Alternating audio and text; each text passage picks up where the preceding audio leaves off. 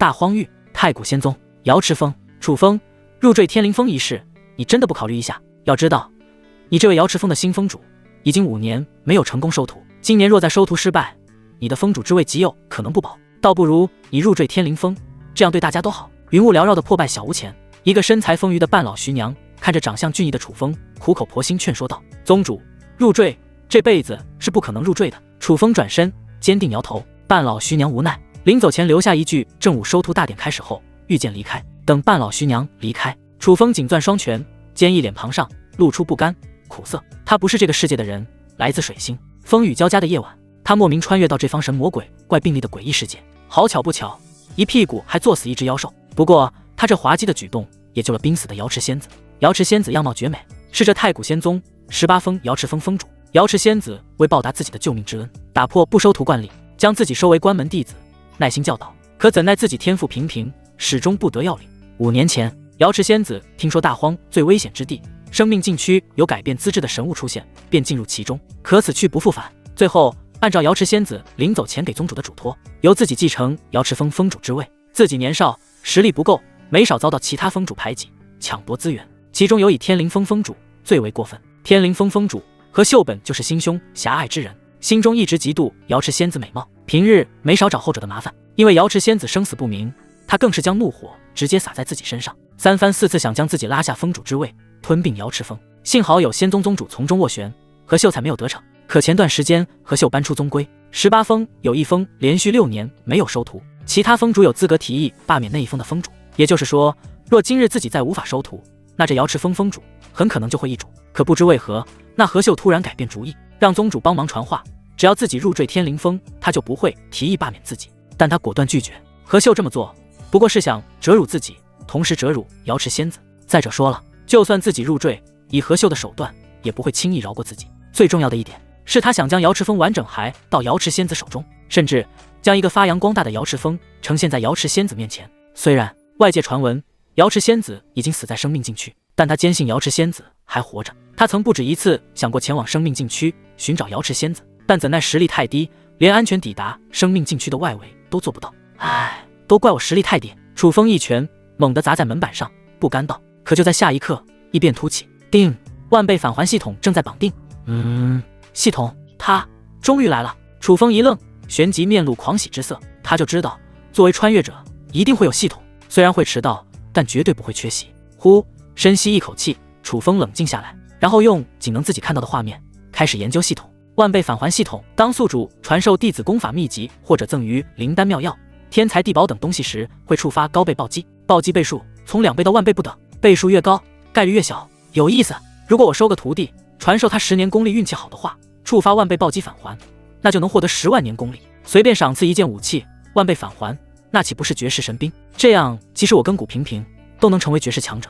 届时，什么何秀、刘秀都是身下败将，生命禁区也可大去的。楚风越想心越痒，恨不得现在就收个徒弟试试。可很快，他又是眉头皱起。随着他这位瑶池峰峰主被针对，属于瑶池峰的资源也被其他17峰瓜分。现在的自己可谓是囊中羞涩，口袋空空，即使收了徒弟，也没有东西能拿得出手。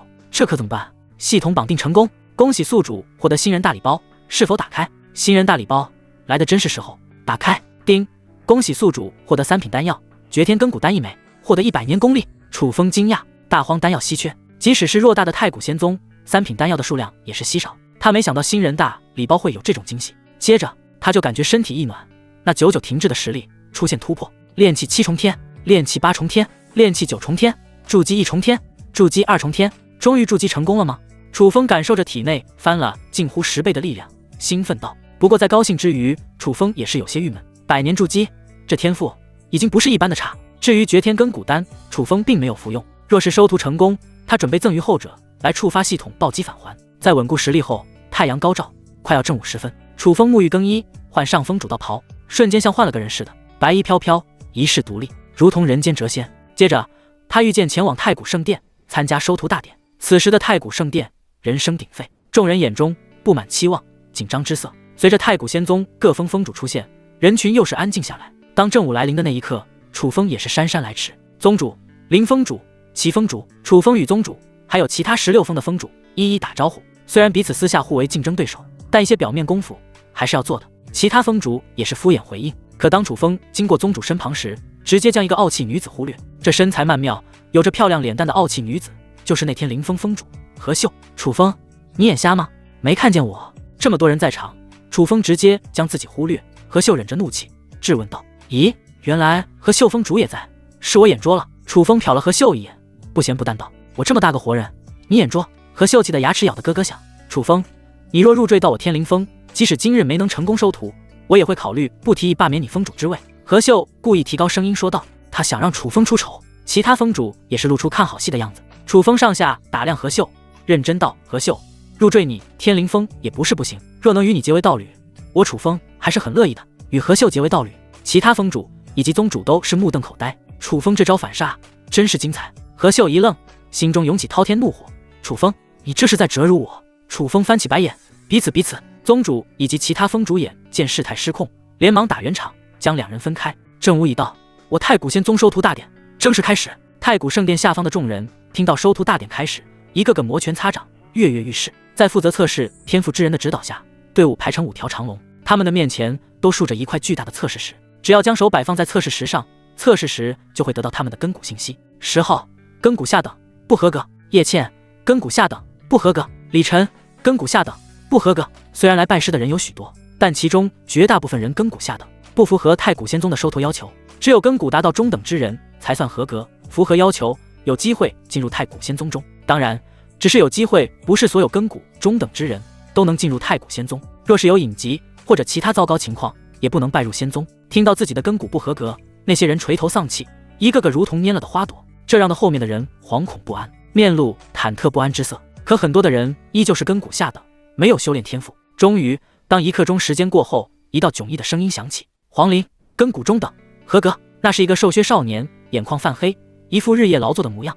显然，根骨与个人精神状态没有直接联系。黄陵一听到自己根骨合格，露出兴奋之色，其他人则是向其投去羡慕眼神。诸位峰主，谁愿意将这黄陵收入峰下？随着宗主开口，诸位峰主面相觑，沉寂片刻，终于有人开口：“我雷凌峰愿将这黄陵收入峰下。”且慢，我看这黄陵那副昏睡样子，与我醉仙峰有缘，他适合来醉仙峰。哼，我观他体内似乎有一丝雷之力，明明与我雷凌峰有缘，不对，与我醉仙峰有缘。雷凌峰与醉仙峰2位峰主不断争吵，最后还是由宗主出面，让黄陵做选择。黄陵在知道雷凌峰修炼资源更好后，果断加入雷凌峰。没办法，太古仙宗挑选弟子很现实，那些同样符合要求的弟子也非常现实。进入修炼资充足的山峰，未来的路也会走得更远。对于这个符合要求的黄陵，楚风没有出面争抢，毕竟他瑶池峰修炼资源匮乏，而那黄陵又是一个现实的人，根本不会加入瑶池峰。随着时间流逝，一个个根骨下等之人失望地离开太古仙宗。当然，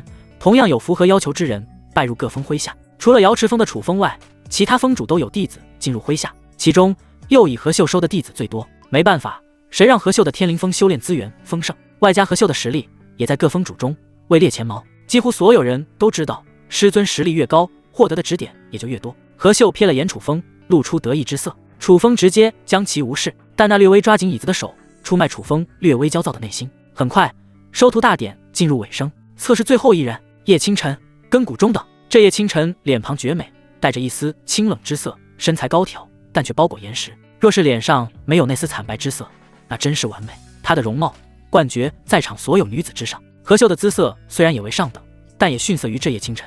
唯有瑶池仙子才能与其争锋。诸位峰主，你们可有人愿意将这叶清晨收入门下？宗主见诸位峰主都没有第一时间抢人，开口问道。诸位峰主面相觑，谁都没有开口。这叶清晨的根骨虽然符合拜入仙宗要求，但他们都是看出叶清晨根骨有所损伤，也就比根骨下等之人好些，未来成就有限。而且他们还看出叶清晨受过些伤，也就是说，他们将叶清晨收入门下后，不仅要治疗根骨之伤，同时要治疗暗疾。对于这种亏本的买卖，精明的峰主们可不会去做。下方的叶清晨看到无人愿意将自己收入门下，清冷的脸庞上皱起眉头。他不是普通人，而是威名赫赫的邪道天魔教的圣女。可他不是被天魔教派来打入太古仙宗的奸细，而是走投无路，准备加入太古仙宗。天魔教为了与邪道太玄九阴宗交好，打算让叶清晨加入太玄九阴宗，可叶清晨不同意。结果那天魔教用强的打伤叶清晨，准备强行促成这桩好事。好在叶清晨机灵，找到机会逃了出来。可天魔教哪能就这么算了，派出强者追踪，准备直接灭口。叶清晨逃到太古仙宗附近，为了活下去，他心一狠，废掉全部修为，震散全身魔功，准备加入太古仙宗。这也是他跟古有问题的真正原因。可现在这形势，貌似没人愿意将他收入门下，这让他内心焦急。若被赶下山，很大程度会被天魔教追杀者找到，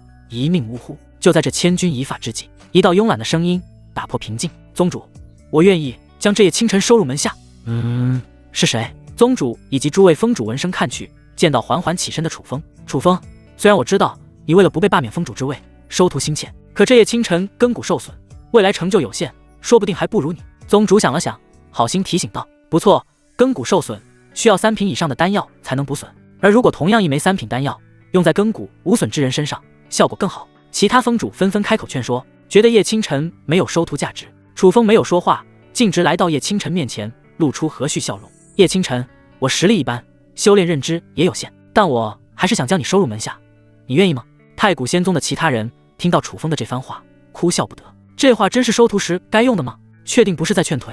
叶清晨看着笑容满面的楚风，心头一暖。听到楚风的话后，他更是觉得前者真诚。在天魔教过惯尔虞我诈生活的叶清晨，最喜真诚之人。我愿意。叶清晨轻轻吐出3个字。楚风听到这个回答，脸上笑意更甚，这算是成功迈出第一步。可就在这时，一道不合时宜的声音突然响起：“等等，这声音难道是他？”楚风听到这熟悉的声音，不禁皱眉，扭头看去，果然见到何秀正向着这边而来。叶清晨，我是这太古仙宗前5峰天灵峰的峰主何秀，实力已经达到元婴5重天，峰下更是有无数修炼资源，你可有兴趣拜入我门下？何秀嘴角翘起，露出胜券在握的样子。他觉得只要叶清晨脑子正常，就懂如何抉择。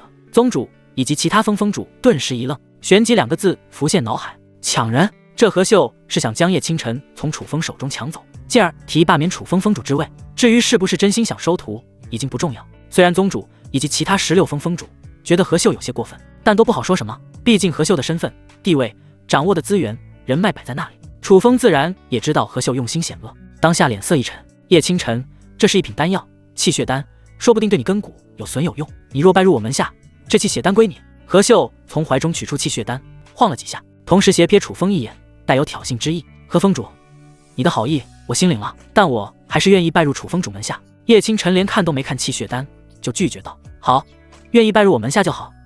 不对，叶清晨，你刚刚说什么？何秀以为叶清晨会同意拜入自己门下，下意识地说出原本的话，可话刚说一半，他就察觉不对劲，叶清晨拒绝了自己。宗主、各峰峰主以及其他太古仙宗之人也是一愣，脸上露出诧异之色，就连楚风也是神色一变。对于叶清晨的回答始料未及，他原以为叶清晨会拜入何秀门下，结果没有，这是为何？这个问题也同时浮现在其他人心头。何峰主，我拜入楚峰主门下。叶清晨轻声说道，但一脸的坚定。何秀大为疑惑，这是为什么？没有为什么，只是觉得我与楚峰主有缘。其实真正的原因是楚风在叶清晨最绝望的时候站了出来，而且比起何秀，叶清晨觉得楚风更有诚意。还有他察觉到何秀眼底对自己深藏一丝敌意。叶清晨大胆猜测，是因为容貌，女人善妒，特别是对于容貌这方面，与其拜入这种人门下，倒不如拜入楚风门下。有缘。何秀冷笑，快速收起气血丹，撇嘴留下一句省得浪费我一枚气血丹后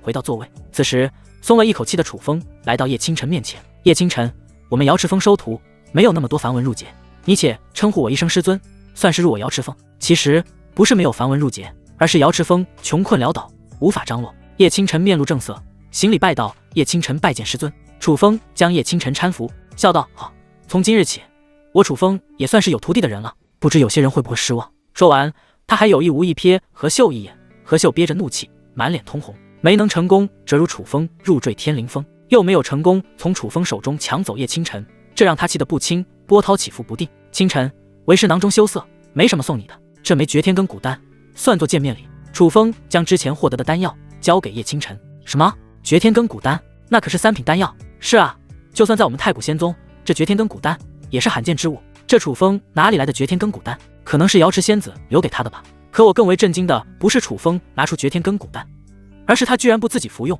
赐给叶清晨，真是大方。宗主、各峰峰主以及何秀都是对楚风的大手笔感到震惊。他们虽然也都有绝天根骨丹，但也不可能随随便便赐下去。每一枚绝天根骨丹的发放都会经过慎重考虑，反复讨论。而此时今日拜入其他峰的人弟子，亦或是一些老弟子，看着叶清晨露出羡慕之色。这叶清晨的命真好，居然败在这么大方的师尊门下。是啊，真是让人羡慕嫉妒恨。他们之中已经有人暗暗后悔，早知道会有绝天根骨丹，就拜入楚风门下。毕竟他们跟随现在的师尊一辈子，都不一定能得到一枚绝天根骨丹。叶清晨一脸惊讶，僵在原地。过了好一会，他才哽咽拒绝道：“师尊，这绝天根骨丹太过珍贵，我不能收下。”虽然叶清晨没了之前的修为，但他见识还在，他能够看出楚风的根骨也是一般。如果楚风服下绝天根骨丹，很有可能会改变根骨，可楚风却将这种机会给了自己，这大大触及到了叶清晨内心的柔软处。在天魔教担任圣女之位时，他面对的都是争抢资源的师兄弟，以及为了一点丹药大打出手的高层。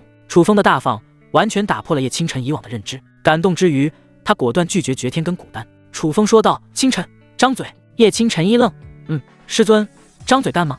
送你好东西。楚风强行撬开叶清晨的嘴，塞入绝天根骨丹。师尊，叶清晨还是第一次遇到这种情况，一时不知该说什么好，内心除了感动就是感动。师尊对我真好，以后我绝不能让师尊失望，也绝不允许任何人欺负师尊。叶清晨暗暗发誓。随着叶清晨将绝天根骨丹的药力吸收，他那有损的根骨迅速复原。到了最后，他周身更是出现淡薄金光。太古仙宗的宗主以及宗主们看到这一幕，脸色大变。金光显现，这是上等根骨。真是没想到，这叶清晨吸收绝天根骨丹后，不仅根骨复原，并且更上一层楼。放眼我太古仙宗，上等根骨之人也是少数。是啊，都说根骨很难改变，发生概率比白天被雷劈还小，但没想到却会发生在我们眼前。唉，后悔啊！如果知道一枚绝天根骨丹能让叶清晨拥有上等根骨，我说什么都要将叶清晨收入门下，赐下丹药。珠峰峰主的脸上露出懊恼之色，早知会有这种情况，他们当初说什么都会争抢叶清晨。别看中等根骨与上等根骨只相差一个等级，但映射到修炼上差距极大，未来成就也是天差地别。何秀眼神阴晴不定，他也没想到会出现这种事情，看向楚风、叶清晨的双眸极为阴沉。哼，狗屎运真好，不过你们得意不见多久。狠狠拂袖，然后扬长而去。而楚风见到叶清晨根骨提升，露出灿烂笑容，这个徒弟收得相当满意。师尊，以后我罩着你。叶清晨冲着楚风俏皮一笑。清晨，你这是让我吃软吗？师尊，你非要这么想，我也没办法。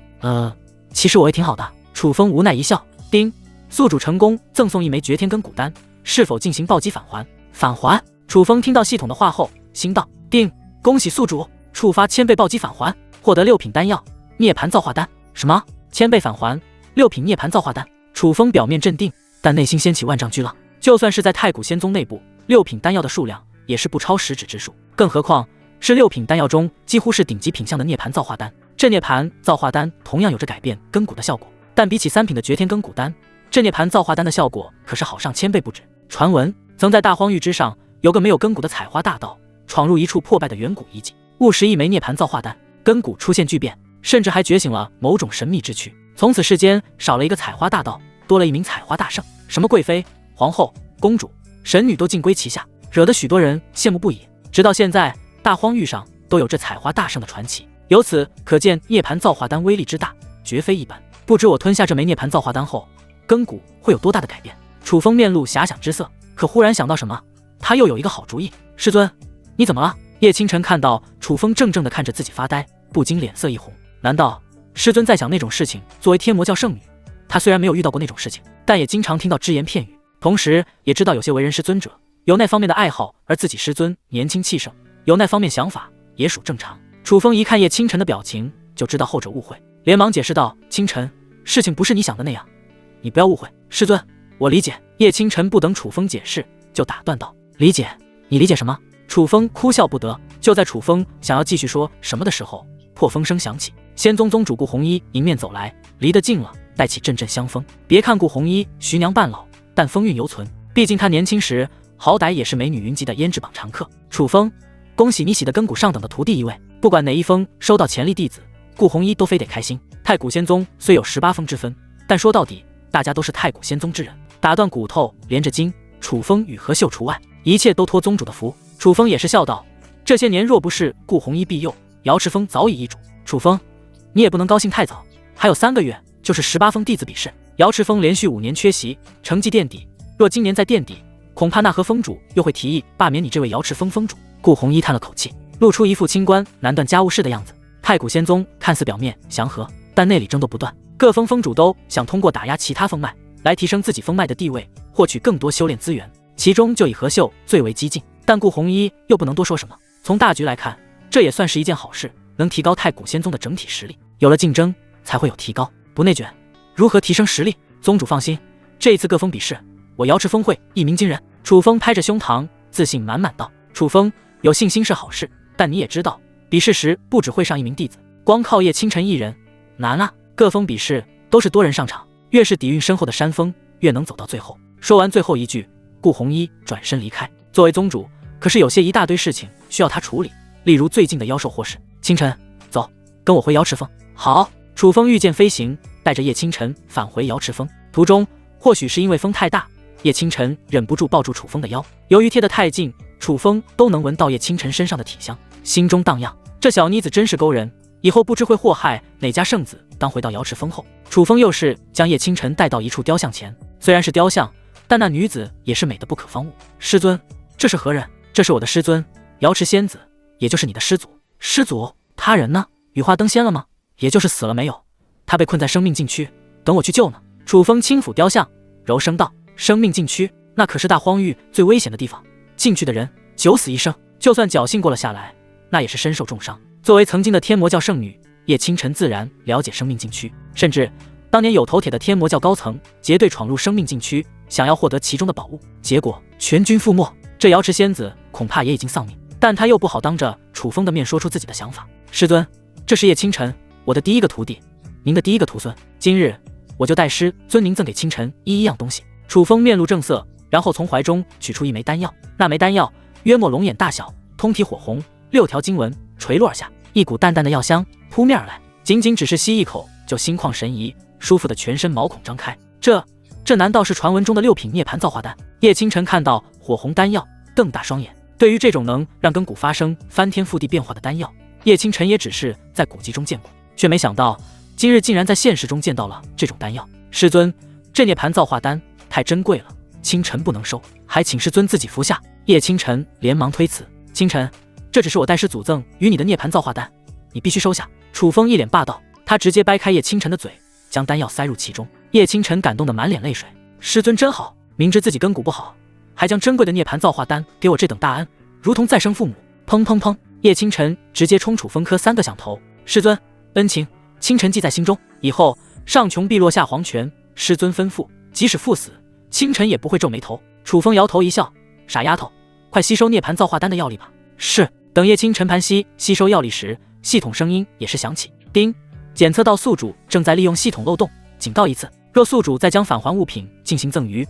不会触发暴击返还。”果然，想要无限套娃失败。原来之前楚风打的就是赠予、返还、再赠予、再返还的套娃计划，可惜失败了。不过这次成功了。叮，宿主成功赠送一枚涅槃造化丹，是否进行暴击返还？进行暴击返还。楚风心道：“叮，恭喜宿主触发3000倍暴击返还，获得8品丹药阴阳龙皇丹。8品丹药。”楚风双眸瞪得滚圆，惊得下巴都差点掉下来。丹药分为不入品丹药、1品丹药、2品丹药、6品、7品、8品以及9品丹药。9品丹药乃是传闻中的丹药，大荒域不曾出现，或许只存在于更广阔的域外世界。因此8品丹药是大荒域封顶丹药。这种丹药数量稀少，往往只存在于超级势力之中，并且在这些超级势力中，8品丹药也被视若珍宝，只有翻天覆地的顶级强者才是他们的支配者。楚风没想到这种好事会落在自己的头上。说来也巧，关于阴阳龙皇丹的记载，他曾从一本怪异杂谈上看过。纷乱远古时期，曾有一秦国落魄公子，无意得到阴阳龙皇丹，服下之后发生翻天覆地变化，一跃成为秦王。后平定6国，书同文，车同轨，号始皇，威加宇内，仙宗圣地跪服朝拜。更有传闻，始皇还觉醒了龙皇圣体，那可是圣体榜排名第5的圣体。圣体榜有名者108位，即使是觉醒圣体榜最后1名的圣体，日后都能成为一方霸主。就像顾弘一觉醒的就是排名第99位的天灵体，短短时光一跃成为仙宗宗主。自己的师尊瑶池仙子也觉醒排名第96位的天雷霸体，一身雷系功法，炉火纯青，用最短时间成为瑶池峰峰主，是未来最有希望接替顾弘一成为仙宗宗主之人。这也是何秀嫉妒瑶池仙子的真正原因。没有瑶池仙子，何秀最有希望接任宗主之位。呼，冷静，我要保持冷静。可我真的很高兴。楚风竭力忍住想要吞下阴阳龙皇丹的冲动。等清晨吸收结束涅槃造化丹的药力后，我再闭关吸收阴阳龙皇丹也不迟。楚风的目光落在叶清晨的身上，此时的叶清晨脸色涨红，豆大汗水沿着脸颊滚落而下，浸湿衣衫，很快就显现出叶倾城那曼妙的身姿。春光若隐若现，楚风咽了咽口水，心脏猛地加速。非礼勿视，但倾城是我徒弟，我没有错。再说，多看2眼也能提高我的免疫力。楚风在内心不停安慰自己，自己可是一个正人君子。1刻钟后，异变突起，只见在叶倾城的身后出现一朵火红色莲花。这莫非是红莲液体？楚风惊讶。红莲液体，圣体榜排名第107位。修炼火系功法，水到渠成，将红莲液体修炼到大成境界，更可召唤红莲业火，焚山煮海。真是没想到，倾城会带给我这么多的惊喜。楚风越看叶倾城，越是喜欢。如果说一开始他是看叶倾城可怜，同时瑶池峰后继无人，才选择后者，如今他可是将叶倾城当宝贝疙瘩。叶倾城睁开双眼，知道自己觉醒了红莲液体，脸上顿时露出激动之色。他猛地上前抱住楚风，师尊，你看到了吗？我觉醒了红莲液体。真大，这倾城手竞争大快要被勒得窒息了，可害！倾城，我看到了，你先把手松开。楚风憋得脸色通红。啊，师尊，不好意思，我太高兴了。叶倾城吐了吐舌头，尴尬道：倾城，觉醒红莲液体，你也算是天骄，以后可是要好好修炼，不然我要打你屁股。楚风扬了扬巴掌，威胁道：打屁股！叶倾城顿时脸色一红，连忙点头。他这一低头，立即发现自己那浸湿的衣衫，脸色一红。倾城，后山有温泉，你去洗洗。师尊，我没有换洗的衣服，那就先穿为师的衣服，等下次我去帮你领。好。叶倾城拿起楚风的崭新衣袍，去往后山。仅1刻钟后，叶倾城就归来。衣袍简单，但却难以掩饰绝美身姿，甚至楚风的衣袍被称大不小，白皙肌肤如同羊脂玉，黑发垂落犹如瀑布。一时间，楚风看得有些呆愣，脑中只有4个字：人间尤物。四目对视，叶倾城脸色微红。作为曾经的天魔教圣女，她可从未经历过纯真师徒之情，自然羞涩。倒是楚风脸皮较厚，轻咳2声：倾城，我先给你讲解一下修炼的基本知识。好。2人席地而坐。修炼一途始于炼气，而后是塑造根基，简称筑基。筑基之后就是凝聚金丹，接着是元婴、化神、炼虚、合体、大成、渡劫。传闻度过9重天劫之后，就能飞升仙界。虽然这些知识叶倾城早就知晓，可他依旧是听得津津有味。如今我们太古仙宗明面上最强之人，乃是宗主顾红衣，实力达到了化神1重天。其次是4大长老，他们闭关修炼，不怎么出现，实力约莫在元婴7、8、9重天左右。然后是各峰峰主，实力从元婴1重天到5重天不等。楚风一顿补充道：为师除外。倾城，虽然我宗有化神强者，但整体实力在大荒域处于中下等，那些厉害的势力中可是有着炼虚、合体强者，至于大成强者也不是不可能。对于太古仙宗，叶倾城也是有所了解，但不多，实力与天魔教差不多，略次于太玄9阴宗。倾城，为师就先讲到这里，你舟车劳顿，先休息，明日传授你功法。是。楚风清扫出一间屋子，安排叶倾城先住下。等到夜深人静时，楚风来到一处僻静的洞府，这是以前瑶池仙子闭关的洞府。瑶池仙子离开多年，但洞府内极为干净，那是因为楚风每日都会过来打扫，以待有朝一日迎回瑶池仙子。呼，深吸一口气，楚风从怀中取出一枚丹药，正是白天得到的阴阳龙皇丹。这丹药比龙眼略小，通体金黄色，上半部分有真龙虚影，下半部分则有凤凰虚影对立。不管是真龙还是凤凰虚影，都栩栩如生，如同食物。一股淡淡暗香缠绕楚风鼻尖，轻轻吸一口，体内就有躁动。阴阳龙皇丹，我来了。楚风舔了舔嘴唇，再也遏制不住火热内心，一口将阴阳龙皇丹吞下。仙穹殿，宗主顾红衣商量宗门大事以及居住的地方。此时虽然是深夜，许多地方都熄了灯火，可这里依旧灯火通明。宗主，这是问鼎旗，按照你的要求带来了。何秀手持一杆黑色大旗，缓缓走进殿宇。问鼎旗乃是18峰弟子比试时奖励给第1名的旗帜。虽然这问鼎旗只是用珍贵金属打造而成，没有实际作用，但在太古仙宗内，这问鼎旗可是荣誉的象征。得到问鼎旗的封脉弟子走出去，几倍比其他封脉弟子增值，而那一峰的峰主平日也会压其他峰主一头。按照惯例，在18峰弟子比试前的3个月，上届第1名的峰主需将问鼎旗拿出来交给顾红衣。上一届的比试第1名正是何秀所在的天灵峰。何秀，你觉得今年哪一峰会夺得18峰弟子比试的第1名？顾红衣将问鼎旗放在一旁，笑着试探道。他在说这话时，故意扫了下方雷凌峰峰主雷不凡、醉仙峰峰主司途中一眼。这2峰也是第1名的强劲争夺者，去年都是惜败天灵峰。宗主，不是我吹，除了我天灵峰之外，其他峰脉根本没有希望争夺第1，这问鼎旗只是暂存在这里罢了。何秀嘴角高高翘起，得意道。雷不凡将茶杯扣在桌上，吹胡子瞪眼。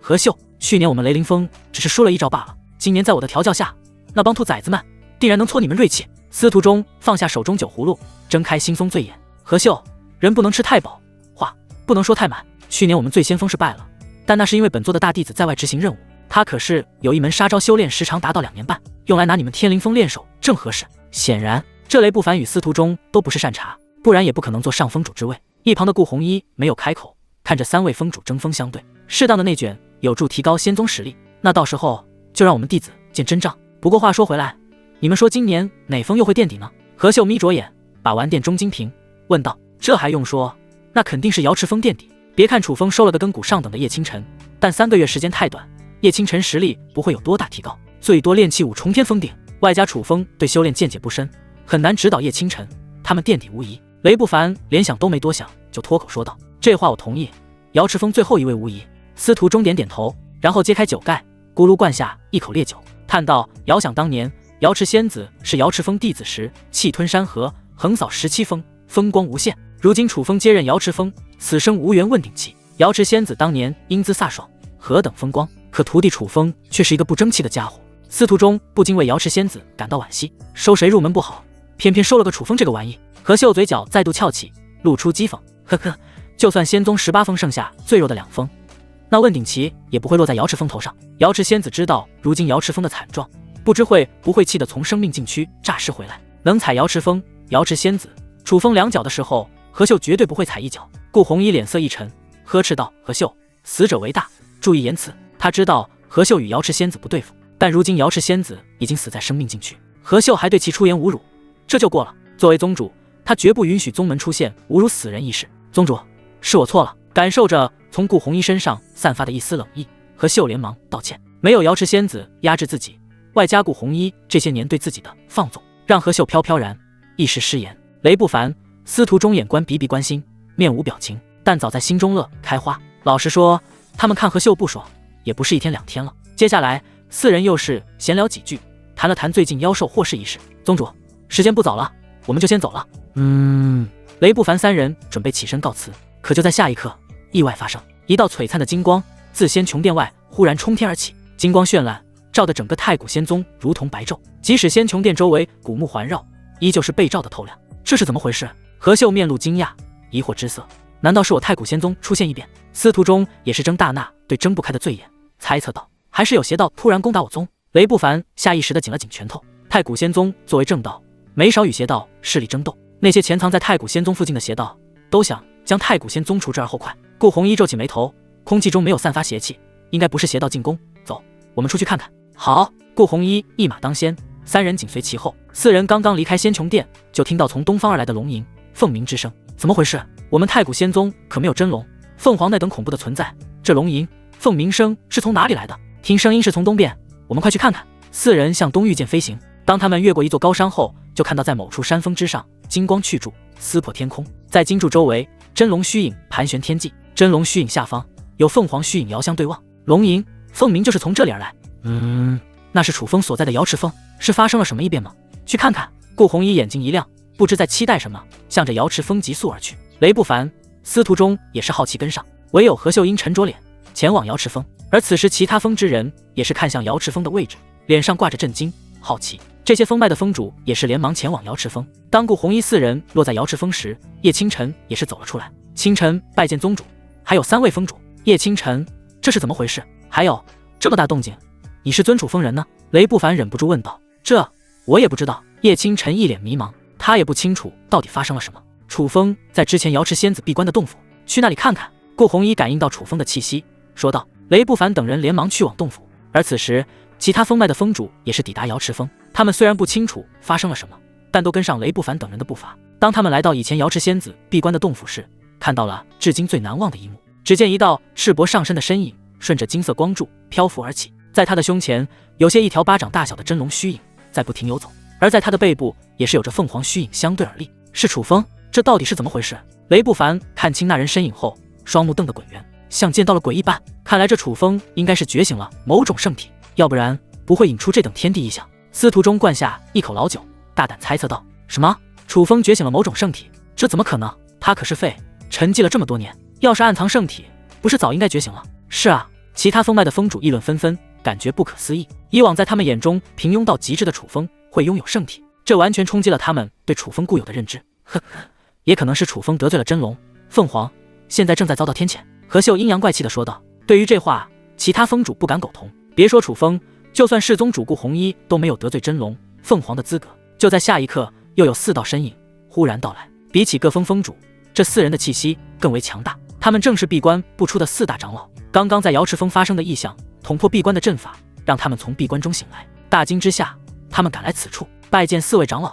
各封封主行礼。红衣，这是怎么回事？有个白发苍苍的老妪站出来问道。李长老，应该是这楚风正在觉醒圣体。顾红衣想了想，轻声说道。楚风就是瑶池丫头收的那个徒弟。对于瑶池仙子收的平庸弟子，李长老还是有些印象的。甚至当年他还特意出关劝说瑶池仙子放弃楚风，却遭到拒绝，气得李长老10天无法入定闭关。是的，不对啊，我记得楚风这家伙天赋平庸，怎么可能会觉醒圣体？红衣，是不是你搞错了？李长老皱了皱眉，不敢相信。曾经李长老趁楚风睡着时，偷偷给后者检查身体，并且还不止一次，最后得出4个字：天赋平平，庸人一个，成就有限。如今听到顾红衣说楚风在觉醒圣体，他怎么都不敢相信。李长老，仙宗人不骗仙宗人，我能感觉到从楚风的身上有股莫名威压袭来。他的实力明明不如我，但又有这种威压，唯一的解释就是楚风在觉醒圣体，并且圣体排名要高于我的天灵体。顾红衣解释道。李长老以及其他封主沉默，他们不敢相信这是真的。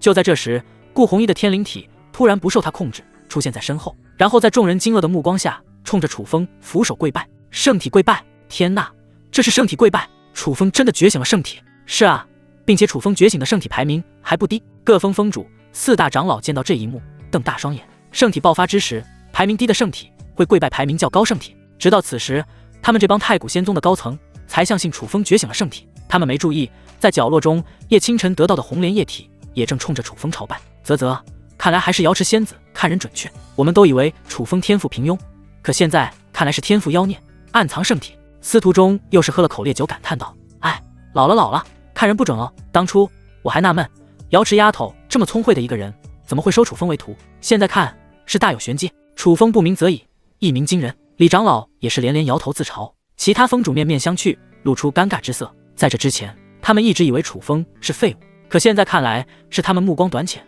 楚风明明就是天才妖孽。何秀咬的牙齿咯吱响，一脸阴沉，嫉妒。这楚风的狗屎运真好。对了，李长老，你知道楚风觉醒的是什么圣体吗？雷不凡好奇问道。李长老仔细观察，思考片刻，猜测到能让天灵体跪拜，排名不低，外加有龙有凤，应该是圣体榜排名第64位的龙凤祥体。龙凤祥体觉醒之时，同样有龙凤环绕，因此李长老下意识地将楚风觉醒的龙皇圣体误认成龙凤祥体。至于龙皇圣体，李长老根本没有想，也不敢想，他可不认为这等排名前列的圣体会出现在大荒域内。顾红衣等人对于龙凤祥体的说法也是比较认可。随着龙吟凤鸣声再起，天空中环绕的龙皇虚影没入楚风体内，楚风气息出现变化，筑基2重天，筑基3重天，筑基4重天，筑基5重天，筑基9重天。这时金光闪耀，一颗有着龙皇虚影的金丹出现在楚风头顶。金丹，这楚风居然成为了金丹修士。1日由筑基入金丹，栖霞镇的说书人都不敢这么说啊。顾红衣、李长老等人再次震惊。炼气入筑基，只要根基打稳，勤加修炼就能成功。可筑基入金丹就没那么容易，需要天时地利人和，不然世间也不会经常流传一句话：我爹、我爷爷是金丹老祖，来威吓别人。金丹修士足以成为下等势力最强之人，难怪楚风1日入金丹会让仙宗高层震惊。可嗨，别看我们都有元阴境的实力，可与楚风相比，我们好像是废物。我觉得你可以将好像2字去掉。你说的对，不少封主都是面露羞愧之色。可楚风的境界突破还未停止，金丹1重天，金丹2重天，金丹3重天，直到楚风的境界突破到金丹4重天，才堪堪停了下来。仙宗高层们脸庞抽搐，一脸羡慕、嫉妒、恨怪物。这楚风就是怪物。金丹入体，楚风才缓缓睁开双眸。当他看到这么多人围拢此处，有些疑惑，旋即想到什么，转而露出淡定之色。发现自己赤膊上身时，忍不住说道：诸位，你们要是再盯着我这么看，可是要收钱加钱的，不然是白票。楚风，你知道吗？你其实有个很大的缺点。顾红衣眼神怪异地盯着楚风。楚风一脸认真道：老师。顾红衣摇头纠正道：是自恋，我辈修士都是豪爽之人，看你两眼怎么了？说完，顾红衣还挑衅般的盯着楚风赤膊的上半身不停地看。就是小楚风，看你两眼怎么了？又不是没看过你。李长老翻着白眼吐槽道。不过这春光转瞬即逝，让楚风连回味的机会都来不及。楚风，恭喜你！楚风，看来瑶池仙子的眼光不错。部分风主抱拳恭贺。楚风，没想到你厚积薄发，以前倒是想小瞧你了。龙凤祥体若能安然成长，未来成就不可限量。李长老羡慕地看着楚风，如果他自己也有龙凤祥体，不哪怕是觉醒排名末尾的圣体，那他也不会困在元婴七重天这么久。觉醒圣体之人的修炼天赋比起普通修士要强大太多。排名64位的龙凤祥体，楚风听到后嘴角翘起，我觉醒的可是圣体榜排名第5的龙皇圣体，最起码甩开龙凤祥体几百条街。不过楚风并不打算说出来，木秀于林，风必摧之。如果自己仅仅觉醒的是龙凤祥体，那同门之人可能只是羡慕，可如果他们知道自己觉醒的是龙皇圣体，那说不定会心生歹念，学习邪道功法，抢占自己的身躯，或者挖出龙皇圣体移植到自己身上。这种事情在大荒域上并不少见，曾经就有一旦姓孩子觉醒至尊骨，然后被同族之人强行挖出，匹夫无罪，怀璧其罪。你没有罪，但拥有高排名圣体就是罪。而这个时候，有些胆子比较大的各峰弟子也是赶到了这里，在从他们师尊那里知道楚风觉醒圣体后，无不投去羡慕的眼光。而在得知楚风的境界达到金丹4重天后，眼中不自觉露出一丝敬意。其实严格意义来说，楚风与这些弟子同辈，因为瑶池仙子发生意外，楚风才接任峰主之位，再加上楚风实力偏差，他们这些人从未将楚风当作一峰之主看待，甚至连基本的尊重也没有。但如今在知道楚风有着远超自己的金丹实力后，不由得重视起来，以后可不能用之前的态度对待楚风。楚风，看你觉醒圣体，我寄养难耐，想要找你切磋几招，你看怎么样？李长老目光火热地看着楚风，若非两人年龄相差过大，否则其他人都要以为李长老对楚风图谋不轨。什么？李长老竟然要找楚风切磋？是我听错了吗？啪啪，你打我干嘛？很痛？痛，那就对了。李长老想要找楚风切磋，是真的。各峰弟子们听到李长老的话后大感震惊，其他峰的峰主也是一脸愕然。李长老要找楚风切磋？假的吧？李长老可是元婴7重天的强者，虽说楚风觉醒圣体潜力无限，但他也只有金丹4重天的实力，两人实力差距巨大。李长老动动手指就能掀翻楚风。元婴境与金丹境有些本质的区别，就算是元婴境最低的元婴1重天修士，对付金丹9重天的修士，那也是动动手指的事情。更何况楚风与李长老之间的差距更大。楚风一愣，没想到李长老会提出这种要求，不过这也算是李长老对自己的一种认可。楚风，你不要急着拒绝，我知道我们实力差距巨大，但我也就将实力压制在金丹4重天与你进行切磋，并且与你使出同样的招数。李长老看楚风不说话，以为后者准备拒绝，就连忙解释自己不是要用元婴7重天实力与其比试，而是将实力压制在同等境界进行比试。顾红衣等人一听恍然大悟，这样就合理许多，同等境界相同招数比试也不是不行。楚风略微思考就回答道，李长老，比试可以，但你不用将实力压制在金丹4重天，金丹5重天更合适。此话一出，满场寂静，旋即热议声四起。我刚刚听到了什么？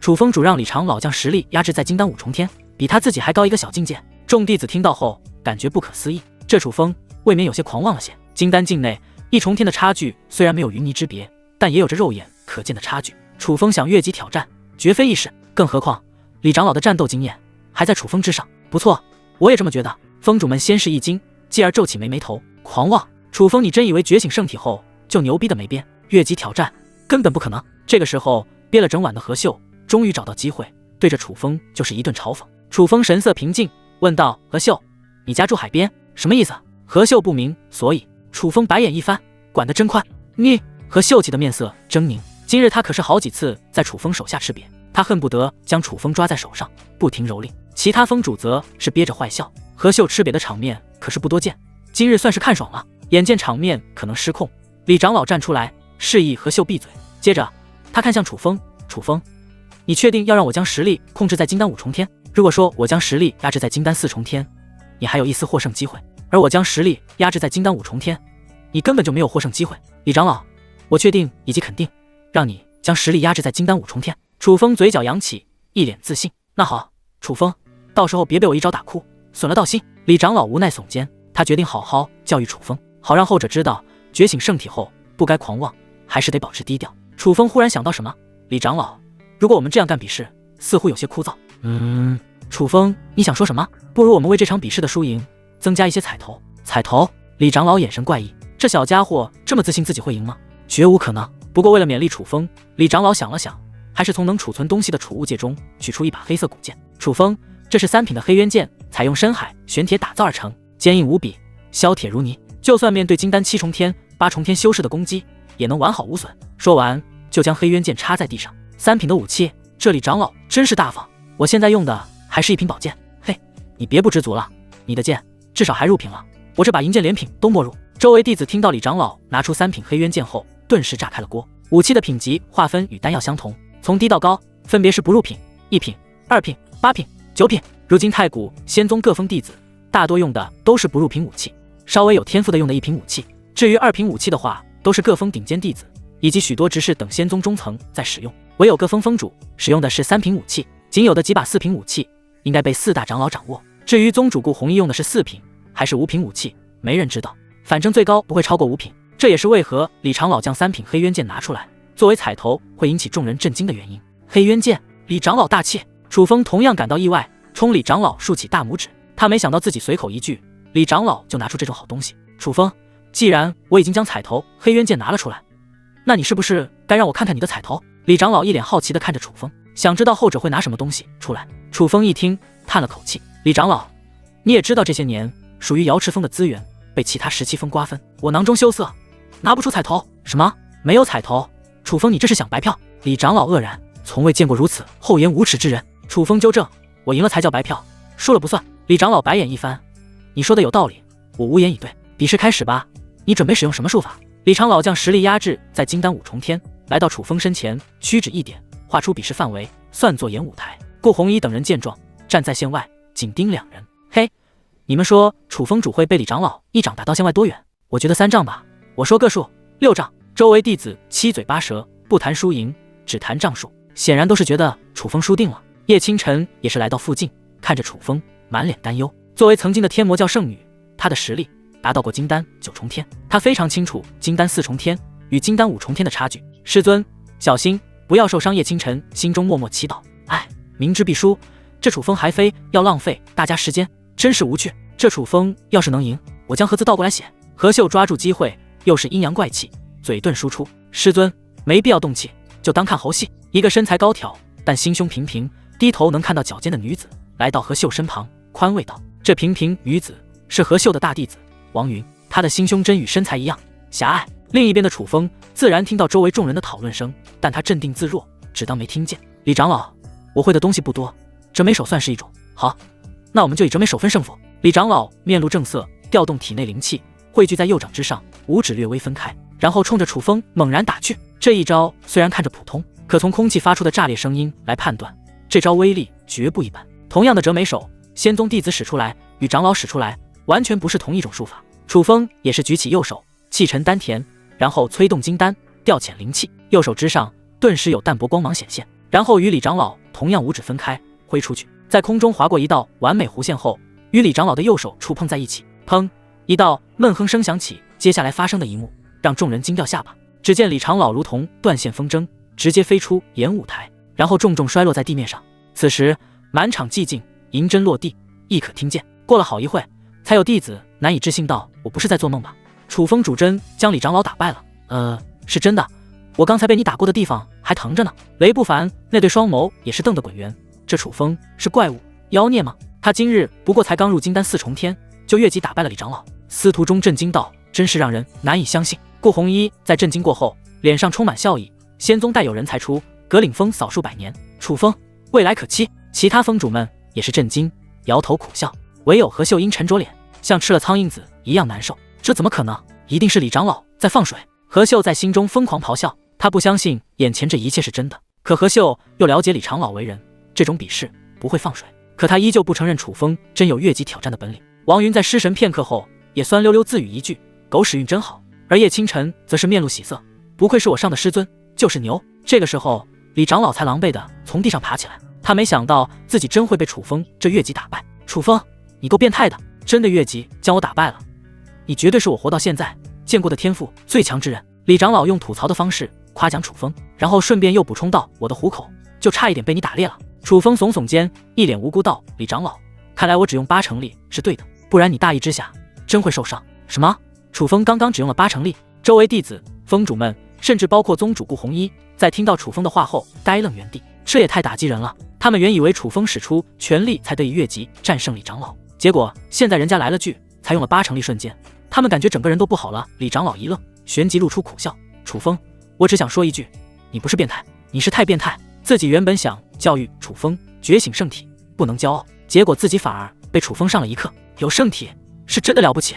楚风，既然你赢了，那这把3品黑渊剑就是你的。李长老有些肉疼地看着黑渊剑，虽然他用的是4品武器，可3品黑渊剑也极其珍贵，平白损失一把黑渊剑能不让他肉疼吗？李长老，那我就不客气了，以后我们可以多多切磋。李长老脸庞抽搐，不用了，我可没多少好东西了。他感觉楚风在挖坑等自己跳，果断拒绝。楚风微微一笑，拿起黑渊剑，这黑渊剑远比一般的利剑沉重许多，同时离得近了，能够感觉到一股锋锐之芒，让人死鸡皮疙瘩。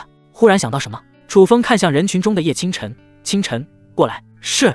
叶清晨乖巧地来到楚风身边，清晨，我看你缺少一把顺手的武器，这黑渊剑就送你了。不等叶清晨同意，楚风掰开叶清晨柔软无骨的手掌，强行将黑渊剑放在后者掌心。周围顿时安静，他们都瞪着双眼看着眼前这一幕，旋即一片哗然。这楚风主也太大方了吧，那可是3品黑渊剑，就这么给叶清晨了？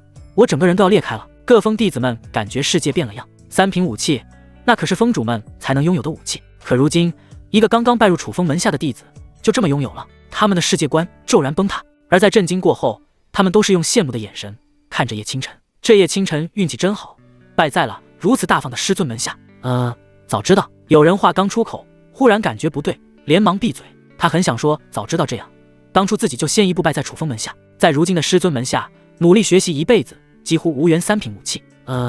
我感觉楚风在打我们脸。雷不凡，你可以将感觉去掉，他这就是在打我们的脸。先是白天的3品绝天根骨丹，现在又是3品黑渊剑，我都有拜入楚风门下的冲动。司徒中又给自己灌了一口烈酒，苦笑道。其他峰主们除了震惊外，更多的是神情复杂。不得不说，有楚风这么一个师尊就是好。叶清晨也是一脸惊讶，师尊，这黑渊剑太珍贵，你还是……话还没说完，他的嘴就被楚风用手堵住。清晨，你是我弟子，这黑渊剑再珍贵也没有你来的珍贵，你要是不拿，怎么触发暴击进行返还？叶清晨感动的眼泪直掉，将黑渊剑紧紧抓在手中。可偏偏有人喜欢搅乱这感人画面，呵呵，真是师徒情深。叶清晨，你别太感动，你师尊心机可深着呢。他赠你黑渊剑，不过是为了想让你在3个月后18峰弟子大比取得一些成绩，不用垫底罢了。何秀不怀好意地说道。要是今年比试你师尊楚风的瑶池峰又是垫底，那我们就有资格提议罢免他峰主之位。楚风觉醒圣体让何秀始料未及，可他依旧能抓住仙宗规矩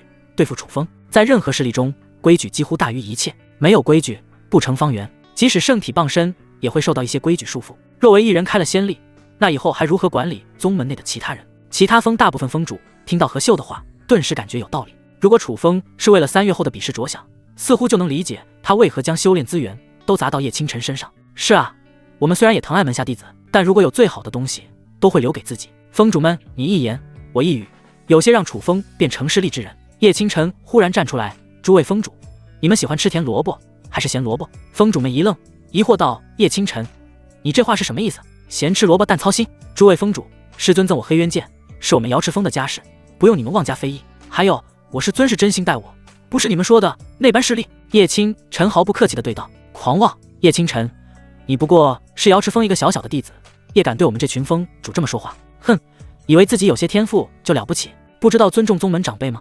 要我说，这叶清晨冲撞峰主得严惩，尽在寒潭7天。有些峰主听到叶清晨的话大发雷霆，他们贵为峰主，仙宗高层，平日里听到的都是各峰弟子马屁声，何曾被人呵斥，并且还是当着这么多人的面被一个小丫头呵斥。愤怒的火焰充满双眸，他们恨不得立即严惩叶清晨。可此时楚风站了出来，挡在叶清晨身前，掷得有声道：诸位，我觉得清晨说的挺好，我楚风还有瑶池峰的事，不用你们妄加议论，有什么不满冲我来。楚风身材不算高大，但此时在叶清晨以及一些人眼中却尤为高大。楚风，别以为觉醒圣体就了不起，别忘了你还只有金丹4重天的实力，我们之中实力最差的都是元婴1重天，对付你也就比碾杀蚂蚁难些。一招得意，楚风你就找不到自己的位置，飘在空中了。有部分与何秀交好的峰主们不满道。就在事态快要失控，顾弘一准备站出来时，一道冷厉的声音骤然从太古仙宗深处响起：叽叽喳喳，吵够了没有？都给我滚回各峰！话音落下，一股强大威压如同涟漪碾压整个仙宗，让人心头发颤。是。珠峰峰主恐惧地看向仙宗深处，乖乖行了一礼，然后带着门下弟子陶氏的御剑回到各自峰脉。不多时，原本热闹的瑶池峰就剩下寥寥几人。楚风则是有些好奇地看向仙宗深处，看来传闻应该是真的。以前他听到一些小道消息，太古仙宗没有表面看上去那么简单，最强之人不是宗主顾红衣，而是另有其人。楚风，刚刚那些峰主的话你不要放在心上，他们养尊处优惯，听惯了阿谀奉承的话，偶尔听到不顺心的话难免发脾气。顾红衣一脸无奈，别看他是化神境强者，太古仙宗宗主，可烦恼却不少，不仅要修炼，还要平衡各峰关系，难呐。他对楚风说这些话，也是担心宗门内部出现不稳。诚然，以何秀为首的峰主势力强大，但楚风可是觉醒圣体之人，前途无量。顾红衣必须要照顾到楚风的感受。楚风摆摆手，无所谓的，我就当他们放了个屁。顾红衣轻舒一口气，继续说道：楚风，叶清晨虽然有你赐予的3品黑渊剑，比试时会有武器优势，但修炼也不能落下。如果境界太低，在比试时依旧有垫底的可能，到时候恐怕何秀就要提议罢免你峰主之位。一旦有过半峰主同意，就算我是宗主，你觉醒了圣体也保不住峰主之位。说到最后，顾红衣也是一脸歉意，规矩如此，即使他是宗主也无力改变，若强行干预，开了先例，于宗门不利。楚风3个月时间，仅靠叶清晨力挽狂澜，摆脱垫底名次不太现实，实在不行，这瑶池峰峰主不做也罢，你来我这边给你个执事当当，同时也能罩着你。李长老拍拍楚风肩膀，豪迈道。楚风微微一笑，李长老，你的好意我心领了。何秀他们想将我从瑶池峰峰主之位拉下来，没那么容易，这是师尊传给我的位置，在师尊回来前我都要站着。顾红衣、李长老相视一眼，颇为无奈。在他们眼中，瑶池仙子已经死在了生命禁区，唯有楚风觉得他还活着。对了，楚风，你在叫倒叶清晨时，也不要忘记给自己寻找合适地功法。你觉醒的是龙凤降体，比较适合修炼龙凤类地功法，可我们太古仙宗内没有此类功法。虽然太古仙宗收集地功法品种不少，但关于龙凤类地功法根本没有。除了因为此类功法稀缺之外，还有一个重要原因，那就是极少有修士适合修炼此类功法。顾红衣说完又补充道，当然我们也会帮你留意此类功法。比起原来的楚风，此时的楚风已经有让仙宗优待的资格。那就麻烦宗主了。楚风，时间有些晚了，我们就先走了，早点休息。好。等顾红衣、李长老离开瑶池峰后，楚风看向叶清晨，笑道，清晨，你也赶紧去睡吧，太晚睡觉可是对你这娇嫩的皮肤不好。说完，楚风还特意掐了叶清晨那水嫩的脸颊几下。叶清晨脸色微红，忽然想到什么，他正色道，师尊，你放心，3个月后的各峰弟子大比，我不会让你失望。一边说着，他还一边攥紧拳头，以示决心。楚风在自己身上倾注不少心血，他绝不允许自己让楚风失望。好，我相信你。在楚风的注视下，叶清晨回到住处。这个时候，熟悉的声音在楚风脑海响起，叮，宿主成功赠送1把3品黑渊剑，是否进行暴击返还？是。叮，恭喜宿主触发100倍暴击返还，获得5品武器七海蛟龙剑。5品七海蛟龙剑，不错不错。楚风笑意盈盈的点头。虽然现在的100倍返还远不如之前的1000倍、3000倍返还，可对于楚风来说已经很满足。要知道，太古仙宗经过这么多年的发展，或许才有1把5品武器，而楚风靠着暴击返还，仅仅片刻就得到5品武器，那是多么幸运。楚风一挥手，就有1把青色宝剑从虚空中出现。凡是系统暴击返还的东西，都会存放在特定的空间中，只要楚风心念一动，就能自如收取。这七海蛟龙剑的剑身雕刻着7朵浪花，一只栩栩如生蛟龙盘旋在7朵浪花之下，好像随时捕猎的猎人。一股直戳灵魂的锐利之气从剑刃释放而来。楚风握住剑柄，微凉，轻轻挥动，就将坚硬青石切味豆腐。好剑，5品的武器，能不是好剑吗？如果我以后将这七海蛟龙剑与别人兑换同样的5品武器，再将它赠给清晨，不知会不会出现暴击返还。楚风拖着下巴嘀咕道，之前系统提示过，系统返还的东西再进行赠予不会触发暴击返还，所以楚风就想靠着这种方式来薅系统羊毛。宿主，收起你肮脏的想法。楚风无语，自己刚找到一些漏洞就被系统警告。深吸一口气，楚风收起七海蛟龙剑，向着前方而去。这不是前往回自己住处的路，而是去往瑶池仙子雕像的路。师尊，我现在觉醒圣体，天赋异禀，如果你能看到现在的我，一定非常开心，甚至会以我为豪吧。楚风轻轻擦拭雕像，叹道，等我修炼有成，一定会来生命禁区找你，你一定要坚持住。还有，我知道问鼎奇没留在瑶池峰是你心中的遗憾，放心，我会好好培养清晨，将问鼎奇带回瑶池峰。楚风同样紧了紧拳头，坚定道，以前瑶池仙子与他说过，自己根本不关心问鼎奇花落哪家，可他却知道瑶池仙子一直希望问鼎奇能出现在瑶池峰，哪怕一次也是可以的，但自己天赋一般，18峰弟子比试时取得的成绩都不理想。问鼎奇始终与瑶池峰无缘，虽然楚风已经不可能作为瑶池峰弟子夺回问鼎奇，可他有希望以师尊身份教导弟子夺回问鼎奇。翌日清晨，咚咚一阵小心翼翼的敲门声传入楚风耳中。清晨，楚风主，是我，杂物堂的王月。银铃般的声音从门外响起。杂物堂副堂主王月。楚风疑惑，下意识的起身打开房门，就看到一个30左右的韵味女人站在门外，那一对水灵眸子正直勾勾的看着楚风。王副堂主有事？除了当年入太古仙宗之时自己与王月有过一面之缘外，两人并无交集。王月正想开口，当发现楚风并没有穿袍服时，脸色一红，但却依旧直直的盯着楚风。楚风脑海中下意识的闪过8个字：30如狼，40似虎。王副堂主，是我豆腐可不好，那我加钱。王月咯咯直笑，顿时花枝乱颤。楚风没想到王月脸皮如此厚，也不多言，穿上袍服，面露正色。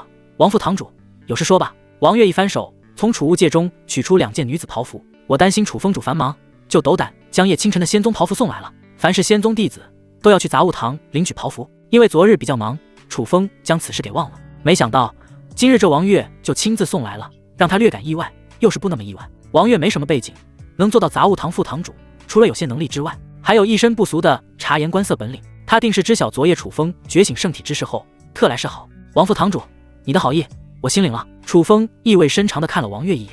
江湖不是打打杀杀，而是人情世故。既然王月是好，两人之前也没过节，楚风自然乐得交这个朋友，绝非因为王月身材太过突出。王月听到后，脸上笑容更加灿烂，忽然想到什么，从怀中取出一枚储物戒。楚风主，你之前龙困浅潭，可能没有储物戒，这枚储物戒送你。那我就不客气了。楚风来者不拒，将储物戒收下。这可是存放物品的好东西，唯有各峰翘楚弟子、中层往上之人才会拥有。而这期间也不知是王月有意还是无意，触碰到了楚风双手，甚至好像还摸了一把。可师尊早，不知这位是谁？就在楚风有些回味之时，叶清晨的轻咳声忽然响起。他看向王月的美眸中带着明显敌意，这扫狼女人一看就不是好东西，她肯定是来勾引我师尊的。呸！龌龊！叶清晨已经在心中将王月的全身、祖上18代都问候了遍。清晨，这是杂物堂的王副堂主。王副堂主，这是清晨，你可能见过。楚风给2个女人互相介绍对方。王副堂主好，清晨你好。2个女人不约而同露出笑容，虚伪的客套笑容。王副堂主，师尊可能要传授我本领了，不太方便有外人在场。当然，如果王副堂主拜入师尊门下，成为我师妹的话，另当别论。在短暂的友好之后，叶清晨就当即发难。王副堂主若有深意地扫了叶清晨一眼，不甘示弱道：清晨，就算我拜入楚风主门下，那我也是你的师姐。这话气得叶清晨脸色涨红，刚想反驳，却无话可说，只能眼睁睁地看着王月扬长而去。楚风看到这一幕，哭笑不得。女人之间连这都要比吗？师尊，我其实还有发展空间，以后肯定能超越这王副堂主。叶清晨极力解释道。楚风脸庞抽搐，这是什么虎狼之词？他连忙拿出储物戒。清晨，这储物戒送你，方便你以后存放东西。师尊，你对我真好。叶清晨笑盈盈地将储物戒收下。丁，宿主成功赠送1枚下品储物戒，是否进行暴击返还？储物戒分为下品、中品、上品、极品4个等级，等级越高，容纳的空间就越大，同时也越为珍贵。是。丁，恭喜宿主触发100倍暴击返还，获得上品储物戒1枚。不错不错，现在那些峰主用的都是中品储物戒，上品储物戒我这已经将他们远远甩在身后。楚风心中笑道。对了，清晨，这2件袍服也给你。当叶清晨收下袍服后，楚风脑海中又有熟悉的声音响起。丁，宿主成功赠送2件道袍，是否进行暴击返还？这都能进行暴击返还？楚风无语，这女子袍服我要她有何用？不进行暴击返还？清晨，坐下。是。2人席地而坐。清晨，为师今日传你太古仙宗的2品功法青天造化诀。功法的划分与术法相同，从低到高分别是不入品、1品，最高为9品。别看这青天造化诀只是2品功法，但在我太古仙宗，只有各峰比较重要的弟子才能修炼，而我们宗门最强地功法应该是顾宗主修炼的5品灵眼宝典。楚风与叶清晨讲解一些基本知识，对于这些功法的划分，叶清晨早已知晓，可依旧听得津津有味。清晨，你掌心与我掌心贴在一起，我带你熟悉青天造化诀的运转路线。好。都说是尊领进门，修行在个人，但楚风偏偏不，他就喜欢暖心教导，深入到底。2人掌心相对后，他调动体内一丝灵气进入叶清晨身体中，因为他担心自己运转太快会有些暴力，伤害到叶清晨的根基，就特意降低灵气运转速度，慢慢进入到叶清晨身体深处。足足过了1刻钟后，楚风才将那一丝灵气从叶清晨身体内抽离。清晨，你尝试沿着我刚才的路线运转青天造化诀。是。叶清晨屏息凝神，运转功法。虽然叶清晨是第一次修炼正道功法青天造化诀，可他以前修炼邪功的底子，经验在，没一会就掌握诀窍，外加有红莲液体傍身，进展神速。炼气1重天，炼气2重天，炼气3重天，炼气4重天，炼气5重天。直到此刻，叶清晨上升的气息才停下。师尊，我才将实力提升到炼气5重天，是不是很差？叶清晨小心翼翼地看着楚风，楚风脸庞一抖，翻了白眼。清晨，你知道自己说这话容易挨揍吗？叶清晨一愣，忽然想到什么，他坏笑道：师尊，这么说来，你第一次修炼这青天造化诀进展非常慢。楚风撇撇嘴，这话你不说出来，咱们还是好师徒，真是哪壶不开提哪壶。当初虽然瑶池仙子在传授楚风青天造化诀时，也是掌心对掌心，引导灵气在楚风体内游走一遍，让后者熟悉，但当时楚风资质一般，第一遍运行青天造化诀时，因为急躁差点走火入魔，更别说提高实力了。若非瑶池仙子及时将楚风及时放入寒潭之内，恐怕楚风会成为穿越大军中最早死的那个。叶清晨听完后，掩嘴轻笑。丁，宿主成功传授2品功法青天造化诀，是否进行暴击返还？是。丁，恭喜宿主触发5倍暴击返还，获得准3品功法大天造化诀。5倍暴击，这是我得到系统后迄今为止最低的暴击返还了吧？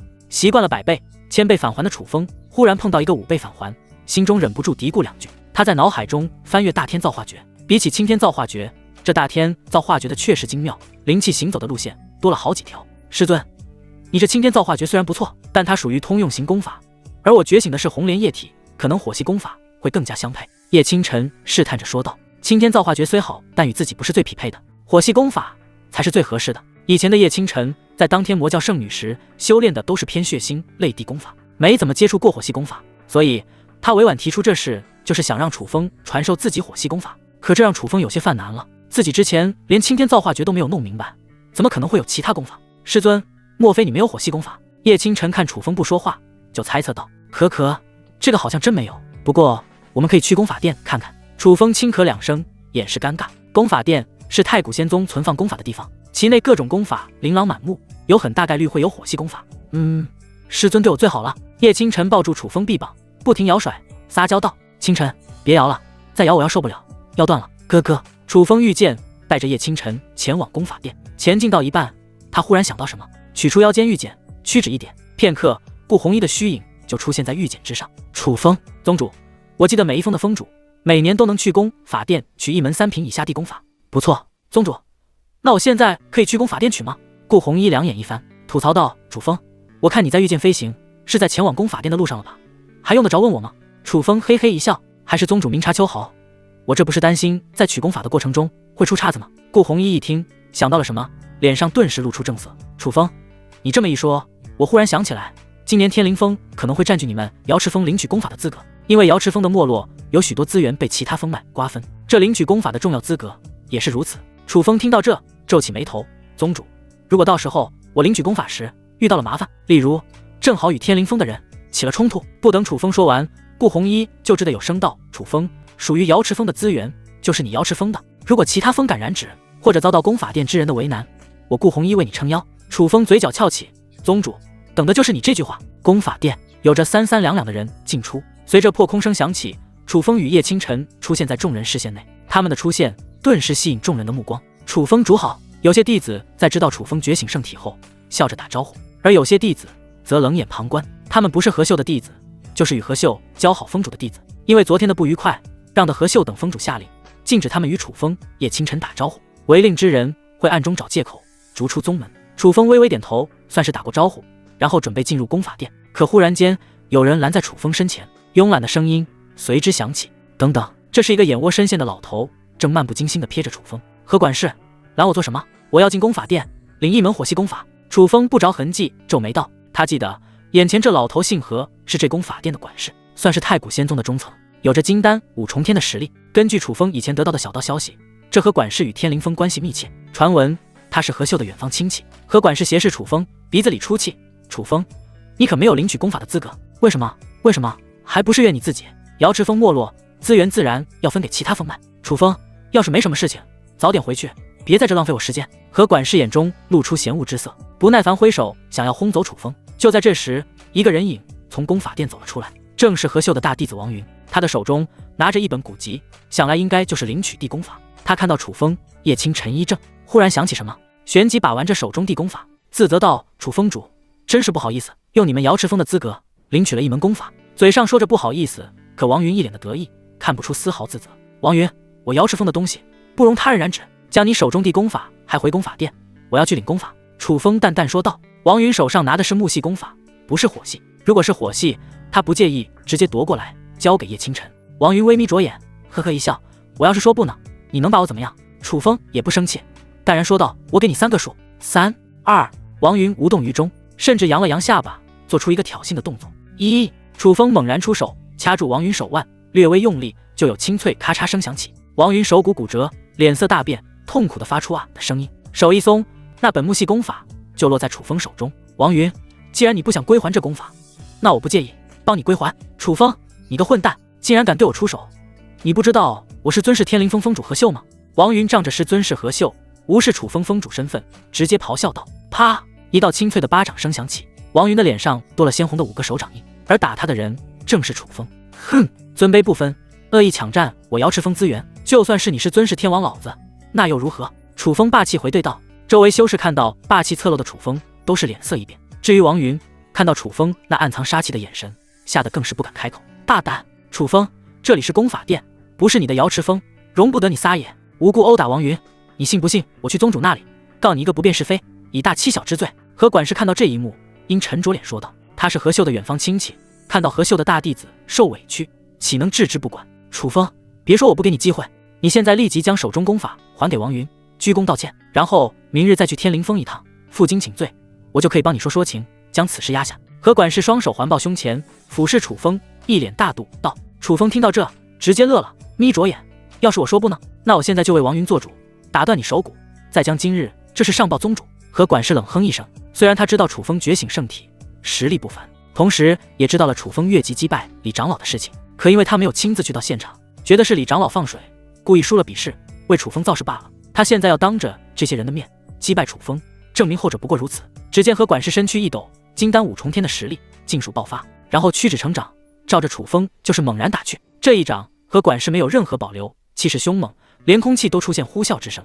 楚风见状，眼中露出不屑，蝼蚁。他轻轻抬起自己的右掌，非常随意地拍向何管事。比起何管事那威猛的一掌，楚风的这一掌要显得平庸许多。周围的弟子们纷纷觉得胜出之人是何管事，而不是楚风。可最后的结果大大超出他们预料。当2掌相对时，砰的一声响起，紧接着就是一道清脆的咔嚓声响起，那是骨头断裂的声音，确切地说是何管事手骨断裂的声音。啊，怎么会这样？何管事瞪大双眼，满脸惊骇，他不敢相信眼前这一切是真的，可剧烈的疼痛告诉他，这就是真的。到了现在，他才明白楚风的实力是真的强。昨天李长老输给楚风，绝非放水里。而何管事感慨间，一股强大力量再次从手掌传来，巨大的冲击力让何管事向后倒去飞，砰的一声，直接将门撞碎，脸色惨白，大口吐血鲜血。楚风主真猛！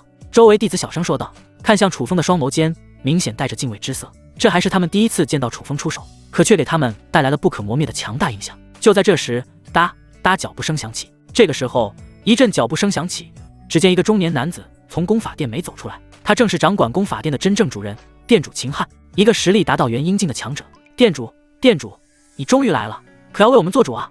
这楚风目无踪归，对王云和我狠毒出手。殿主快出手，将这楚风擒下，交给宗主从严发落。何管事看到秦汉，就像到救命稻草一般，假惺惺地挤出几滴眼泪，哭诉道：如果不了解真相的人，还真以为何管事受了天大的委屈。秦殿主，楚风仗着封主身份骄纵蛮横，不顾同门之情，对我等下狠手，行为恶劣，还请秦殿主出手保全功法殿威名。王云看到秦汉后，顿时有了底气，站出来指责楚风。而他的这番话也比较有心机，将擒下楚风与保全功法殿威名结合在一起。秦汉轻轻瞟了眼王云和管事，淡漠道：你们不用颠倒是非，我在上面看得很清楚，你们被收拾完全是咎由自取。王云和管事都是脸色一变，姓何的，从今日起你不再是功法殿管事，以后就负责看守功法殿的大门吧。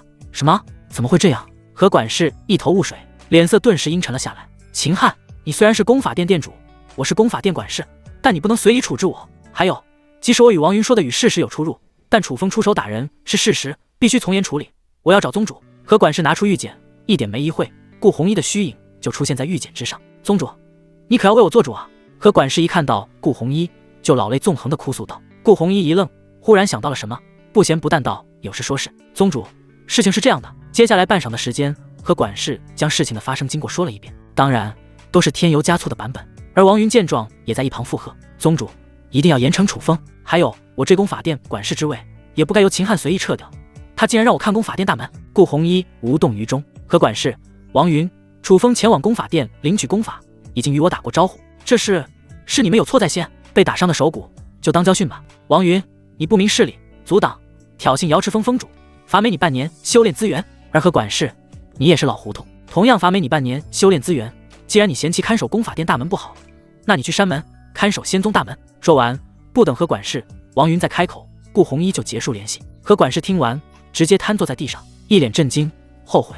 罚没半年修炼资源看守仙宗大门，他完全没有想到会是这种结果，也同时没有想到楚风在来之前已经与宗主打了招呼。早知道这样，他根本不敢为难楚风。王云的脸上带着不甘的苦涩表情，他没想到这事情最后会是这种处理结果，赔了夫人又折兵，最后只能搀扶着何管事灰溜溜的离开功法殿。小楚峰主，不愧是我太古仙宗冉冉升起的新星，前途不可限量。秦汉露出和煦笑容，一语双关道。楚风意味深长地看了秦汉一眼，秦殿主过奖了，这是王云之前用我瑶池峰资格领取的木系功法，现在还给你。我想领取一门3品以下的火系功法。秦汉接过木系功法，然后从怀中掏出一门星地功法。小楚峰主，这是一门2品的火系功法，名为地火烧天诀，正好给你。楚风再次意味深长地看了秦汉一眼，多谢。接过地火烧天诀，他就带着叶清晨在众人瞩目下离开功法殿。路上，师尊，这秦殿主倒是个好人。叶清晨笑道。楚风嗤之以鼻，哼道：好人未必，这家伙就是一个老阴笔。什么？秦殿主是老阴笔？叶清晨听到楚风的话后有些惊讶，因为从刚刚秦汉的表现来看，他应该是个好人。楚风解释道：如果这秦汉是好人，他早在我刚刚抵达功法殿的时候就会出现，不会任由我与王云、信和的矛盾不断升级，最终爆发。而且清晨，你不觉得奇怪吗？我刚对秦汉说领取火系功法的事情，他就正好拿出地火烧天诀。或许清晨你会说这是巧合，但我可以肯定告诉你，不是巧合。从我们抵达功法殿的第一时间，我就感觉有一道若有若无的目光落在我们身上，结合最后秦汉那么巧的拿出火系功法，他其实从一开始就在暗中观察我们。叶清晨听完楚风的分析，顿时觉得有道理，不禁露出崇拜目光。别看以前叶清晨是天魔教圣女，经常处在阴谋漩涡当中，可因为她经常主动避开这些漩涡，所以这种修士间的尔虞我诈并不是看得非常透彻。还有清晨，你不要以为秦汉一开始废掉信和的管事之位是在帮我们，他有自己的小算盘。据我所知，秦汉与何秀有矛盾，那信和的就是何秀故意安插在功法殿的眼线，秦汉废掉信和的只是想借着我这件事情拔掉眼线罢了。最后楚风又是解释道，当然最重要的是以前师尊曾与提过一嘴，那秦汉性格冷漠，善于盘算，届时叶清晨叹了口气，哎，师尊，别看太古仙宗是正道，但那里的斗争一点也不比魔道、邪道来的差，甚至有过之而无不及。很多魔道、邪道内部有矛盾后就直接动手，心眼不算多，可正道之人心眼明显多了不少，光秦汉一人就可能有800的心眼。即使之前叶清晨知道有些正道修士心眼不少，可当他真正接触到这些人后，才知道自己还是小看了他们。楚风眼神怪异，清晨，听你这说法，莫非你以前在魔道、邪道待过？叶清晨知道自己失言，连忙解释道，不是，是我以前比较喜欢看书，从书中总结出来的经验。楚风也没有怀疑，尽信书不如无书，实践出真知。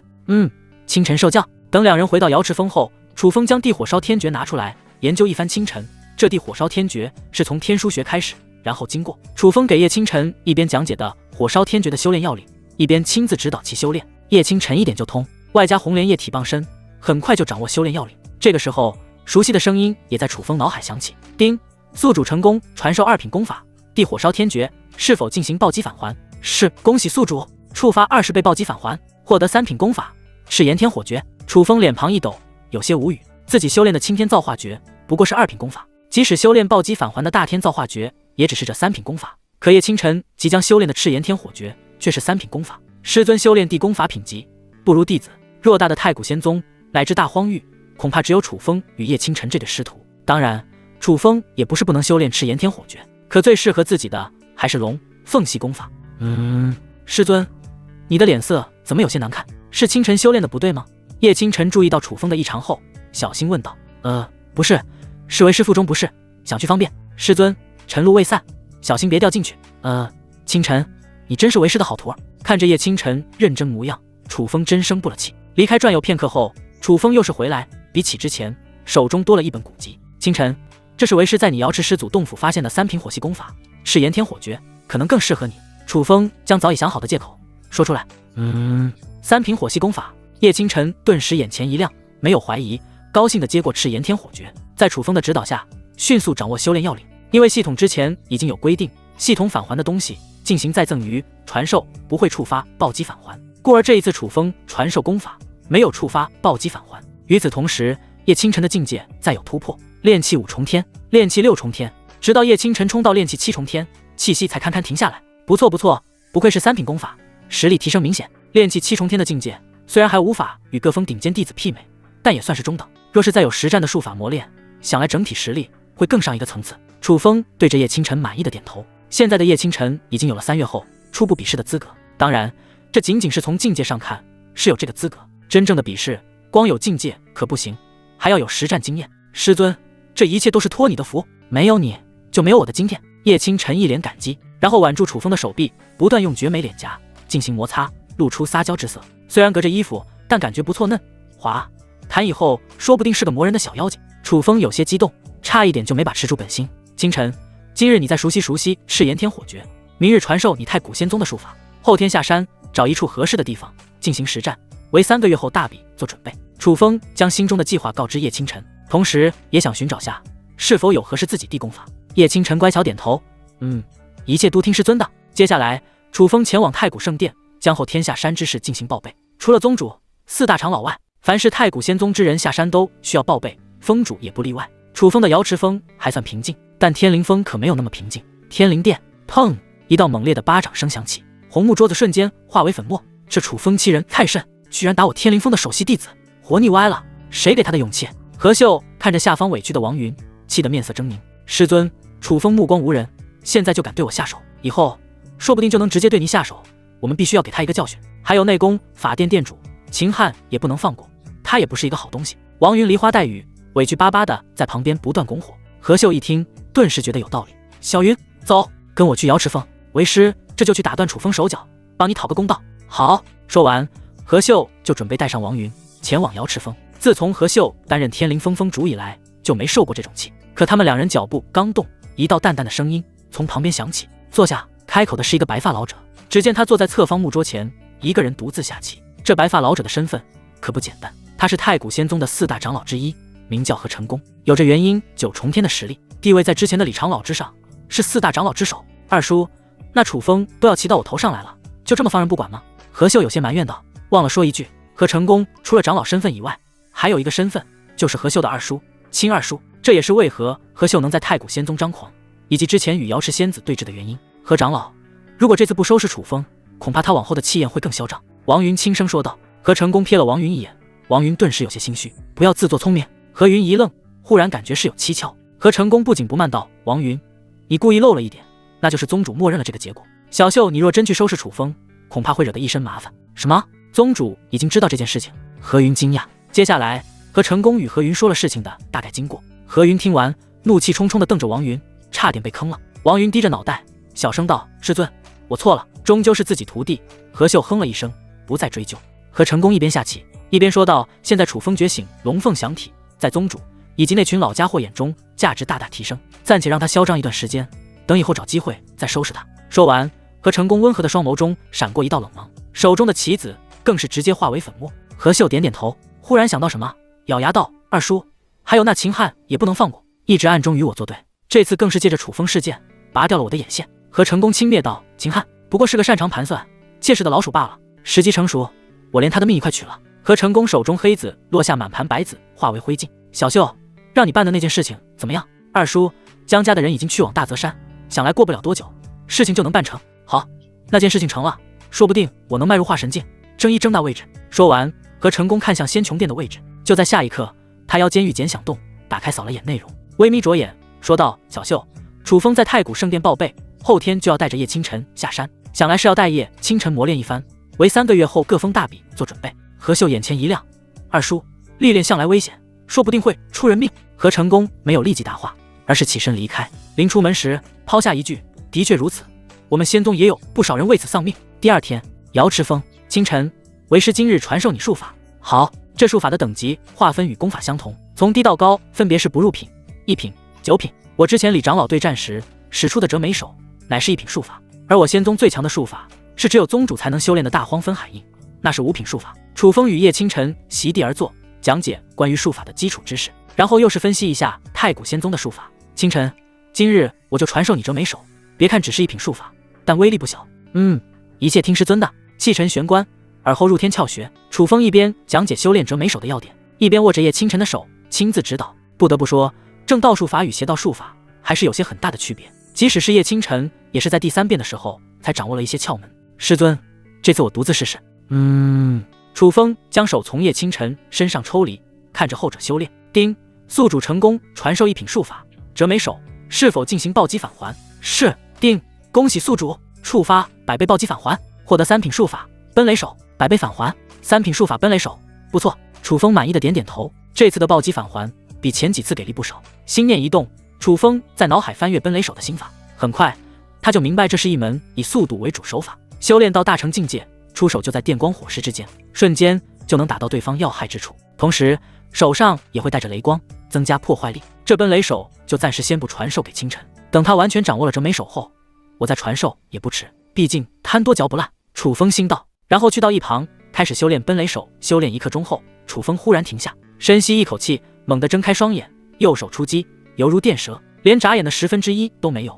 他的右手以刁钻角度进入厚厚石壁中，砰的一声，足足5丈高的石壁瞬间炸裂成碎石。这算是修炼到小成境界了吧？楚风嘴角翘起，心中满意道：“师尊，好快，好强的手法！”鼓掌声响起，叶清晨一脸崇拜地看着楚风。楚风微微一笑：“不要激动，基本操作罢了。对了，师尊，明日我就要跟着你下山实战，不知去哪里？”叶清晨好奇问道。楚风从怀中取出一张地图，指着某个位置说道：“清晨，为师昨晚已经研究过了，这大泽山外围是最适合历练的地方，盘踞着大量炼气筑基的妖兽，同时也能顺便调查前阵子妖兽霍乱的原因，算是一举两得。”老实说，楚风对于前阵子妖兽霍乱的事情有些好奇。绝大多数的情况下，妖兽都会待在大泽山内部，很少出现在周围郡城。可偏偏前段时间有不少妖兽冲出大泽山，让得周围郡城生灵涂炭，鲜血满地。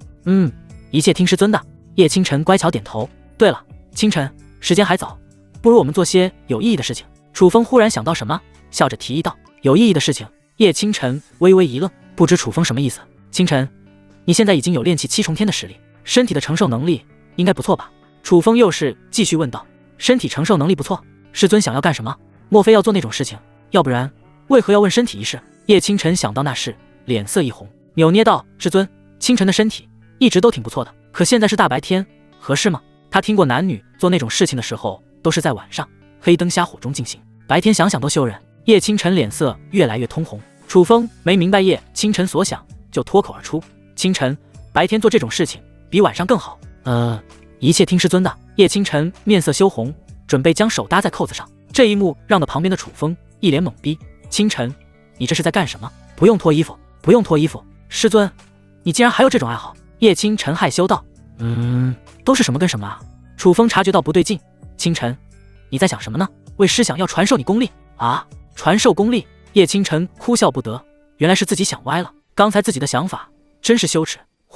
深吸一口气，叶清晨让自己冷静下来，他的脸上露出感动之色：“师尊，传授我功力的话，短则几10天，长则数年，你都白修炼了。清晨，不值得你这样做。传功这种吃力不讨好的事情，没人愿意去做。特别是叶清晨在当天魔教圣女时，同门师姐妹的师尊恨不得抽取他们的功力来提升自己的实力，有些还会将他们当成炉鼎，怎么可能传授功力给他们？”楚风一脸霸道：“清晨，我是你师尊，对你做什么都是应该的，将双掌给我。”好吧。叶清晨盘膝坐下，将双掌递给楚风，4掌相对，楚风调动体内灵气，缓缓进入叶清晨体内。一开始，楚风担心叶清晨身体遭受不住，比较温柔，而当楚风发现叶清晨的承受力不错时，变得有些粗暴，姜嫩枝般粗细的灵气变为手指般粗细，进入叶清晨体内。叶清晨皱起眉头，在忍耐片刻后，忍不住说道：“师尊，慢些，温柔些，清晨身体要遭不住了。”好，楚风降低速度，放缓灵气进入的频率。半晌后，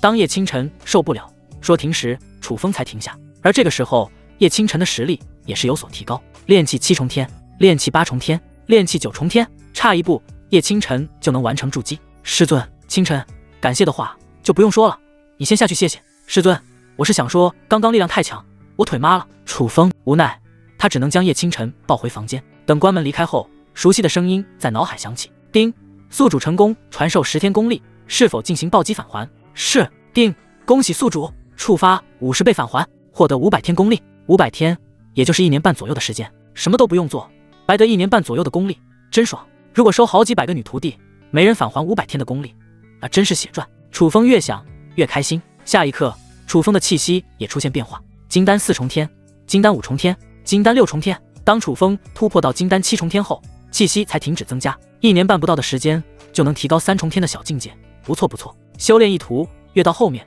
速度越慢，特别是迈入金丹境后，修炼速度会明显放缓。纵观太古仙宗的历史，纯靠修炼提升实力，从金丹4重天到7重天，可要好几十年。由此可见，楚风的天赋是多么强大。当然，如果楚风有着更为强大地功法，提升的速度还要更快。不知这次下山能不能得到一些龙凤类地功法。楚风面露期待之色。日升日落，第二天如期而至。清晨，我们出发，前往大泽山历练。薄雾未散，楚风就将叶清晨喊醒。叶清晨开门，腿脚有些不利索，他有些埋怨地看着楚风：“师尊，你昨天太粗暴了，为了提高清晨的实力，蛮横地将功力灌入体内。如果昨日楚风温柔些，叶清晨也不会步履蹒跚。”楚风尴尬一笑，从储物戒内取出七海蛟龙剑，一股锋锐之气顿时吸引叶清晨眼球。好剑，师尊这件品质不低吧？一般一般，不过才5品罢了。5品一般。叶清晨无语。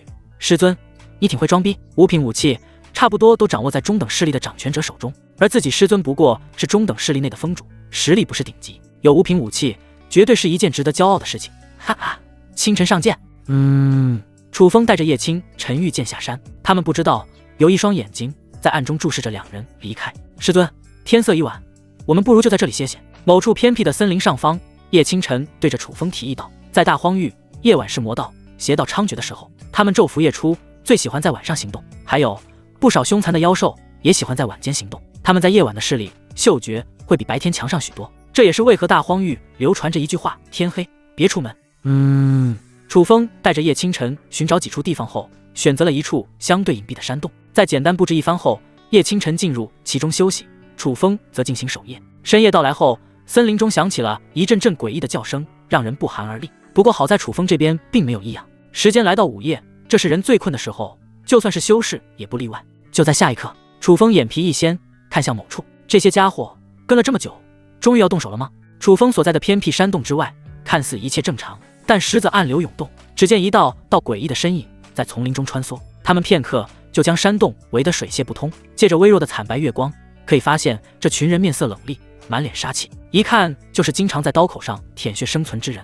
而他们穿着一袭黑衣的胸口有着用红线刺绣的一只狰狞蜘蛛，狰狞蜘蛛栩栩如生，好似要从黑衣上爬出来。如果有熟悉这身打扮的人，他们恐怕会面色大变。这打扮赫然是天罗地网的杀手。天罗地网是大荒域上一个比较神秘的杀手组织，没人知道他们的老巢在哪里。传闻是由一个长相绝美的女帝创建，只要付出一定的代价，他们就会执行刺杀任务。刺杀成功率不说100%，但也高达95%。天罗地网会根据雇佣者提供被刺杀之人的信息，派出相应的杀手进行一次刺杀，不管成败，他们都要收下全部报酬。如果任务失败，雇主想要让天罗地网继续刺杀，就得加钱。这点规矩与很多杀手组织大相径庭，可即使如此，也有络绎不绝的雇主出高价让天罗地网执行刺杀任务。真刚大人，午夜已到，那楚风、叶清晨应该放松警惕了，我们动手。有个杀手看向最前往的领头人，小声询问道。真刚是天罗地网内为数不多刺杀成功率达到100%的杀手，他的实力达到了金丹5重天巅峰，但凭借着高超的刺杀技巧，就算面对金丹6重天的强者也能一战。动手！真刚声音冰冷，拔出腰间佩剑，悄悄靠近山洞。其他杀手们紧随其后，以扇形的前行方式包围山洞，防止楚风、叶清晨从其他位置逃跑。当这群杀手靠近山洞时，真刚轻轻一挥手，他们这些人冲进山洞。暗器毒雾齐发，瞬间将前方射成马蜂窝。另一边的真刚刚想动手，却愣在原地。怎么没人？真刚看着空荡荡的山洞，眉头皱起。淬毒的佩剑将在空中。真刚大人，难道楚风、叶清晨发现我们，提前跑了？有杀手猜测道。这种刺杀意外不是没发生过，毕竟谁也不能保证每次刺杀都能成功围猎目标。真刚摇摇头，沉声道：“不可能，周围都有我们布置的阵法。楚风、叶清晨要从其他地方逃跑的话，一定会被我们发现。难道他们会飞？从上面走了？”有杀手顺势想要抬头，却发现剑影一闪，然后就没了。然后这倒霉杀手被一劈两半，鲜血染红脚底黑石。真刚与其他杀手一惊，立即分散，警惕抬头，看到山洞石壁上站着两人，正是楚风与叶清晨。清晨，刚刚这一剑，你看清楚了吗？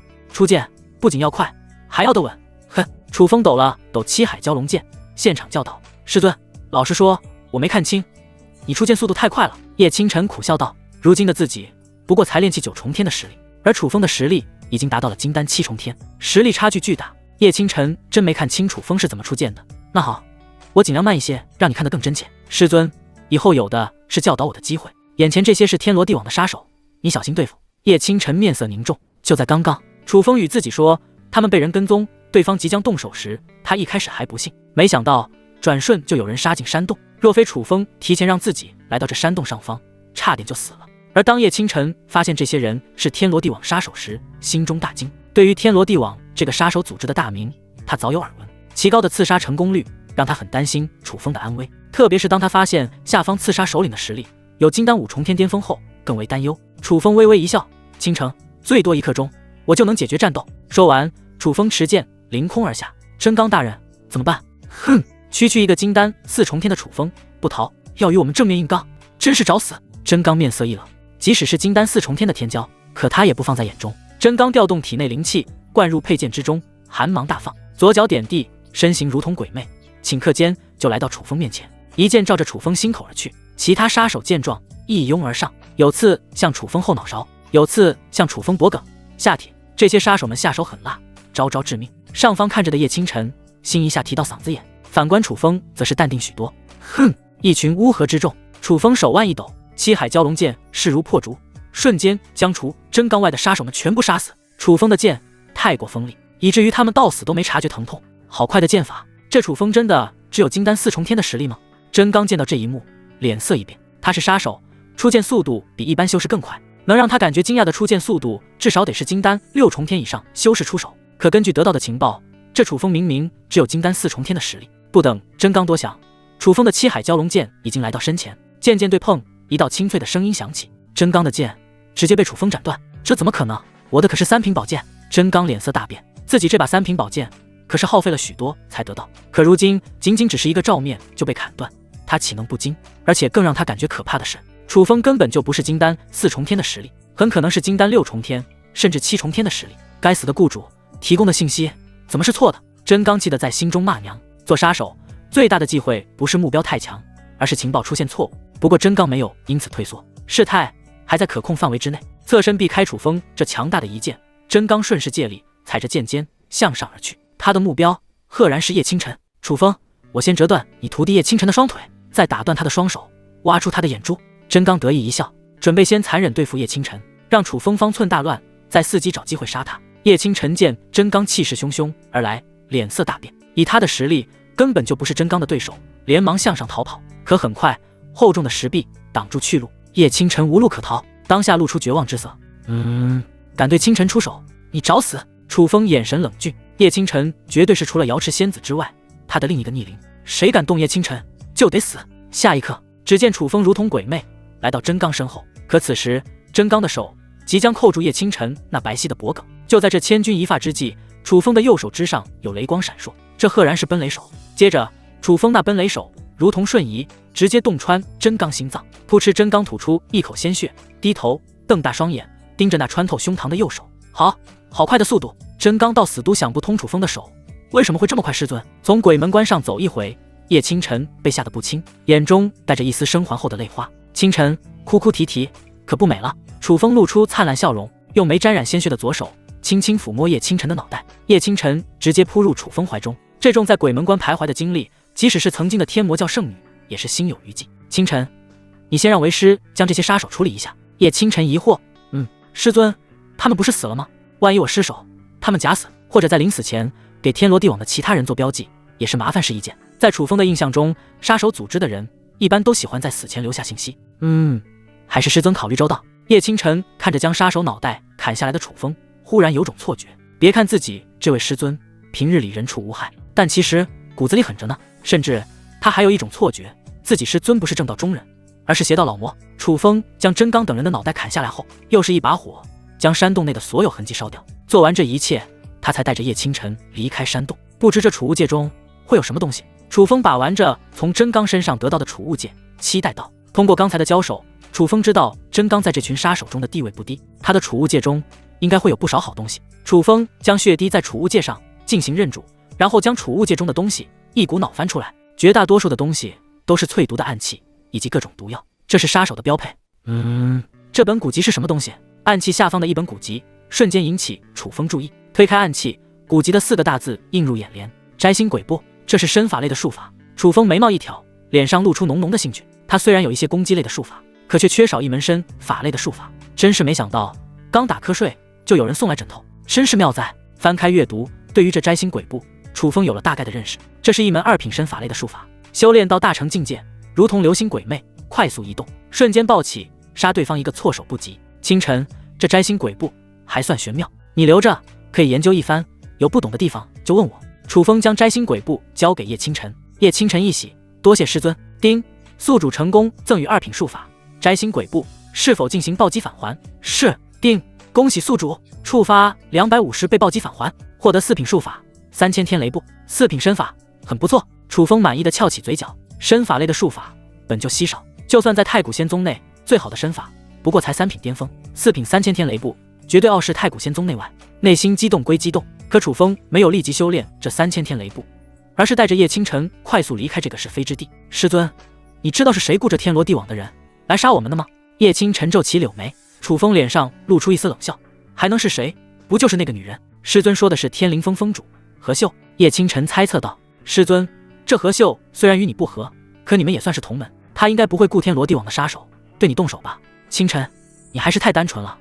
那何秀可是个记仇的主，外加在整个太古仙宗，只有他与我矛盾最深，不是他雇人杀我，还能有谁？楚风在太古仙宗时，除了与何秀交恶，根本没有与其他人有很深的矛盾，所以他一下就想到是何秀雇人杀自己。叶清晨听到楚风的分析后，感觉有道理。师尊，那我们怎么办？既然没有铁证证明是何秀雇的杀手，那我们就将这笔账暂且记下，一旦有机会就找何秀报仇。楚风语气森冷，眼中透着狠辣。清晨，你要记得，人不狠站不稳，面对任何敌人，包括潜在的敌人，都不能手软。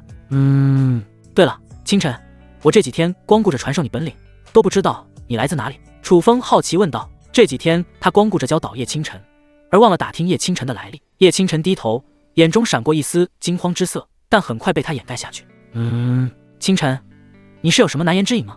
楚风疑惑。师尊，如果我有什么事情隐瞒您的话，您会不会生气？叶清晨小心翼翼地问道。楚风一愣，笑道：不会，每个人都有每个人的隐私，况且清晨你那么可爱，肯定是有难言之隐才会隐瞒。楚风不是那种刨根问底的人，对于叶清晨的来历，不是非要弄得很清楚。师尊你真好，以后机会合适，我再向您坦白。叶清晨一把扑到楚风怀中，他还没有做好准备，将自己曾经是天魔教圣女的事情告诉楚风。楚风无奈摇头，看来这清晨的来历挺神秘的，该不会是什么圣女、公主？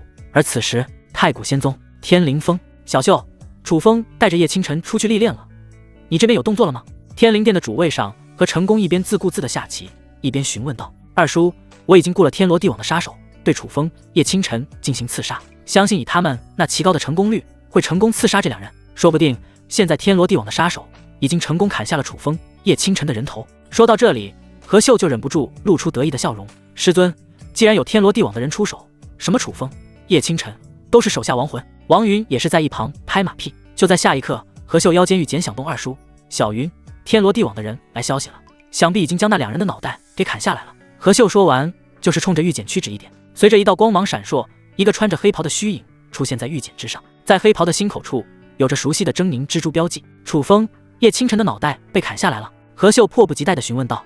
黑袍人摇摇头，任务失败，真刚以及刺杀小队的其他成员全部死亡。什么？任务失败？何秀一惊，面上露出难以置信之色。而一旁的王云和陈宫听到后也是感觉不可思议，天罗地网的刺杀成功率奇高，怎么失败了？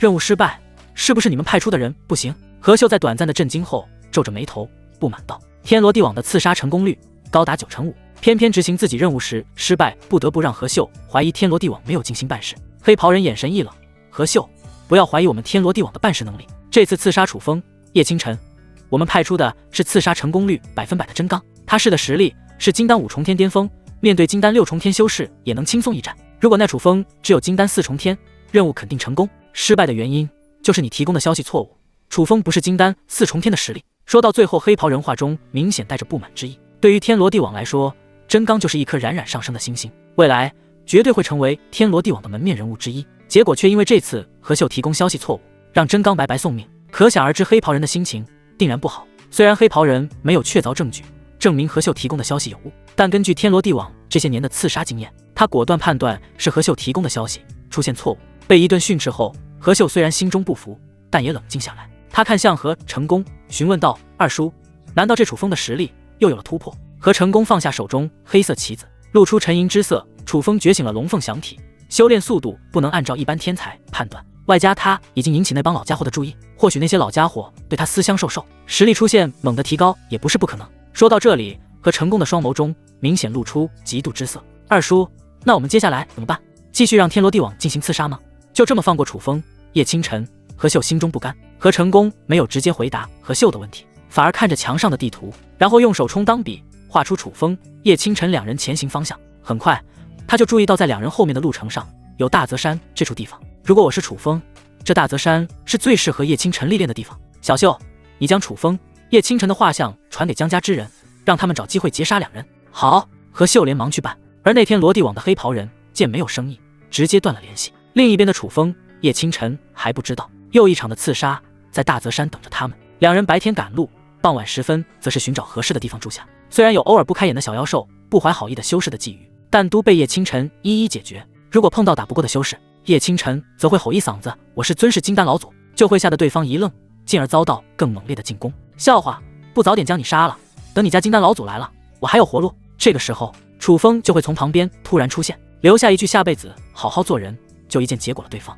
而在赶路的同时，楚风也不忘传授叶清晨其他术法。丁，宿主成功传授2品术法造化掌，是否进行暴击返还？是。丁，恭喜宿主触发2倍暴击返还，获得2品术法大造化掌，2倍暴击还是2品术法。楚风脸庞一抖，一脸无奈，这算是他见过的最低暴击返还。丁，宿主成功传授1品术法玄芒剑术，是否进行暴击返还？是。丁，恭喜宿主触发200倍暴击返还，获得3品巅峰术法万剑归宗。看着这次触发3位数的暴击，楚风终于松口一口气。当然，楚风还想将一些功力传给叶清晨，可在检查叶清晨身体后，暂且放弃了这个想法。第一次传授给叶清晨的功力，后者还没有完全吸收，要是这次再传功力，肯定会造成积累，这对叶清晨来说不是一件好事。师尊，还有多久我们才能抵达大泽山？飞剑之上，叶清晨搂着楚风的腰，笑问道：“穿过前面的山头就应该到了。”楚风翻看地图，沉吟道。忽然想到什么，他苦笑着看向叶清晨环抱自己的双手：“清晨，你好歹也是练起9重天的实力，我御剑速度也不算快，你能不这么死死抱着我吗？”只要自己御剑飞行，叶清晨就喜欢紧紧搂着自己，不知道这样容易引火烧身的吗？师尊，我真怕掉下去。叶清晨亲昵地撒娇道。算了，毕竟是自己的徒弟。楚风摇头叹息。当两人穿过前方山头后，一座连绵不绝的大山果然出现在眼前，这赫然是大泽山。此时的楚风距离大泽山还有一些路程，但也能看到在大泽山的脚下有不少修士以及贩卖东西的简易摊位。虽然前段时间妖兽祸乱的事情让人心中生畏，可最终穷的欲望战胜死的恐惧，让不少修士再次汇聚大泽山。话又说回来，大泽山虽然有妖兽之祸，可同样也有着充沛的修炼资源，如果从中得到1-2株珍贵草药，就能让人好好享受一辈子。什么勾栏听曲、夜宿公主塔都是正常操作。师尊，我们去看看。叶清晨指着下方那些摊位，好奇道。楚风带着叶清晨下去，然后在那些摊位前闲逛。嘿，这位小兄弟，我这可有虎鞭大补丸，要不要试试？保准让你晚上龙精虎猛，夜夜笙歌。一位粗犷大汉对着楚风挤眉弄眼，推销起自己的丹药。一旁的叶清晨脸色微红。楚风翻起白眼，需要虎鞭大补丸？你看不起谁呢？说完就带着叶清晨去往下个摊位。这时叶清晨看中这里一个由兽骨做成的簪子，师尊，我要这个。楚风刚想说买，就有一道轻佻的声音响起：哟呵，这是哪家的姑娘，生得这么水灵？叶清晨、楚风顺势回头看去，就看到了一个衣着华丽，但却酒气熏天，带着浓浓黑眼圈的男子。从这男子的面容，大致可以判断其比较年轻，可从那略白的脸色、虚浮的脚步不难看出，这显然是一个沉醉于酒色的男子。此时的男子还搂着2个露出大片春色的女人，2个女人看向男子的双眸中，明显带着畏惧之色。她们那被衣衫掩藏的肌肤下，有着青一道、紫一道的勒痕，显然这身体亏空的男子还有虐待嗜好。周围做生意的修士商贩见到这亏空男子出现后，纷纷避让到一旁，唯恐被波及。小妹妹，你是不是迷路了？要不要哥哥带你回去？亏空男子将怀里2个女人推到一旁，双眸火热地看着叶清晨。说完，他还跌跌撞撞地走向后者，想要动手。周围的修士们见状，纷纷低头哀叹：哎，这女子被天火门的少主林岩看中，注定要被糟蹋了。嘘，小声点，要是被林岩听到，可会像之前那人死无全尸。也是，赶紧离远一些。天火门，楚风面露沉吟之色。对于这个天火门，他有些印象。如果没记错的话，天火门是太古仙宗麾下的势力之一，是在10年前投靠在太古仙宗门下。凭借着太古仙宗赏赐的资源，天火门中出了3位金丹境强者，其中有2人的实力更是高达金丹5重天以上。叶清晨看着即将扑来的林岩，露出嫌恶之色，一转身就让对方扑了个空。或许是酒喝太多，林岩一下就摔了个狗吃屎，引得周围人一阵憋笑。笑？你们再笑一个给我看看！林岩瞪大双眼，凶恶地看着周围众人，富2代的蛮横一览无余。碍于林岩背后的势力，修士们赶紧闭嘴。小娘们，真没看出来你还有点不听话，不过没事，在我的特别教导下，你一定会听话。林岩从怀中抽出鞭子，脸上露出瘆人笑容。他舔了舔嘴唇，照着叶清晨的腿部就是抽了过去，鞭声炸响，如同炮竹。别看这林岩一副被掏空的样子，但实力已经达到炼气8重天，而这一鞭子他也未曾留手。如果叶清晨实力不如林岩，估计会皮开肉绽，可偏偏叶清晨的实力在林岩之上。叶清晨面带怒气，直接拔出3品黑渊剑，灌入灵气，猛然劈下，仅仅只是刹那，就将皮鞭砍断。这还没有结束，叶清晨上前就是一脚将林岩踹翻在地，手腕一抖，黑渊剑抵在林岩脖颈处，锐利的剑气刺破皮肤，鲜血顿时流淌而下。王八蛋，敢打我的主意，你这是在找死！叶清晨眼神一冷，林岩被突如其来的一幕弄得暂时醒酒一半，在短暂的害怕之后，嚣张跋扈道：臭女人，你不知道我是谁吗？我可是太古仙宗麾下天火门的少门主，未来天火门唯一继承人。叶清晨毫无畏惧，那又如何？说完，剑尖下沉一分，顿时鲜血顺着伤口快速流淌而下。林岩神色一变，感觉意外。以往只要他一亮出身份，别人都会露出恐惧之色，可没想到眼前这个女人根本不吃这一套。牛叔，救我！赶紧让这女人从我身上滚走！林岩看着他原来的方向，大声求救道。只见在那里有个壮硕的中年男子，他就是天火门的3号人物牛虻，实力已经达到了金丹2重天。哼，哪里来的小丫头片子，敢对少主动手？让你看看我老牛的厉害！牛虻眼神冷厉，紧接着如同一道电光般冲向叶清晨，那遒劲有力的五指照着叶清晨的脖颈而去。如果叶清晨真被牛虻抓住，恐怕瞬间就会变成一个血人。牛叔，别弄死这个臭女人，让我玩死她！林岩狞笑道。虽然他被黑渊剑抵着脖子，可他一点都不慌，凭借着牛虻的实力，完全能在叶清晨下剑前将后者率先控制。果然，叶清晨刚想用林岩的性命威胁牛虻时，牛虻的另一只手如同钳子夹住黑渊剑，一手就要扣住叶清晨的脖子。就在这时，一声霸道的声音忽然响起：我的弟子不容你的脏手乱碰！下一刻，楚风挡在叶清晨身前，他轻轻冲着牛虻的手一点，清脆的咔嚓声响起，牛虻的手掌当场断裂。接着楚风又顺势一脚踹在牛虻的胸口上，咔咔咔，一排肋骨断裂的声音响起，然后牛虻就如断线风筝飘了出去。好强！这年轻男子到底是什么身份，居然有这等实力？据我所知，这牛虻可是有着金丹2重天实力，也算是金丹老祖，可他居然被这么拿捏了。周围众人看着楚风，难以置信道：他们原本以为牛虻出现会扭转局面，谁曾想反而是牛虻被别人瞬间解决。之前还嚣张的林岩见识到楚风的雷霆手段后，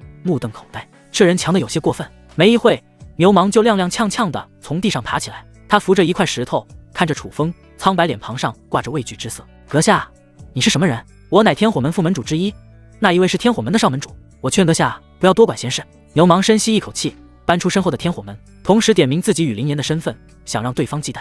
我不是什么人，只是这个女子的师尊罢了。楚风瞥了牛虻一眼，语气平淡道：敢问阁下来自哪里？散修一个。散修？听到这2个字，牛虻顿时眼前一亮，散修就是没有背景的人。他之前还担心楚风来自什么惹不起大势力，可现在在得知对方是一个散修后，顿时升起报复之心。这个年代出来混，不仅要有实力，还要有背景。小子，你可能不知道我们天火门，但你应该听过太古仙宗吧？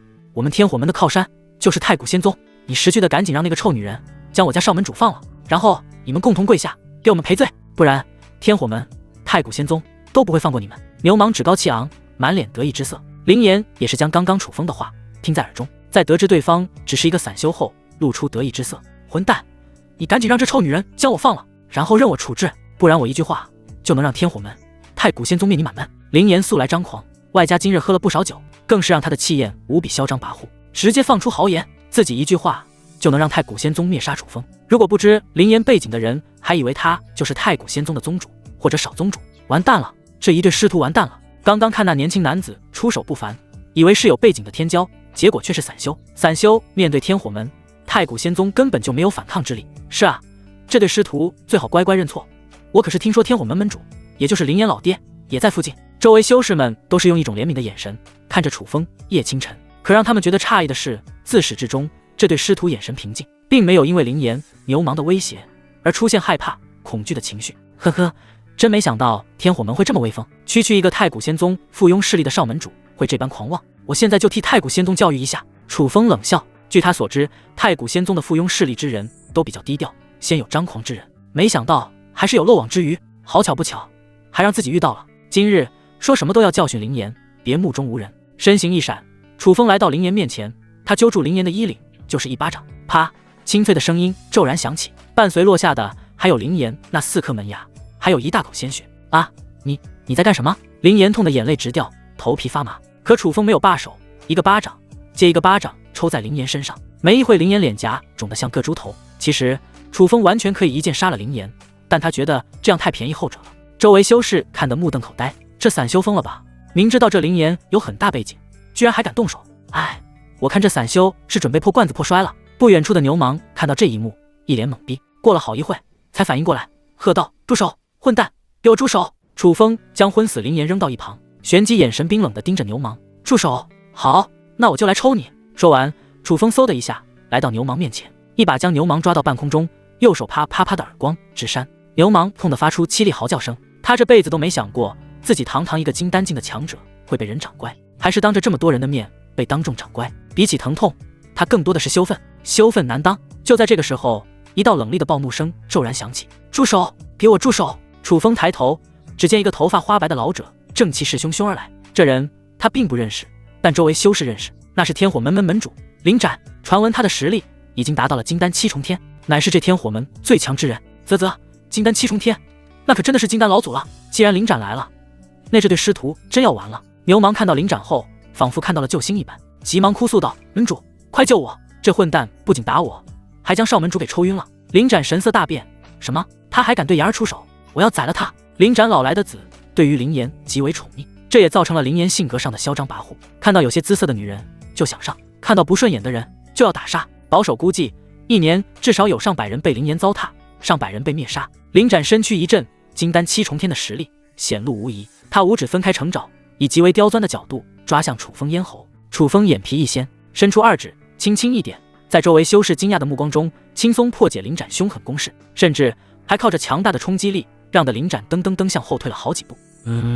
小子，没想到你有些实力，看我化天手！林斩猛然催动灵气，汇聚在右手之上，以更快的速度、更为刁钻角度攻向楚风。强大的右手直接分开空气，露出2道白浪。这化天手乃是林斩最强攻击2品术法。曾经林斩凭借这一招化天手杀过不少金丹境修士。楚风见状，面露不屑，蝼蚁！只见他一手提着牛虻，一手并拢成掌，灵气涌动，布满右掌。大造化掌，掌风雷厉，发出一道道音爆声。当掌手相对时，发出砰的声响。林斩的整条手臂被楚风的大造化掌打成碎肉，碎肉混杂鲜血洒落而下。林斩整个人更是像利剑般飞了出去，足足撞断3块巨石，才终于停下。咕噜咕噜，周围修士看到这一幕，惊得口水直咽。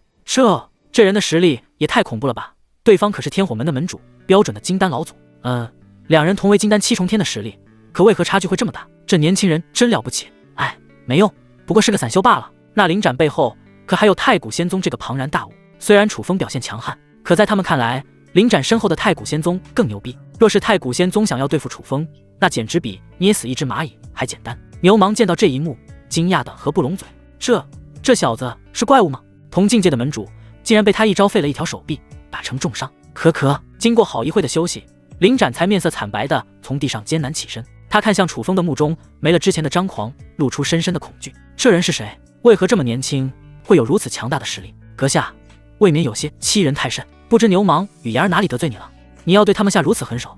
林斩沉声问道。楚风便将刚刚的事情说了一遍。林斩脸色难看，虽然知道是自己儿子有错在先，但依旧是护着林言。阁下，言儿，牛虻固然有错，可你也不能这般下死手，还请阁下将这两人交给我处理。林斩轻描淡写的一句，就将林言、牛虻的罪责接过去。楚风微眯着眼，我要是说不呢？林斩面色一沉，阁下，或许你能不将我这个天火门主放在眼里，但太古仙宗呢？要知道，我与太古仙宗的顾宗主可是好朋友，你信不信我现在就立即联系顾宗主，我一句话就能让你列入太古仙宗的必杀名单中。完了，这张狂的年轻人要完了。等林斩联系太古仙宗的顾宗主，这年轻人就会入仙宗的必杀名单。我听说凡是入了仙宗必杀名单的人，几乎没人能够活下去。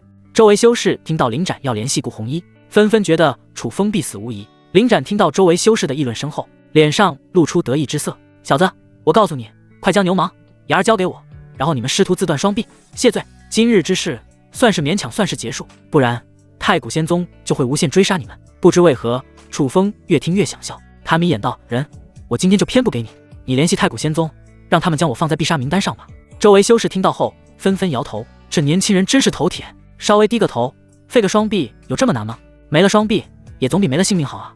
好，我看你是不见棺材不落泪。林斩也是第一次见到这么犟的人，就从怀中取出玉简，联系太古仙宗的人。没一会，顾红衣的虚影就出现在玉简之上。天火门主，林斩拜见顾宗主。林斩见到顾红衣，连忙恭敬行礼。周围修士们也是露出敬畏目光。金丹修士在他们眼中已经是老祖的存在，更何况是化神修士，那可是连见一面都是奢望的存在。有事。顾红衣淡淡点头。顾宗主，事情是这样的，有人对我天火门无端出手，打晕我独子，还有副门主之一的牛虻，甚至我据理力争都被那人打伤，还请顾宗主为我天火门做主。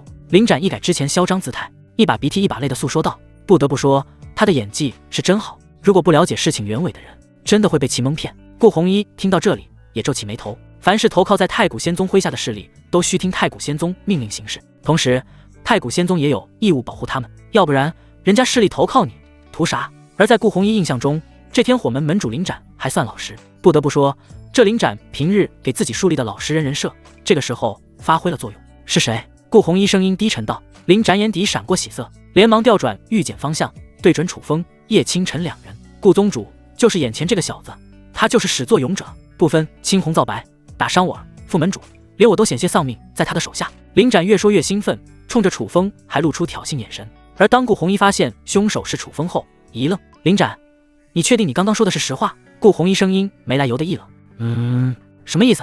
难道顾宗主发现端倪了？林斩心中疑惑。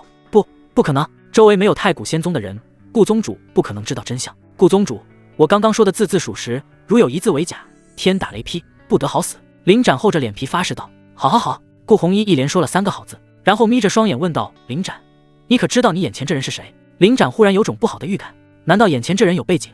不对，他就是一个有点天赋的散修。顾宗主，他是一个散修，仗着有些天赋就胡作非为，不将太古仙宗放在眼里，甚至他还出言侮辱仙宗，让人气愤。林斩将一些没有的脏水全泼在楚风身上。哈哈，真是天大的笑话，我顾红衣还是第一次听说我太古仙宗的宗主会辱骂自己的势力。顾红衣怒极反笑。有一说一，之前他还相信林斩的话，可当他发现林斩口中的凶手是楚风后，他立即不信林斩任何话。以他对楚风的了解，楚风绝对不会做出刚才林斩说的事情。此时周围一片寂静，可在短暂的寂静过后，迎来噼里啪啦的讨论声。我刚才听到了什么？顾宗主说了太古仙宗的宗主。是的，我也听到了。这么说，眼前这年轻人根本就不是散修，他是太古仙宗的宗主。天哪，这么年轻的宗主真是不可思议。周围的修士们简直不敢相信自己的耳朵，他们都是瞪大双眼盯着楚风。这反转未免太大了吧？卑微的散修，位高权重的太古仙宗的宗主。宗主，顾宗主，你的意思是这小不，这年轻人是你们仙宗宗主？林斩一脸懵逼，哆哆嗦嗦地试问道：“太古仙宗18峰之瑶池峰峰主楚风。”顾红衣将楚风的身份缓缓说了出来。蹭的一下，林展体内鲜血直冲脑门，整个人一下就不好了。刚刚自己干了什么？去冤枉一个太古仙宗的峰主，为非作歹。林展身躯颤抖地看向楚风，脸色惨白。原来是楚峰主，刚刚是我有眼无珠，不识泰山，还请楚峰主大人大量原谅无知老朽。这一刻，林展想死的心都有了。他们天火门能发展到今日，皆因有着太古仙宗的庇佑，可现在好像一切即将化为泡影。在心中，林展已经将牛蟒的祖宗18代，包括他老婆问候了个遍。如果不是牛蟒说楚风是散修，自己绝无可能枉死得罪楚风。牛蟒也是脸色煞白，这个时候他才知道自己闯了弥天大祸。楚风直接无视林展，对着顾红衣笑道：“楚风拜见宗主。”叶清晨恭敬打招呼：“叶清晨见过宗主。”顾红衣露出灿烂微笑：“楚风，叶清晨，真没想到会以这种方式与你们见面，这到底是怎么一回事？”楚风就将事情的始末都说了一遍。真是没想到，林展居然有这种残害少女百姓的儿子，还有不分是非的手下，真是我仙宗悲哀，是我顾红衣识人不行。顾红衣叹息道：“宗主言重了，宗主平日处理事情繁忙，怎么能了解所有麾下之人的品性？”楚风为顾红衣解释道：“顾红衣事务繁忙，怎么可能对一个麾下势力太过关心？宗主，不知这件事情怎么处理？”楚风询问道。楚风，根据我太古仙宗的规矩，这天火门已经犯了离经叛道大罪，就算你灭了这天火门，都没人敢说什么。今日之事就交由你全权处理，不管任何结果，我太古仙宗都支持你。顾红衣掷得有声道。或许在周围修士眼中，天火门势力强大，可在顾红衣这个化神修士眼中，天火门不过蝼蚁耳，有没有天火门依附太古仙宗根本无所谓。好，楚风微微一笑。就在这时，顾红衣忽然想起什么，有些火热地看着楚风。楚风，我记得那林展有着金丹7重天的实力，而他刚刚说自己差点死在你手里，难道你的实力又有了突破？楚风摆摆手，谦虚道：“宗主，我的实力也没怎么突破，也就到了金丹7重天。”什么？也就金丹7重天？顾红衣脸庞一抖。楚风，你说这话容易挨揍知道吗？你前阵子实力不过才金丹4重天，结果这才几天就有金丹7重天的实力了，你是吃了什么大补丸吗？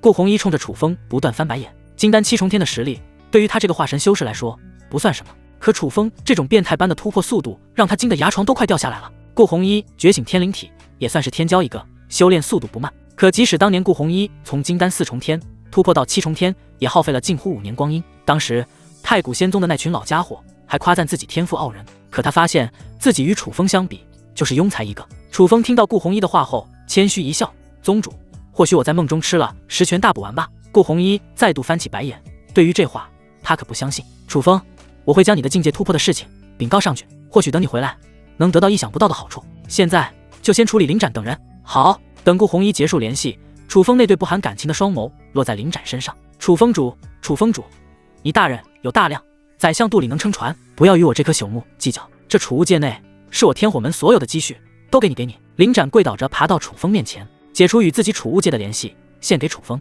可因为身躯颤抖，啪嗒，储物界直接掉在地上。他知道今日算是踢到铁板了，不付出绝对的代价，很难平息这件事情。牛蟒见状，也匍匐跪倒在楚风面前，求饶道：“楚风主，是我老牛有眼无珠，得罪了你，你要罚就罚我一人吧。”就在这个时候，原本昏迷的林岩忽然醒来，他看到林展，顿时一喜：“爹，你来了，快将这散修杀了！”林展看到林岩指着楚风叫嚣，浑身一抖，啪，他上去就是一巴掌：“爹，你这是干嘛呢？我是林岩啊，你不认识我了？”林岩平白无故挨了一巴掌，猛逼道：“不孝子，打的就是你这个有眼无珠的混蛋！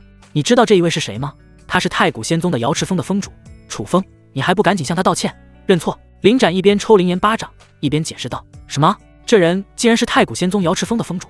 林岩彻底傻了，自己竟然得罪了仙宗峰主以及他的徒弟，吓得他连忙跪地磕头道歉：“楚峰主，饶了我的狗命，我愿意给你当牛做马。”林展、牛蟒也是一同求饶，可楚风眼神平静，没有任何同情。记住，下辈子别做人。只见他手腕一抖，3颗脑袋滚落而下。周围修士看着楚风，敬畏中的双眸中带着一丝感激。林岩、牛蟒经常欺负他们，可背靠太古仙宗这座大山，没人敢挑战他们。如今这些毒瘤被楚风除掉，他们自然感谢楚风，可碍于身份的巨大差距，他们不敢上前打招呼。楚风一挥手，将林展的储物戒吸在手中。既然别人已经生死道消，那这储物戒中的东西自然要归自己。忽然想到什么，他冲着摊位上兽骨做成的簪子轻轻一吸：“老板，这簪子多少钱？”“楚风主，这簪子不用钱，你喜欢尽管拿去。”“那就多谢了。”楚风将簪子递给叶清晨，轻清晨，送你，多谢师尊，我就知道师尊这人最好了。叶清晨笑着接过簪子，一把搂住楚风的胳膊，笑道：既然这边的事情告一段落，那我们就进入这大泽山历练。一切都听师尊的。楚风带着叶清晨快速离去，只留下还处在震惊中的修士们。他们直接将灵斩3人的尸体扔到乱葬岗喂野狗。而不远处的茶馆内有2个女子静静地看着发生的一切。左侧那个女子活泼可爱，有些俏皮，低头能隐隐看见脚尖，还有发展空间。但如果不看身材，光看脸的话，俏皮女子绝对算是难得一见的美女。若是再给她几年发展时光，那定然是样貌身材双一流。而坐在右侧的女子明显成熟不少，波涛汹涌。不过从坐姿来看，这成熟女人明显拘谨不少，屁股只有1/3的位置坐在椅子上。柳姨，你觉得刚才那人如何？俏皮女子忽然问道。公主，你是指刚才那个名叫楚风的年轻人？柳姨猜测道。俏皮女子点点头，年龄不算大，外加有着金丹7重天的实力，在这里应该算是顶级天才。可若是放到我们黎阳神朝，天赋只能算是中等。柳姨仔细想了想后分析道，如果是楚风或者顾红衣在这里，听到黎阳神朝4个字，恐怕会神色一变。神朝位列王朝、皇朝之上，能被称为神朝的势力，在大荒域绝对算是上等势力。神朝之内强者无数，化神境修士不算顶尖，炼虚强者才是顶尖战力。甚至有传闻称，有的神朝之内更有合体强者，这些神朝动动手指就能将中等势力碾成粉末，连狗也不会留下。柳姨，我不是说楚风的实力，而是说他的人怎样。俏皮少女喝了口茶，纠正道：人我觉得挺不错的，能仗一位弟子出头，特别是他那一句我的弟子也是你脏手能碰的，颇为霸道护短，绝对是一个好师尊。说到最后，柳姨的媚眼中也是多了一抹欣赏之色。在尔虞我诈的神朝之内，楚风这种师尊也极为稀少。神朝内不乏有些坑弟子的师尊，以及拿众多女弟子当成炉鼎的师尊。俏皮少女嘴角微微翘起，柳姨，你说我拜楚风为师怎么样？什么？柳姨一脸惊讶地看着俏皮少女洛里，她怀疑刚刚是自己的耳朵出了问题。柳姨，你年纪也不大，才500岁，怎么耳朵出问题了？洛里翻着小白眼吐槽了一句，然后补充道：柳姨，我拜那楚风为师怎么样？不可，万万不可！柳姨脑袋摇得像拨浪鼓一般。公主，我们黎阳神朝内强者如云，比这楚风厉害的人数不胜数，有刀尊、剑皇、文圣、大国师，你随便拜哪个为师都比这楚风强。黎阳神朝内比楚风强的人多如牛毛，洛里拜谁为师不好，偏偏要拜这方地狱内一个金丹境的楚风为师，这是滑稽。柳姨继续补充，公主，只要你开金口，那些强者都屁颠屁颠的会收你为徒。洛里听完柳姨的话皱起眉头，柳姨，你刚刚说的这话是不假，但他们想收我为徒，不是因为我与他们有缘，而是因为我的出身罢了。再者说了，其实我的天赋不好，可他们在父皇面前总夸我天赋异禀，这不是睁眼说瞎话吗？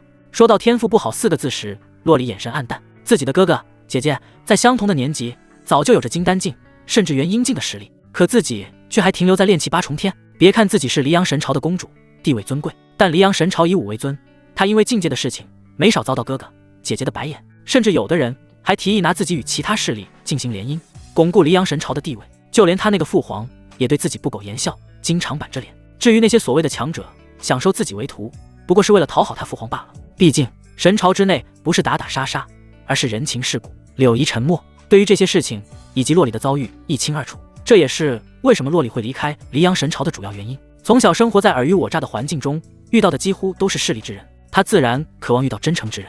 可以说，通过刚才楚风的举动，洛里对后者有好感，但论拜师的话，柳姨真不敢苟同。人品没问题，就是实力似乎低了一些。可看着洛里那感兴趣的模样，他又有些纠结。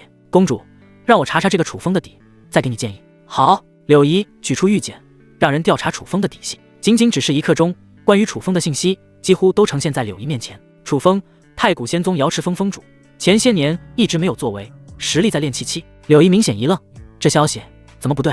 她继续往下看。前段日子，楚风觉醒龙凤降体，1日入金丹，并且不是简单的金丹1重天，而是金丹4重天。当时还与将实力压制在金丹5重天的李长老一战，一招完败对方，在自己没有绝世神兵情况下，将3品黑渊剑大方赐给弟子叶清晨。柳姨越看楚风的信息越震惊，这楚风绝不简单。什么龙凤降体？这楚风竟然怀有圣体榜第64位的龙凤降体！洛里捂着小嘴，一脸的不可思议。即使是在黎阳神朝内部，觉醒圣体之人也不算多。龙凤降体放入黎阳神朝内，虽不能排名第1、2，但也在前列。公主，这楚风确实让人感觉意外。龙凤降体越级挑战，对自己的弟子也确实好的没话说。柳姨一改之前轻视态度，认真说道：“柳姨，还有让人不可思议的是楚风的修炼速度，前段时间才金丹4重天，这才几天就金丹7重天了。”洛离补充道。柳姨苦笑，这等修炼速度就是怪物，怪物。柳姨，即使将楚风放到我们黎阳神朝，也是天骄人物，现在是龙困浅谈罢了，他日必定能一飞冲天，我拜他为师，怎么样？洛离眨了眨俏皮的眼睛，看向柳姨，有些的意道。柳姨竖起大拇指，还是公主的眼光好，不过可以再观察一段时间。好。傍晚时分，大泽山内，清晨，这些东西是从灵斩储物界中得来的，全部给你。楚风将一大堆东西拿出来，大方送给叶清晨。师尊，你对我这么好，是不是有所图谋？叶清晨歪着脑袋，笑盈盈地看着楚风，难道被这小丫头看出意图了？不可能。楚风轻咳2声，清晨，为师对你好，是天经地义的，你不要想歪。师尊，我感觉你图谋不轨。说完，叶清晨俏皮地做了鬼脸，将东西收下。丁，宿主成功赠送2品术法化天手，是否进行暴击返还？丁，宿主成功赠送1品术法金刚不坏之身，是否进行暴击返还？丁，宿主成功赠送1000下品灵石，是否进行暴击返还？是。丁，恭喜宿主触发1000倍暴击返还，获得5品术法化天龙爪手，触发100倍暴击返还，获得3品术法金刚不灭体，触发300倍暴击返还，获得30万下品灵石，5品术法化天龙爪手。楚风眼前一亮，这是他目前得到的最高等级术法，一旦将这化天龙爪手修炼到大成境界，自己的实力绝对能再上一个层次。就在楚风高兴之时，周围的声音忽然消失，怎么回事？楚风眯着眼看向四周，一股淡淡的杀气渐渐袭来。另一边的叶清晨也是察觉到了异样，他看向楚风，刚要开口询问，却被后者眼神拦住。嗖嗖的声音响起，然后就有一对猩红的双眼出现在草丛中。下一刻，这不知名的妖兽如同闪电突然袭击两人。楚风眼疾手快，拉着叶清晨纵身一跃，去到上方原来的位置。顷刻间被一条2丈左右的巨蛇占领。这条巨蛇通体有着赤红，带着五彩斑斓的花纹，俨然是一条赤练蛇，幼年赤练蛇。师尊，看来我们的运气不太好，眼前这条赤练蛇虽然只是幼蛇，但却有着剧毒。叶清晨自嘲道。赤练蛇从一出生时牙齿就带有剧毒，被轻轻咬到一口，轻则口吐白沫，重则化为一滩血水。清晨，不是我们运气不好，准确来说是你运气不好。这条幼年赤练蛇大概是筑基1重天的实力，正好适合你练手。楚风一脸人畜无害地看向叶清晨。师尊，即使眼前的赤练蛇只是幼蛇，那也极其危险，你就忍心看我这个弱女子去面对凶恶的赤练蛇吗？叶清晨看着楚风，梨花带雨，可怜兮兮道。楚风面带微笑，伸手一把将叶清晨推向下方的赤练蛇。屁话真多，历练去吧。叶清晨，好粗暴的师尊，有话就不会好好说吗？玩归玩，闹归闹，该认真时就认真。叶清晨屏息凝神，警惕地看着下方的赤练蛇，手腕一抖，将黑渊剑拔了出来，冲着赤练蛇那脆弱7寸就是一剑。赤练蛇对着叶清晨龇牙咧嘴，露出4颗大毒牙。下一刻，他就以迅雷不及掩耳之势直接躲开叶清晨攻击，找到机会咬向叶清晨的白皙脖颈。如果他真被赤练蛇咬中，恐怕会当场身亡。可叶清晨是谁？那可是以前天魔教的圣女，即使没了以前的实力，可战斗的经验还在。巧妙的一个下蹲，避开赤练蛇獠牙巨口，接着就汇聚灵气在左手之上，顺势一掌拍在赤练蛇腹部。好，赤练蛇腹部算是全身比较柔软的位置，当下吃痛，发出凶残的吼叫声，一招赤练百尾下攻叶清晨。叶清晨那腰肢柔软无骨，以一个不可思议的角度避开赤练蛇尾部攻击，顺势抬手挥动黑渊剑刺向赤练蛇的眼睛，同时左手快速凝聚灵气，照着赤练蛇腹部猛然拍出一掌，掌风凌厉，空气呜咽作响。这赫然是楚风传授的2品术法造化掌。赤练蛇被两面夹击，只能扭动身子向后退去。可叶清晨根本不放过赤练蛇，顺势前冲，一剑砍在赤练蛇嘴巴上，一掌拍在赤练蛇下颚，刹那间鲜血喷涌而出。虽说这赤练蛇有着筑基1重天实力，高于叶清晨的炼气9重天，可下颚、嘴巴是赤练蛇身上为数不多的柔软之处，被全力打中，自然鲜血横流。叶清晨没有停下，趁着赤练蛇吃痛之际，一个漂亮的转身，挥动黑渊剑深深刺入赤练蛇的7寸，赤练蛇发出凄厉惨叫声，然后当场死亡。啪啪啪，精彩！清晨，这真的是你第一次面对妖兽吗？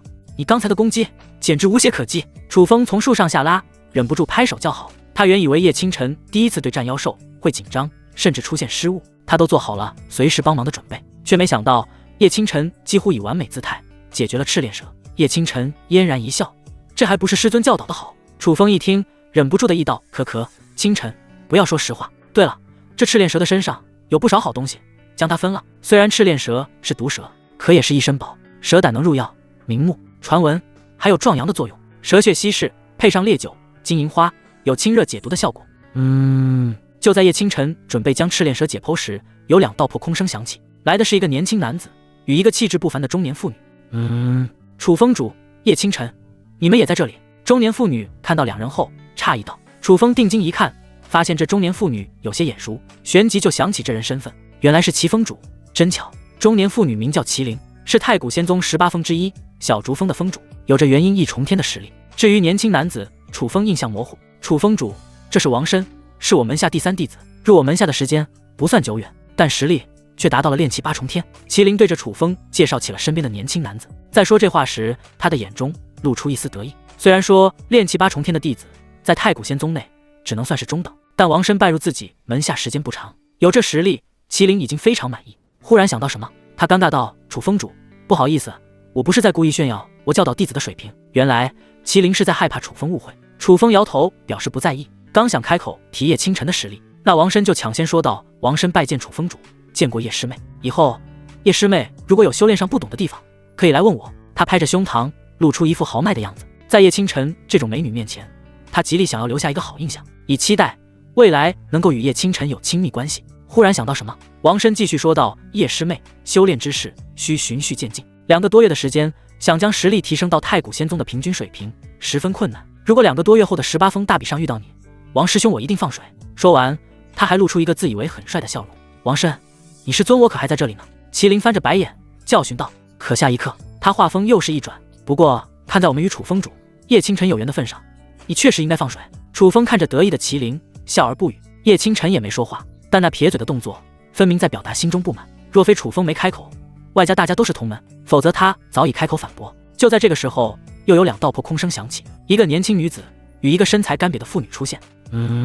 麒麟，真巧，你也在这。干瘪妇女看到麒麟后一脸意外。乔凤，是你，好久不见。麒麟热络地打着招呼。麒麟，你可是有好一阵子没来补天教找我了，难道我们是虚假姐妹？干瘪女子瘪着嘴不满道。补天教乃是与太古仙宗实力差不多的势力，2大势力关系也算不错，而这补天教内共有12殿，这乔凤是狼牙殿的殿主，她实力与麒麟相当，都是元婴1重天的实力。嘿，乔凤，你这说的是哪里话？我们姐妹情比金坚，只是还有一段时间就是18峰大比，我得为那个做准备，这段时间正好带王申来这大泽山历练历练。麒麟连忙解释道。原来如此。乔凤恍然大悟。这个时候，王申也上前笑着与乔凤打了招呼。乔凤轻轻点头，紧接着他那疑惑的落在楚风、叶清晨的身上。麒麟，这2人是谁？麒麟介绍道：“这是我太古仙宗瑶池峰的峰主楚风，还有这位是楚风的弟子叶清晨。楚风、叶清晨，这位是补天教12殿之狼牙殿的殿主乔凤。”楚风、叶清晨刚想礼貌打招呼，那乔凤就用审视目光看着楚风。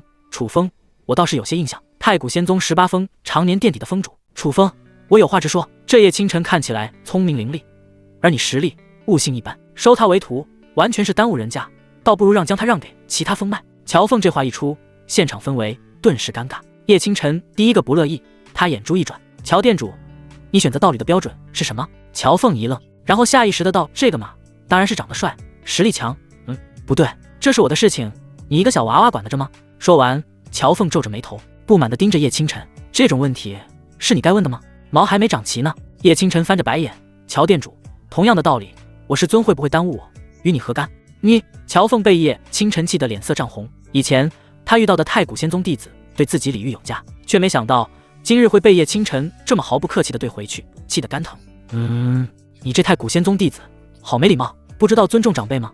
这个时候，站在乔凤身旁的年轻女子对着叶清晨呵斥道：“她名叫凌月，同样也是乔凤门下排名第3的弟子，有着炼气8重天的实力。”凌月看到有人对乔凤不礼貌，觉得这是一个表现的机会，立即站了出来。叶清晨瞥了眼凌月，不屑道：“尊重是给该被尊重的人，不是长辈就一定就得被人尊重。”凌月听到这话，气得哑口无言，愣是没找到一句话来反击。麒麟见氛围凝重，连忙站出来打圆场：“乔凤，你刚刚说的话可能有一部分是错的，什么意思？”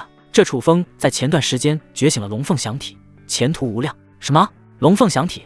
那可是圣体榜排名高达64位的圣体。麒麟，你确定？乔凤一脸惊讶，千真万确。当晚我亲眼在瑶池峰上目睹龙凤虚影环绕楚风，他一夜入金丹，还是金丹4重天？麒麟解释道。这个时候，乔凤、林月看向楚风的双眸，再无之前轻蔑，明显带着不可思议。过了好一会，乔凤才撇撇嘴道：“觉醒圣体是厉害，但教导弟子就不一定行。”显然，他这是想为刚才的丢脸找回一点面子。麒麟一脸无奈，他这位姐妹心肠不坏，可那张嘴巴就有些不饶人。楚风听到后皱起眉头，之前一直看在麒麟的面子上，没有与乔凤计较，可现在看来，别人这是准备蹬鼻子上脸，这可不行。乔店主，你是学太极的，怎么阴阳怪气的？不如让我们的弟子比试一番，看看谁的教导本领厉害。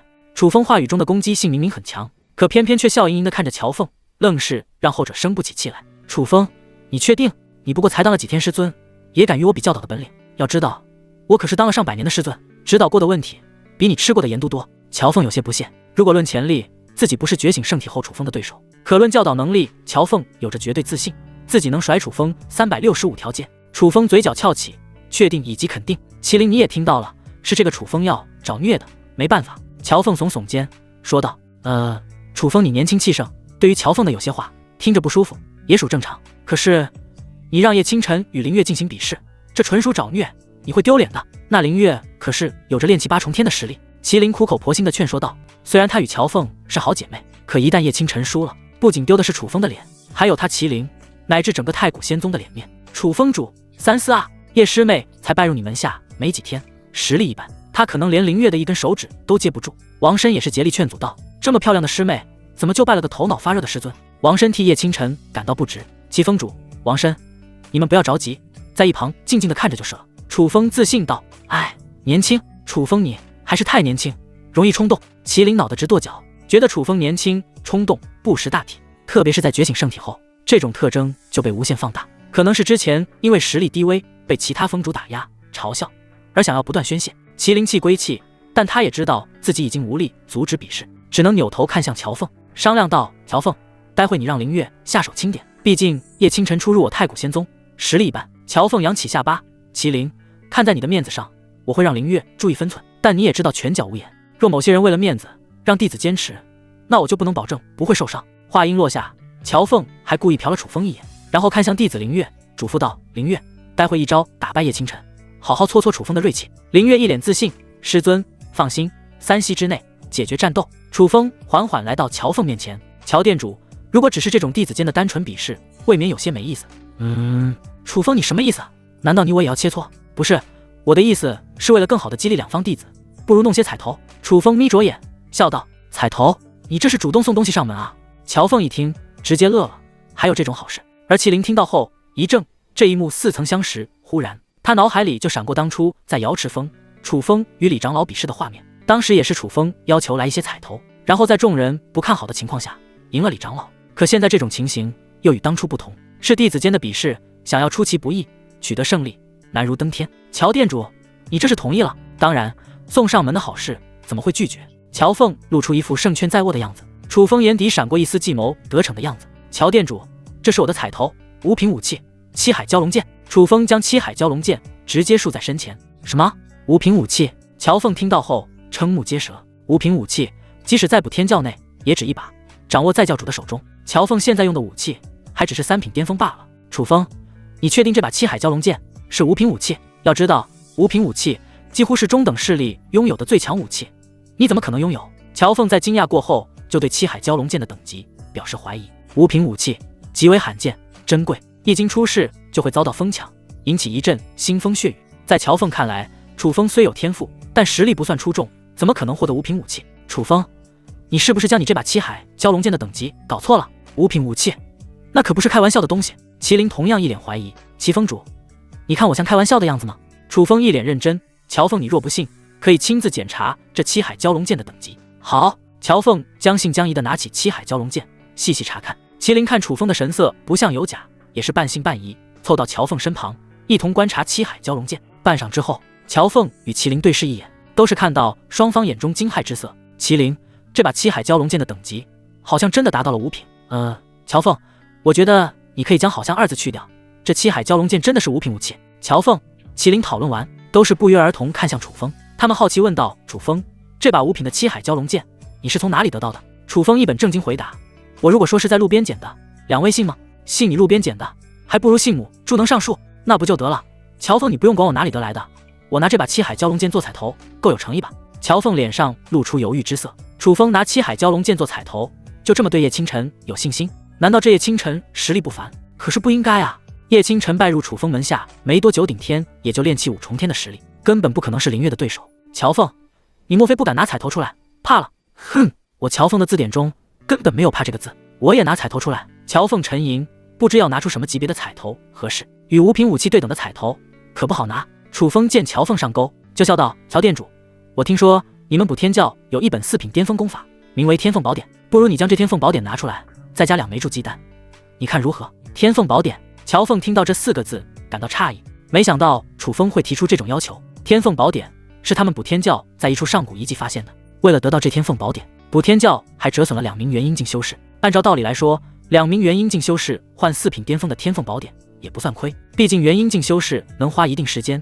资源在培养，可4品巅峰功法却不好找，而且还是凤类功法。但造化弄人，补天教的高层们很快就发现自己根本不适合修炼这天凤宝典。经过研究，他们最终得出一个结论，只有特殊体质的人才适合修炼天凤宝典，而楚风的龙皇圣体就适合修炼这天凤宝典。在离开太古仙宗时，他暗暗翻阅关于其他势力的记载，后来发现这补天教拥有凤类功法，那个时候他就在打天凤宝典的主意，没想到现在真找到机会。楚风2枚筑基丹的彩头自然没问题，可天凤宝典是我补天教珍藏之物，我需要询问教主的意见。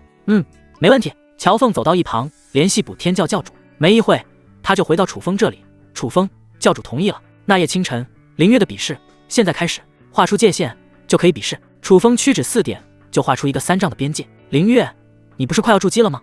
只要你帮师尊赢了这场弟子间的比试，我赏赐你1枚筑基丹，2门3品术法。乔凤为了激励林月，开出优厚条件。师尊，你放心好了，区新弟子叶清晨随手拿捏。林月眼神火热，拍着胸膛，信誓旦旦道：因为肉少，拍的时候没有泛起波涛。另一边，师尊，你这不对我有信心吗？5品七海蛟龙剑做彩头，万一我比试输了，你是不是将裤衩都输没了？叶清晨俏皮的眨眨眼。楚风故意露出一副凶狠的样子：清晨，你要输了，看我不把你的屁股打开花。说完，他还故意对着叶清晨那挺翘的屁股扬了扬手。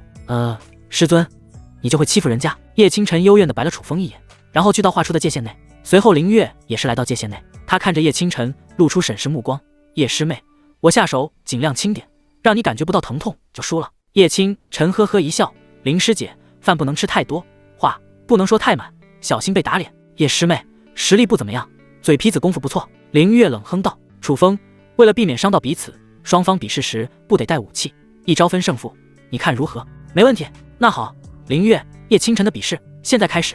随着乔凤一声令下，林月率先发力，只见他身躯轻轻一抖，炼气8重天的实力骤然爆发，左脚点地，如同燕子一般来到叶清晨身前，5指并拢成掌，照着叶清晨的肩膀猛然拍下。为了得到乔凤允诺的好处，他根本就没打算留手，万一真的伤了叶清晨，大不了事后拿出一些疗伤丹药作为赔偿。这个时候，叶清晨也收起之前嬉笑之色，眼神冷冽，如同寒冰，凝神聚气，右掌有光芒闪烁。造化掌！叶清晨心中大喝，猛地拍出右掌，掌风凌厉，造成一道道空气乱流。当2掌相对时，一道闷哼声响起。就在林月觉得自己能一掌将叶清晨直接拍出去时，忽然发现不对，他只觉得叶清晨那掌如有千斤之重，不动分毫。紧接着，一股摧枯拉朽的力量猛然袭来，手掌剧痛，体内5脏6腑不断震荡。好强！林月脸色大变，气血翻涌之下，喷出一口鲜血，然后在众人目瞪口呆的眼神中，他便如同石子倒飞出去。砰！直到林月砸到一棵古树，后退的身形才缓缓停下。此时全场寂静，麒麟、乔凤、王申因为惊讶，他们整个人都僵在原地。特别是作为林月的师尊乔凤，那对本就不大的双眸瞪得滚圆，可能就比鸡蛋小一点。师尊，我没看错吧？叶师妹一招把林师妹打翻在地。王申露出一副不太聪明的样子，他不太敢相信眼前这一幕是真的。我也不确定，麒麟也不太敢相信。忽然想到什么，一巴掌拍在王申天灵盖上。啊，痛！师尊，你这是在干什么？痛！那眼前这一幕是真的，叶清晨真的一招将林月打翻在地。王申，这不是真的吧？林月就这么败了，还败得这么惨？乔凤脸庞不断抖动，一时之间很难接受这个事实。在他原本的计划中，自己的弟子林月会以摧枯拉朽的姿态完胜叶清晨，毕竟这叶清晨加入太古仙宗，拜入楚风门下没多久。但现实呢，林月反而被叶清晨一巴掌给拍了出去。在场中人唯有楚风眼神平静，一切都在预料之中。咳咳，伴随着一阵剧烈的咳嗽声，林月勉强撑着身子从地上爬起来。此时的她身形狼狈，脸色煞白，嘴角更是挂着猩红鲜血。我败了，我竟然被叶倾城一招打败了。林月难以置信地看着自己的双手，身躯颤抖道。过了好一会，她才抬起头看着叶倾城，眼中只有震惊，再无之前的轻蔑。叶倾城，你不过初入太古仙宗，实力怎么可能在我之上？要知道，林月加入补天教已经有几年光景，而眼前这个叶倾城不过才初入太古仙宗，连1个月都没有，但他的实力反而在自己之上，这怎么看都不可能。可他又偏偏发生了。叶倾城俏皮地指了指身后的楚风，那当然是我师尊教导得好。一下子，楚风就成为所有人关注的焦点。楚风，你是怎么在短时间内让叶倾城的实力提高到这种程度的？乔凤忍不住讨教道。楚风，我与你是同门，有好的授徒经验，可不能藏着掖着。麒麟也是紧紧盯着楚风，想要知道答案。楚风谦虚道，其实我也没有什么特别的方法，无非就是找到天才地宝，让倾城吞下，这实力不就上来了吗？天才地宝这么简单？乔凤、麒麟对视一眼，不相信这就是答案。天才地宝又不是路边的野鼠，能那么容易就遇到？不对，楚风，我现在仔细回想刚刚的战斗场面，叶倾城心态稳定，选择的出手时机也恰到好处。你别告诉我，这种东西也是通过吞服天才地宝来的。说到最后，乔凤忍不住暗暗翻起白眼。如果说境界可以通过吞服天才地宝进行提升，那这种战斗时的心态、经验根本不可能通过吞服天才地宝达到目的。麒麟忽然想到了什么，乔凤，你还没看出来吗？楚风是不想将这种经验传授给我们。乔凤撇撇嘴，我早就知道，换我也糊弄过去，不会说出来。楚风哭笑不得，然后认真道，老店主，你我弟子间的比试是叶倾城赢了，那彩头天凤宝典与2枚筑基丹是不是该给我了？别催，我知道，我像那种赖账的人吗？还别说，有点像。乔凤心中1万头草泥马奔腾而过，只见他的储物界光芒一闪，2枚筑基丹出现，给。乔凤有些肉疼的将2枚筑基丹交给楚风。虽然他是补天教狼牙殿殿主，是补天教高层，可领取的筑基丹数量有限，这2枚筑基丹是他最后2枚筑基丹。之后自己弟子突破筑基境，需要筑基丹时，只能自己想办法了。接着，乔凤又是小心翼翼从储物界拿出一本崭新的古籍，古籍的封面上有些4个大字：天凤宝典。楚风的眼神一下变得火热许多，这就是他需要地功法。可很快，楚风又是皱起眉头，乔店主，这天凤功法太新了点吧，不像从上古遗迹得到的样子。楚风想象中的天凤宝典应该是一本破破烂烂的古籍，不会这么新。乔凤解释道，当时教主害怕天凤宝典被人盗走，就让几个亲近之人抄录了副本。原来是这样。楚风恍然大悟，当他接过天凤宝典后，没有迫切打开，而是扭头看向叶倾城。倾城，你已经是炼气9重天的实力，可以冲击筑基境了，这2枚筑基丹给你，还有这天凤宝典也可以研究研究，说不定对你的修炼有帮助。叶倾城接过东西，脸上露出灿烂笑容，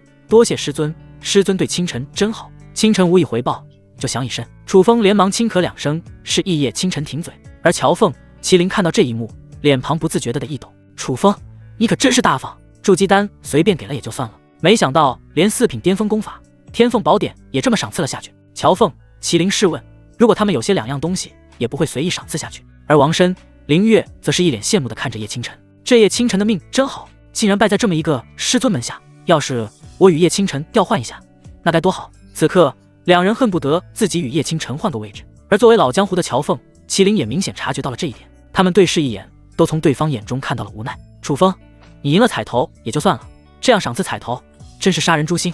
我带着林月先走了。乔凤担心再待一会，林月就要提出拜楚风为师的请求。乔店主，以后有机会，我们收的弟子可以多多交流。没门！乔凤翻着白眼，带上林月赶紧离开这里。直到临走前，林月还是羡慕地看着叶倾城。王师兄，你之前说18峰弟子碰到我时要干嘛？放水。叶倾城眯着眼盯着王申问道。王申一脸尴尬，连忙辩解道，叶师妹，你听错了，我是让你放水，不是我放水。叶倾城听到王申服软的话，这才罢休，然后有些邀功似的冲楚风扬了扬雪白下巴，那副样子好像在说，师尊，你弟子我厉害吧？楚风摇头一笑，真没看出来，这小丫头皮肤挺白的，怎么有些腹黑？楚风，我就继续带着王申历练了，等18峰比试时再见面。齐峰主，慢走。麒麟刚想带着王申转身离开，忽然想到什么，脚步一停。楚风，18峰比试不是光靠一个弟子就行，叶倾城实力再强，那猛虎也架不住群狼。如果可能，在这段时间内，你最好再收几个有潜力的弟子。麒麟说到这里，犹豫了一会，最终还是开口道：何秀的弟子们实力可都非常强大，能打好几个封脉的弟子。楚风意味深长地看了麒麟一眼，多谢齐峰主提醒。等麒麟带着王申离开，叶清晨就说道：“师尊，刚刚这话是麒麟在向你示好呢。”清晨，你这话只说对了一半。一半？叶清晨疑惑。楚风耐心解释道：“这麒麟除了示好之外，同时也隐晦表达了有没有合作的可能性，不然他大可不必添加最后那句话。”叶清晨细细回味刚才麒麟最后一句话，果然发现似乎有那一层的意思。师尊，那你当时为什么没有回应麒麟？叶清晨追问道。楚风面带微笑，摸了摸叶清晨的脑袋。清晨啊，你还是年轻啊，如果对方真想合作，就直接提了。你会提出是想考察我瑶池峰实力后再做决定。如果只有你一人参加比试，那麒麟与我合作就是将小竹峰的弟子推入火坑。叶清晨这才恍然大悟，果然正道修士说话比邪道修士说话更隐晦博大精深。师尊，我发现你就是一只老狐狸。那你就是老狐狸的徒弟。小狐狸哥哥，好了，清晨，既然筑基丹到手，那我得赶紧找个地方让你冲击筑基境。一切都听师尊的。经过寻找，楚风找到了一处比较隐蔽的山洞，将叶清晨送入洞中，而自己则把守在外面，以防妖兽不良修士打搅叶清晨。而这个时候，熟悉的声音在楚风脑海响起：丁，宿主成功赠送4品巅峰功法天凤宝典2枚筑基丹，是否进行暴击返还？是。丁，恭喜宿主触发4500倍暴击返还，获得准7品功法使凤不死功，触发2倍暴击获得回气回血丹，触发500倍暴击获得元婴丹。准7品功法使凤不死功。楚风满脸惊愕，在我们太古仙宗最强功法才可能是5品，准7品功法那完全是只有大势力内才存在地功法，并且在那些大荒域内的大势力中，这准7品功法也只有高层才能掌握。真是没想到我会得到准7品功法。楚风乐得合不拢嘴，有种天上掉馅饼的感觉。不谈那回气回血丹，就说那元婴丹可是好东西，只要我的实力达到金丹9重天，配合元婴丹就能冲击元婴境。今日收获颇丰。楚风急不可耐翻阅使凤不死功，它如同一块海绵，不断吸收流淌着奥妙的功法海水。妙，真是妙啊！这使凤不死功修炼到大成境界，只要我不死，没有致命伤，就能快速恢复状态。而且这使凤不死功中还暗藏着2门术法，4品术法暴风烈焰斩，5品术法凤炎天下。楚风着实没想到使凤不死功内还会暗藏术法，这算是一功3得。盘膝而坐，楚风深吸一口气，开始调动体内灵气，按照使凤不死功的心法运转灵气。仅仅只是片刻后，他的周身就出现一道深红色的光芒。这些深红光芒经过不断交织旋转，最后竟然化为一只虚影凤凰出现在身后。此时的楚风已经汗流浃背，脸上夹杂着一丝痛苦之色。越是高等级地功法，修炼的难度需要忍受的痛苦就越大。这使凤不死功高达准7品，修炼难度只比登天略简单，即使放到大势力中，那些天骄也不敢贸然修炼。楚风咬牙坚持，痛苦才逐渐散去。最后一股股暖流从虚影凤凰传入楚风体内，他的气息也在缓步上升。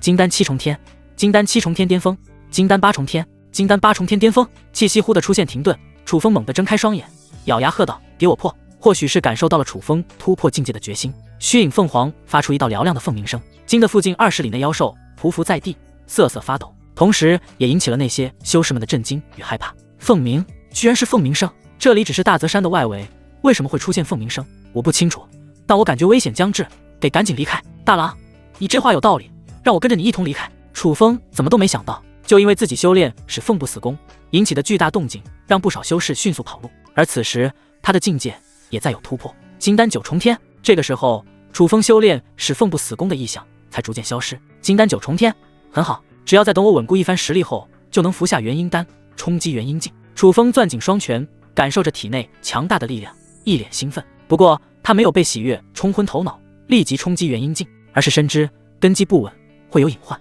如果不巩固这突如其来的实力提升，未来修炼一定会出岔子。这种事情在大荒域屡见不鲜，一昧的强调速度，不求质量，后患无穷。经过半个时辰的调整，楚风总算将实力巩固不少。接下来他从怀中取出一把短箫，短箫是由珍贵的紫玉打造而成，手摸上去带着一丝温润之感。而在紫玉短箫的背面还刻着2个精巧的字：瑶池。这赫然是瑶池仙子的紫玉短箫。传闻瑶池仙子在进入太古仙宗前，是某个没落大族的小姐，精通音律，会在楚风修炼之余吹奏紫玉短箫给楚风解乏。当年临去生命禁区时，瑶池仙子就将这紫玉短箫交给楚风，万一此去不回，也算是留给楚风一个念想。楚风原以为这是当初瑶池仙子的一句玩笑话，却没想到瑶池仙子真的一去不复返。师尊，等我！等我有足够的实力后，就来生命境去找你。楚风轻抚紫玉短箫，一脸坚定道。接着他就拿起紫玉短箫进行吹奏，可他不通音律，吹奏的声音连远处飞鸟都捂住耳朵，但他还是一副很沉醉的样子。吹奏到一半时，楚风眯眼看向东南方，手不自觉地放在剑柄之上。既然来了，就没必要躲着藏着，出来一剑吧。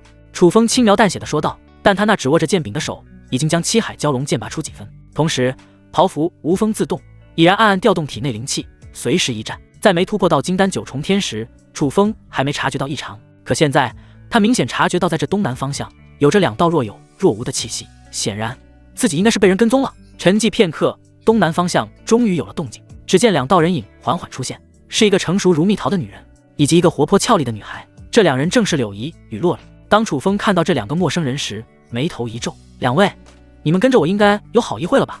有事？”洛里露出纯真的笑容：“想拜你为师。”拜师？楚风听到这个回答，猝不及防：“两位，你们看着来历不凡，真要拜我为师吗？”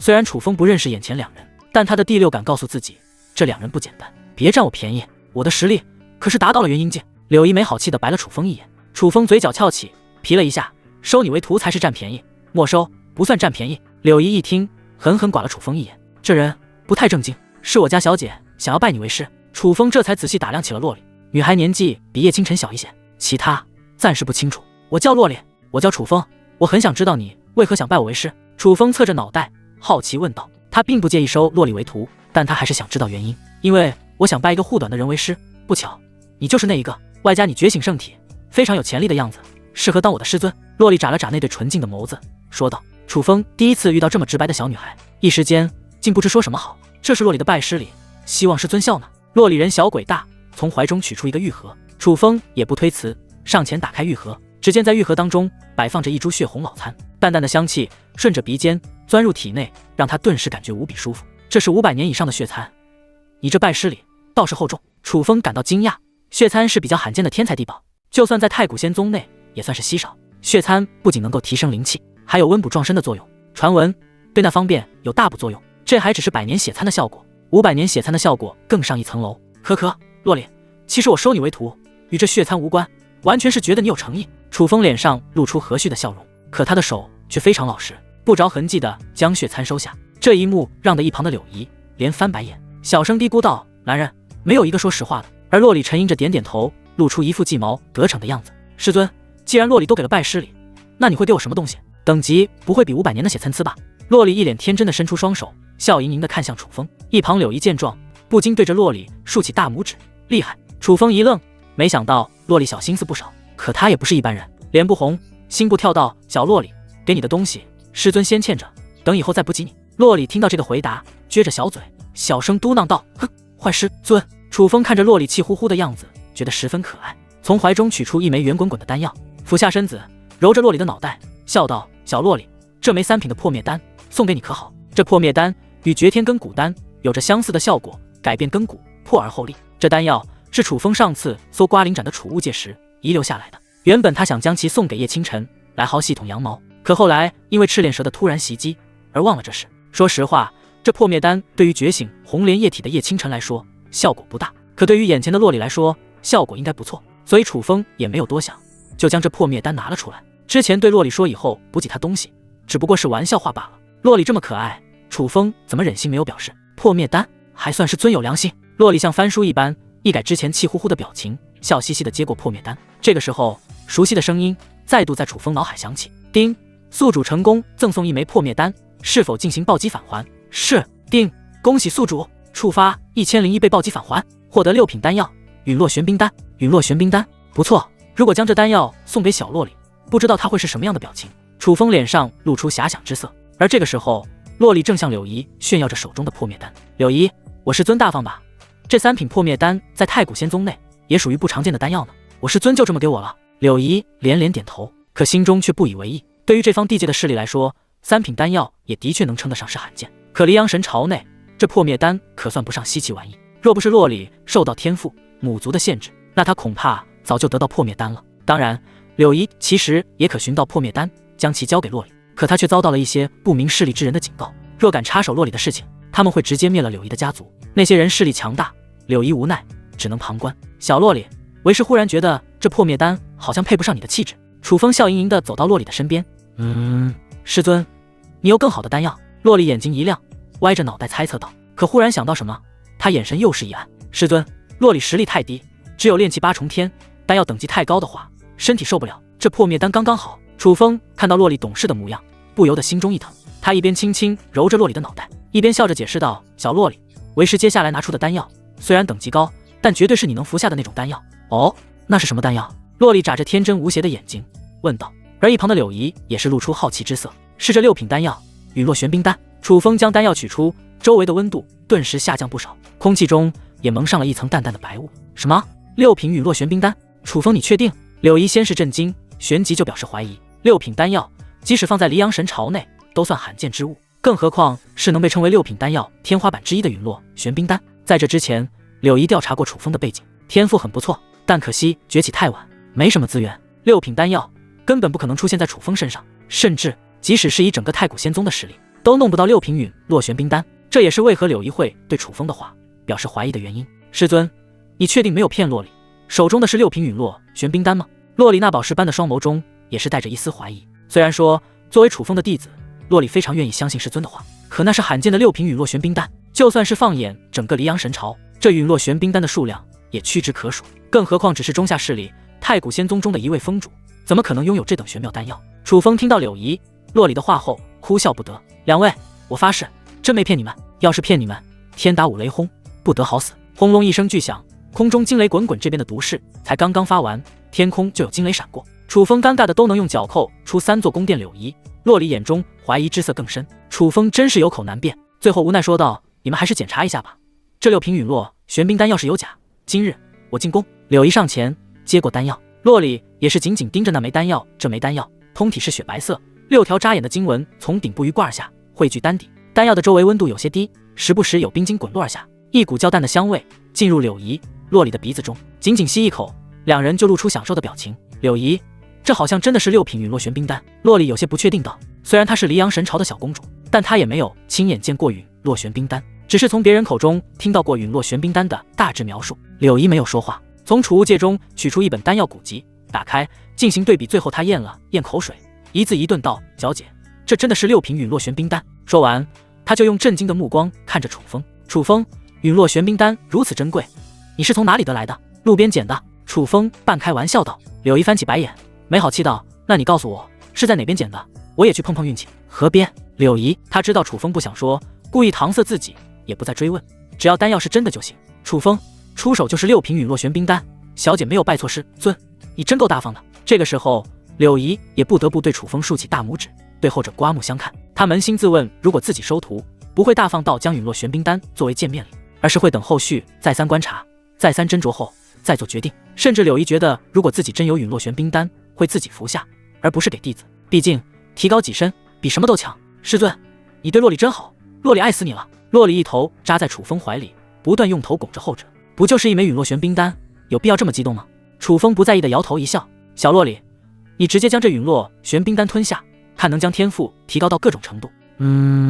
洛里一脸火热的从柳姨手中接过丹药，靠着树边坐下，深吸一口气，带着期待将丹药一口吞服而下，紧接着屏息凝神，吸收丹药之力。这个时候，柳姨看向楚风，露出一丝疑惑：“楚风，你都不问问我家小姐的来历，就将她收入门下，不怕会引来麻烦吗？”楚风嘴角微微翘起：“我这人怕的东西很多，怕鬼，怕夜晚逛勾栏，怕被榨干，可最不怕的就是麻烦。”说着说着，他的脸上露出霸道之色：“我收徒，不问来历，只问他愿不愿意。”柳姨一怔，她从楚风的身上看到了绝世强者独有的强势。你确实是一个好师尊。这一刻，柳姨心悦诚服。楚风笑笑，没说话，而是紧紧盯着洛里。此时的洛里周身环绕着一股股白色雾气，那长长的睫毛之上也挂着雾水冰晶，原本带着血色的脸颊也是被冻得通红。楚风看着虽然心疼，但也不能阻止，一旦自己出手，那陨落玄冰丹的药力就会化为虚无。就在下一刻，异变突起，只见一股股强大的冰柱忽然从洛里的身后爆发而起，周围的苍天大树被戳得满目疮痍。这莫非是传闻中的陨落玄冰体？柳姨瞪大双眼，难以置信道：“陨落玄冰丹在改善根骨之时，还有千万分之一的可能性觉醒圣体陨落玄冰体，可这种概率微乎其微。”所以柳姨一开始根本就不敢抱着这种想法，但没想到这种极低概率的事件真的发生了。柳姨是吧？看来我运气不错，收了个好徒弟。楚风咧嘴笑道：“陨落玄冰体，圣体榜排名第106位。觉醒者一旦将陨落玄冰体开发到极致，挥手间就能冰封万里。小洛里是陨落玄冰体，而清晨则红莲叶体以后冰火2重天，会不会受不了？”楚风，不是你收了个好徒弟，而是你用陨落玄冰丹创造了一个好徒弟。柳依用感激的目光看着楚风，他比自己觉醒陨落玄冰体还激动，因为他知道洛里身上背负的东西太多太多，有了陨落玄冰体，他就能让好好打脸势力的哥哥姐姐，甚至也能让那一位高高在上的黎阳神朝的掌权者对洛里这位不被重视的小女儿刮目相看。别看洛里平日一副活泼可爱的样子，但其实洛里的内心一直很低落孤独。生长在帝王之家，对于有些人来说就是一种错误。洛里缓缓睁开双眼，看着身后的巨大冰柱，身躯颤抖，露出激动的泪水。之前在黎阳神朝内受到的所有委屈，所有的不公，在这一刻倾泻而出。砰！他猛地冲楚风磕头，志得有声道：“洛里拜谢师尊再造之恩，但有所令，生死不顾，必然执行。”楚风轻轻扶起洛里，眼神突然一下变得犀利许多。“小洛里，不用跪我，世上没有任何人值得你下跪。”洛里重重点头。就在这时，一道清脆的声音从山洞中响起：“师尊，我突破到了筑基境。”随后一阵香风吹起，叶清晨就出现在众人视线内。他刚想冲过去给楚风一个熊抱，却发现场中多了2个陌生女人，眼神微眯，眼底瞬间多了一抹警惕之色。特别是当他看到柳依波涛身材时，警惕更甚。这女人一看就不是好人。师尊，他们是谁？清晨，这位你可以称她为柳依，这位则是洛里，是为师刚收的徒弟，与你作伴。2位，这是我的大弟子叶清晨。楚风给3方互相介绍对方的身份。洛里，师妹。叶清晨猝不及防，愣在原地，没有一点点防备，就这么多出一个师妹，让他的脑袋有些懵。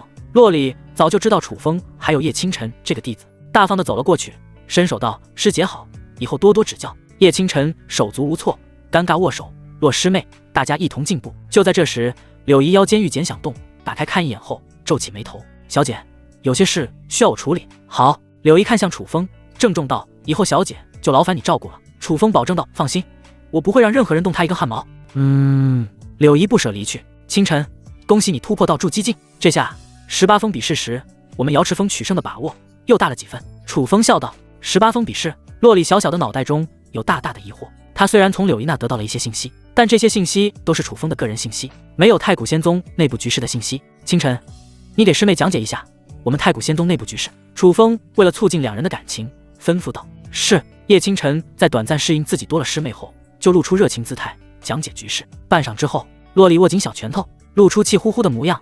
哼，那老女人何秀真过分，敢这么针对师尊以及师姐，我要在18封比试上将她的弟子打成狗。楚风一听，纠正道：“小洛里，不要侮辱狗。”2人一愣，旋即反应过来，捧腹大笑。清晨，小洛里，我们与天灵峰的差距还不小，外加天灵峰那边还有其他峰脉，我们瑶池峰想取胜极为困难。接下来你们会在这大泽山内与妖兽生死搏斗，不到万不得已，我不会出手相救。楚风又是面露肃容地提醒道：“只有生死相搏时，才能快速积累经验，不然2人去了18封大比，也是给别人送经验。”小洛里，我知道你出身不凡，有适合陨落玄冰体的冰系功法吗？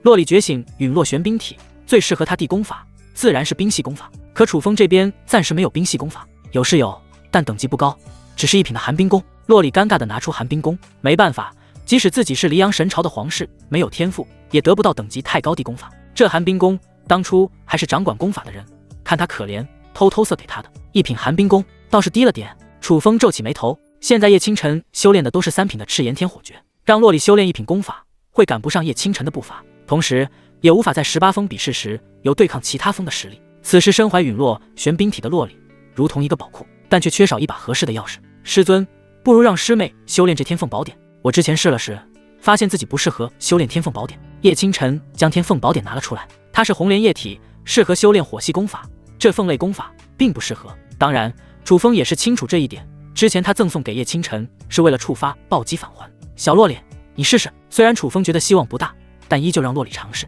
可洛里试了半晌没有成功。凤类功法适合非常特殊体质的人，即使陨落玄冰体也不例外。洛里用手托着脑袋，纯真的双眸有些暗淡，这副可怜的样子任谁看了都会心生怜悯。叶清晨上前抱着洛里，安慰道：“师妹乖，师尊本领那么大，一定会解决你功法的问题。”洛里纯真的看着楚风，后者咧嘴一笑：“小洛里，一切都包在我身上。”接下来的时间，楚风带领2人前往妖兽出没的地方进行历练。别看洛里不大，可与妖兽战斗的时候有模有样，极为稳重。下手也是谨遵楚风的原则，稳准狠。叶清晨自不必说，作为前天魔教圣女，打斗经验丰富，遇到实力弱于自己或者与自己实力相同的妖兽，那是一招秒杀；而比自己稍微强一个小境界的妖兽，也能游刃有余，最多5招之内就能快速解决。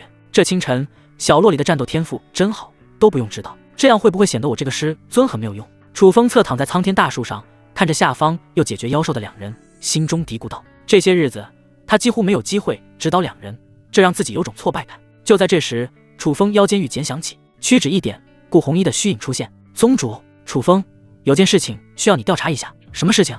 你可记得在大泽山脚下有个帽村？这个自然记得，我瑶池峰的师叔祖白小春就是这帽村的人。楚风脱口而出，白小春是瑶池仙子的师叔，也就是自己的师叔祖。自己在拜入瑶池仙子门下时，白小春已经不在了。他听瑶池仙子说，白小春是为了保护太古仙宗弟子，而被太玄九阴宗的邪道杀死。太玄仙宗念其恩情，对帽儿村极为照顾。楚风，我忽然联系不上驻守在帽儿村的仙宗子弟，你帮我去帽儿村一趟，瞧瞧是不是出了问题。顾红衣担忧道，这种联系不上帽儿村的驻守弟子，10年来还是第一次。宗主，没问题，我去一趟帽儿村，看看到底发生了什么。楚风点头应允道。就在顾红衣准备结束联系时，眼角的余光忽然看到什么，好奇道：楚风，站在叶清晨身旁的可爱女孩是谁？该不会是你抓的童养媳吧？说完，顾红衣似笑非笑地看着楚风。楚风脸庞一抖，宗主，我有这么饥渴吗？这是我新收的弟子，名叫洛里。忽然想到什么，他的脸上露出一丝笑意。宗主，我这弟子缺一门冰系功法，你看。接下来的话楚风没说，但他的意识显而易见。顾红衣耸耸肩，无奈道：楚风，你也知道我太古仙宗的规矩，即使我是宗主，也不能将一些功法随便给下去。楚风撇撇嘴，翻着白眼，规矩，规矩。宗主，你的眼里只有规矩。以后如果有机会，我成为太古仙宗宗主，我的规矩才是规矩。他觉得顾红衣哪都好，身材、实力，就是有些死板，老是将规矩挂在嘴边。不过其实他也能隐理解顾红衣，作为一宗之主，做事自然要依照规矩而行。顾红衣苦笑，然后连忙安慰楚风这位宗门新贵，别生气。据我所知，帽儿村有一座白小春的雕像，雕像的底部有好几门功法，其中就有冰系功法。楚风听到这，眼睛突然一亮，宗主，看来你也挺会变通的。其实顾红衣可以不将这个消息告诉自己的。顾红衣笑道：是，姐以前也是会72变的人。楚风，我还有些事情需要处理，帽儿村的事情有结果后与我说一声。当顾红衣结束联系后，楚风揉了揉洛里的脑袋，小洛里，你也听到了，冰系功法有着落了，在帽儿村呢。师尊，走。好。楚风拿出之前准备好的地图，根据地图指示，带着2人前往帽儿村。在大泽山的西面山脚下，有一处民风淳朴的村庄，这便是帽儿村。因为曾经出过白小春这位太古仙宗的强者，所以帽儿村的村民极为自豪，同时也将村落打扫得干干净净。可今日这里却一片狼藉，各种凄厉的哭喊声不断响起，地上有着断肢残腿，鲜血将村落染成血红色，在阳光的照耀下，这血红分外刺眼。你们到底是什么人？不知道这帽儿村是我太古仙宗罩着的吗？驻守弟子之一的尹商浑身是伤，气息虚弱，可却依旧瞪着身前的刀疤男，呵斥道。就在刚刚，这神秘的刀疤男忽然带着一群人闯入这里，将帽儿村的村民全部抓了起来，然后分批送往大泽山中。一些敢于反抗的村民直接被刀疤男等人直接砍了。刀疤男听到尹商的呵斥，神色一冷，伸出遒劲有力的大手，一巴掌扇在尹商的脸上，留下鲜红五指印。哼，死到临头还敢用太古仙宗压我，找死！来人，将这白痴押往大泽山。是。2个身材魁梧的男子摁着尹商的头，将他带走。姜丽，还要多久才能将这些村民全部押进大泽山？刀疤男皱着眉头，看着身材平平的女子，询问道。江平，我估计再有半个时辰，就能将这些村民全部押走。名叫姜丽的平平女子思考一番，然后回答道。忽然她想起什么，询问道：江平，和峰主交代的事情什么时候去办？你是说劫杀那瑶池峰峰主楚风？是的，将这些帽儿村的牲口押走后，我就去劫杀那楚风。江平摸了摸腰间的巨斧，狰狞道：江平，就你一个，要不要多带些人？我可是从和峰主那里得到消息，楚风觉醒龙凤响体，之前天罗地网实力达到金丹5重天巅峰的真刚暗杀楚风都出了问题。姜丽有些担忧道。江平露出一丝不屑，呵呵，姜丽你也说了，那真刚是金丹5重天巅峰，而我可是有些金丹8重天的实力，拿捏一个区楚风还不是手到擒来。我会将这楚风身上的骨头一根根打断，撕开他的头皮，灌入水银，好让他知道在我江平面前圣体有个狗屁用。说到最后，江平那狰狞的双眸间闪过一丝嫉妒之色。若非没有能抽离圣体的方法，否则他就会将圣体从楚风身上抽离，然后换到自己的身上。姜丽听到江平的话后，也要赞同的点点头。以江平金丹8重天的实力对付楚风，绝对没问题。这是谁的雕像？看着怎么有些碍眼？江平眯眼，指着帽儿村最中间的一座雕像，问道：“这好像是太古仙宗瑶池峰的白小春，他是这帽儿村的人。”姜丽回忆道：“瑶池峰是和峰主讨厌的山峰，这人的雕像不该在这里。”江平摸出腰间巨斧，一个纵步冲到白小春的雕像面前，一斧头横劈，直接将雕像头颅砍下。雕像因为巨大的冲击力也轰然倒地。江平还不觉得解气，一脚踩在雕像腰间，雕像砰的一下拦腰截断。俯视着身下破烂的雕像，他露出得意之色。就在这时，姜丽忽然看到了什么。江平，别破坏雕像了。为什么？姜丽解释道：“这雕像的底部有文字。”文字？难道是？江平想到了什么，顿时眼前一亮。与姜丽站到雕像底部，仔细观察，这竟然是功法，还是3种不同地功法，等级还不低。赚了，赚了！江平面露兴奋之色，姜丽也是露出灿烂笑容。这应该是当初白小春想留给有缘之人，却没想到便宜了我们。江平哈哈大笑：“天意，这是天意。那帮傻帽村民可能到死都拒不会想到，平日擦拭的雕像下还有这等玄机。”姜丽催促道：“快将这些功法记下来，有了他们，我姜家又能壮大不少。他们姜家因为投靠何秀，偶尔能得到一些功法，可那些功法的等级与雕像底部的比起来，还是有差距。”江平刚想行动，却眉头一皱，看向东南方向。有杀气，杀气！姜丽听到江平后的话，微微一愣，旋即顺着江平视线看去，发现那边空空如也，没人。江平，是不是你感应错了？不会的，我能感觉到那里有杀气，并且这道杀气越来越强烈。江平微眯着眼，下意识地紧了紧手中巨斧。姜丽还想说什么，却发现观察的那个方向有了动静。只见3道人影缓缓走了出来，一男2女。走在前面的男子长相俊逸年轻，但此时他的脸庞上布满寒霜，一股强大的杀气萦绕在他的身上。这人看着怎么有些面熟？当姜丽看清楚这男子的面容时，一怔。他确定自己是第一次见到这男子，但却有一种熟悉感，只是一时间没有想起来。而这男子不是别人，正是楚风。他万万没想到，他们瑶池峰师叔祖所在的帽儿村竟然惨遭屠戮。看着地上的断肢残腿，猩红的鲜血，一团团怒火在心中不停燃烧。楚风的双拳握得咔咔响，江平的目光在楚风身旁停留片刻，然后就落在叶清晨洛里的身上，眼中顿时露出淫欲之色。那身材高挑的女子真是大美人，就那双长腿能玩1年。江平还是第一次见到叶清晨这种级别的美女，顿时心中荡漾。就在他准备开口时，又有一些破空声响起，来的也算是楚风认识的人，小竹峰峰主麒麟与他的徒弟王申，雷凌峰峰主雷不凡，醉仙峰峰主司徒中，还有几个年轻面孔，应该是这2人的徒弟。他们本来带着弟子在附近历练，突然嗅到空气中厚重的血腥味，就顺势过来，没想到就看到了帽儿村的惨状，脸色顿时一沉。江平，完了，那些是太古仙宗的峰主。姜丽眉头大皱，预感大事不妙。他没料到太古仙宗的峰主就在附近。江平也是脸色阴沉，没想到会遇到这种情况，都怪师叔突然没有做好侦查一事。你们是哪方邪道，居然敢对帽儿村村民做出如此残忍之事？雷不凡脾气暴躁，怒问道。江平、姜丽对视一眼，沉默不语。他们可不敢报出家门，万一被深入调查，说不定会牵连出身后的何秀以及正在为何秀做的事情。不说，看我不打断你们的骨头，撬开你们的嘴巴！雷不凡怒目圆睁，就想动手。可这个时候，楚风忽然站了出来：“雷峰主，等等，这些杂碎敢屠戮我瑶池峰师叔祖的村落，就由我这位瑶池峰的峰主亲自送他们上路。”楚风的话语中带着无尽冷意、杀意。虽然他没见过师叔祖白小春，但以前从师尊瑶池仙子那里知道师叔祖是一个为了瑶池峰发展呕心沥血之人，同时师叔祖对瑶池仙子也极为照顾。作为瑶池仙子的徒弟，楚风有义务亲手收拾这些屠戮师叔祖村落的杂碎。雷不凡听到后皱着眉头：“楚风，我能理解你的心情，但那个手持巨斧的刀疤男大概有着金丹8重天的实力，以你金丹4重天的实力，根本就不是他的对手。”显然，雷不凡对于楚风的印象还停留在瑶池峰出现异象的那晚。楚风，我们知道你有越级战斗的本领，可这刀疤男的实力比你强了整整4重天的境界，你想越级挑战，毫无胜算。在雷不凡之后，司徒中也是站出来劝解道：“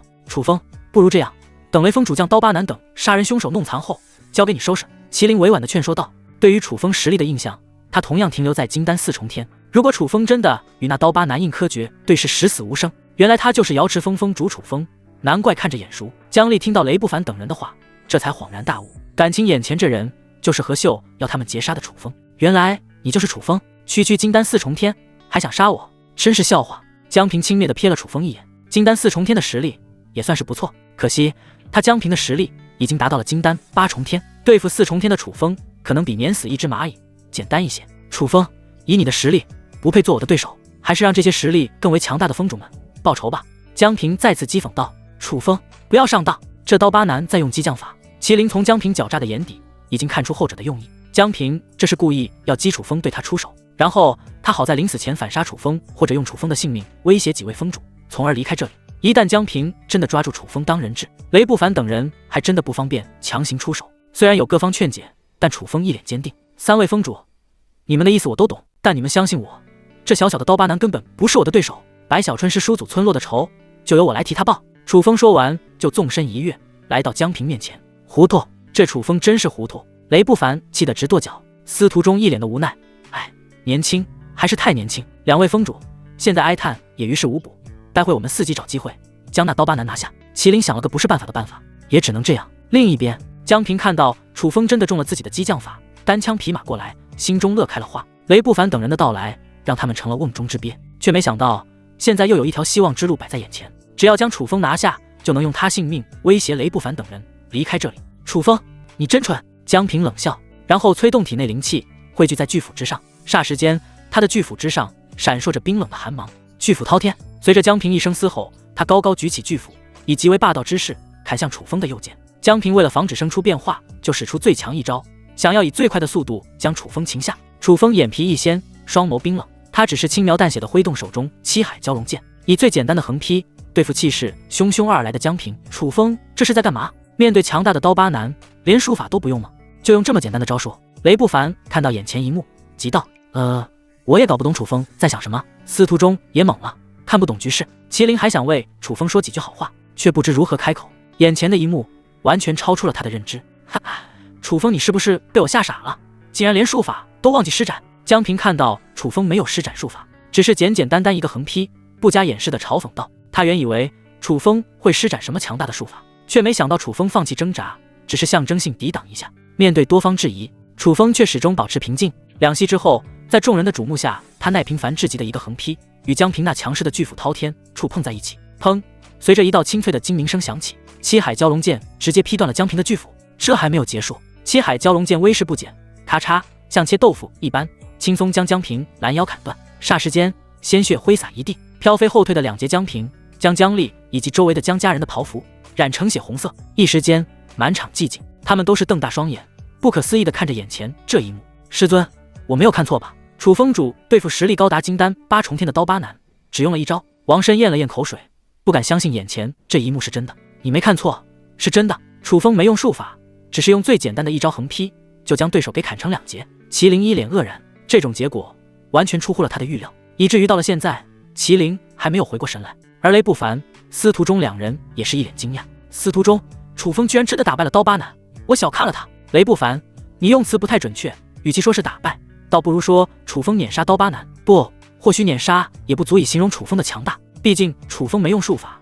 只是简单到用大家都会的横劈就解决了刀疤男。司徒中苦笑着摇摇头：“雷风主，司徒风主，这楚风的实力应该达到了金丹9重天吧？”麒麟看向2人猜测道。雷不凡点点头：“是的，虽然楚风出剑只是一瞬间的事情，但我依旧能察觉到他那金丹9重天的实力。”司徒中也是感叹道：“这楚风就是一个怪物，大怪物。前段时间在瑶池峰时，他还是金丹4重天的实力，这才几天没见，他的实力就达到了金丹9重天。他到底是怎么提升实力的？”说到最后，司徒中的眼中更是露出羡慕的神情。他从金丹4重天提升到金丹9重天，可是耗费了不少时间，而眼前的楚风仅仅是用了10几天的时间，连1个月都不到。雷不凡自嘲道：“以前我还觉得自己天赋不错，可现在发现与楚风相比，简直弱爆了。”加一，麒麟也是赞同道：“可能这就是所谓的长江后浪推前浪，前浪死在沙滩上。”雷不凡、司徒中的弟子们也是露出一脸不可思议的神情。这瑶池峰的楚风主真够变态的，每次见到他都会给他们带来不一样的强大冲击力。同时，他们也偷偷用羡慕的眼神看着叶清晨。这叶师妹真是拜了一个好师尊。叶清晨、洛丽看到楚风以碾压之势截杀江平，不由得露出自豪之色，仿佛在说：“看，我们的师尊厉害吧？”另一边，江丽也是露出一副见鬼的样子。怎么会这样？之前奈何不是说楚风只要金丹4重天的实力吗？最强也不会超过金丹6重天，可为什么这楚风有着金丹9重天的实力，其他江家之人也是吓得瑟瑟发抖。在他们眼中，平日里高高在上的江平是不可战胜的存在，可如今江平却被楚风干净利落的一剑给砍成2截。那楚风的实力得厉害到什么程度？可嗨，江平虽然变成2截，但他还没有死透。他竭力抬头看着楚风，脸上除了即将死亡的惨白之色，还有更多的是难以置信之色。消息不对，这楚风根本不是金丹4重天的实力，他的实力已经达到了金丹9重天。早知道他有这等实力，我说什么都不会与他对战。江平心中除了恐惧就是后悔。就在这时，破空声响起，面色冰冷的楚风来到江平面前，屠戮我师叔祖的村落，你该死！这一剑我替师叔祖上你。楚风毫不留情挥剑将江平脑袋砍下，接着他的目光又是落在江丽的身上。看到楚风那冰冷的眼神，江丽浑身一抖，长腿一软，直接跪倒在地。楚风主，一切与我无关，都是这江平的主意。其他江家人低头不语，说：你们屠戮抓走马尔村的村民是为了什么？楚风将七海蛟龙剑架在江丽的脖子上，喝问道：我不能说了我会遭到无止境的追杀，江家也会完蛋。虽然江丽很害怕，但她不敢说了不止她死，江家所有人都得死。他们江家帮忙做的事情有违常理，若是被人知晓，绝没有好下场。最关键的是，一旦牵扯出那一位，事情就会一发不可收拾。不说。楚风眼神一冷，挥剑将江丽的双臂直接砍了下来。江丽，你可以不说，我会将你凌迟处死，让你生不如死。楚风再一剑将江丽的右腿砍了下来。江丽看着楚风那如野兽般的眼神，她终于怕了。在思想挣扎片刻后，她松口道：楚风，我说其实这一切都是要完成。可江丽的话到这里，诡异事情发生，一道道黑纹出现在她的脖颈处，只是瞬间就掐断江丽呼吸。砰的一声，她的脑袋如同西瓜一样炸裂。师尊，看来这江丽是被人下了禁制，一旦泄露相关事情，就会遭到灭口。叶清晨来到楚风身边，解释道：以前他当天魔教圣女的时候，这种手段经常见到。楚风那冰冷的目光落在其他江家人的身上，你们背后主使是谁？江家人们扑通跪了下去，恐惧的都快哭了出来。前辈，我们也只是按照命令行事，不知道背后主使到底是谁。这些江家人只是江家最边缘的人，平日里就负责帮江家做一些脏活、累活、见不得人的活，根本就接触不到核心秘密。那你们江还有部分帽儿村的村民押往了大泽山的哪里？不知道。师尊，看来这些人都是小虾米，什么都不清楚。楚风点点头，看向叶清晨、洛里，吩咐道：你们动手将这些人都杀了，就当是为师尊的白小春师叔祖除害，同时为之后18封比试提前做实战磨练。是。叶清晨毫不犹豫地冲了出去，手握黑渊剑，不断斩杀江家恶徒。作为曾经天魔教的圣女，叶清晨的手中也是沾染不少人命，做这种事情可谓是轻车熟路。而洛里从未杀过人，有些犹豫。楚风解释道：小洛里，你看看地上的断肢残臂，鲜红的血液，这都是一条条无辜的性命。他们之中有腿脚不便的老人，还有咿呀学语的小孩。你现在还会觉得眼前这群江家恶徒无辜，下不去手吗？洛里摇摇头，这群混蛋与邪道无异，该死。说完，他蹭的一下冲了出去，对江家恶徒动手。因为这些人都是江家边缘人，实力不强，很快就被叶清晨、洛里斩杀。你们做得不错，修炼一途本就充满血腥，面对敌人不能手软。楚风眼中露出赞赏之色，只有经历过暴风雨洗礼的花朵才能茁壮成长。清晨、小洛里，你们先将剩余的村民安顿好。是。而另一边，雷不凡等人也是让手下弟子安抚村民。接着3位封主就来到楚风身边，他们看向楚风的双眸中带着异色。楚封主，士别3日，当刮目相待。没想到我们才几天没见面，你的实力就从金丹4重天冲到了金丹9重天，这等突破速度令我汗颜。雷不凡是个直脾气，说这话时眼中都是羡慕之色。别看他是元婴4重天的实力远比楚风高，可这只是暂时的。雷不凡相信以楚风的修炼速度，不出10年不5年就会超越自己。楚风，以后可得称呼你为楚风主了。瑶池仙子真是收了个好徒弟，老夫以前眼拙了，自罚3杯。司徒中真诚地拿起腰间酒葫芦，变戏法般掏出酒杯，哐哐3杯下肚。麒麟看向楚风的双眸，也不再带着长辈的那种眼神，变为了平视。楚风，当初李长老对你的那句评价果然没有错，你就是变态，变态的修炼速度。倘若你今日突破元婴境，那就与我实力相同。麒麟说完，略感羞愧，自己可是修炼了很久，实力才达到元婴1重天境界，而眼前的楚风仅仅才一小段时间就将实力提升到了金丹9重天，真是没有对比就没有伤害。楚风谦虚道：几位言重了，我也是运气好罢了。对了，楚风，那名被你唤作小洛里的女孩是你新收的徒弟？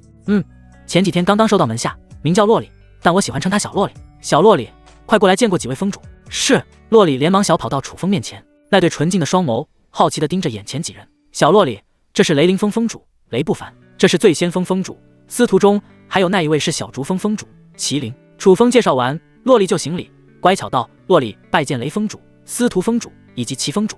雷不凡三人笑着点点头。洛里，初次见面也没什么好东西送你，这枚筑基丹送给你。麒麟从怀中取出一枚筑基丹送给洛里，这一幕惹得不远处的王申以及其他弟子一脸羡慕。由于筑基丹没那么好炼制，因此在太古仙宗内数量有限，不是所有弟子都能得到一枚筑基丹，唯有天赋中上的弟子才能得到。他们没想到麒麟与洛里第一次见面就送出一枚筑基丹。雷不凡、司徒中一愣，他们深深地看了麒麟一眼。洛里，我老酒鬼一个，没什么好东西，送给你的就送你一瓶玉露酒。这玉露酒虽然说是酒，但对身体有着温养作用，可以缓慢提升体内灵气。司徒中有些肉疼的将玉露酒从储物戒中取了出来。雷不凡、麒麟同时露出惊讶的表情，然后雷不凡就阴阳怪气道：老酒鬼，平日你可是将这玉露酒宝贝的，就连峰下弟子也很少发放啊。记得我上次找你拿鸡瓶，你都抠抠搜搜磨蹭了半天。司徒中大笑道：我这不是看与洛里有缘吗？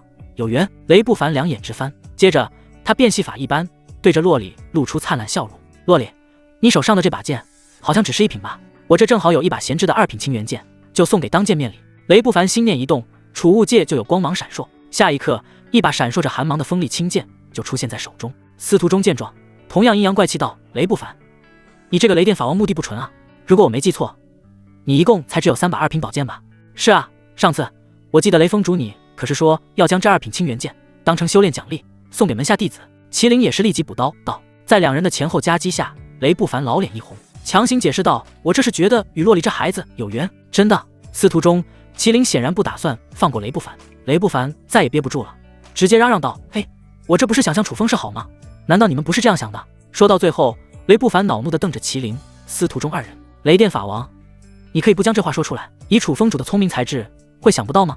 司徒中一口烈酒灌入口中，翻着白眼吐槽道：雷电法王是他给雷不凡起的外号，脾气湿一点就炸毛。麒麟则是笑盈盈地看向楚风，楚风嘴角翘起：三位，你们这是把路走宽了。小洛里，还不感谢3位峰主？洛里上前将东西收下，露出甜甜的笑容。洛里，感谢3位峰主的厚礼，以后我会尽量还这人情，实在还不了，让师尊还吧。楚风脸庞一抖，这是坑师尊。雷不凡3人听到这话，异口同声说好。而此时不远处看到这一幕的叶清晨眼神黯淡，当初他拜入楚风门下时，这几位峰主也在场，可他们却没有对自己有任何表示。虽然他心中清楚，现在是3位峰主看到了师尊的价值，才会赠送洛里礼物，以此来侧面与师尊交好，可他心中还是莫名的有一股失落感。而不远处的楚风注意到了这一切，他眼观鼻，鼻观心，自言自语一句：我好像不止有一个徒弟。雷不凡3人一怔，猛地想起楚风还有一位弟子叶清晨。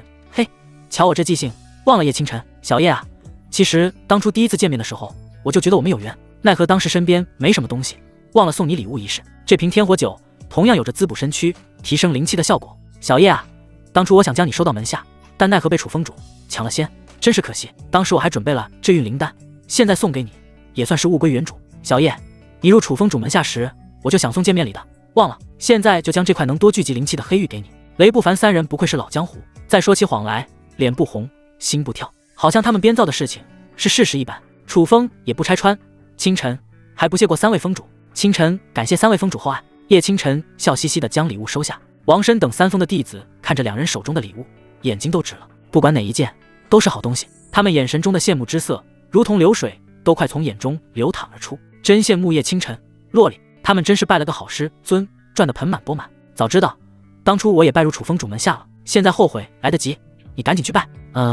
我怕被师尊暴打一顿，更怕楚风主不收。算了，还是赶紧安顿，安抚这茂尔村的村民吧。楚风主，我看你已经有了金丹9重天的实力，不如冲击元阴境，我们几人为你护法。雷不凡提议道，因为冲击元阴境时，周围不能有太大干扰，而这里除了楚风之外，有太古仙宗3位峰主，正好为其护法。我觉得这个提议不错。楚风主，你也让我们开开眼界，你这位妖孽在突破丹成阴时，会让阴光冲天几丈。司徒中也是来了兴趣，金丹9重天修士冲击元阴境，丹成阴时会出现阴光，阴光冲天丈数越高，代表修士越有潜力。当年司徒中丹成阴时，阴光冲天59丈，雷不凡的阴光冲天79丈，麒麟则稍微逊色一点，仅有49丈。而太古仙宗宗主顾红衣因为觉醒圣体，天赋异禀，当初破丹成阴时，阴光达到了179丈，在当时可以引起了一阵巨大轰动。所以司徒中等人想知道楚风这个妖孽在破丹成阴时，阴光会冲天多少丈。楚风脸上露出动容之色。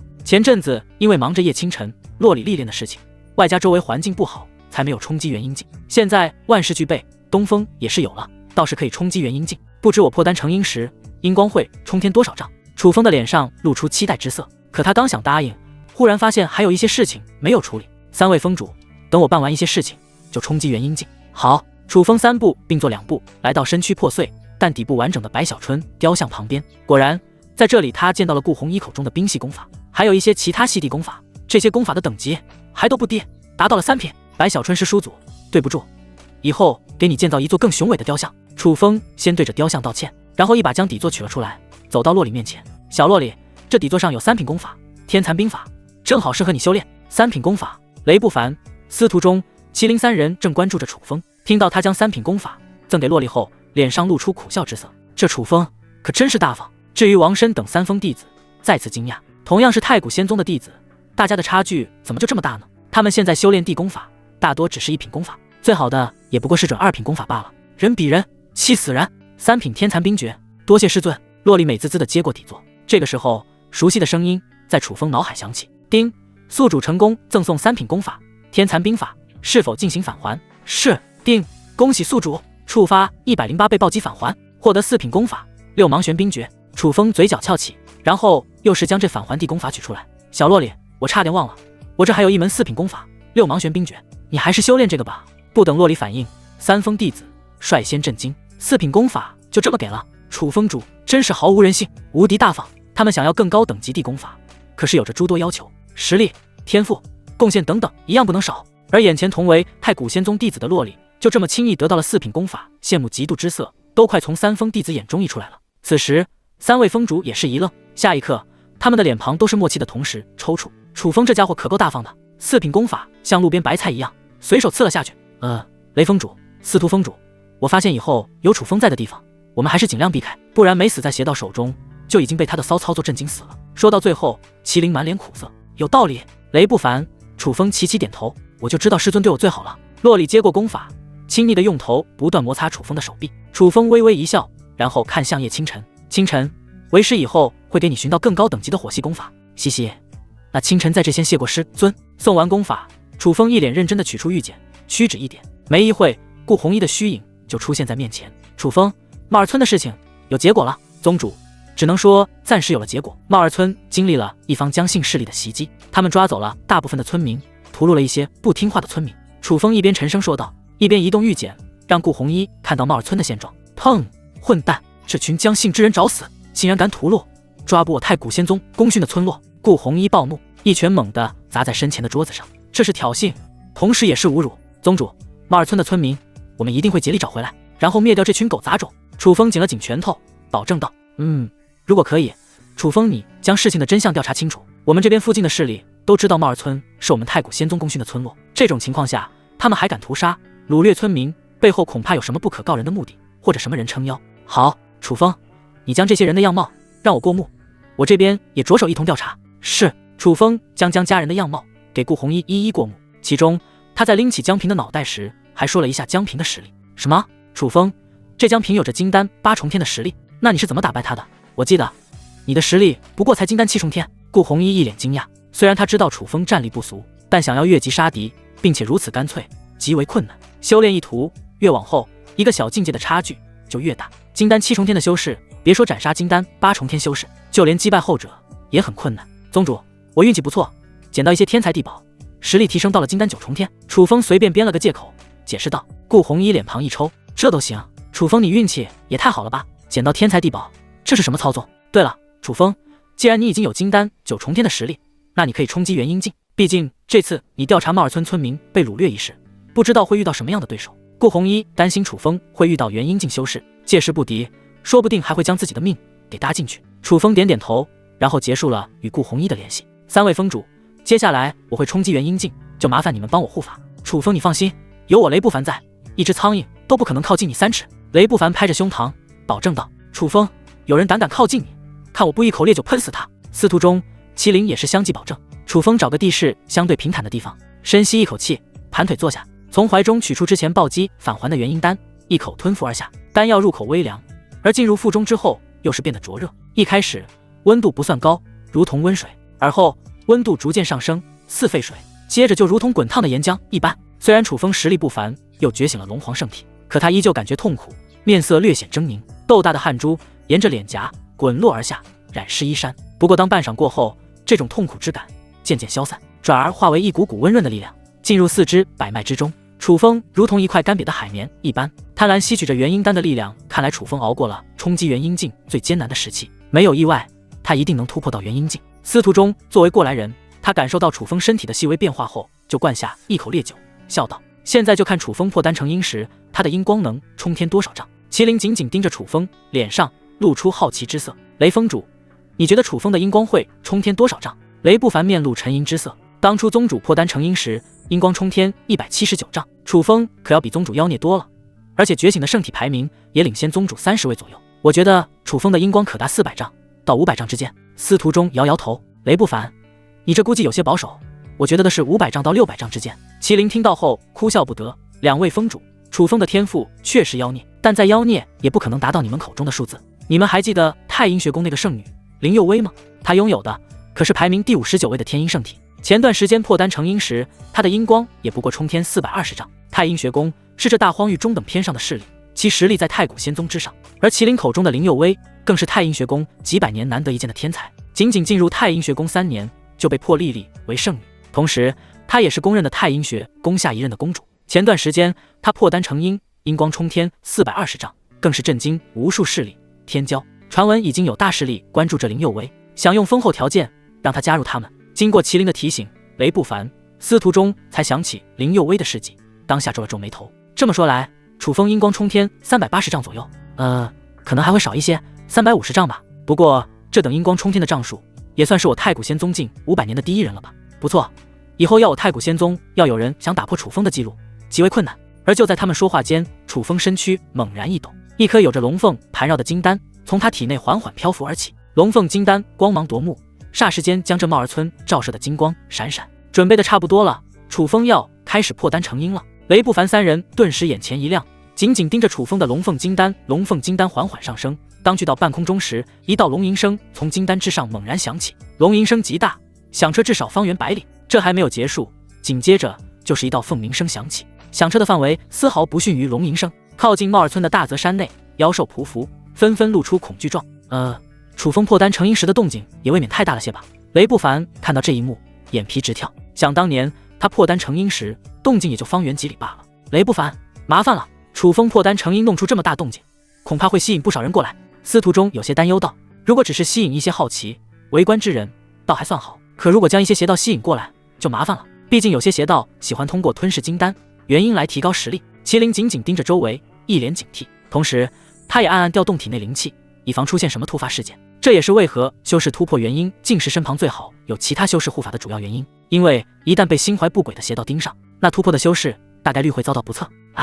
希望接下来不会遇到什么麻烦。司徒中紧了紧腰间的酒葫芦，睁大半眯的双眸，同样调动体内灵气。老天保佑，师尊破丹成婴要顺利夜清晨。洛丽在心中默默为楚风祈祷。可好巧不巧，就在这时，一阵震破空声响起，只见有不少修士出现，他们扫视一周，就看到了楚风以及他头顶的龙凤金丹。不是一宝出世，原来是有人在破丹成婴，准备突破元婴境。不过刚刚弄出的动静也太大了吧？这些修士发现没有一宝出世后，并没有失望，而是饶有兴致地盯着楚风。此人弄出这么大动静，你说他的阴光能冲天多少丈？这个不好说，可能300丈，反正再多也不可能超越太阴学宫圣女林佑薇的420丈。呵呵，眼前这人可能天赋不错，但怎么有资格与林佑薇比较？从这些人的口中也能侧面知道林佑薇的影响力。雷不凡3人见到这些修士不是邪道，顿时松了口气。接着又是破空声响起，这次来的算是熟人。乔凤是你？麒麟惊讶道，没想到会再次遇见乔凤。乔凤也是有些惊讶，麒麟，怎么你也在这里？是来寻宝的？显然还没弄明白情况的乔凤，将刚刚的龙吟凤鸣声当成了异宝出世。麒麟摇头，不是，我们在为楚风护法。护法？乔凤一愣，这才注意到楚风以及他头顶的龙凤金丹。咦，这楚风是在破丹成婴，突破元婴境？刚刚那大动静就是楚风引起的？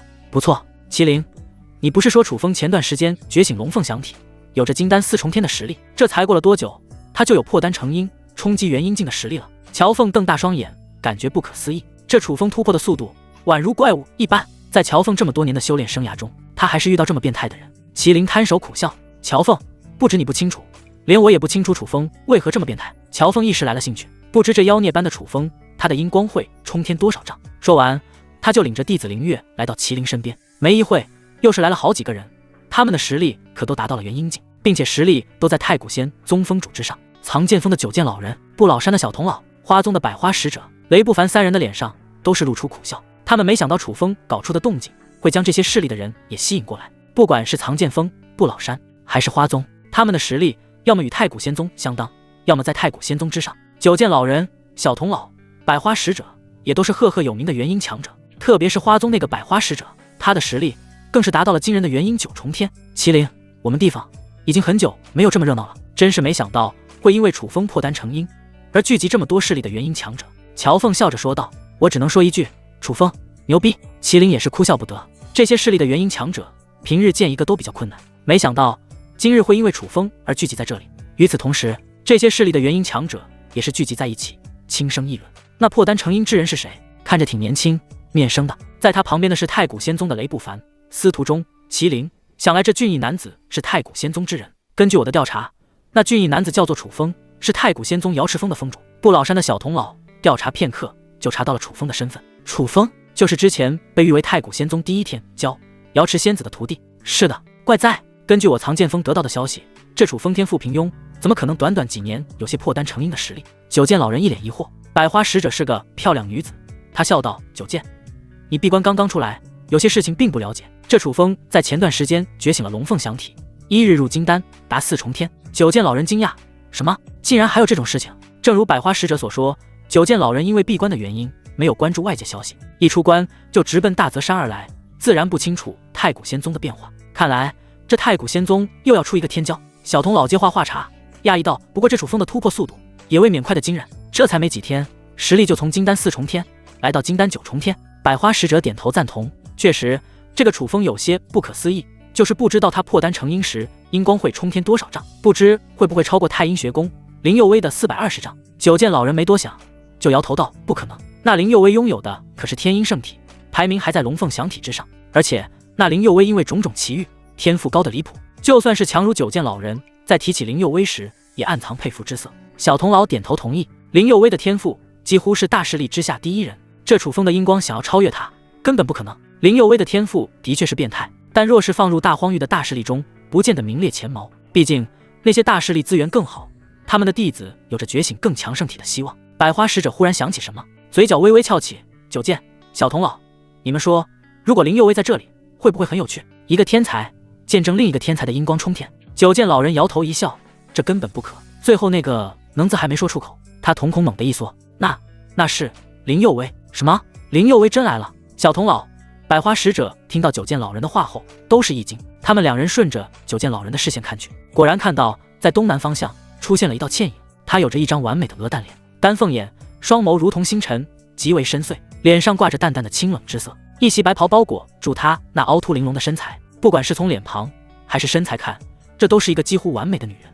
而她正是太阴学宫的圣女林佑威，那个破丹成阴时阴光冲天420丈，名动之时的天之娇女佑威。百花使者冲着林佑威笑着挥了挥手。花宗与太阴学宫交好，百花使者与林佑威也是有过几面之缘。当初林佑威破丹成阴时，百花使者正好在场，亲眼目睹了当时的奇观。事后作为林佑威长辈的采花使者还送了一些礼物。随着一阵香风飘起，林佑威来到了百花使者面前，微微欠身，礼貌道：佑威见过百花前辈、九剑前辈，还有小童老前辈。佑威不用这么多虚礼，圣女客气了。百花使者三人笑着应道：咦，佑威，这才一段时间没见，你的实力竟然从元阴1重天冲到了元阴3重天。百花使者一脸惊讶，距离林佑威上次破丹成阴1个月都不满，他的实力竟然连冲2个小境界，真是不可思议。要知道，修炼一途随着境界的越来越高，修炼的速度也越来越慢。百花使者记得当初自己从元阴1重天提升到元阴3重天，可是花了近乎15年的时间，这还是当初自己在有奇遇的情况下才做到的，否则修炼速度更慢。九剑老人、小童老也是感到不可思议。林佑威不以为意，轻声解释：“百花前辈，不过是有些奇遇罢了。”这林佑威不怎么爱笑，完美的脸庞上始终挂着一丝清冷之色。佑威，真是羡慕你啊！果然天赋好的女子，运气都不会差。前辈谬赞，场中那人是谁？为何破丹成阴时会发出龙吟凤鸣之声？林佑威那对美眸落在楚风身上，清冷的眼底划过一丝好奇。虽然当初自己在破丹成阴时也引起不小的动静，可与眼前的男子相比，还是略逊一筹。百花使者解释道：“那人名叫楚风，是太古仙宗瑶池峰的峰主，数年蛰伏，终在前段时间觉醒龙凤降体，1日入金丹，达4重天境界。”瑶池峰峰主楚风，他就是瑶池仙子的徒弟。林佑威略感意外。佑威，看你的样子，与瑶池仙子有交情。百花使者猜测道。九剑老人、小童老也是好奇地盯着林佑威。林佑威点点头。数年前，我曾经与瑶池仙子共探秘境，那时他便与我提过楚风，还让我如果可以的话。话到嘴边，忽然一顿。佑威圣女，还让你怎么样？九剑老人一脸好奇。林佑威犹豫了下，继续说道：“还让我如果碰巧遇到楚风，对他照拂1、2。”话音落下，林佑威又是哑然失笑。可现在看来，完全没必要。原来是这样。百花使者3人听到解释后，恍然大悟。佑威圣女，你说这楚风破丹成阴，他的阴光能冲天多少丈？小童老好奇问道。林佑威露沉道：“这楚风天赋异禀，但380丈可能就是极限。”他这个猜测大致对照了圣体排名，毕竟龙凤降体的排名在天阴圣体之下。佑威圣女，这话有道理。可你说这楚风会不会创造奇迹，超越你的420丈？九剑老人看热闹不嫌事大，笑着打趣道。不等林佑威开口，百花使者就白了九剑老人一眼。九剑，你真是没事找事，这种情况根本不可能。林佑威一脸淡然，但眼底罕见的露出一抹傲气。楚风的阴光想要超越自己，根本不可能。圣体排名的高低几乎决定了一切。这个时候，又有一些人来到周围观看，其中一人带着硕大的斗笠，身上还萦绕着一阵阵的灰气。此人显然是个邪道中人，他一出现，立即引起雷不凡3位峰主的警觉。邪道中人可有吞噬金丹或者元婴来提升实力的鬼道秘法。好在那斗笠邪道只是远远观看，没有动手，这让雷不凡3人稍微松口气，但也不敢大意。谁也没注意，在这斗笠邪道出现后，叶清晨向后退了一步，低头尽量避开斗笠邪道的视线。周围众人没等待多久，楚风那盘旋在空中的龙凤金丹出现变化，随着一道响彻云霄的龙吟凤鸣出现，龙凤金丹不断抖动，自我旋转，同时放出无数金光。紧接着就有一道如蛛丝般的裂纹出现在金丹之上，好似金丹随时都会破裂。周围的人瞧的这一幕，眼睛一亮，破丹成阴要开始了。仅仅3息过后，裂纹布满丹身，下一刻，清脆的咔嚓声响起，龙凤金丹瞬间破裂，强大的气息席卷全场。只见一个缩小版的楚风出现在众人眼前，这是楚风的元婴，与其他人的元婴不同，楚风的元婴比较社会，左真龙，右凤凰。一旦小楚风走到大街上，那百姓绝对会左右避让，唯恐招惹小楚风，引来杀身之祸。终于破丹成阴了，现在就看阴光冲天多少丈了。周围众人紧紧盯着小楚风，唯恐错过了什么，甚至有的修士已经拿出玉简，准备记录下即将发生的一幕。小楚风似乎没睡醒，打了个睡嗝，顿时一道阴光从他口中冲天而起，10丈、20丈、50丈、100丈，仅仅2个呼吸，阴光就冲天100丈。这等速度让得许多人瞠目结舌。可这还没完，或者说只是一个开始。150丈、200丈、300丈、400丈，好强，已经400丈了。你们说会超过林佑威的420丈吗？这个不清楚。许多修士一脸的震撼。如果说在这之前，他们都不认为楚风的阴光有超越林佑威的潜力，可现在这种想法在他们心中产生了动摇。400丈，这楚风的表现真是出乎我的预料。之前我还推测楚风的阴光冲天380丈左右就已经是极限。小童老一脸惊讶，真是没想到，连我们的预估也是出了问题，小看了楚风。百花使者苦笑道，他不管是看事情还是看人都非常精准，今日却没想到却在楚风身上看走了眼。九剑老人也是面露惊色，旋即便若有所思道，佑威圣女，楚风的阴光已达400丈，你说他能超越你的420丈吗？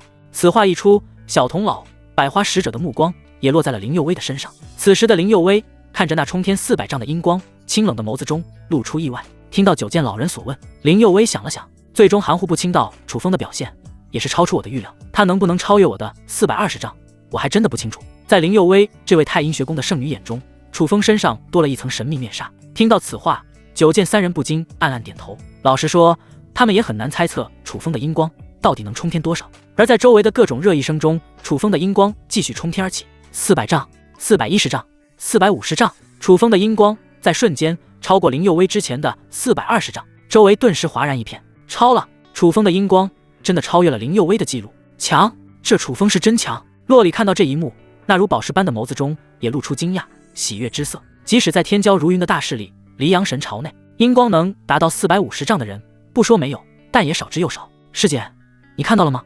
师尊的阴光冲到了450丈。叶清晨也是赞叹道：“我看到了，师尊是真的强。师妹，我们可真是拜了一个好师尊。”洛里下巴一扬，得意道：“那当然，我洛里的眼神从小可好了。当然，师姐也一样。怪物，这楚风就是一个怪物。司徒中、麒麟，这楚风的阴光竟然达到了这种程度。”雷不凡脾气比较直，怪物2个字脱口而出。人与人的差距真是巨大。司徒中连连摇头，还不忘灌几口酒。看他那副样子，显然被打击的不轻。麒麟苦笑，不知说什么好。真是没想到，这楚风真的超越了佑威圣女你创造的记录。九剑老人一脸的不可思议，果然是江山代有人才出，葛岭峰扫数百年。原以为佑威创造的记录在中下势力无人能打破，却没想到2个月时间不到就被这楚风打破。小童老、百花使者先是震惊，然后又是感慨道：“他们觉得自己老了。”林佑威怔怔地看着那冲天的450丈阴光，虽然之前他觉得楚风真有可能打破自己的记录，可当这一幕真的发生时，他绝对被震惊到了。别看林佑威平日露出清冷有礼貌的样子，但他内心非常自傲。他曾经也觉得自己创造的阴光冲天420丈，在中下势力内无人能打破。可今天偏偏一个叫做楚风的男子打破自己的记录，还是在自己的亲眼见证下。这种情况让林佑威内心五味杂陈。数年蛰伏，一朝崛起，惊艳四方。这楚风到底是一个怎么样的男人？林佑威第一次对一个男人有了好奇之心。这楚风若能安然成长，以后前途不可限量。佑威，这是你第一次对一个人有这种评价吧？是的，作为觉醒天阴圣体的绝对天骄，林佑威从未对人有过这种评价。但眼前这个楚风当得起这种评价，而楚风的表演还没就此结束。450丈、500丈、600丈、700丈、800丈、900丈，直到楚风的阴光冲到1000丈之后，才堪堪停了下来。现场一片寂静。1000丈，你看到了吗？楚风的阴光居然达到了1000丈，这怎么可能？如果说是500丈，甚至600丈，我都能理解。可1000丈，这是什么概念？那足足是林佑威的2倍有余。周围的人先是震惊，继而感觉匪夷所思。阴光冲天1000丈，他们别说见过，连听说都没有听说过1000丈，这到底是怎么回事？楚风拥有的不过是排名64位的龙凤响体，阴光怎会达到1000丈？要不是雷不凡亲眼所见，他根本不相信有人的阴光能达到1000丈。可很快，疑惑就在雷不凡心中升起，楚风的阴光怎么推测都不可能达到1000丈啊，这个我也不清楚。司徒中、麒麟也是一头雾水，这楚风再怎么厉害，阴光也不可能达到1000丈啊。我听说那些大势力的顶级天骄，阴光能达到7、8、900丈左右，从未有天骄的阴光能达到1000丈。百花，你见多识广，知道这是怎么回事吗？九剑老人与其他人一样，先是震惊，然后又是一脸狐疑。百花使者也是一脸迷茫，这个我也不清楚，说不定是之前楚风服用了一些能增加阴光的东西，没有明确的推论，百花使者只能这么猜测，倒是有可能，毕竟这方世界天才地宝极多，或许有些东西能增加阴光的威力。小童老也是点头赞同。林佑威那对清冷的美眸中同样挂着惊讶、疑惑之色，他感觉楚风这个男人真是越来越神秘。而此时，楚风也是缓缓睁开双眼，当他看到周围的人都是像看怪物一样看着自己时，一脸疑惑，这是怎么回事？麒麟来到楚风身边，眼神怪异。楚风，你知道自己的阴光冲天多少丈吗？300丈。麒麟摇头，不是，往高了猜。400丈，不是，莫非是500丈？还不是。麒麟直接说道，达到了震撼人心的1000丈。什么？1000丈？听到这个数字，楚风大惊。为了避免带来不必要的麻烦，他已经竭力压制阴光，却没想到还是达到了惊人的1000丈。如果不将冲天的阴光压制到只有50%，那岂不是说真正的阴光要冲天2000丈？楚风，我真想将你解剖，看看你的身体中到底有什么东西，为何阴光能达到1000丈这种匪夷所思的地步？雷不凡来到楚风身边，毫不掩饰自己的好奇之心。看他那火热的眼神，如果楚风不是与之同门，他还真有可能将楚风剖开研究。楚风，你就是怪物，绝对的怪物，要不是我们对你知根知底，否则都会以为你是哪位仙人转世。司徒中大喝一口烈酒，感叹道：“恭喜师尊破丹成阴，阴光冲天1000丈。”叶清晨来到楚风身边祝贺道，只是从他站的那个角度，好像在刻意避开什么东西。师尊，恭喜你！我觉得师尊以后绝对响彻大荒域，同时楚风2字也会成为名人。洛里小跑着过来，笑道：“名人？那倒不会，楚风2字只是一个人名罢了。”楚风一脸的谦虚。就在这时，破空声响起，只见九剑老人、小童老、百花使者来到他跟前。让人诧异的是，向来清冷、不怎么与人打交道的林佑威也来到了楚风面前。雷不凡、没想到你们瑶池峰峰主楚风竟然有这般潜力，真是让人刮目相看。九剑老人，说句实话，楚峰主的表现也完全在我们预料之外。雷不凡哈哈笑道，虽然阴光冲天千丈的不是他，可他也与楚风是同门之人，楚风惊艳四方，他也能沾点光。而麒麟、司徒中望着九剑等人，脸上也露出自豪的笑容。雷峰主，这些人是……楚风没怎么离开太古仙宗，不清楚眼前这群人的身份。楚峰主，这位是藏剑锋的九剑老人，实力达到了元婴8重天；这位是不老山的小童老，有着元婴7重天的实力；那位是花宗的百花使者，实力更是高达元婴9重天。雷不凡一一介绍道：“好家伙，都是与太古仙宗齐名，甚至还在太古仙宗之上的势力强者。”楚风没想到自己这次破丹成阴，会引来这些势力的强者。雷不凡，你眼神不好，没看见太阴学宫的圣女林佑薇也在这里？司徒中白了雷不凡一眼，赶紧指着林佑薇介绍道：“楚峰主，这位是太阴学宫的圣女林佑薇，觉醒了排名第59位的天阴圣体。当年她破丹成阴时，阴光达到，话到嘴边，但硬生生又被咽了回去。”司徒中的脸上露出一丝尴尬之色。如果说林佑薇阴光冲天420丈，不就变相在说他差呢？太阴学宫圣女林佑薇，楚风没想到这位太阴学宫的天之娇女也在这里，脸上带着诧异。对于林佑薇的大名，即使楚风没怎么离开太古仙宗，也经常听人提起。绝世天骄，未来下一任太阴学宫的公主，已经被大势力看中之人名头多到楚风双手数不过来。司徒峰主，我帮你继续说，当时我破丹成阴，阴光冲天420丈。林佑薇大方地说出了司徒中没说的话。比起楚风你阴光冲天多少的千丈，我大大不如你。如果瑶池仙子见到你现在的成就，一定会非常开心。楚风一愣，圣女与我师尊认识？林佑薇点头，历练路上相识，也算是有过交情。他还曾拜托我以后遇见你照付1、2，现在看来完全没有必要。原来是这样，楚风恍然大悟。楚峰主，现在可以将元婴收入体内，不然这空中的千丈阴光又不知会闹出多大的动静。雷不凡提醒道。楚风笑笑，控制小楚风将千丈阴光吸入口中，然后那小楚风就快速向着楚风位置落去。可就在这时，异变突起，只听一道迅猛的破空声响起，那一直在旁边观察带着斗笠的元婴邪道忽然出手，灰气环绕的他正向龙凤元婴而去，速度之快让人啧舌。只是片刻，距离龙凤元婴只有5丈。这个时候，斗笠邪道又是突然伸出干瘪右手抓向元婴，这一幕让得雷不凡3人脸色大变。虽然他们一开始对这斗笠邪道有所防备，可随着楚风阴光带来的种种震惊，他们3人放松了对斗笠邪道的警惕。没想到斗笠邪道抓住机会就想夺走楚风元婴，好胆，哪里来的邪道？以为你雷爷爷是吃素的？脾气暴躁的雷不凡大怒，眼前这个邪道不过是元婴1重天巅峰的实力，居然敢当着自己的面抢夺楚风的元婴，真是姥姥能忍，老爷不能忍。可他刚想出去，却发现有道人影比自己先一步冲了出去，是楚风。楚风，回来，你刚入元婴境，不是这邪道的对手。雷不凡急道。等他想追出去时，发现为时已晚。楚风不过才刚入元婴境，还没有熟悉这股有别于金丹境的力量，贸然与元婴1重天巅峰的邪道交手，绝对要吃大亏，甚至弄不好会死。雷峰主，信我。楚风自信地抛下这一句话，然后用残留在体内的力量使出4品术法3000天雷步。霎时间，他的周围出现一道道闪烁的雷光，整个人如同雷电一般奔向自己的元婴。不远处的斗笠邪道见状，瞳孔一缩，对楚风的速度感到惊讶。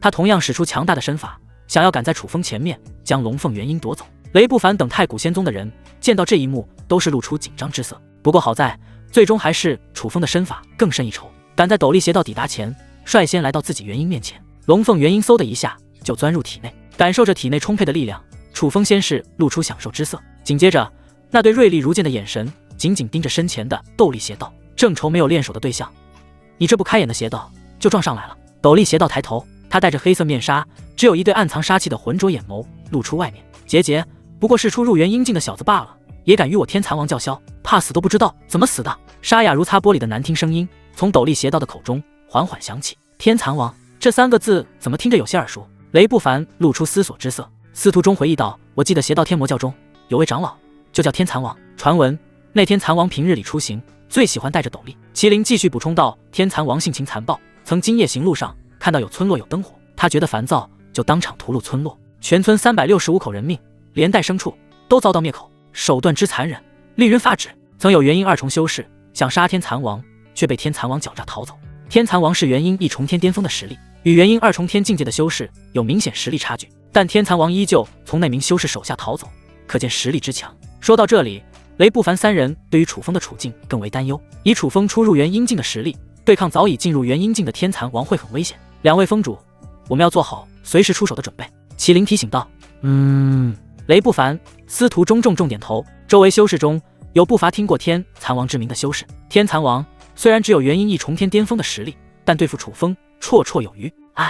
这楚风还是年轻啊，阴光冲天千丈可能让他一时飘飘然，找不到自己的位置。是啊，阴光冲天千丈只是代表潜力，而非即战力。我觉得楚风这颗冉冉升起的星星很快就会坠落。不错，周围的修士们一致不看好楚风，觉得后者有些轻狂。但其实如果细细分辨，能发现这些开口之人的语气中都带着一股酸溜溜的味道。人心大多都是自私的，如果自己不是天才，那有些人也希望对方同样平庸。九剑、小童老，你们对楚风与天蚕王交手怎么看？百花使者好奇问道。九剑老人皮了一下，当然是站着看，然后轻咳两声，正经道：我承认楚风潜力很强，都能称得上我见过的最强之人，可潜力不代表实力，他不过初入元婴境，不可能是天蚕王的对手。百花、小童老，大家都是曾初入元婴境，你们也应该知道这种差距。小童老点头赞同。九剑，我同意你所说的话，楚风不是天蚕王的对手，弄不好还有性命之忧。百花使者没有发表自己的想法，而是看向一旁的林佑威。佑威，你怎么看？林佑威盯着空中那道俊逸之人，想了想，说道：楚风还是太年轻了一点，不过现在先吃点苦头也好。显然林佑威也不看好楚风能够战胜天蚕王。作为过来人，他太清楚初入元婴境与元婴一重天巅峰的巨大差距，而作为万众瞩目的焦点，楚风没有关心别人的想法，反而将注意力放在不远处的天蚕王身上。天蚕王这名字够难听的。楚风吐槽完，就催动3000天雷步来到天蚕王身前，手腕一抖，那七海蛟龙剑就带着强大的威势轰然劈下。这一剑速度极快，就连空气都发出呜呜的响声，空气浪流更是向着两侧倒去。天蚕王见到这一幕，眼神一凝，有些意外。他完全没想到楚风竟然敢真的攻过来。在短暂的震惊过后，天蚕王从身后取出一根黑鞭，黑鞭泛着幽光，一看就是用特殊材料打造而成。而在阳光的照耀下，黑鞭之上时不时还有蓝光闪烁。这黑鞭明显经过剧毒淬炼，看来今日我这黑鞭又能添一条正道元婴境修士的性命。天蚕王狰狞一笑，不退反进，迎向楚风，同时猛然挥动手中黑鞭，直取楚风面门。比起剑、刀、棍棒等武器，这鞭子就要灵活许多。天蚕王没有选择用黑鞭与楚风的剑硬碰硬，而是巧妙绕过七海蛟龙剑，想要给予楚风致命一击。由于两人之间距离非常近，外加黑鞭又是长于七海蛟龙剑，所以黑鞭率先呼在了楚风的脸上。太古仙宗之人看到这一幕，眼皮直跳。雷不凡三人想要阻拦，为时已晚。哈哈，什么阴光冲天千丈的天骄，不过如此。天蚕王见到自己的黑鞭打中楚风，得意忘形，哈哈大笑。他原以为自己要稍微费些手脚才能击杀楚风，却没想到这么容易就能击杀楚风。等楚风一死，自己就能夺走其元婴，而后通过诡异的遁法逃走，聚到一处安全地方后，就可以开始吞噬楚风的龙凤元婴，提高实力。想到这里，天蚕王已经咧开了嘴，但很快天蚕王感到不对劲。我的黑鞭明明已经抽中楚风，为何会没有感觉？好像抽在一团棉花上。天蚕王觉得手感不对，没有皮开肉绽的感觉。他定睛一看，瞳孔猛地一缩，只见自己的黑鞭穿过了楚风。这是残影，不好！天蚕王没想到楚风的身法如此玄妙，脸色大变，连忙后退。可为时已晚，一道破空声从上方响起。天蚕王用眼角余光看去，发现楚风已经出现在了自己头顶，正一剑劈来，避无可避。无奈一下，天蚕王凝聚灵气罩，想要阻挡楚风这一剑。楚风嘴角翘起，露出一丝冷笑，天真。七海蛟龙剑猛然落下，像切豆腐一般劈开灵气罩，划过天蚕角的胸口，留下一道深深的剑痕，鲜血顺着伤口滚落而下，同时也露出里面那被砍断的好几根肋骨。任谁都没想到，楚风与天蚕王交手的第一回合是楚风取得了上风，真是不可思议。这楚风居然让天蚕王吃亏了。我觉得是运气吧。周围修士在震惊楚风的表现后，又有人觉得是运气。可嗨，王八蛋，我不再留手，要弄死你！天蚕王呸掉2口鲜血，眼神阴毒地看着楚风。他因为轻视，一开始没有使出全力，却没想到会吃这么大的亏，就差一点。只要楚风的剑尖再向前1寸，他的心脏就会破裂。虽然心脏破裂不会让元婴修士直接死亡，但也会元气大伤。楚风不屑，这话也是我想对你说的。天蚕王听到楚风的话后，冷笑连连。一个不过初入元婴境的小毛孩，也想杀自己，真是天方夜谭。不说其他，就单说实力，楚风就不如自己。自己可是有着元婴一重天巅峰，而楚风不过才初入元婴境。收起黑色毒鞭，天蚕王深吸一口气，调动体内灵气，全部汇聚在右腿之上。你们看，天蚕王要拼命了，他准备使出天蚕独角。有眼尖的修士提前判断出了天蚕王的术法。天蚕独角是天蚕王的最强术法，等级达到3品。曾经，天蚕王凭借着这一招杀死过元婴翼重天巅峰的正道修士。如今这一幕会重新上演吗？楚风还不避开，是准备硬抗吗？这完全是以卵击石。可能是刚才交手占据上风，让楚风觉得有实力对抗天蚕王，但其实不然。是啊，楚风刚刚占据上风，不过是因为天蚕王大意罢了。周围修士纷纷摇头，并不觉得楚风能挡住天蚕王的天蚕独角。雷不凡等太古仙宗之人，个个都是露出紧张之色。九剑老人等其他势力的强者们也神色各异。混蛋，给我去死！天蚕王低吼一声，抬起右腿，冲着楚风的天灵盖猛然踢去。在他的右腿之上缠绕着一层层灰绿色的灵气，刺鼻的腥臭味随着灰绿色灵气的波动传了出来。一般人闻一口就会胃中翻滚，想要呕吐。若是被带着剧毒的灰绿色灵气沾染，恐怕当场就会出现腐蚀焦烂的现象。面对天蚕王的最强攻击，楚风一脸淡定，他缓缓举起手中的七海蛟龙剑，灵气从手中涌出，快速缠绕剑身。下一刻，一股如同火山爆发般的灵气就从体内爆发而出，七海蛟龙剑嗡嗡作响。万剑归宗！楚风一字一顿地吐出4个字，同时冲着前方轻轻一剑斩出，顿时就有无数剑气环绕在七海蛟龙剑周围，然后像磅礴大雨一般落向天蚕王。这万剑归宗气势之凶猛，让得下方众人神色大变。好强的剑法，这楚风的万剑归宗绝对是我平生见过能排进前10的剑法。九剑老人惊叹道，作为藏剑锋的强者，他见过的剑法不计其数，这万剑归宗能被他排进前10，足可见威力之强。小童老、百花使者同样意外连连。楚风这一剑威力极大，不像是出入元婴境之人使出来的术法。林佑威的美眸中露出异色，在万众瞩目之下，楚风的万剑归宗与天蚕王的天蚕独角对碰在了一起，刺卡。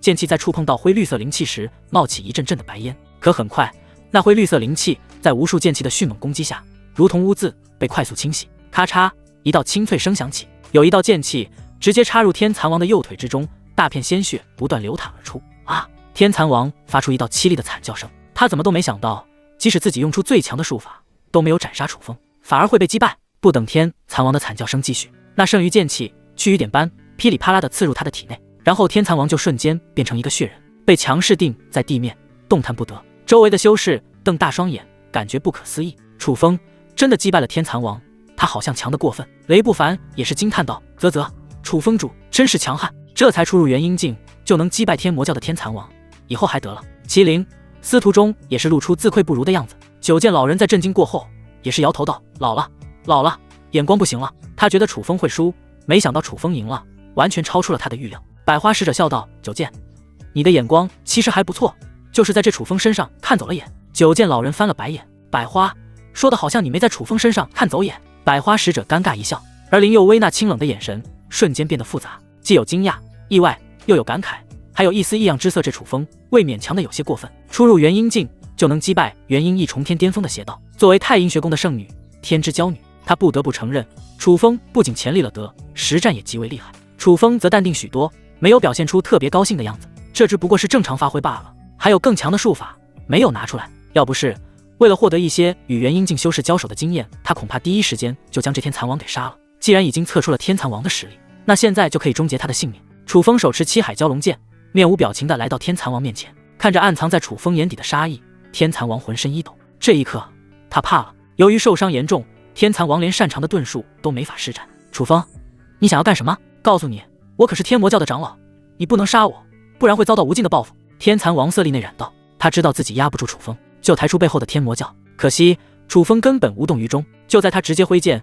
想要取天蚕王性命时，叶清晨的试探声在身后响起：师尊，天魔教之人曾想残害我的性命，这天蚕王让我杀了可好？哦，竟然还有这种事情，那这天蚕王就交给你动手斩杀，等以后为师带你杀上天魔教，将其灭门。楚风将七海蛟龙剑交给叶清晨，霸气说道：天魔教敢动我弟子，找死！叶清晨一脸感激地接过七海蛟龙剑，步伐坚定地走向天蚕王，他的那对美眸中露出一丝大仇将要得报的快感。这天蚕王就是当初追杀叶清晨的主要负责人，如果不是他机灵散掉魔功，及时加入太古仙宗，恐怕自己早就死在了天蚕王的独角之下。除了这一点之外，天蚕王也是当初竭力提出让自己加入太玄九阴宗进行联姻的人之一，新仇旧恨今日一块报了。天蚕王微微一愣，这声音怎么有些熟悉？当他看到叶清晨的面容时，瞳孔一缩。怎么是你？话还没说完，叶清晨手一抖，七海蛟龙剑划过天蚕王的脖子，将脑袋砍下。同时，他再次一剑刺出，将天蚕王的元婴毁灭。叶清晨看着滚落在地上的天蚕王脑袋，露出一副痛快模样。接着，他将手中的七海蛟龙剑递给楚风：“师尊，多谢你让我动手，举手之劳，何足挂齿。以后天魔教的人，让你杀个痛快，一切都听师尊的。”楚风手轻轻一挥，那属于天蚕王的储物戒就落在手中，咬破手指，将血滴在储物戒上。秉着人死财遗的理念，他自然不会放过天蚕王的财富。随着光芒闪烁，楚风的意识进入其中，里面几乎都是邪道功法与术法，其中一门邪道术法引起了他的注意。搜魂术可以搜查对方的部分的记忆，当修炼到大成境界时，几乎可以搜查对方的所有记忆。虽然搜魂术这种术法极为阴毒，凡是被搜魂过的人都会变得痴呆，成为一个傻子，算是邪道的标配。可楚风却知道，正道之中也有人偷偷修炼这门术法，皆因这门术法太过好用。例如有些邪道计划攻打某个势力，但正道却不知道对方是怎么安排的。这个时候，如果有搜魂术进行辅助，那就能得知邪道的阴谋，从而避开一场正道浩劫。这搜魂术我先暗中修炼，以备不时之需，等我修炼的没问题后再传授给清晨、小洛里。楚风不会太拘泥于修炼的形式，在他眼中，功法、术法从未有正邪之分，只有人心才有正邪。心怀正义之人，即使修炼魔功、邪功，但却没有做任何伤天害理的事情，那就不能称为魔道。所以有时候正与邪的界定极为困难。接下来，楚风继续查看天蚕王的储物戒。咦，这是冰天莲果以及火系果实赤炎果。冰天莲果产自极寒之地，吞服之下后能提供大量灵气。如果是修炼冰系功法或者身怀冰系之躯血脉的人吞服，则效果加倍。赤炎果则是诞生在岩浆附近，吞服之后会提供大量灵气的同时，慢慢改善体质。若是修炼火系功法之人，或者身怀火系躯体血脉的人服下，效果加倍。看来老天待我不薄，正想提高清晨、小洛里的实力，就有人将东西送来。清晨、小洛里，过来。是。楚风从储物戒中取出一枚通体火红的果实，以及一枚泛着冰霜之果。清晨，这枚赤炎果给你；小洛里，这枚冰天莲果送你。洛里有些不好意思，师尊，你已经给了我不少好处，冰天莲果就自己留着吧。收下，不然我就要将你逐出师门。洛里惶恐，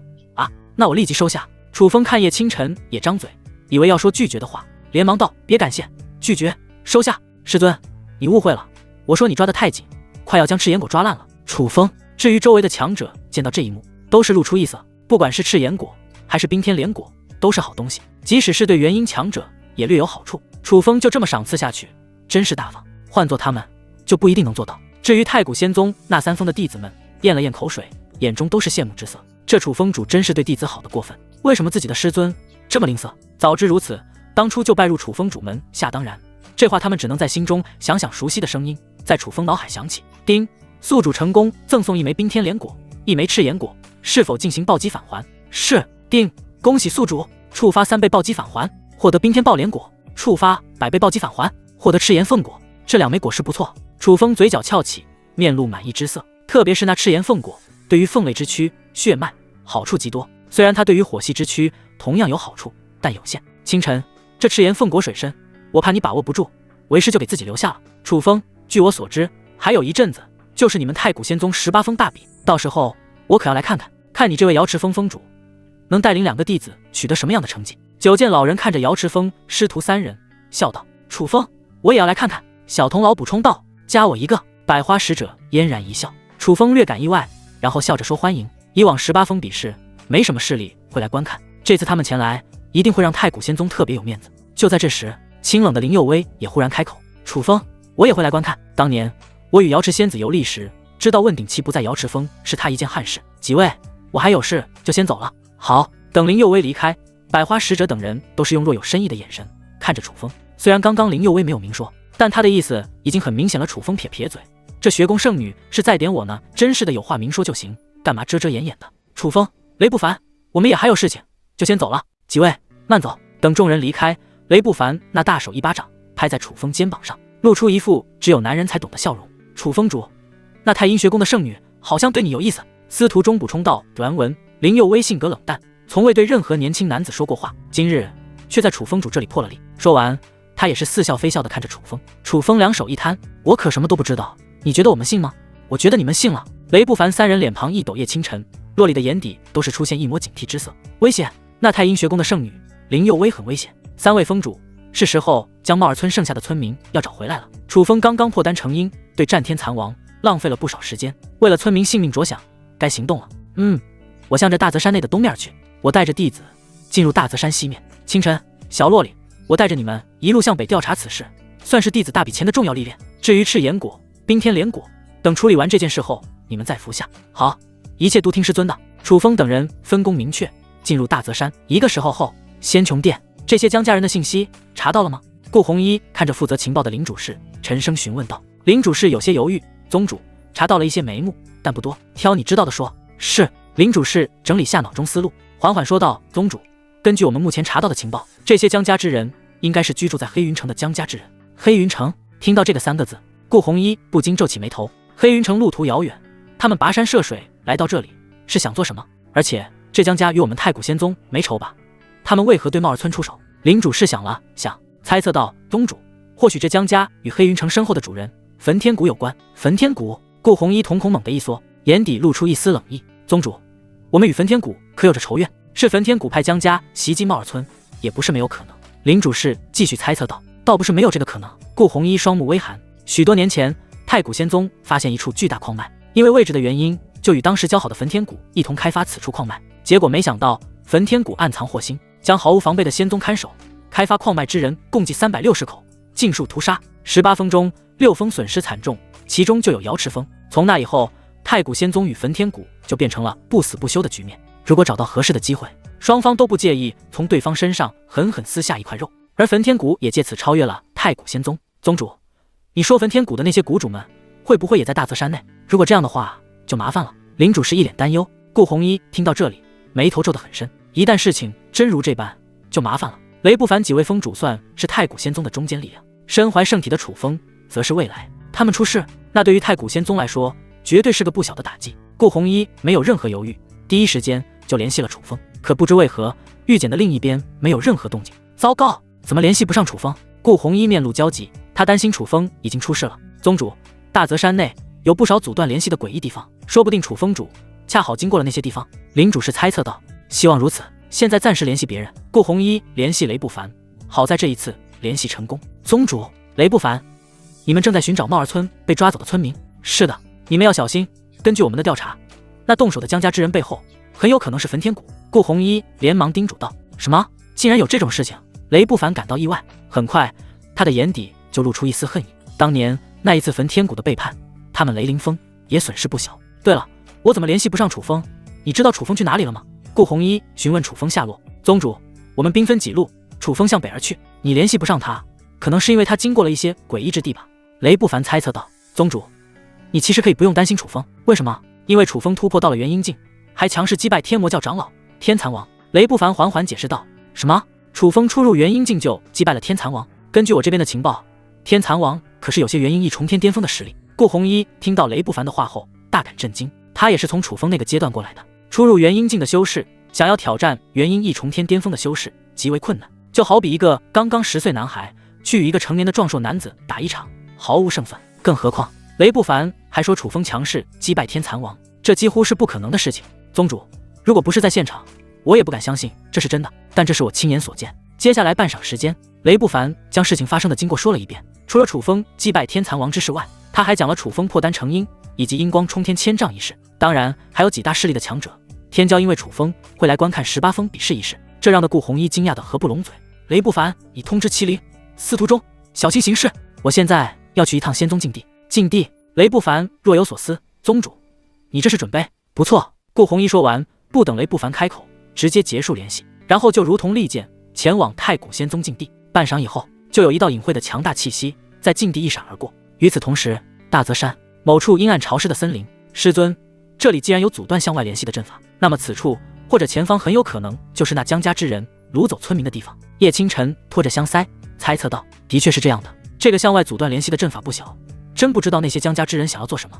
楚风暗暗皱起眉头。就在1刻钟前，他们无意发现了阻断联系的阵法，当下就觉得事情有蹊跷，然后小心翼翼地进入这里面，这才导致顾红衣无法联系楚风。师尊，我听说世间有不少提高实力的恶毒办法，你说江家之人是不是也有这样的想法，才会抓走帽儿村的村民？洛里那小手托着下巴，一脸认真地思索道。作为黎阳神朝的公主，她的见识自然渊博。她曾听说有个邪道为了提升实力，直接将一个人口达到10万的郡城进行血祭，手段之残忍，令人发指。楚风听到这，眼神一冷，如果这江家之人真敢这么做，那我定要屠灭江家所有人。茂儿村村民是自己师叔祖白小春的族人，师叔祖对抗邪魔牺牲，楚风绝不允许茂儿村村民受到迫害。如果村民出事，他绝对会将凶手全部杀死。走，我们去看看前方到底什么情况。楚风在前，叶清晨、洛里在后，三人向着前方而去。前行了大约半刻钟后，叶清晨皱起柳眉：“师尊，真是怪哉，我们走了这么久，居然没有遇到一只妖兽。”楚风点点头，是有些奇怪。在我们进入这里之前，每隔一会就能看到一只妖兽，可自从进入这里后，连妖兽的影子都没有见到。阻断联系的阵法被抓走的茂儿村村民，消失的妖兽，一切都透着莫名的诡异，好像有一张无形的大网笼罩在大泽山之上，随时都会将人吞噬。大泽山某处大峡谷内，血红色的光芒如同薄雾笼罩整座峡谷。快点，全部跟上，要不然我们现在就将你们杀了！啪啪，随着一道道鞭子声响起，几个面色冷厉的壮汉冲着一个个身材瘦弱的村民呵斥道。这些村民笼统看去大约有300多个，其中有一小半是茂儿村的村民。村民们身躯颤抖，脸上带着浓浓恐惧之色。他们虽然不知道前方峡谷之中有什么，但从那浓重的血腥味就能判断出前方一定是类似乱葬岗的地方。随着他们进入峡谷，瘆人的一幕出现眼前。只见一个血红色的阵法如同漩涡一般矗立在峡谷底部，一头妖兽正被推入血色阵法之中，伴随着一道道哀嚎声响起。那些壮硕的妖兽瞬间被碾压成一团团血水，悄无声息地融入阵法之中。这个时候，血色阵法的颜色就会变得更为深沉。这是什么东西？有比较胆小的村民吓得直接瘫坐在地上。不走，找死！啪！随着鞭子声响起，冷厉壮汉狠狠抽在那摔倒的村民身上，一道道紫青色的印子浮现在肌肤之上。我不走，我不想死！一对老夫妻直接抱在一起，哭泣道：“不想走，那去死吧！”冷厉壮汉上前，直接扭断这对老夫妻的脖子，然后死死盯着其他人。还有人不想走吗？其他人心头颤抖，不得不继续前进。江平与江丽呢？没与你们一同回来。就在这个时候，一个头发花白、满目威严的老者皱眉问道：“回族长，他们先让我们押着部分茂儿村的村民回来，待会押着剩余村民回来。”有个小头领模样的男子恭敬回答道。威严老者点点头，这老者不是别人，乃是江家的族长，名叫江鹤，原本是元婴1重天的实力，前段时间借助一些外力，成功突破到了元婴2重天。族长，这些侏罗也与那些妖兽一同扔进虚天万血阵中吗？虚天万血阵，一种极为阴毒的邪道阵法，可将生灵生搅碎，凝聚出无尽血水，最后通过浓缩形成一枚万血丹。江鹤沉吟道：“妖兽之血与人血毕竟不同，等过2个时辰后再将这些侏罗扔进去。”原本他是想用妖兽来凝聚万血丹，后来却发现妖兽数量太少，不得已之下就让手下去抓附近的村民回来。是。等那小头领模样的男子离开，就有一个身材干瘪的女子来到江鹤身边，她皱了皱眉头：“族长，我发现寻来的人中有茂儿村的村民，而那茂儿村归太古仙宗管辖，我们这样做会不会引来太古仙宗的怒火？”江鹤不屑道：“不用怕，我们这是为何封主办事，他这位太古仙宗的封主都不在乎，我们又何须在乎？更何况太古仙宗的人也不一定会在短时间内发现茂儿村村民失踪，实在不行，不是还有那位大人在？”说完，江鹤恭敬地向着峡谷深处看了一眼，干瘪女子这才放心地点点头：“族长，我不明白，这虚天万血阵炼出来的万血丹，以和封主的实力完全无法吸收，他为何要让我们炼这种丹药？万血丹由于恐怖的药力，一般只有元婴7重天以上的修士才能服用，而何秀的实力不过才元婴5重天。呵呵，谁说是何秀服用啊？你不记得何秀还有位二叔？二叔是那太古仙宗的长老何成功。”干瘪女子恍然大悟，何成功早就觊觎太古仙宗宗主之位，他是想借着万血丹突破化神境，从而争夺那个位置，然后暗中蚕食太古仙宗。或许是因为心情大好，江鹤不自觉地多说了几句。干瘪女子疑惑：“蚕食？族长，这是什么意思？如果何成功当上太古仙宗宗主，那太古仙宗不就属于何成功的囊中之物？为何还要用蚕食2字？”江鹤摇头：“这个不是你该了解的，你去盯着那些侏罗，别让他们跑了。待会时间到了，就先将那些来自茂儿村的侏罗丢进阵法。”是。随着时间流逝，不知不觉2个时辰即将过去。干瘪女子看着在阵法旁颤抖的茂儿村村民，脸上露出一丝冷笑：“侏罗们，下辈子投胎记得投靠个好点的势力，别投靠太古仙宗。”说完，干瘪女子等人就想将这些村民推入阵法之中。可就在这时，一道暴怒声骤然响起：“敢动我师叔祖的村民，你们在找死！”是谁？干瘪女子神情一凛，没想到会有人闯入这里，当即一脸警惕地抬头，可他这一眼终究成了最后一眼。只见一道刺眼的剑气袭来，然后他整个人就被劈成2半。周围的江家人见到这一幕，吓得冷汗连连。好强的剑气！他们顺着剑气而来的方向看去，就看见3道人影从峡谷之上飘然落下，一男2女，正是脸上挂着寒霜的楚风以及他的2个弟子叶清晨、洛里。就在刚刚，楚风抵达这处峡谷，就发现了异常，凑近一看，没想到是有人在用虚天万血阵凝练万血丹，而且不凑巧的是，这些人还准备将帽儿村的村民投入阵法中。这楚风如何能忍？当即暴怒出手，同时他也终于明白之前妖兽祸事的真相，大抵是妖兽敏锐地察觉到了此地的异常，想要逃离这个地方，才会去祸害周围的郡城。虽然妖兽向着大泽山的更深处而去，也能逃避这些人的追捕，但那里有实力更为强大的妖兽，一旦实力弱的妖兽踏入那里，几乎就是死路一条，所以他们才会选择下山祸害郡城。师尊，这些人渣用妖兽，无辜村民凝练万血丹，真是该死！我们一定要将这些人渣全部杀死。作为黎阳神朝的公主，洛里心怀正义，她扬着手中的青元剑，怒道：“哪里来的小毛贼，居然敢杀我江家之人，坏我们的好事！”楚风3人出现没多久，就立即引起了江鹤的注意。随着一阵破空声响起，江鹤眼神阴翳地来到3人面前，看着那被劈成2半的干瘪女子，一阵怒火蹭的一下从他心中冒起。作为江家族长，江鹤这还是第一遇到有人当着自己的面斩杀江家之人，这绝对是被人一巴掌狠狠甩在自己脸上，绝不能忍。当江鹤准备对楚风动手时，忽然一愣，这副面孔好像有些熟悉。就在这时，一道身影从他脑海闪过：“你是太古仙宗瑶池峰的峰主楚风，真是没想到你会自投罗网。”之前周围隔绝阵法没出现时，何秀就将抹杀楚风的任务交给自己，因为当时繁忙，他就将这个任务交给了江平。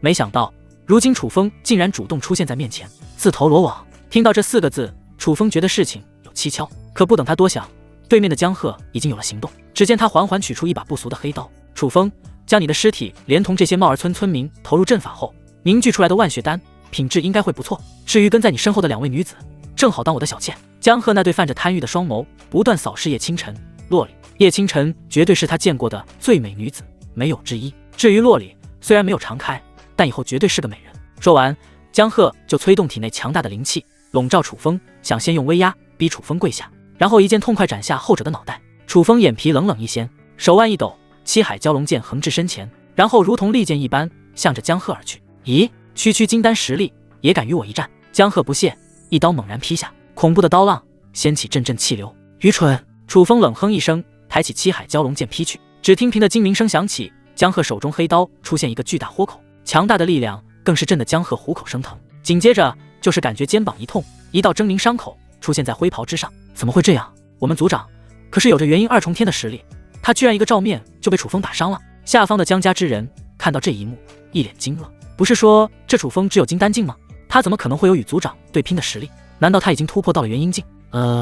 这也太不可思议了吧！楚风实在太年轻了，他们很难想象这等年纪对方会有元婴境的实力。像他们在楚风这个年纪，最多也才筑基的实力。楚风，你什么时候突破到了元婴境？江鹤紧盯楚风，阴沉的双眸中暗藏震惊之色。根据何秀的消息，这楚风最多也就金丹6重天、7重天的样子，可现在对方居然有元婴境的实力，这实在是匪夷所思。就算是用邪道功法，都不可能这么快的提高实力。废话真多！楚风懒得回答江鹤的问题，挥动七海蛟龙剑，照着后者面门一击，瞬间就有数丈长的剑气爆射而出。江鹤见状，有些不服气的挥动黑刀，劈出层层刀气进行抗衡。他想要找回刚刚被砍中丢掉的面子，可偏偏楚风的剑气根本不给他找回面子的机会，剑气仅仅遭到刀气的片刻阻拦，就像撕开白纸般撕开刀气。怎么会这样？江鹤脸色大变，连忙躲闪，却依旧被剑气削掉半边头发。此时他看向楚风的双眸中终于露出凝重之色。这楚风明明只是元婴1重天的实力，可为什么貌似比我这个元婴2重天还要猛？就在这个时候，一道恐怖的威压从峡谷深处猛地出现。好强！这是谁？感觉他的实力比族长还强。江家之人惊恐地看向峡谷深处，他们没想到这里还隐藏着更强之人。一道人影缓缓出现，那是一个胖胖的老者，脸上挂着和蔼之色。他身着一袭火红色袍服，看起来像过年的样子。那对眯着眼的双眸紧紧盯着楚风，不时泛起森冷杀意。江鹤拜见坟谷主。江鹤见到胖老者后，连忙恭敬行礼。这被称为坟谷主的胖老者名叫坟山，乃是坟天谷21谷中地岩谷的谷主，实力已经达到了元婴3重天。江鹤，你退到一旁，这楚风交给我收拾。焚山眯眼吩咐道：“焚谷主，这楚风还是交给我，我刚刚只是大意，才让他占了先机。”江鹤想要在焚山面前表现一番，连忙辩解道，谁知焚山直接摇摇头：“江鹤，你不会是这楚风的对手。为什么？我的实力明明达到了元婴2重天，他才不过元婴1重天。”江鹤有点不服气道。焚山斜瞥一眼，江鹤，你完全是借助外力强行突破到元婴2重天的，气息虚浮，根基不稳。而眼前这楚风明显是靠自己突破到元婴1重天，还有你没发现吗？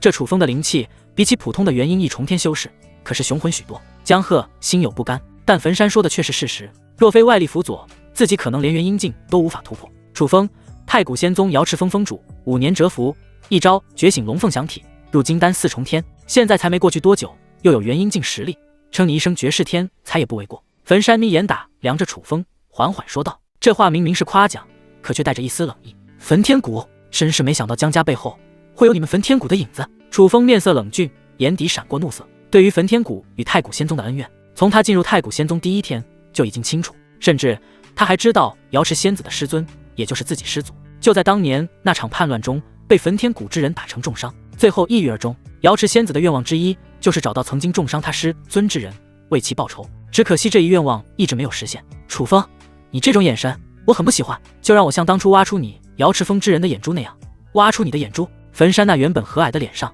露出狰狞笑容。楚风听到焚山的话，眼神一冷，无尽的杀意以他为中心，如同海浪，向着四周猛然爆发。如果说之前的他只是带着8分杀气，那现在的他已经有了12分的杀气。一阵微风吹起，明明没有什么冷意，却让得在场的江家人脊背一寒，就连实力达到元婴2重天的江鹤也不例外。此时他们感觉站在眼前的楚风不是人类，而是一头随时要吃人的愤怒妖兽。一时间场中的气氛变得极为凝重。清晨，小洛里，你们后退一些。是。这还是两人第一次感受到从楚风身上散发出的滔天杀意，他们知道接下来定有一场大战，快速退到后方。江家之人听令，后退100米。江鹤的面上也露出凝重之色，连忙吩咐江家之人后撤。从理性的角度来说，他觉得元婴3重天的焚山必定能碾压实力只有元婴1重天的楚风，可从感性的角度上讲，他居然觉得楚风或许会给焚山造成一些麻烦，毕竟对方的成长速度太过惊人。江家之人连连后退。咦，楚风，你好像生气了，是因为我刚才的话吗？如果我告诉你，当初那一战共有36位的瑶池峰之人被我斩杀，你会如何？焚山眯眼看着楚风，以一种戏谑的语气说道，老杂种，我要为瑶池峰先辈宰了你！楚风咬牙怒喝，手握七海蛟龙剑，直接来到焚山面前，猛然劈砍而下。霎时间，强大的剑气如同滔天巨浪汹涌而下，周围的江家人包括江鹤在内神色大变。这道剑气之恐怖，比起之前还要强大1倍有余。难怪焚谷主刚才说我不是楚风的对手，这等剑气我根本挡不住。江鹤的脸上露出庆幸之色，之前他还不服焚山说自己的实力不如楚风，可现在来看，自己的实力是真不如楚风。江鹤虽然狂妄，但自问绝对接不住楚风这道剑气，区区元婴1重天还敢先动手，愚蠢！焚山脸上露出轻蔑之色，轻轻一挥手，就有一道道火红色灵气形成的火浪迎向剑气。火浪威势之强，远超剑气数倍之多，这些火浪如同一张巨网一般，想要将剑气包围搅碎。轰，两股能量的对碰立即发出巨大响声，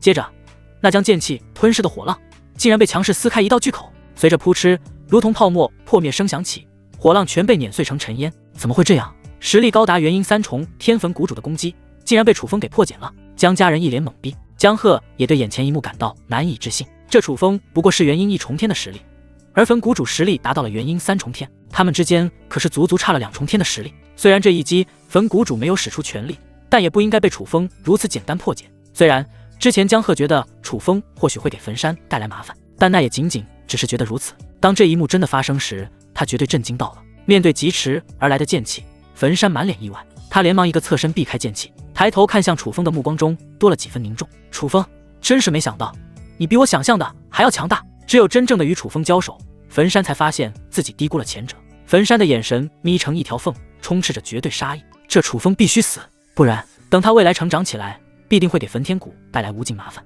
原本焚山抱着玩玩的心态，想要猫捉老鼠般戏耍楚风，可现在他决定改变这种想法，要将楚风一招斩杀，免得后患无穷。焚山后退5步，从储物戒中取出一把通体火红的剑，此剑名为地炎剑，乃是用火焰晶石打造而成，取自地炎谷中的炎2字进行命名，等级高达4品。地炎剑，焚谷主竟然拿出了自己的地炎剑，他这是准备以最强姿态斩杀楚风。江鹤见到这一幕，脸色再次大变。他几乎从未见到焚山用地炎剑对敌，即使碰到同级别的对手，焚山也能不借助的炎剑将对方斩杀。如今面对实力仅仅是元婴一重天的楚风，焚山竟然拿出地炎剑，这如何不让江鹤震惊？其他江家之人也大感意外与震惊。作为曾经的天魔教圣女，叶清晨自然听过火系神兵地炎剑，当即露出紧张之色。洛里亦是如此。地炎剑，待会将这焚山斩杀后，将其送给清晨正好。楚风心道：楚风，你确实是我见过的人中天赋最为妖孽的存在，就算我焚天谷的最强天骄，都不及你1/10，但可惜今日注定你会死在我手里。焚山狰狞狂笑，然后手持的炎剑高高跃起，站在空中俯视楚风。一道道火红色灵气如脱缰野马般围绕在地炎剑周围。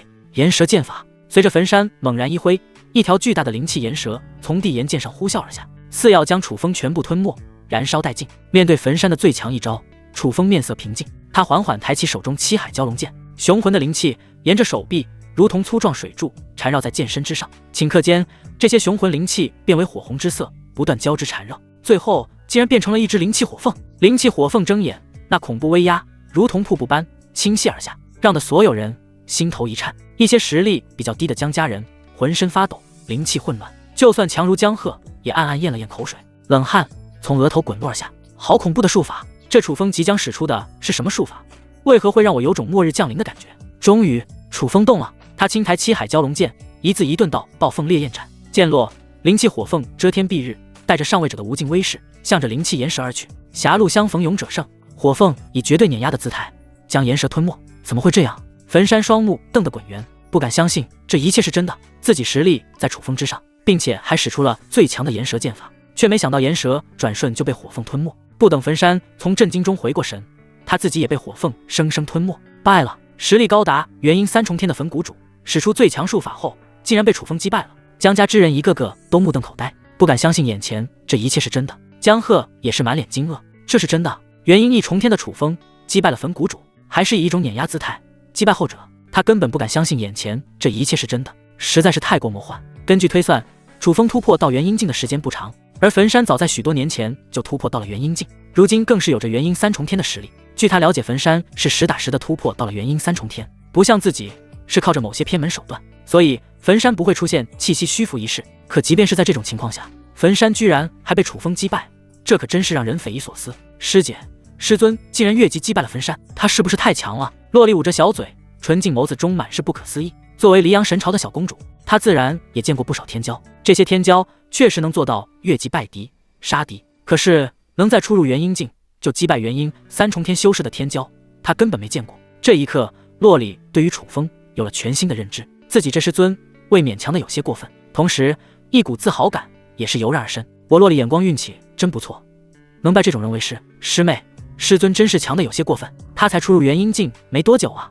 当时我看到他击败元婴1重天巅峰的天残王，觉得已经是奇迹，没想到他现在直接战胜了实力达到元婴3重天的焚山。叶清晨看向楚风的美眸中带着浓浓震撼之色，他自然知道不能以正常修士的标准衡量师尊，可他实在没想到自己的师尊能强得这么离谱。师尊这才初入元婴境就能击败元婴3重天修士，那等他有了元婴3重天的实力，是不是能挑战元婴5重天的强者？师妹，我觉得我这辈子做的最正确的一件事情就是拜入师尊门下。师姐加一。而此时，由于楚风与焚山对战时引发的巨大动静，将不少带着弟子历练的元婴强者吸引到了这处峡谷。通过一些早到之人的口中，他们知道了眼前这个年轻男子越级击败焚山一事。什么？你说这年轻男子越2级击败了焚天谷谷主之一的焚山？那焚山虽然在焚天谷谷主中排名中下，但他实力也达到了元婴3重天。眼前这年轻男子不过元婴1重天的实力，他能击败焚山？有些晚来的元婴强者听到这个消息后顿感不可思议。作为元婴境的过来人，他们比任何人都清楚元婴1重天与3重天之间的巨大差距。如果说元婴1重天修士有1/1000的概率能战胜元婴2重天修士，那战胜元婴3重天修士的概率就是千万分之一。可这种概率低到比白天被雷劈的事情竟然发生在了眼前，这种事情确实不可思议，但它却偏偏发生了。我刚才亲眼看到那年轻男子强势击败，不是碾压焚山。有个实力达到元婴7重天的驼背老者开口说道：这男子到底是谁？年纪轻轻，实力达到元婴境也就算了，还有这般变态的能力，是来自那些大势力的绝顶天骄吗？不是，我之前查过，这年轻男子名为楚风，是太古仙宗瑶池峰的峰主。有个戴着狐面具的女人解释道：“瑶池峰，楚风，我想起来了，他就是瑶池仙子收的那个徒弟。不是之前说他天赋平平无奇吗？怎么一跃成为了元婴境的高手？根据我天机阁得到的消息，楚风在前段时间觉醒龙凤相体，1日入金丹，还是4重天。”有个戴着斗笠的神秘女子缓缓开口：“天机阁是一处负责推演天机的势力，其整体势力在太古仙宗之上，与太阴学宫相当。原以为当时是瑶池仙子看走眼，没想到是我看走了眼。”这一句立即引起不少元婴强者的赞同。面对外界的各种讨论，作为焦点的楚风浑然不知。他来到灵气火凤面前，一挥手，灵气火凤化为一道道能量波，重新归入体内。只见前方只有一把地炎剑、一枚储物戒，以及一具几乎烧成灰烬的尸体。显然焚山的肉身直接没了。咔咔，一道细微的响动，焚山的元婴出现在楚风眼前。原本光亮的元婴经过火凤洗礼，也变得忽明忽暗。焚山元婴看到楚风不断颤抖，眼中满是恐惧，难以置信之色。输了，我居然会输给一个初入元婴境的小鬼。直到现在，焚山也不敢相信自己会输给楚风。说，你们焚天谷是不是有针对我们太古仙宗的阴谋？楚风眼神冰冷地质问道。这也是他没有直接让灵气火凤直接将焚山烧成灰烬的原因。他感觉这一切的背后都有一个阴谋。呵呵，楚风，你想让我开口？不可能，就算我死了，也不会透露半个字。焚山元婴狰狞大笑。楚风也不废话，上前对焚山元婴直接使出搜魂术。啊呀！焚山元婴立即发出凄厉的惨叫声。搜魂术比起凌迟更让人痛不欲生，肉体的疼痛与灵魂疼痛相比，远远不如。近了，快接近真相了。就在楚风快要发现真相时，一道道诡异的符咒出现在焚山元婴上。楚风顿感不妙，连忙后退，然后那焚山元婴就忽然砰的一下出现爆炸。师尊，真是没想到，焚山这位堂堂焚天谷的谷主之一也被人下了禁制。叶清晨有些意外，这焚山可是焚天谷的高层，居然会被下禁制，细思极恐。既然焚山这边问不出东西，那就只能从那个家伙口中问些东西。楚风那对冷厉的目光落在江鹤身上，江鹤看到楚风那冰冷的目光，吓得口水直咽下，同时下意识地后退一步，跑，赶紧跑！作为江家族长，江鹤竟然直接抛弃江家之人，率先逃跑。这一刻，他将吃奶的力气都使了出来，可惜他再快也根本没有楚风快。只见一道雷光划破天际，楚风就拦在江鹤面前，眼皮冷冷掀起，手腕一抖，七海蛟龙剑砍断江鹤双腿。砰！楚风又是一脚将江鹤踹在泥潭中，蛟龙剑抵在后者脖颈。说，这焚天谷是不是对我太古仙宗有什么阴谋？还有你背后指使你们用虚天万血阵凝练万血丹的？虽然江鹤极其恐惧，但他脑袋却摇得像拨浪鼓一般，带着哭腔道：不能说，说了会死的。死？那我现在就成全你。楚风眼神一冷，将江鹤的脑袋砍了下来。这个时候，江鹤的元婴从身体内钻了出来，肉身死了，但江鹤元婴还没有死。楚风见状，再次提剑，准备彻底毁灭江鹤元婴。楚风，等等，我将我知道的东西告诉你。见识到楚风的狠辣手段后，江鹤元婴终于服软。关于焚天谷的具体计划，我不太清楚，只知道他们与你们太古仙宗的。话到这里，一道道诡异的符文出现在江鹤元婴之上，接着就是砰的一声，江鹤元婴被炸成一团血泥。又有禁制。楚风皱起眉头，对于这个结果也算是在预料之中。连焚山这位焚天谷的高层都被下了禁制，更何况是江鹤这位江家的族长。师尊，线索全部断了，现在怎么办？叶青尘上前询问道。那就先将江家这些人给处理了，全当是让你们进行血的磨练。楚风做了个抹脖子的姿势。好。叶青尘没有犹豫，拔出黑渊剑冲向残余的江家之人。这一次洛里同样没有犹豫，杀了过去。如果今日不是楚风及时出手，那会有无数村民被虚天万血阵给生生搅碎。这些江家之人中不乏有金丹修士，但被楚风随手击杀，留下一些能让两个弟子解决的对手。不出半晌，两人归来，比起之前身上多了一抹肃杀之气。楚风满意的点点头。嗖嗖，几道破空声响起，有一部分围观的元婴强者来到他们面前。哥哥，真是英雄出少年，没想到太古仙宗出了楚风你这等天骄，凭借元婴1重天的实力跃2级击败焚山，让姐姐好生惊讶。戴着狐面具的女子媚笑道，那裸露在面具的双眸更是含情脉脉的不断打量楚风，好似虎狼要活活将看光，然后一口吞下。楚风闻着近在咫尺的暗香，感觉心神一荡，但他很快让自己恢复清明。媚功，这女子修炼的是媚功。姐姐，楚风从小孤苦伶仃，没什么亲人，不知你这位新姐姐是哪里的？楚风嘴角翘起，反问，占据主动。虽然他不知道眼前这女子来自何方，但自觉告诉自己她来历不简单。狐面具女子见楚风没被自己媚功影响，眼底闪过一丝诧异，不过很快被他掩饰过去。弟弟，姐姐来自青丘山，名叫胡谦儿。胡面具女子媚笑着回答道：“青丘山，胡谦儿，那个用媚功杀人于无形的可怕女人。”楚风神情一凛，青丘山的实力在太古仙宗之上，与太阴学宫相当，而胡谦儿更是青丘山内有名的元婴强者，一旦全力催动媚功，几乎同阶无敌。接下来又有几位元婴强者介绍自己，他们背后势力的实力大多都强于太古仙宗。如此多元婴强者与一个初入元婴境的修士攀谈，绝对是第一次。这也难怪元婴强者们的弟子都是露出惊叹之色。对于自家师尊，他们可是极为了解，有着独属于强者的高傲，几乎不会低头与初入元婴境的修士过多交谈。可偏偏在楚风身上破了例，这足以见得楚风价值之高。清晨，这把剑是火属性的剑，正适合你，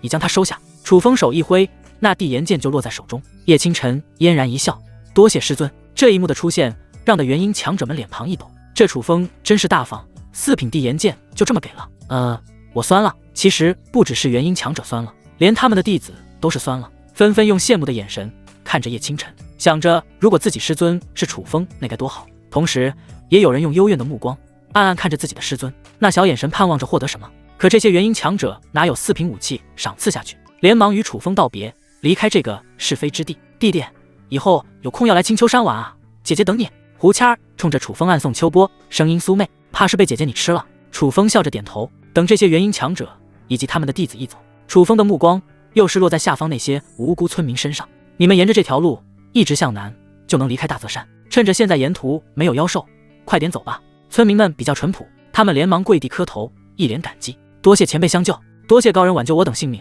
回去后定然供奉高人。如果不是楚风，他们恐怕已经被江家恶徒投入虚空万血阵中，化为了一滩血水。在将楚风的样貌牢牢记下后，村民们才离开这片峡谷。等村民离开后，熟悉的声音在楚风脑海响起：丁，宿主成功赠送4品武器地炎剑，是否进行暴击返还？是。楚风毫不犹豫地心道：丁，恭喜宿主触发2000倍暴击返还，获得6品武器凤炎剑。6品凤炎剑，赚了。楚风心中乐开了花。6品武器在中等势力中几乎没有，唯有在那些大势力中才会存在。而即使在那些大势力中，这6品武器也是罕见之物。就算是大势力的天骄高层，想要得到6品武器，也要经历重重考验。如今楚风通过暴击返还，就得到6品凤炎剑，说一句天上掉馅饼也不为过。既然我有了凤炎剑，不如将七海蛟龙剑交给小洛里。虽然小洛里觉醒了陨落玄冰体，适合冰系之剑，但七海蛟龙剑也能使用。楚风仔细思考，最终还是将这想法暂时否了。毕竟现在的洛里实力不强，身怀5品重宝，恐怕会遭到一些人的窥视。小洛里，为师不会厚此薄彼，我看看这坟山江河的储物界中有没有适合你的武器或者丹药等东西。楚风一挥手，2枚储物界落在手中，滴血认主，意识进入其中。这江鹤好歹也是堂堂元婴2重天的修士，怎么这么穷？储物界中几乎没什么像样的东西，都是一些壮阳补肾的药丸。楚风心中吐槽道：这些东西他不可能拿出来给2位弟子吧，自己又是血气方刚，不说夜夜笙歌，但也精力无限，不需要这种东西辅助。简单来说，江鹤的储物界中看不中用，没任何有价值的东西。真实原因倒不是因为江鹤穷，而是他为了突破到元婴2重天，将一切能用的东西都用完了。不过好在楚风在坟山的储物界中有所收获，意念一动，就有1枚丹药出现在手中。这枚丹药比龙眼略小，通体呈现半透明的乳白色，一道道雾气环绕在丹药周身。这枚丹药与常见丹药有所不同，温度明显低了不少。小洛里，这是冰肌玉骨丹，对你的陨落玄冰体会有莫大好处。楚风将丹药递给洛里。冰肌玉骨丹是一种非常特殊的丹药，对冰系之体血脉有着莫大的作用，算是冰系神丹。可因为炼制难度极大，所以世间存量极少，往往1枚就能卖出天价。多谢师尊。洛里甜甜一笑，也没矫情，大方接过丹药。丁，宿主成功赠送1枚冰肌玉骨丹，是否进行暴击返还？是。丁，恭喜宿主触发2倍暴击返还，获得玄冰玉漏丹。玄冰玉漏丹倒也不错，可惜与冰肌玉骨丹堆叠效果不好，不如给清晨服下算了，毕竟他觉醒的是红莲液体，冰系丹药说不定会带来反效果。经过慎重思考，楚风还是决定之后自己服下玄冰玉漏丹。小洛里，你将冰肌玉骨丹服下，为师在这为你护法。是。洛里一口将丹药吞下，仅仅是3息之后，就有一道水桶粗细的冰柱从他身后冲天而起，伴随而来的还有那密密麻麻的漫天雪花。就在这时，一道粗犷的声音没来由的响起：哈哈，不愧是我太古仙宗的宗主，不仅身怀圣体，连收的弟子都有圣体。是谁？楚风。叶清晨不约而同露出警惕之色。只见前方的丛林无风自动，灵巧分开，接着就有一道人影缓缓出现在众人眼前。他是一个老者，身材中等，略瘦，白发苍苍，连鬓角也是白色，可他那对眼眸却无比犀利，仿佛能看透人心。身上的衣着并不华丽，甚至可以用寒酸二字来形容，只是简单的粗布麻衣，可他浑身上下却散发出一股无比强大的锋锐之气，如同一把乘风破浪的利剑一般。楚风盯着锐利老者，竭力思索，但没有任何印象。叶清晨同样一脸茫然。两个小娃娃，不要紧张，我与你们一样，是仙宗之人。锐利老者咧嘴笑道。敢问前辈尊姓大名？两人依旧不敢放松。时间太久，名字已经忘了，依稀记得人们送我一个绰号，好像是什么封建尊者。老者似乎记性不太好，想了一会才说道。封建尊者。楚风面露回忆之色，忽然想到什么，他脸色一变。封建尊者，您是几百年前凭借一手封建之术力压群雄的仙宗强者。几百年前，太古仙宗有一化神强者，因为一手无敌封建之术而赢得封建尊者的美名。若是论起辈分，就算顾红衣见了也得喊一声师叔。当年在封建尊者的带领下，太古仙宗也是威风了好一阵子。可后来随着封建尊者无故失踪，太古仙宗没落不少，不然也不会被焚天谷背刺。尊者，外界传闻你不是已经驾鹤西游了吗？俗称死了。楚风小心翼翼地问道。哼，外界那帮说书人就会乱说，老祖我是去闭关了，不是死了。封建尊者吹胡子瞪眼道。原来如此。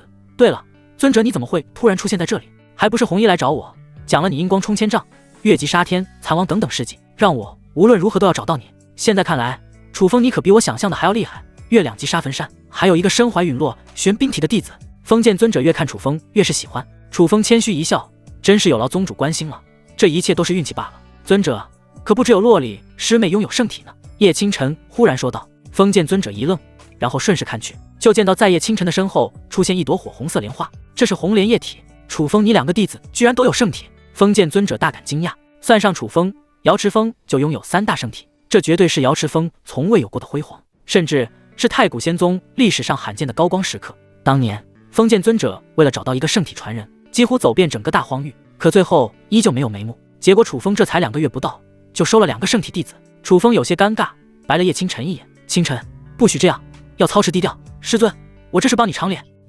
好吧，做得很好，下次别做了。楚风连忙转移话题。尊者，虽然焚山已经被我斩杀，但我总感觉一张无形的大网笼罩在仙宗之上，这焚天谷肯定对我们太古仙宗有什么阴谋，甚至是……接下来的话楚风没有继续说。继续说。封建尊者示意楚风继续往下说。尊者，甚至我觉得我们太古仙宗内都有与焚天谷有关的内奸，当我想要了解真相时，不管是焚山还是江家族长江鹤都被禁止灭口。楚风大胆地将心中猜测说了出来。封建尊者眼神阴晴不定，这事我一定会调查清楚。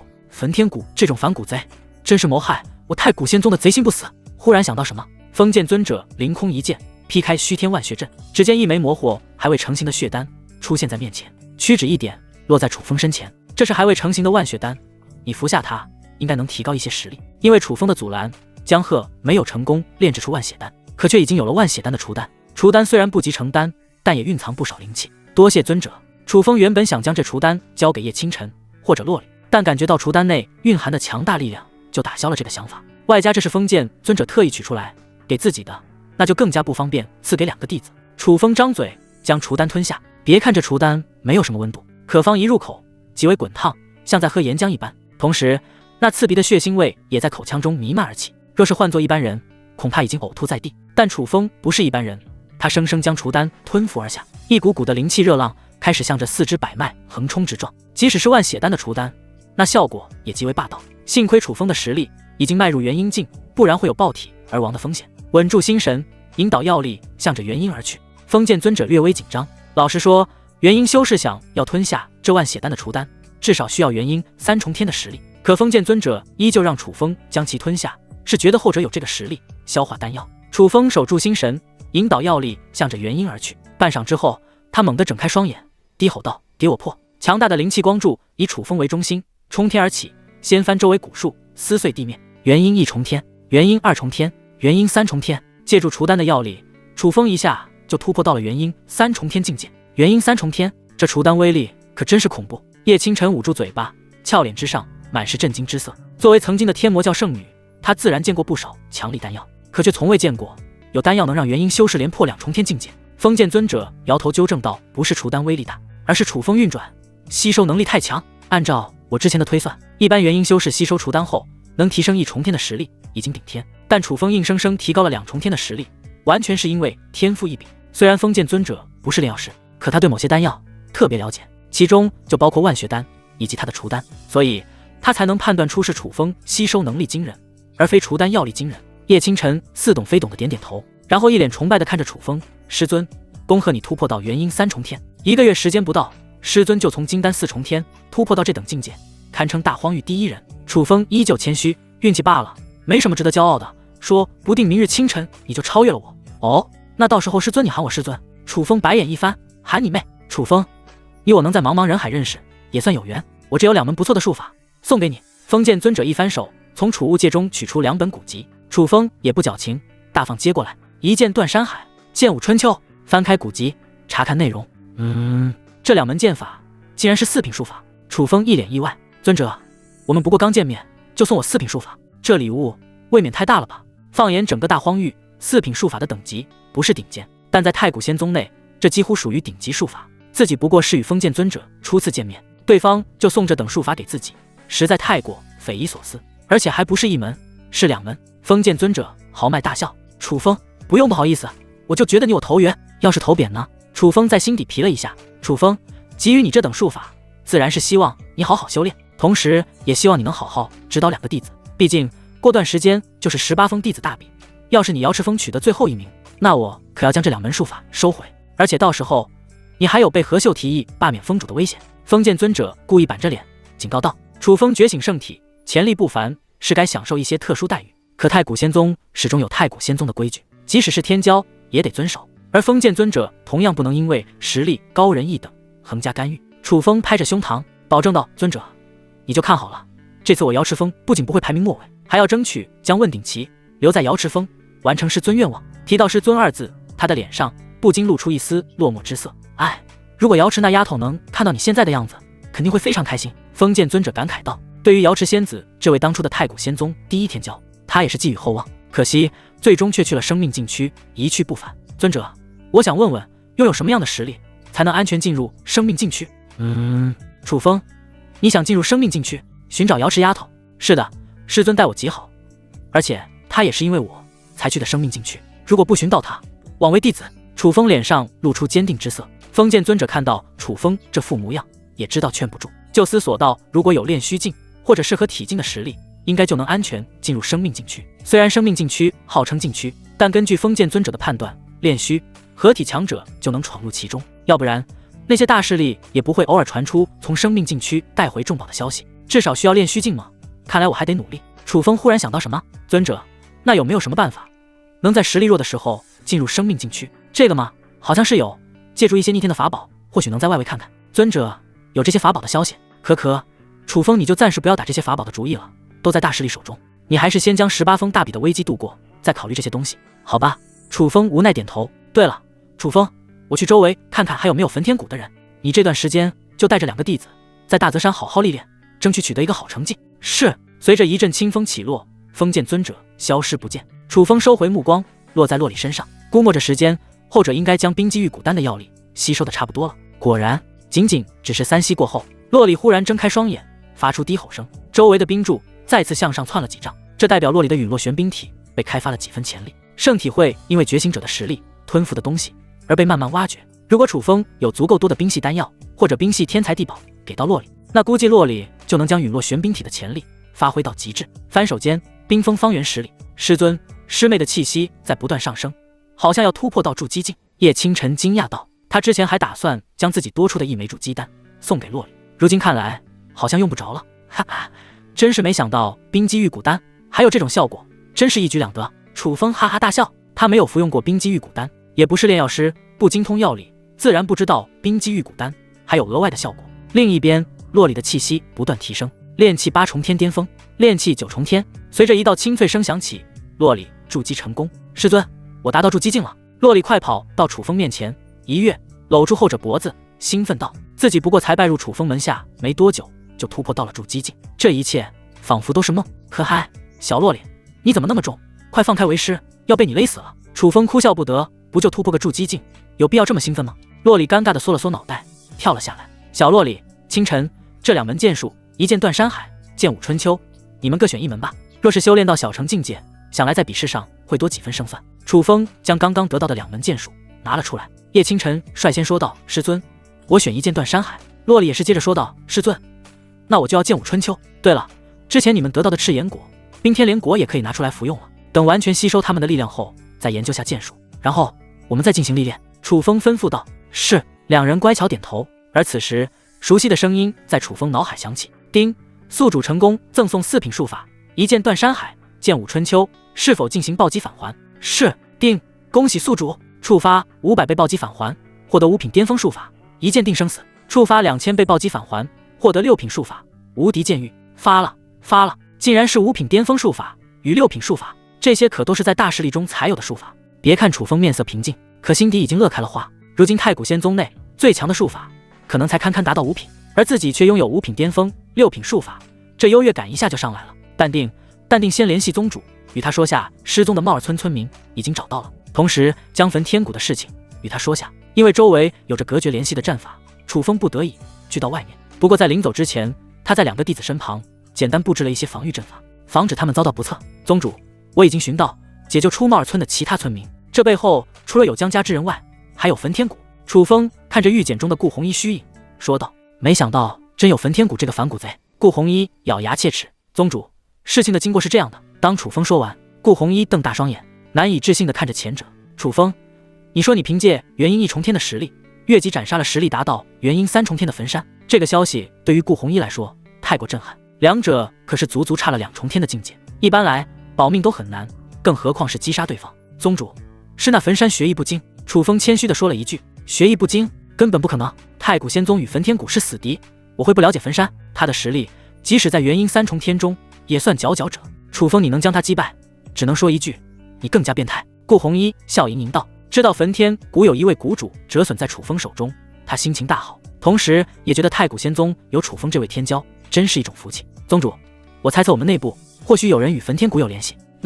此事我会暗中调查。对了，楚风，你2个弟子如今实力如何？”“他们的实力都达到了筑基境。”“筑基境倒是进步神速，可若被何秀的天灵峰针对，凶多吉少。”顾红衣先是对楚风2个弟子的境界表示称赞，可接着又有些担忧起来。双拳难敌4手，好虎架不住群狼，2个筑基境怎么敌得过一群筑基境修士？楚风好奇道：“宗主，不知那天灵峰有多少筑基境弟子？”顾红衣面露回忆之色：“2个月前是15人，现在的话可能已经达到了18到20人。18封比试时，这个数量会更多，可能会达到恐怖的20人。而且我得到消息，何秀已经对筑基弟子开放了天灵池，届时这些人的实力又会有不小的提高。天灵池是何秀耗费2年半时间打造的一座充满灵气的大池，即使在太古仙宗内也颇有名气。筑基修士进入其中后，会在吸收灵气的同时，不断被打磨体内的灵气，从而拥有更为稳固的根基。简单点说，经过天灵池浸泡的筑基修士，大大增加了越级对敌的概率。宗主放心，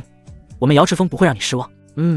我这还有一些事情要处理，你带2个弟子好好历练。”“好。”楚风结束联系后，就回到叶清晨、洛里身边，见2人还在吸收天才地宝的药力，他也就将储物界中能服用的东西全拿出来，一边吞服提高实力，一边想着怎么带他们历练。与此同时，太古仙宗天灵峰深处险峻的悬崖边上，有着一方灵雾漂浮的池塘，池塘中的水呈现淡青色，波动的水面不多不少盘膝而坐着18人，为首的正是何秀大弟子王云。18人正贪婪地吸收着水中的灵气，不用猜也知道，这18人就是天灵峰中实力达到筑基境的弟子。二叔，这18位筑基弟子经过天灵池的洗礼，实力会变得更加强大，到时候加上那些新进筑基境的弟子，我天灵峰定然能夺得18封比试第1名。不远处的大树上，何秀得意地笑道。何成功微微点头，忽然想起什么，补充道：“别忘了，要第一个淘汰瑶池峰，到时候你就能提议罢免楚风峰主之位，我好将自己的人安排进瑶池峰。”说到此处，何成功微眯的眼眸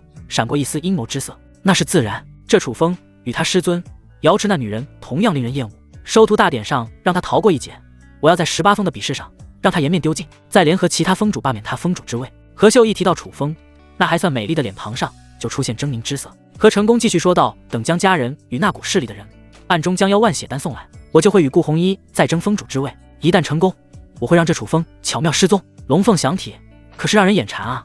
说到此处，何成功的眼中露出贪婪之色。若是他拥有龙凤响体，早就突破到了化神境，这太古仙宗宗主的位置也是他何成功的囊中之物。对了，小秀，我算算时间，那万血丹也应该炼制成功了。奈江家族长江鹤还没有联系你吗？何秀摇摇头，何成功微不可察的皱眉，该不会问题吧？二叔，你将心踏实放肚里，绝对不会出问题。何秀笑着保证道。话刚说完，何成功的玉剑就微微响动，屈指一点。当看到那虚影时，他脸色一变，怎么是你？不是说平日不要联系我吗？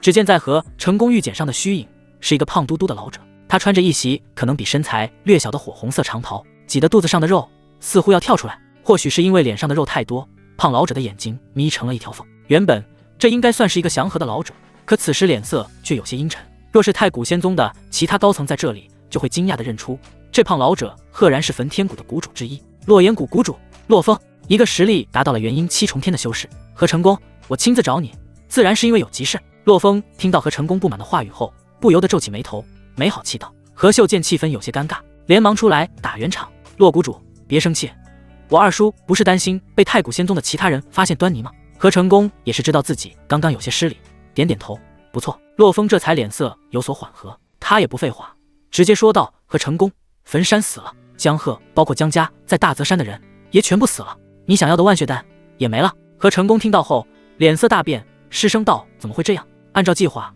万血丹能炼制出来，在炼制万血丹前，他就让何秀对江家之人制定了详细的计划，外加有焚山、江鹤2位元婴境修士坐镇，计划不可能会失败啊。何秀听到这，面上既有震惊又有疑惑，这么完美的计划怎么会失败呢？而且在这之前，江家的人明明告诉自己虚天万血阵已经成功启动，最多1天半的时间就能炼制出万血丹，怎么会在这紧要关头功亏一篑？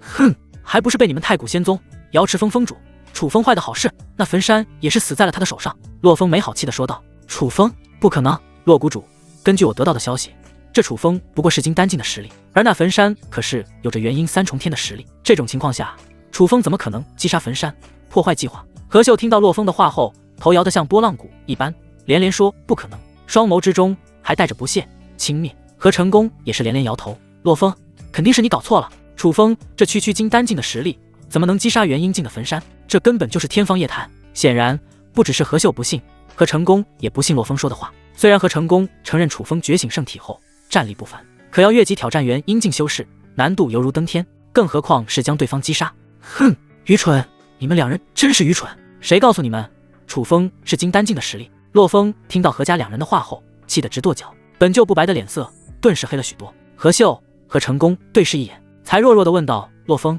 那你告诉我楚风是什么实力？元婴境。楚风的实力达到了元婴1重天，不是金丹境。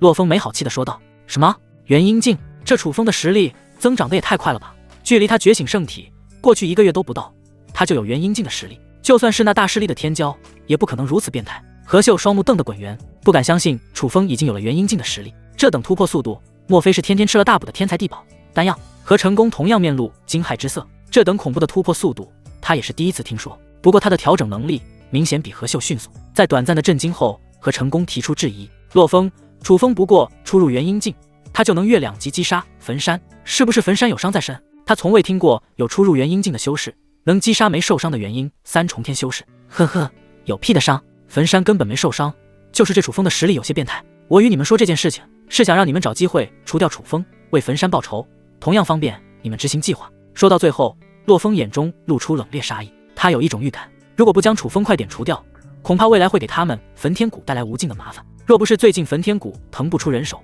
洛风都想自己亲自追杀楚风。何秀、何成功对视一眼，都是看到了对方眼中的忌惮。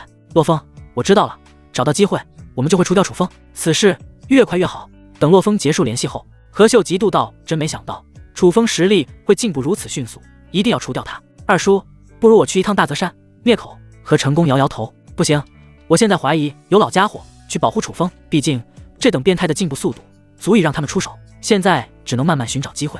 你要做的就是好好培训弟子，18峰比试时淘汰瑶池峰弟子，先将楚风从峰主位置上拉下来。一时间何成功也想不到太好的办法对付楚风。随着时间的慢慢流逝，太古仙宗也变得越来越热闹，除了瑶池峰之外，其他17峰都在如火如荼的训练，这些峰脉的弟子都志在取得一个好成绩，好让自己峰脉压制其他峰脉一头，同时也让自己露脸，脸上有光。其中有一小部分人消息比较灵通，在得知会有不老山、藏剑峰、花宗、太阴学宫之人来观看时，这种亢奋的情绪瞬间到达顶点。因为平日比试只有寥寥1-2个势力之人会进行观看，可这次却有如此多的势力观看，还数头一次，并且这些观看的势力实力大多都在太古仙宗之上。如果有弟子能在大比上有亮眼发挥，不仅是能在仙宗内博得名声，更可以在这些势力的脑海中留下一个深刻的印象，甚至说不定还会引来一些美女的青睐。想到这，各封脉的男弟子们更是拼命训练。与此同时，距离仙宗遥远的大泽山之内，楚风也带着叶清晨、洛里拼命训练。一具巨妖兽与不开眼邪道的尸体不断倒在脚下，距离18封大比还剩3天。太古仙宗正在看守山门的弟子，或许是闲得无聊，就开始讨论18封弟子大比。嘿，你们说这次大比哪个封能获得第1名？我觉得还是天灵封，毕竟上一届的第1名也是天灵封。这可不一定，去年第1不代表今年也是第1。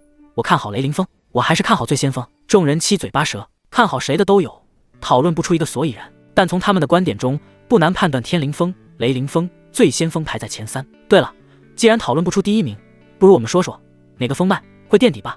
这还用说，当然是瑶池封。虽然楚封主觉醒圣体实力不凡，但这大比是弟子间的比试，瑶池封只有叶清晨一人，他加入瑶池封时间不长，实力肯定不强。瑶池封垫底无疑，这话虽然难听，但我觉得有道理。论其底蕴，瑶池封最为薄弱。守山弟子没有统一大比第1名的归属，可他们却出奇一致的觉得瑶池封垫底。诸位师兄就这么不看好瑶池封？就在这时，一道好听的声音从他们身后响起：“那是当然，底蕴薄弱，垫底无益。不然师妹，你觉得哪方会比瑶池封还差？”有个小胖子不以为的回头询问道。可当他看到来人时，神色大变，脸上顿时露出尴尬之色。原来是叶师妹啊！只见叶清晨正眯着眼，不怀好意地看着眼前这一群守山弟子，而在他的身后则是站着紧握小拳头的洛里。洛里的脸上挂着不忿之色，显然对于这些守山弟子的讨论有些生气。倒是站在2人后方的楚风一脸平静，丝毫没有因为守山弟子的话而有任何情绪波动。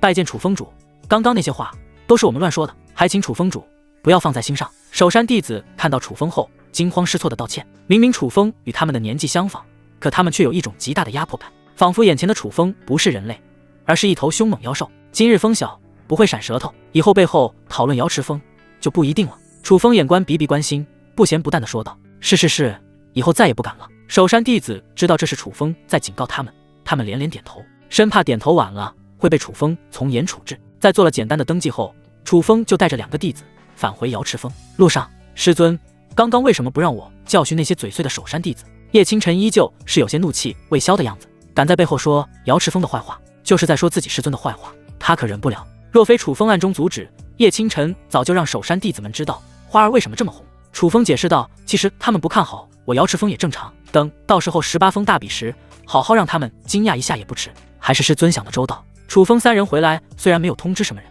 但在第一时间，17封的封主以及其他太古仙宗的高层都是知道了这个消息。他们心思各异，有不屑的，有好奇的，还有一些想要打探楚风2个弟子实力的。对于这些人的心思，楚风并不关心，同时也不在意。回到瑶池封后，他就让2个弟子盘坐在身前。清晨、小洛里，你们修炼上还有什么不懂的地方，可以问我。师尊，这个地方的灵气运转为什么是这样的？不能先行经过天窍穴吗？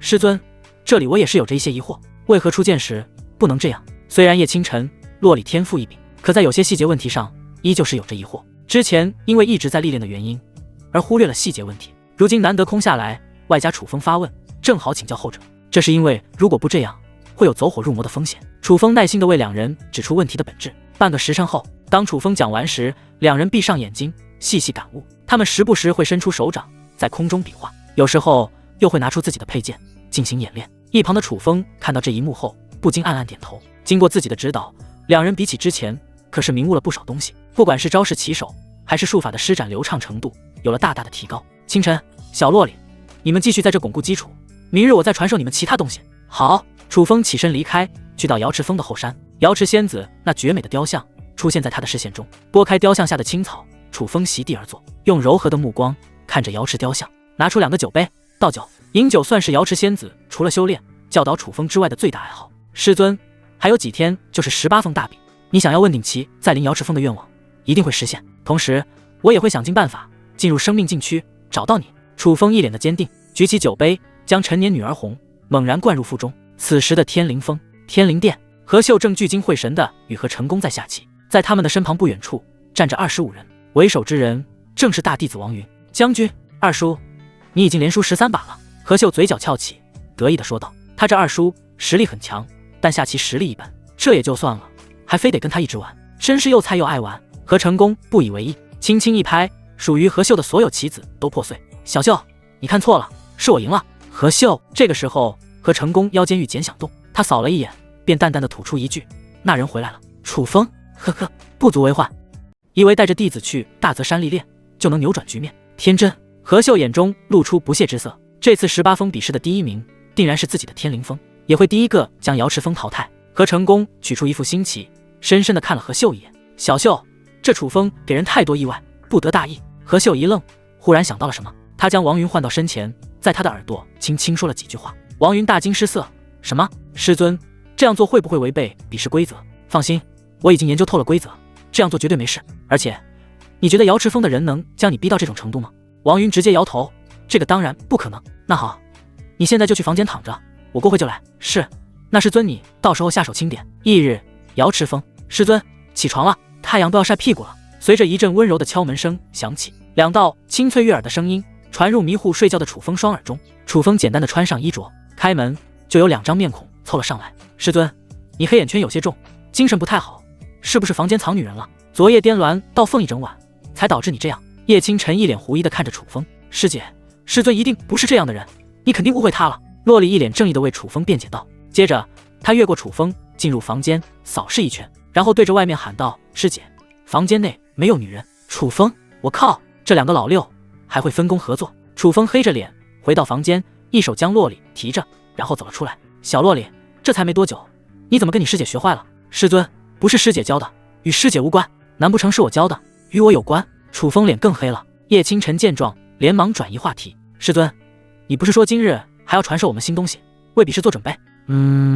今日我打算各自传授你们一门术法，名为化棘手。这化棘手可以削弱、化解那些通过非正常手段提高实力的秘法。楚风缓缓说道：“这么厉害？”叶清晨、洛离2人一听，顿时感觉惊讶。有这种特殊作用的术法，可是极为稀少。这化棘手是之前楚风带着2人在大泽山历练时，在一个山洞中发现的。至于为何当时他没有传授2人，是因为这化棘手没有很强的攻击力，只有特殊的作用。如今为了确保2人在比试时不会被算计，楚风才决定传授2人化棘手。这化棘手的修炼始于天窍穴途径。小半个时辰后，楚风讲解完修炼化棘手的修炼要点，叶清晨他们去到一旁各自修炼。这个时候，熟悉的声音又是响起：“丁，宿主成功传授3品巅峰功法化棘手，是否进行暴击返还？”“是。”“丁，恭喜宿主触发800倍暴击返还，获得5品术法五雷化棘手。”五雷化棘手听名字就感觉有些霸道。趁着2位弟子不注意，楚风取出五雷化棘手，细细翻阅。咦，这五雷化棘手有些强啊！不仅能够削弱、化解对手的秘法，还能化解对方的肉身、灵气、武器，甚至修炼到一定境界，还能化解对方的根基，例如金丹、元婴。楚风越看越感觉这五雷化棘手威力惊人。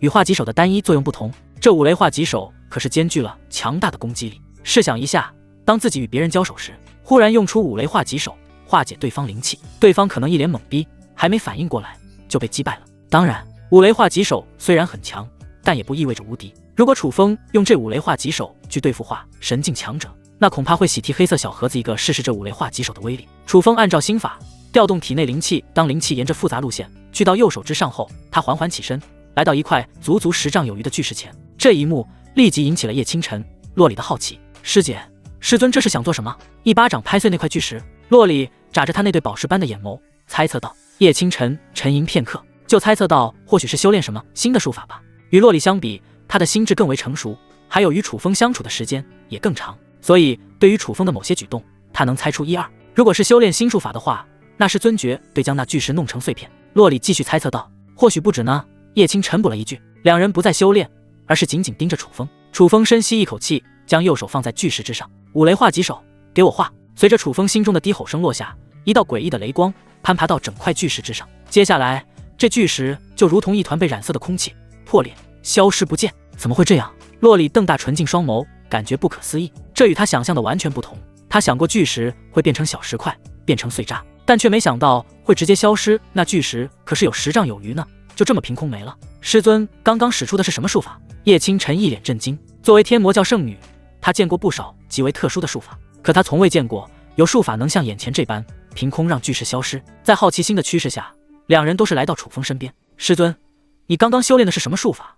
是如何让巨石消失的？师尊，这术法你是不是修炼了很久？两人关于术法的问题询问了一大堆。楚风笑着解释道：这术法也是为师刚刚修炼就掌握了一些皮毛呢。初次修炼掌握皮毛就这么厉害？若是完全掌握，那威力不知道要恐怖到何种程度。叶清晨、洛离两人更加震惊。为师刚才修炼的术法名为五雷化棘手，算是你们化棘手的升级版本，不仅兼具化解秘法的特殊效果，更有强大的攻击力。楚风笑着说道：师尊，我也要修炼。师尊，这是藏私啊，明明有更为强大的五雷化棘手，却让我们修炼化棘手。说着说着，叶清晨露出一副可怜模样，可他眼底的狡黠分明出卖了他的内心。他没有想象中的那么伤心。哈哈，清晨，你这演技太假了，以后好好练练。这五雷化棘手我也是要传授给你们的，只不过我想先让你们修炼化棘手，有个过渡。楚风揉了揉两人的脑袋，然后传授他们五雷化棘手。这一天过得很快，不知不觉已经是傍晚。今晚你们好好休息，为明日大比养足精神。是，明日我们一定为瑶池峰取得好成绩。楚风一脸期待地看着两个弟子，他们的脸上都挂着坚定之色。翌日，随着东方翻起一抹鱼肚白，整个太古仙宗变得热闹非凡。今日是太古仙宗18峰比试的日子，许多仙宗之人纷纷向着太古圣殿而去。虽说是清晨，但太古圣殿已经是人山人海，他们纷纷围拢在一张巨大的演舞台旁边。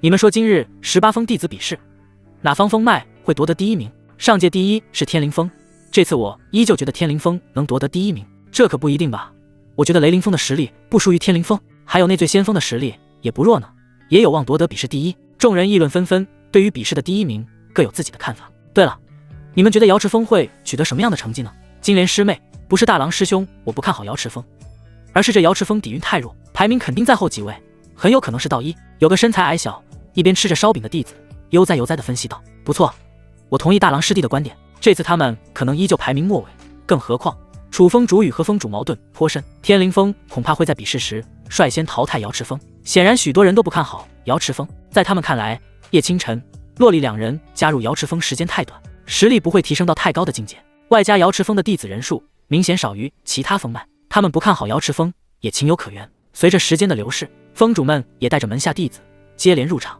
按照区域的划分，各峰脉的弟子一一坐下。至于峰主们则是坐在了视线开阔的北边看台。雷不凡，你看好哪个峰脉能够取得第一？有个鹰钩鼻、眼窝深陷的老者声音沙哑地询问道。雷不凡斜愣了鹰钩老者一眼，仇和，你这不是废话吗？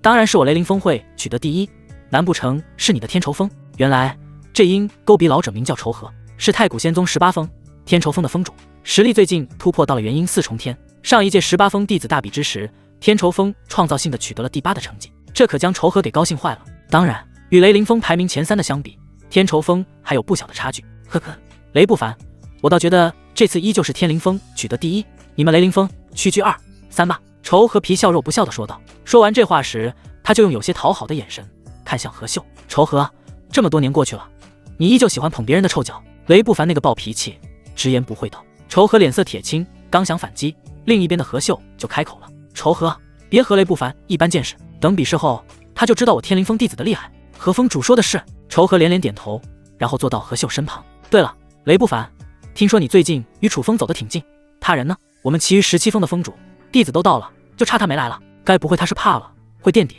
索性不来了？何秀用轻蔑的语气说道。此话一出，就引来与何秀交好之人的一顿嘲笑。雷不凡刚想开口，就有一道淡淡的声音响起。何秀，我的字典中从未有过怕字。众人顺势看去，就看见3道身影出现，一男2女。男的长相俊逸，衣袍飘飘，宛如天上谪仙。左侧那女子高挑秀丽，气质非凡，如同9天仙女。右侧女子则是玲珑可爱，任谁看了都会萌心大气。这3人就是楚风、叶清晨、洛离。他们的出现立即吸引了下方众人的注意力。俊男美女，还有一个可爱萝莉。如果不说这3人是师徒，说是一家人都信啊。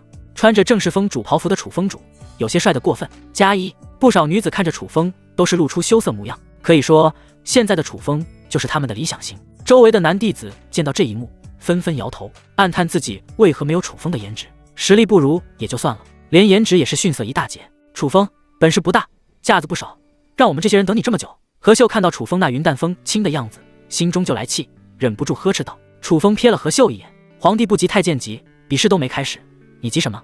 你！何秀被楚风这句话气得脸色通红，他发现每次与楚风照面，吃亏的总是自己。清晨，小洛里，为师先去北边看台，你们安坐在演武台周围，等待比试开始。是。别看瑶池峰只有2位弟子，但划分的区域与其他峰脉相同，有些峰脉人多，挤着坐，而瑶池峰这边就宽敞许多。楚风去到北边看台后，与熟悉的几个峰主打了招呼。至于其他与何秀交好的峰主，他就懒得打招呼，反正大家立场不同，假客套就不用了。接下来4大长老登场，他们的出现引起了一阵轰动。以前这种峰脉弟子比试时，最多有1位长老去到现场，如今4位长老齐齐而来，这算是近100年来的第一次，这也足以见得他们对此次峰脉比试的重视。宗主到！随着一道声音响起，太古仙宗宗主顾红衣穿着一袭火红色的袍服出现。今日的顾红衣明显化了浓妆，穿得比以往峰脉大比时正式许多，眼神之间也似乎多了一抹冷傲之气，宛如人间帝皇一般。仙宗之人的注意力刚放在顾红衣身上，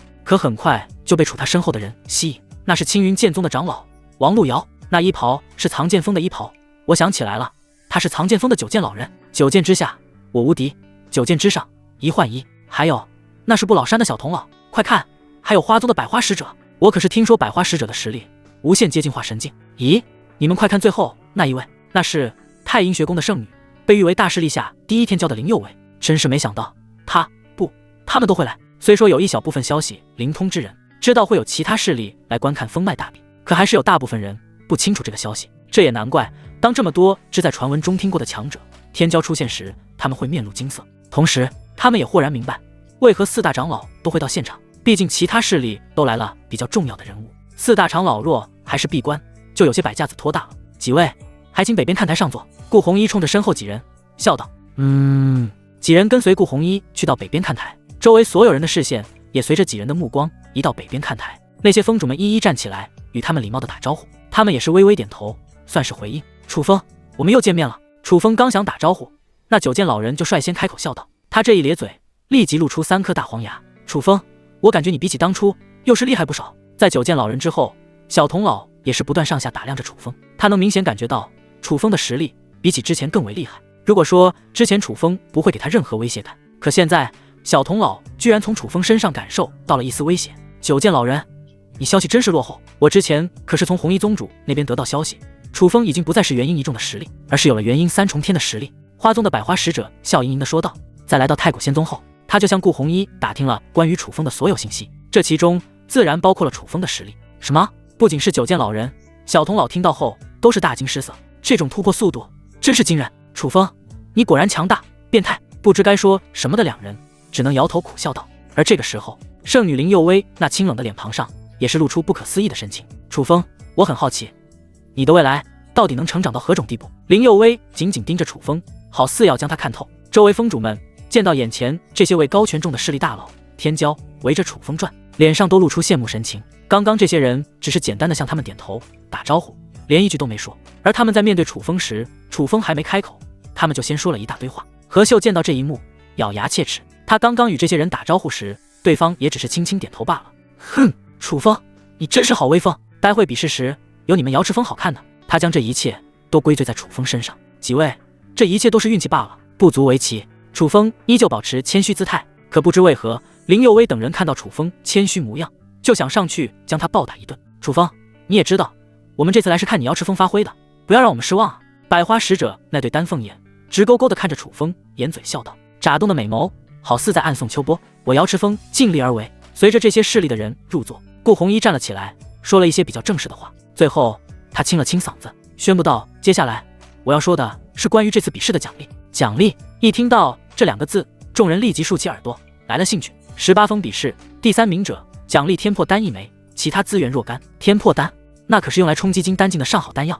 是啊，有了天破丹，突破金丹境的概率能加3成。众弟子听大天破丹都是眼前一亮。比试第2名奖励准3品功法3花聚顶功，其他资源若干。什么？第2名就奖励准3品功法？今年的比试奖励有些豪横啊，不是一般豪横，是特别豪横。弟子们听到准3品功法后，眼睛都直了。如果有了准3品功法，那他们的实力绝对会蹭蹭直上。第2名奖励已经是准3品功法，那第1名奖励会是什么？万众瞩目之下，顾红衣缓缓开口：第1名的奖励乃是火风悟道果1枚。火风悟道果，这是什么东西？我还是第一次听说，不过听名字感觉很厉害的样子。许多人都是一脸迷茫，对于火风悟道果没有任何印象。而那些封主们在听到这5个字后，眼中露出火热之色，竟然是火凤悟道果。宗主真是大方。是啊，我听说这火凤悟道果出自迷雾森林，是几百年难得一见的天才地宝。迷雾森林是一座广袤却又充满危险的森林，其危险程度可能还在大泽山之上。当然，与危险并存的是丰富的修炼资源，而这火凤悟道果就是迷雾森林中不可多得的宝贝。传闻吞下火凤悟道果后，说不定会觉醒火凤血脉。还有，若是身怀火系、凤系体质血脉的人，服下此果更是好处多多。当封主们讨论到此处时，眼神古怪，纷纷看向场中一人，那人便是楚风。龙凤降铁，火凤悟道果。他们忽然有一种错觉，那就是这枚果子是给楚风准备的。楚风也是一愣，没想到第1名的奖励会是这种火系神果。若是能得到这火凤悟道果，对我的龙皇圣体一定有不少好处。不，我先将其交给清晨，触发返还，好处更多。想到这，就算是楚风那波澜不惊的内心也泛起层层涟漪。此时叶清晨、洛丽也看到了楚风的表情，他们暗暗握紧双拳，我们一定要得第一，帮助师尊得到火凤悟道果，从而报答知遇之恩。顾红衣宣布完奖励后，又是从储物戒中拿出问鼎旗，一下插入演武台旁边的旗杆之上。周围弟子看着问鼎旗，跃跃欲试，迫不及待地想要进行比试。诸位，结合这些势力远道而来的特殊情况，比试分为2场。第2场是以往熟悉的各风大乱斗，第1场则是单对单的比试，一共比试2次。第1场淘汰的2人不得参与第2场的大乱斗。顾红衣宣布了新的规则，这规则倒是稀奇，不知待会淘汰的2人会是哪个封脉的人。不管是各封脉的弟子还是封主，一脸好奇。宗主，那第1场比试的4个人如何挑选出来？雷不凡的直脾气当即开口问道。这个自然是抽签。顾红衣解释完，就有一个灰袍老者站了出来，此人名叫裴乐，乃是执法堂堂主，算是太古仙宗中层人物中比较拔尖的存在。诸位，所有参加比试的弟子名字都在这个竹筐内，待会我会抽出4人，1-2对战，3-4对战。裴乐从储物戒中取出一个隔绝查看到黑色竹筐，声音沙哑地解释道。裴堂主，赶紧抽签吧，让我们看看会是哪4人。仇和眯着眼催促道。说完这话，他不着痕迹地瞟了楚风一眼，虽然他收回的速度很快，但依旧让楚风发现了端倪。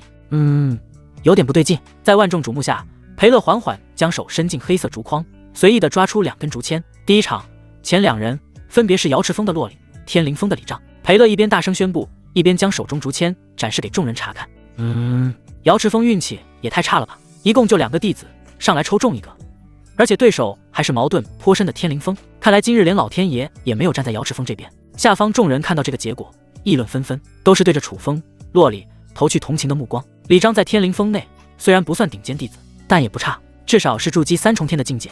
楚风，你运气不太好啊。雷不凡皱了皱眉头，看向身旁的楚风。楚风若有所思，忽然来了一句，或许我的运气比你想象的更差。另一边的裴乐继续进行抽签，他看了眼竹签上的名字，没有第一时间报出来，而是忽然扭头看向楚风，面露汗色。楚风主，你们瑶池峰运气不太好，3、4比试是你弟子叶清晨对战天灵峰的余安。话音落下，全场寂静，众人的眼神中透露古怪之色。这也太巧了吧，瑶池峰一共2个弟子，可偏偏都在第1场的4人比试中都被抽中。还好巧不巧，瑶池峰2人的对手都是天灵峰弟子，这概率估计比晴天走在路上被雷劈的概率还小吧。相较于李章，这余安的实力要更厉害一些，达到了筑基4重天。与楚风有些交情的3位峰主听到这个结果，眉头大皱。4大长老中有2位略有深意的扫了裴乐、何秀以及身旁的何成功一眼，事情有蹊跷。九剑老人、林佑威等观战势力之人也是脸色微变，但他们没有开口。即使有古怪，那也是太古仙宗内部的事情，他们这些人还不好开口。顾红衣扫了裴乐一眼，罕见的露出锐利之色。楚峰主可对这次抽签结果有不同意见？楚风面色不变，没有，甚至非常满意。满意？在场众人听到这个回答，感觉不可思议。明眼人都知道这个抽签结果肯定有猫腻，他们若是楚风，肯定会提出不满，重新抽签。结果呢？楚风居然没意见，还非常满意，这到底是什么操作？而楚风的这个回答也让何秀有些懵，在他印象中，楚风应该当场发飙，斥责裴乐是他的人，抽签结果有问题。结果楚风什么都没表示，太意外了。何峰主，或许是楚风知道他们瑶池峰早晚都会输，不如早输早痛快，这样还能给大家留下一个不错的印象。仇和在一旁猜测道。何秀一听觉得有道理，算这楚风还有些小聪明。顾红衣听到楚风的回答也是一愣，他也感到意外，但既然楚风不提意见，他也不方便多说什么。旋即他看向裴乐，声音略冷，即日起执法堂堂主裴乐外放矿山，无诏令不得回仙宗。裴乐脸庞一抖，虽然早就知道会有惩罚，但没想到会这么重，这是彻底将他边缘化了。是，裴乐垂头丧气地退了下去，期望以后和成功登台后能将自己捞回来。比试开始，洛里、李章上台。演舞台下负责比试部分的白衣执事大声喊道：“师妹，这么多人看着呢，不能落了姚池峰师尊的名头。”是。洛里重握拳，然后去到演舞台之上。李章也是自信满满的来到台上，看着比自己稍矮的洛里，露出不屑：“洛师妹，刀剑拳掌无眼，你自己跳下去吧，免得我将你打伤。”洛里翻着白眼，今日风大，小心闪了舌头。哼，既然洛师妹不开窍，就别怪我心狠手辣。李章眼神一冷，左脚点地，如同箭矢一般冲向洛里。当他距离洛里不到1丈时，快速拔出腰间佩剑，对其肩膀就是一剑。剑招凶猛，不废掉洛里的肩膀，绝不罢休。周围弟子下意识地屏住呼吸。洛里面色平静，轻轻闪身，避开这锐利一击。同时，他拔出腰间的青元剑，对着李章顺势一剑。李章神色一变，刚想提剑抵挡，就感觉身侧一阵冷风袭来，低头一看，发现是洛里的劲掌轰了过来。不好，刚刚那剑招是虚招，这才是实招，防守已经是来不及。李章只能简单的凝聚出一个灵气壁垒进行阻挡，可他那灵气壁垒却如同是豆腐一般，被洛里瞬间撕碎。怎么可能？难道这洛里的实力在我之上？李章感觉不可思议。洛里明明拜入楚风门下没多久，实力怎么可能在我之上？随着砰的一声，李章被洛里打下演舞台。洛师妹有些厉害啊。是啊，真是没想到他能将李章打败。众人都是感觉意外，他们没想到洛里加入瑶池峰时间不长，但实力却不弱。北边看台上的高层也是感到意外，这洛里不错，年纪虽小，但表现镇定，反应迅速，出手的时机也找得不错，是个好苗子。何秀脸色难看，废物，居然连一个洛里都搞不定。反观楚风，面色淡定，没有表露太大的喜悦之色，仿佛一切都在他预料之中。洛里胜。接下来，瑶池峰叶清晨对战天凌风于安。随着白衣执事声音落下，叶清晨、于安同时走向演舞台。师姐，接下来就看你的了。洛里冲着叶清晨挤了挤眼睛：“师妹，你对战李章浪费的时间有些久，看师姐我怎么快速解决对手。”叶清晨刮了刮洛里的鼻子，说道：“师姐，我知道你实力比我强，但我迟早会超过你。”洛里瘪了瘪嘴，不服道。叶清晨揉了揉洛里脑袋，然后一跃而上，进入演舞台。而此时，那于安已经站在他的面前，看着叶清晨那绝美的脸庞，于安不敢有任何非分之想，反而是一脸的慎重。如果说在最初知道自己的对手是叶清晨时，他于安内心是不屑一顾，觉得翻手就能解决这个对手。可在见识到洛里几乎没费什么力气将他师弟击败后，对于叶清晨就多了几分忌惮。碧血一剑，于安没有任何废话，拔出佩剑，对着叶清晨使出自己最强一招碧血一剑。佩剑带着阵阵火红色的光芒刺向前方，空气也识趣地分出2条细小白浪。5丈、3丈、1丈。当碧血一剑距离叶清晨只有1丈时，叶清晨依旧与无动于衷。围观众人一脸不解，这叶清晨是打算放弃了吗？说时迟，那时快，当剑尖距离叶清晨仅有3尺时，他带着雷光出现在于安身后，在众人惊讶的目光中，一个侧踢直接将于安踢下擂台。做完这一切，他潇洒转身，帅气地离开擂台。经过白衣执事时，微微停步，看向后者。此时的白衣执事还一脸惊讶，没有从快速结束的战斗中回过神来。当发现叶清晨在看自己时，白衣执事才回过神。这一场比试，胜者是瑶池峰叶清晨。听到结果，叶清晨才走回原来的位置。刚刚我看到了什么？叶师妹瞬间将于安秒了，连剑都没有拔出来。那于安好歹是天灵峰的老弟子，实力也不弱，达到了筑基4重天，可没想到就败给了初入瑶池峰3个月的叶清晨，真是让人难以置信。周围众人看着叶清晨英姿飒爽的背影，感觉像在做梦。北边看台上的高层也同样被小小的震惊到了。楚峰主，你培养的弟子可以啊，特别是这个叶清晨，没拔剑，瞬秒于安。雷不凡一巴掌拍在楚风肩膀上，咧嘴笑道：“楚峰主，真想知道你是怎么培养2个弟子的，透露下秘密呗。”麒麟、司徒中凑到楚风身前，饶有兴致地问道：“老实说，他们3人一开始觉得楚风2位弟子会输，结果没想到他们不仅没有输，还击败了天灵峰2人，并且用的时间一个比一个短。”楚风嘴角微微翘起，这不是有手就行吗？3位峰主脸庞一抽，连翻白眼。九剑老人、林佑威等观战势力则饶有兴致地看着楚风。刚刚2场比试的结果也超出了他们的预料，这一刻他们迫不及待地想看第2场的大乱斗会出现什么样的情况，瑶池峰还能不能延续神奇表现。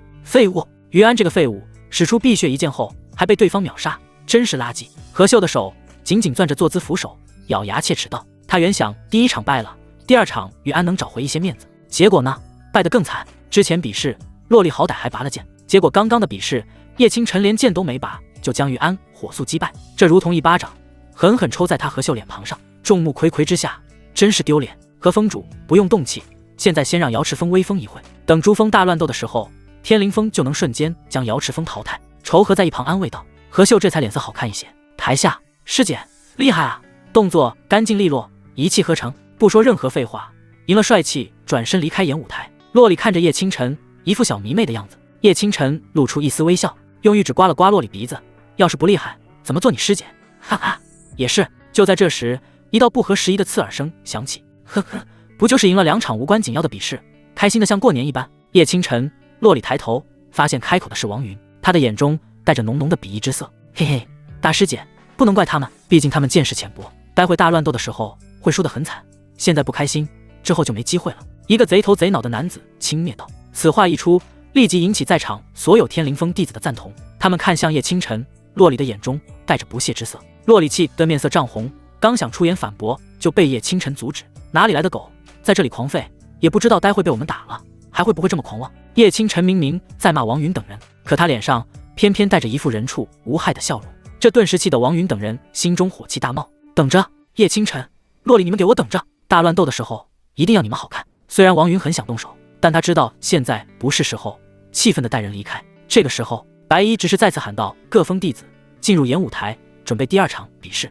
话音落下，人头攒动，各峰脉的弟子纷纷涌向演舞台。这第2场虽然是大乱斗，但其实对于弟子人数还是有限制的，每个峰脉最多派25人，除了瑶池峰外，其他峰脉都是派出了25人。在其他峰脉弟子的对比下，瑶池峰的2人显得格外孤单。瑶池峰的局势不妙啊，只有2人，而其他峰脉的弟子要多上许多。是啊，叶清晨、洛里再能打，也架不住对方这么多人。众人又是摇起了头。北边看台上的何秀突然起身，笑道：“虽然第1场我天灵峰运气不好，被淘汰了2个筑基弟子，但我瑶池峰依旧有22个筑基弟子，这等优质弟子数量，不知哪峰能够比拟？”其他峰主皱起眉头，虽然不爽何秀的话，但确实没有哪一峰脉能够相比。看到峰主们无言，何秀便露出得意之色，这也算是为之前的失利找回一些面子。楚风，这一场大乱斗，你们瑶池峰的运气不会像刚刚那么好，我天灵峰第1个要淘汰的就是你瑶池峰。何秀一脸的嚣张。楚风瞥了何秀一眼，没说话，反而悠哉悠哉地喝起了茶。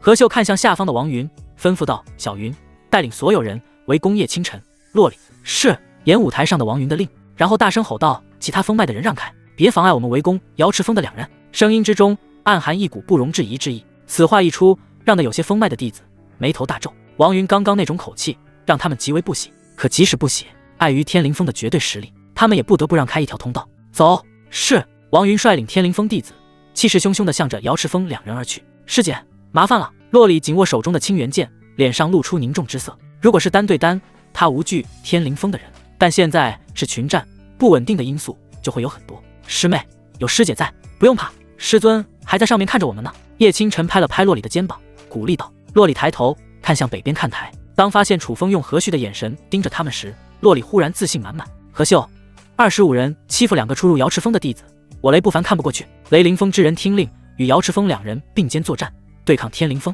雷不凡直接站起来豪气道。有不少峰主大感意外，没想到雷不凡会出头。何秀同样如此。下一刻，他眼神阴沉。雷不凡，你想清楚了，真要替楚风出头，与我天灵峰对战？不错。雷不凡重重点头。何秀脸色铁青。雷峰主，这恩情我楚风记下了。楚风微微抱拳，他同样没想到雷不凡会站出来。雷凌风的小兔崽子，你们在干什么呢？没听见我说的话吗？去帮助瑶池峰。雷不凡见演舞台上的雷凌风弟子愣着，大声嘶吼道：“是！”他们缩了缩脑袋，连忙去到叶清晨2人身旁，与天灵峰弟子对峙。天仇峰弟子听令，上前帮助天灵峰对抗瑶池峰。雷凌风仇和站起来，微眯着眼，缓缓说道：“是。”天仇峰的弟子立即去到天灵峰弟子身旁。啧，真是没想到你们会玩得这么大。司徒中见到这一幕，咧嘴一笑，然后猛地灌下一口烈酒。既然要玩，就再玩大一点。最先锋弟子听令，协助瑶池峰、雷凌峰对抗天灵峰、天仇峰。是。破海峰弟子听令，帮助天灵峰、天仇峰对抗其他人。是。短短20息的时间，18峰峰主纷纷站出来表态。原本这场大乱斗竟然在瞬间变成了2大势力的对抗，他们站姿泾渭分明，与瑶池峰2人并肩作战的站在演舞台南面，与天灵峰25人齐头并进的势力站在北边。真是没想到，原本的大乱斗竟然会变成2股势力的对决。我们太古仙宗发展了这么多年，这还是头一次。没有参与对战的弟子议论纷纷，这等壮观场面还是第一次见到。其他观战势力见到这一幕，顿时来了兴趣。诸位封主，你们的恩情，楚风铭记在心，以后若是需要帮忙的地方，说一声。楚风起身，冲着那些对他施以援手的封主们行了一礼。那好，一言为定。雷不凡等封主也不矫情，纷纷应道。若是换作以前，他们不会站出来帮忙，可现在的楚风今非昔比，觉醒圣体，短短3个月内实力达到了元婴3重天，可以说前途无量。用一次封脉的失利换取楚风的人情，完全是一件非常划算的事情。不远处的何秀以及与何秀交好的封主们则脸色难看。楚风，别以为有其他封脉帮你，你瑶池峰就不会被第一个淘汰。现在我们这边可是有着12封，而你那边不过才6封罢了，输定了。何秀咬牙冷哼一声，他们这边的封脉足足是楚风的2倍，如果没有意外，完全可以碾压对方。楚风瞥了眼何秀，不到最后一刻，谁也不知道是什么结果。天灵峰弟子，其他弟子听令，动手！瑶池峰以及帮忙的5封弟子，让他们瞧瞧你们的实力。是。一时间，演舞台上吼叫声此起彼伏，他们纷纷拿起自己的武器，攻向对方。南北2股势力如同潮水一般冲击在了一起。虽然北边潮水更为壮硕，可当与南边潮水相遇时，并没有出现摧枯拉朽的情况。武器对碰的精鸣声，以及拳脚对碰的啪啪声，如同鞭炮般在演舞台上不断炸响。或许是因为双方默契，又或许是天命使然，瑶池峰的2人与天灵峰的25人相互对峙。你们上，给我将洛里、叶清晨2人打下演舞台。是。随着王云吩咐声落下，天灵峰弟子们冲向2人。刹那间，他们释放出自己的实力，有出入筑基境之人，筑基2重天、3重天之人，还有少数人的实力达到了筑基5重天、6重天，有1人的实力竟然达到了筑基7重天。师妹，动手！是。洛里拔出青元剑，不再隐藏自己筑基5重天的实力。叶清晨暂且没有拔出的岩剑，而是释放筑基6重天的实力。2个人如同利剑一般，像撕破口子一样冲入天灵峰的队伍。只听砰的一下，洛里就将其中1名弟子打下演舞台，而叶清晨这边已经将3人踹下擂台。筑基5重天、6重天的实力，真是没想到这2人才拜入瑶池峰3个月就有这等实力。站在原地的王云暗暗皱眉，同时眼底也闪过一丝嫉妒。瑶池峰2人的进步速度真是可怕，若是放任他们继续成长，未来一定会超越自己。想到这，王云眼中闪过一丝杀意。虽然18封大比点到为止，可偶尔也会有意外的发生。但王云没有立即出手，而是如同蛰伏的野兽般慢慢寻找机会。另一边，其他天灵峰弟子见到凶猛的瑶池峰2人，纷纷脸色大变，他们连忙使出术法，排山掌、穿云箭、辟邪一剑。面对这么多的进攻，洛里不敢大意。万剑归宗，随着洛里手腕一抖，10几道剑气出现在青元剑周围，然后带着强大的气势冲了出去。那些袭来的术法被一一破解，发动进攻的人也被剑气打落演舞台。原本数量高达25人的天灵峰，竟然只剩下12人。高明，你去对付叶清晨，其他人围攻洛里。王云吩咐道。他口中的高明，就是那个实力达到筑基7重天的弟子。没问题，高明应道，然后一跃而起，挡在想要帮洛里分担对手的叶清晨面前。叶清晨，你们瑶池峰的路到此为止。高明居高临下，一副胜券在握的样子，他的实力在叶清晨之上，觉得自己对付后者手到擒来。叶清晨瞟了高明一眼，没有任何废话，也没有拔剑，伸出右手直冲高明胸口打去。叶清晨，你这一招平平无奇啊！高明蔑笑道。可马上他就感觉到了不对劲，他看到叶清晨右手之上有着雷光闪烁，速度突然增加许多，这赫然是楚风传授的奔雷手。不好，得赶紧抵挡！高明意识到不妙，想要拔剑，却发现已经来不及，只能使出掌法化骨绵掌，2掌相对，发出不小的声响。高明原以为叶清晨会被自己这一掌拍下去，可他惊讶地发现叶清晨纹丝未动，反而是自己这边有着源源不断的巨力传来，而且更让他感觉惊讶的是，巨力之中还带有一股麻痹之感。给我滚！随着叶清晨低声怒吼，高明应声跌落演舞台。他的淘汰让得演舞台上的众人不由得停下手中动作。那叶清晨也太猛了吧，居然将高明打下去了。是啊，那高明拜入天灵峰多年，实力更是达到了筑基7重天，仅次于王云。而叶清晨仅拜入楚风主麾下3个月，众人看向叶清晨的目光中带着震撼。想当初这个时候的他们还在封脉内打酱油呢，而对方却在封脉大比上大杀4方。叶清晨强势淘汰高明，也让北边看台的高层惊讶，他们都是用异样的目光看着楚风。雷不凡直接对着楚风竖起大拇指，顾红衣也是暗暗点头。何秀脸色铁青，座椅的扶手差点被他直接捏碎。不过瑶池峰精彩的表现没有就此结束，洛里在围攻之下也是游刃有余，凭借楚风传授的3000天雷步，成功将那些围攻之人打下演舞台。做完这一切后，他并没有停手，而是去帮助其他封脉的人。最终由于体内灵气耗尽，再将天仇峰、破海峰2封弟子打落台下后，他也是被淘汰。当然，有了洛里的强力帮忙，雷凌风等风脉才得以与其他风脉同归于尽。6大风脉对抗12大风脉，能有这个结果，绝对值得骄傲。或许是命运的安排。偌大的演武台上就剩下2人，叶清晨、王云，他们犀利对望，暂时谁都没有动手。何秀，你们12大风脉联手，想过会是这种结果吗？即使叶清晨淘汰，你们天灵峰夺魁也没是值得骄傲的。雷不凡那个直脾气，咧嘴大笑道：“虽然雷凌风没有夺得第1名，但他依旧非常开心。在绝对劣势的情况下，最终2方势力各有1人在演武台上，值得自豪。”何秀面色黑得如同锅底一般，这个结果是他绝对没有想到的。在占据绝对的风脉优势下，却硬生生的被对方拉下演武台，真是出人意料。而且何秀发现，瑶池峰的2人出力不少，没有他们，其他11个风脉的人不会这么快被淘汰。精彩！这场太古仙宗的风脉比试真是精彩。百花使者笑意盈盈，现在就看瑶池峰的叶清晨与天灵峰的王云，谁会取得第1。红衣宗主，你觉得谁会赢？顾红衣没有直接回答，而是看向楚风、何秀2位峰主，觉得呢？何秀毫不犹豫地说道：“赢的当然是我天灵峰的王云。”楚风面色平静，喝了口茶水。清晨，顾红衣笑道：“那就让我们拭目以待。”演武台上，2人对峙片刻，王云率先动手。他一翻手，从身后取出一把碧蓝色长剑，此剑名为碧水剑，乃是用特殊材质打造而成的好剑，品质达到了罕见的3品。原本王云是没有资格获得这把碧水剑的，可何秀为了胜利，特意将碧水剑赐下，暂时借给王云。王云手持碧水剑，轻轻一跺脚，筑基8重天的实力猛然爆发。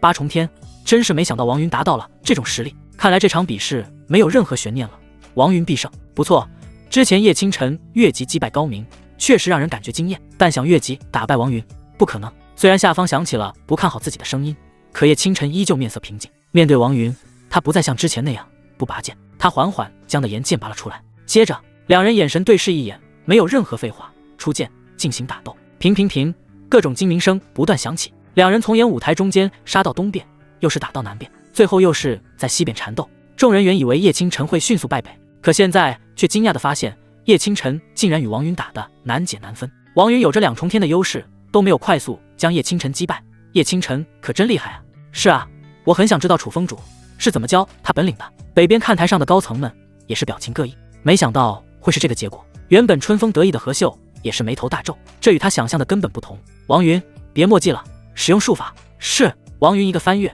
后退3丈，然后将全身灵气汇聚在碧水剑之上，一层层蓝色波浪出现在剑身周围。碧海朝天剑，随着王云挥剑落下，一道如同波浪般的剑气冲向叶清晨。周围众人大惊，碧海朝天剑乃是3品术法，他们没想到何秀竟然会将这等术法传授出去。叶清晨也是深吸一口气，高高举起的岩剑，灵气豁然出动，缠绕在剑身之上，一股强大的威势油然而生，吹得袍服猎猎作响。忽有灵气凝聚的山川河岳出现，然后变换为一道剑气，立在叶清晨身后，一剑破山河。去！叶清晨面露坚定，低声呐喊。只见他手腕下压，地岩剑落下，那强大的剑气也是随着冲天而起。在万众瞩目之下，王云的术法碧海朝天剑与叶清晨的一剑破山河撞击在了一起，刺耳的爆炸声猛地响起。接着众人就惊骇地见到一剑破山河的剑气更胜一筹，只是片刻就将王云的剑气碾碎。怎么可能？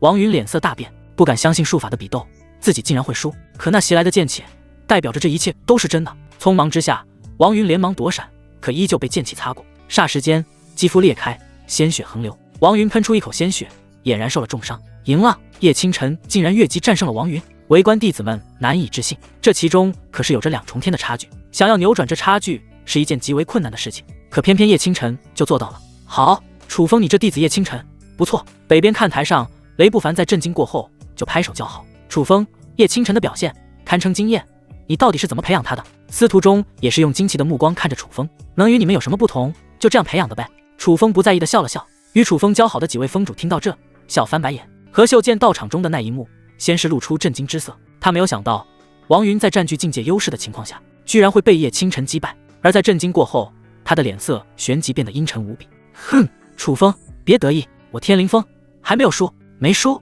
何秀，你眼神不好，没看见王云都受了重伤，只要叶清晨微微发力，就能将他踹下擂台。雷不凡白了何秀一眼。小云，使用最后的底牌。何秀没有理睬雷不凡，而是看着演武台上的王云，大声吩咐道：是。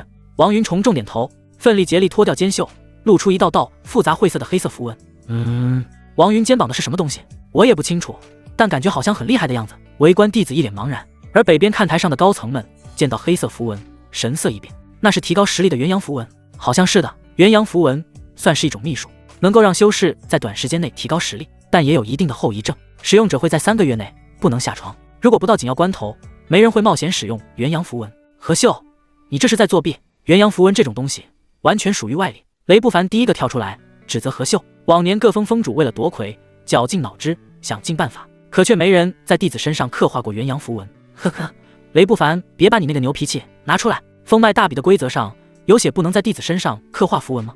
何秀瞥了一眼雷不凡，不屑道。这雷不凡还真找不到理由反驳，因为规则上确实没有写明不能使用符文之力。哼，何秀，你这是在强词夺理。宗主，何秀作弊，要取消王云比试的资格。雷不凡无奈，只能把水搅浑。顾红衣皱着柳眉，何秀此举确实过分，但确实符合大比规则。楚风，你觉得如何？顾红衣询问楚风的建议。宗主，既然何秀喜欢钻空子，那就让他钻吧，反正最后赢得还是我瑶池峰。楚风一脸淡定地回答道，他并没有因为王云身上出现元阳符文而出现任何焦急神情。咦，周围高层听到楚风的话后都是感到惊讶，这种局面劣势的情况下，楚风哪里来的自信瑶池峰会赢？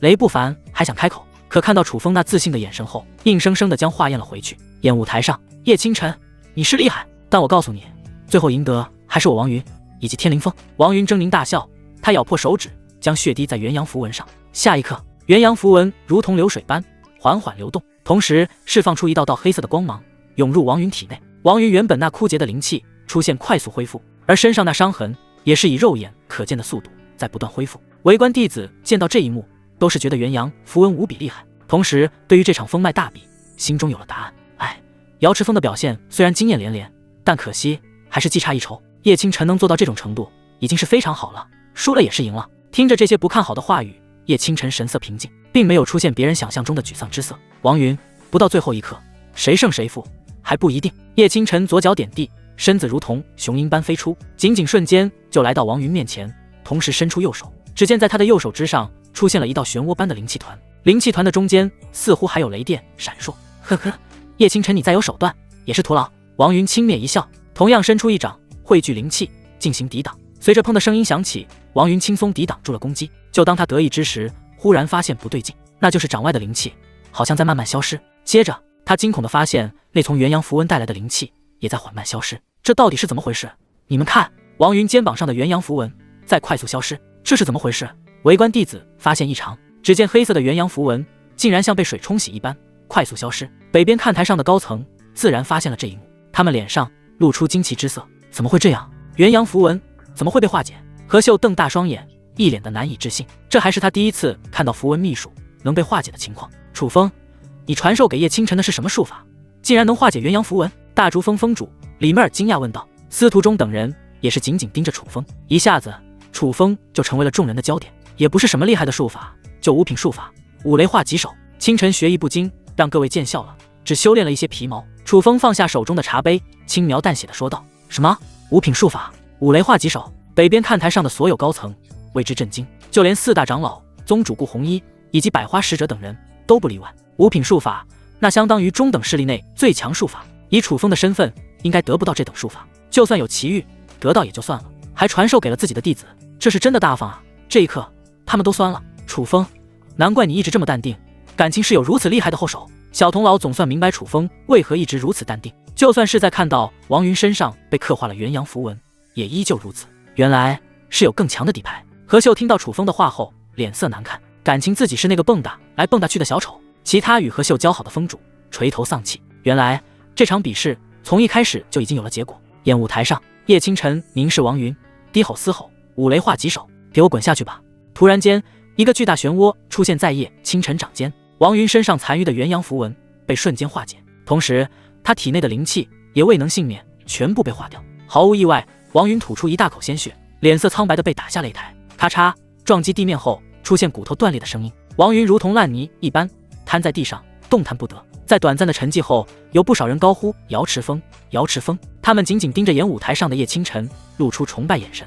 瑶池峰不过才2人，最终却有人一战到底，绝对是奇迹。虽然这其中也有其他封脉的功劳，但要论最大的功劳，还是当属叶清晨。没有他的五雷化棘手破解元阳符文，就不会有最后时刻的胜利。叶清晨手一挥，将问鼎齐吸在手中，然后高高摇动问鼎旗，黑色旗帜在阳光的照耀下显得格外刺眼。师尊，我没有辜负你的期望，问鼎旗属于瑶池峰。叶清晨看着北边看台上的楚风，大声喊道。在众人的瞩目之下，楚风放下茶杯，缓缓起身。这丫头也不知道低调一些，嗖的一下，他就去到了演武台上，从叶清晨手中接过问鼎旗。这一刻，就算是心性沉稳的楚风，竟然也有一些紧张。师尊，我楚风就要将问鼎旗带回瑶池峰了。楚风也是高举问鼎旗，仰天长啸，仿佛在与瑶池仙子对话。不知何时，洛丽也来到演武台上，默默看着楚风，笑得咯吱咯吱。北边站台上的众人神色各异，与楚风交好者眉开眼笑，而何秀等人脸色铁青。12大风脉对战6大风脉，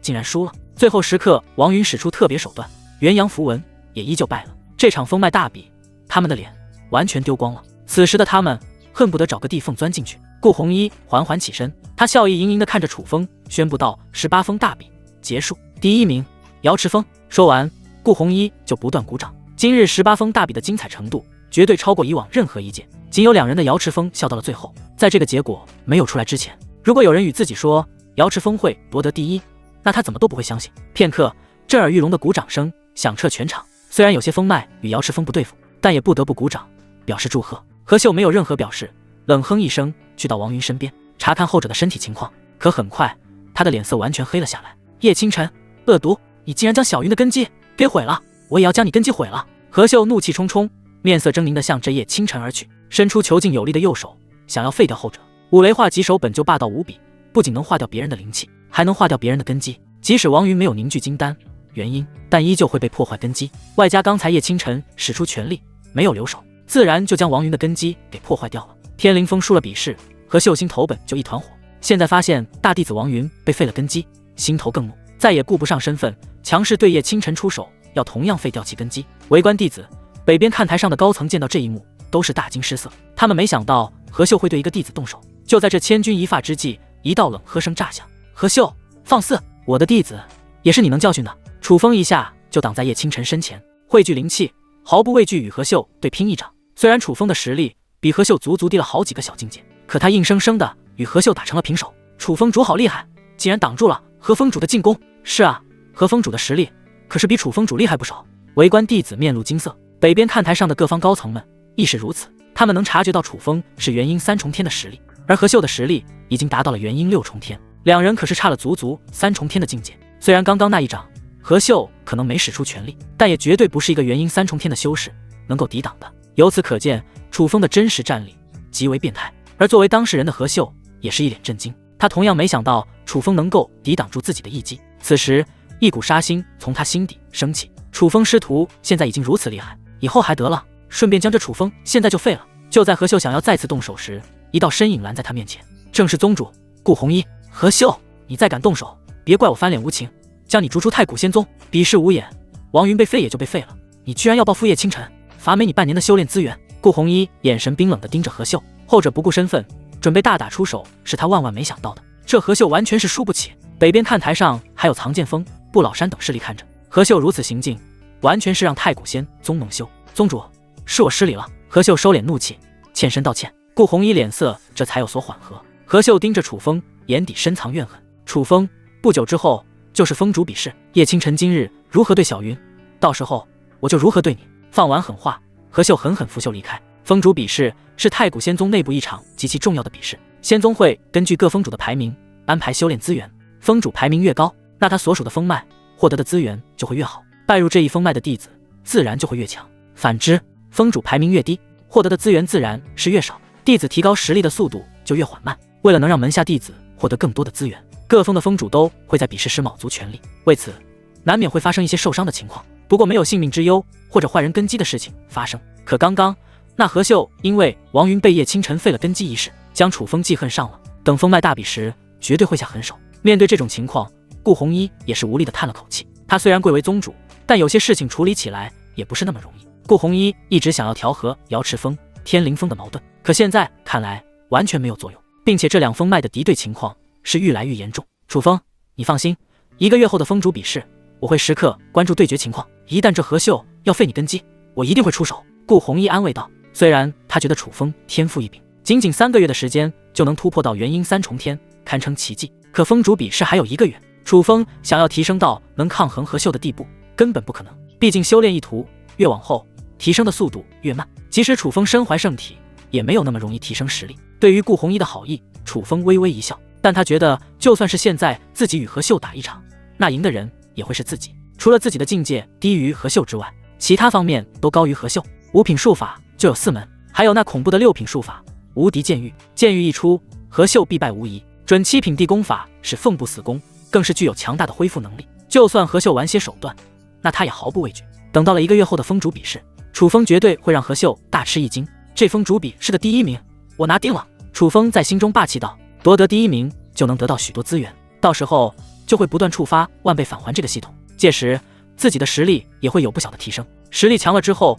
自然也能早点前往生命禁区寻找师尊瑶池仙子。楚风，恭喜你，瑶池峰夺得封脉大比的第1，你真是培养出了2个强大的弟子。楚风真是看不懂你，自己的天赋变态也就算了，连弟子的天赋也这么变态。9剑老人、百花使者等观战势力的人来到楚风面前祝贺道：“诸位，这一切都是运气罢了。”楚风依旧谦虚，然后依旧遭到别人的白眼。楚风，你们瑶池峰夺得第1，拿回问鼎器，完全出乎我的意料。你这也算是圆了瑶池的愿望，看来他没有看错你。林佑威的声音依旧清冷，只是他看向楚风的双眸间多了一丝异样的光芒。老实说，在比试开始前，林佑威并不看好瑶池峰能夺得第1，甚至他觉得瑶池峰不被第1个淘汰已经算是幸事。可没想到，随着比试的进行，瑶池峰的表现不断让他惊讶，特别是当叶清晨使出5雷化棘手击败催动元阳符文的王云时，这种惊讶达到顶峰。他试问，如果自己是楚风，绝对没办法培养出叶清晨这么优秀的弟子。楚风谦虚一笑，佑威，我觉得你与楚风特别登对，以后若能结成道侣，一定是一件美事。百花使者各看2人一眼后，笑眯眯地冲荡月楼。此话一出，9剑老人等人也暗暗点头。一个天之骄子，一个天之骄女，一个是风主，一个是圣女，极为登对。百花前辈，你说什么呢？我可是楚风师尊，瑶池仙子的闺中好友，按辈分，他得喊我一声师叔或者师伯。林佑威跺了跺脚，那清冷的脸庞上罕见的出现一抹娇羞。在说这话时，他偷偷瞧了楚风一眼，后者的脸庞上挂着一丝笑意，就是不知是尴尬的笑意还是欣喜之意。叶清晨、洛离2人暗暗皱眉，眼底闪过警惕之色。对了，既然封脉比试结束，也该发放奖励了。第3名，雷凌风，天破丹1枚，其他修炼资源若干。多谢宗主。雷不凡笑呵呵的从顾红衣手中接过奖励，对于这个成绩，他很满意。第2名，天灵风，准3品功法3花聚顶功，其他修炼资源若干。宗主，何秀回去为1个月后的风主比是做准备了，我来替他领奖励。何成功微眯着眼，从顾红衣手中接过奖励，最后临走前瞥了楚风一眼，没说话。老鹰比，楚风心中对何成功做出评价。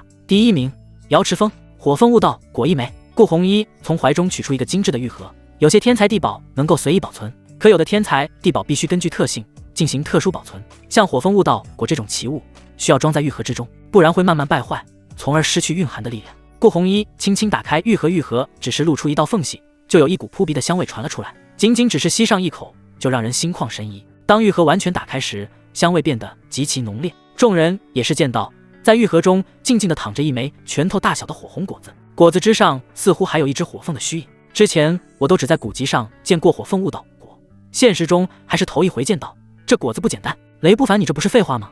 要是简单的话，能叫火凤悟道果？司徒中白了雷不凡一眼，其他人也是露出一副颇为感兴趣模样。可这东西不属于他们。楚风，拿着。多谢宗主。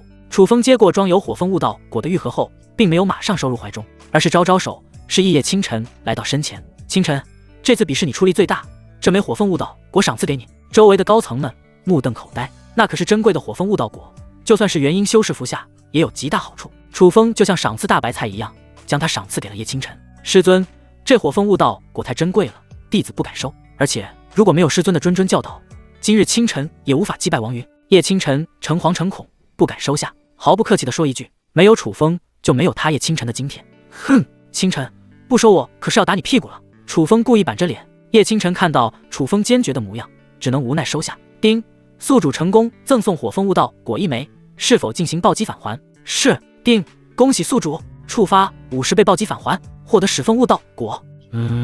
竟然是始凤悟道果，这可是火凤悟道果的国王。楚风内心兴奋道，传闻每100枚火凤悟道果中就有1枚果王，始凤悟道果。可这种传闻楚风也只是在古籍上见过，没想到现实中竟然真的有，而且好巧不巧，这种馅饼还落在了自己的头上。楚风，我提个小小的要求，下次你赏赐给弟子这么好的东西，能不当着我的面吗？不然我心脏不好。雷不凡撇嘴吐槽道：“我赞同，最好也别当着我们弟子的面。你瞧他们那羡慕叶倾城的眼神，我都怀疑没我在，他们会拜入你的门下。”在雷不凡之后，司徒中也是吐槽道。只见那些弟子正紧紧盯着叶倾城，羡慕之色溢于言表。楚风尬笑：“我尽量。”红衣宗主，楚风，既然封脉大比已经结束，我也要走了，回去准备好好教导门下弟子，为争夺秘境资格做准备。百花使者准备告辞。百花，我听说你们那边这次争夺秘境的资格会非常激烈。是的，有不少最近崛起的势力会参加。红衣宗主，你们这边争夺元龙秘境的资格也应该会非常激烈。我可是听说你们的死对头焚天谷也会参与。百花使者提醒道，在太古仙宗这边有一处巨大的秘境，名为元龙秘境。元龙秘境是元龙真人的作化之地，而这元龙真人可是赫赫有名的强者，生前实力达到了化神武重天，一身龙镜神弓炉火纯青，奋力催动下，就算面对强大的蛟龙也毫不逊色。而元龙真人生前还爱收集各种宝物，他作化的地方自然是一个巨大的宝库，这也引起了许多势力对元龙秘境的争夺。后来因为各方损失惨重，就相约让年轻弟子比试，来决定进入元龙秘境的名额。怎么哪里都有焚天谷这个反骨贼的影子？顾红衣眉头大皱。红衣宗主，虽然你们这边元龙秘境的名额战还有半年时间，但也应该早早准备。那我先走了，以后常来。在百花使者离开后，其他势力的人也与顾红衣、楚风一一告别。楚风，想必你对于元龙秘境的事情也有所了解吧？宗主，我听师尊提过一些。楚风点点头，以前修炼之余，瑶池仙子就与自己提过元龙秘境的事情。当年瑶池仙子作为太古仙宗的弟子，也曾代表太古仙宗对战其他势力，虽然他很强，但可惜太古仙宗的其他弟子实力比较弱，最后只取得了到3的成绩。这件事情也成为了瑶池仙子心中的一件憾事。楚风，元龙秘境的名额会在很大程度上影响宗门的发展，以往我太古仙宗几乎都是垫底，希望这一次我们不会垫底。顾红衣叹了口气，太古仙宗虽然实力不错，可争夺元龙秘境名额的势力都不是善茬，实力都强于太古仙宗，因此太古仙宗在历来的争夺中都处于下风，这也是顾红衣的心病。如今在见识到楚风2个天赋异禀的弟子后，他的心中又燃起了希望。宗主，我一定尽力培养清晨、小洛里，让他们能够取得一个好成绩。楚风一脸坚定道，在秘境名额的争夺上取得好成绩，也算是弥补师尊瑶池仙子的遗憾。不过这1个月你的大部分重心可以放在自身修炼上，为封主比试做准备。是。楚风点点头，这是一连串的反应，自己想要让2个弟子在秘境名额战取得好成绩，就得获得更多资源，而想获得更多资源，他就得在封主比试取得好成绩。想要取得好成绩，就得提高自身实力，确保自己能拿到第1名。当然，如果单从秘境名额争夺战来看，太古仙宗应该直接将资源倾斜给自己的2个弟子。可楚风知道顾红衣作为宗主必须平衡大局，无法这样做，也就没提这种事情，一切都是靠自己去争取。宗主，还有各位封主，我就先带清晨、小洛里返回瑶池峰了。随着楚风带走2人，其他封主也是带着各自的弟子返回峰脉。偌大的太古圣殿一下就变得安静许多，可瑶池峰的惊人表现已经在许多人的心中留下深刻印象。红衣宗主，看来你们太古仙宗内也没有想象中的那般安定。瑶池峰峰主楚风、天灵峰峰主和秀士同水火已经到了几乎容不下对方的地步。1个月后的峰主比试上，他们矛盾爆发，你会如何抉择？就在这时，站在顾红衣身旁的一个娇小女子开口道。别看这女子身材娇小，可眉宇之间散发着一股久居高位的气质。此人便是青云剑宗的长老王路遥，实力高达元婴9重天，而这青云剑宗的整体实力又是在太古仙宗之上，其内的绝妙剑法，就算是顾红衣这位宗主也极为垂涎。2宗的关系虽然不错，可这种太古仙宗内的封脉比试，青云剑宗几乎不会派人过来观看，这王路遥会出现在这里，着实有点奇怪。顾红衣陷入沉思，旋即脸上露出苦笑，这还真不好办。路遥，楚风觉醒圣体，潜力无限，只要安然成长，未来绝对是我太古仙宗的门面担当。顾红衣刚夸完楚风，话锋又是一转，可那何秀的影响力你也看到了，这次封脉大比虽然输了，但有11位封主与他站在一起，外加他2叔和成功还是我太古仙宗的大长老，想动他很难。说到最后，顾红衣再次深深地叹了口气，宗主难当。若是换了以前的顾红衣，会凭借喜好行事，可做了宗主后，他做事不能如此，要从大局出发。如果可能，他很想让楚风、何秀和平相处，可如今看来不太可能。算了，暂时不聊这种烦心事。路遥，你这次怎么会突然来我仙宗观看封脉大比？顾红衣好奇问道。王路遥看向某处封脉，嘴角翘起，当然是为了楚风而来。什么？路遥，我没听错吧？你是为楚风而来的？顾弘一听到王路遥的话后，有些惊讶。据他所知，除了今日，王路遥与楚风根本没有见过面，也没有任何交情。他怎么都想不明白，王路遥为何是为了楚风而来。忽然想到什么，顾弘一看向王路遥的双眸间多了一丝警惕。路遥，虽然我们关系不错，但如果你想将楚风挖到青云剑宗去的话，我第一个不同意。显然，顾弘一将王路遥当成是挖墙脚的人。楚风觉醒圣体，天赋异禀，还能越级对抗敌人，这等天之骄子，不管放到哪里，都会引起许多势力的哄抢。青云剑宗虽然实力强大，但对于楚风这等天骄也是毫无抗拒之力。王路遥来太古仙宗挖墙脚，完全说得过去。弘一宗主，你误会了，我不是过来挖墙脚的。王路遥看到顾弘一一脸警惕后，哭笑不得。那你是来干什么的？顾弘一依旧不敢放松，等待会见了楚风，你就知道了。王路遥故意卖了个关子。瑶池峰，楚风回到瑶池峰后，没有按照往常那样指导叶清晨、洛里修炼，而是先带着两人去到瑶池峰的后山。两人似乎知道楚风要做什么，没有像往日那样嬉笑打闹，缠着楚风讲武大郎与烧饼的故事。没一会，三人来到一座雕像面前，瑶池仙子的雕像。师尊，我瑶池峰取得了18封封脉大比的第一，问鼎旗回来了。楚风一脸感慨，然后将问鼎旗深深地插在雕像旁边，让问鼎旗重新回到瑶池峰，乃是瑶池仙子的心愿之一。以前的楚风做不到，但现在他做到了。叶清晨、洛里看着瑶池雕像，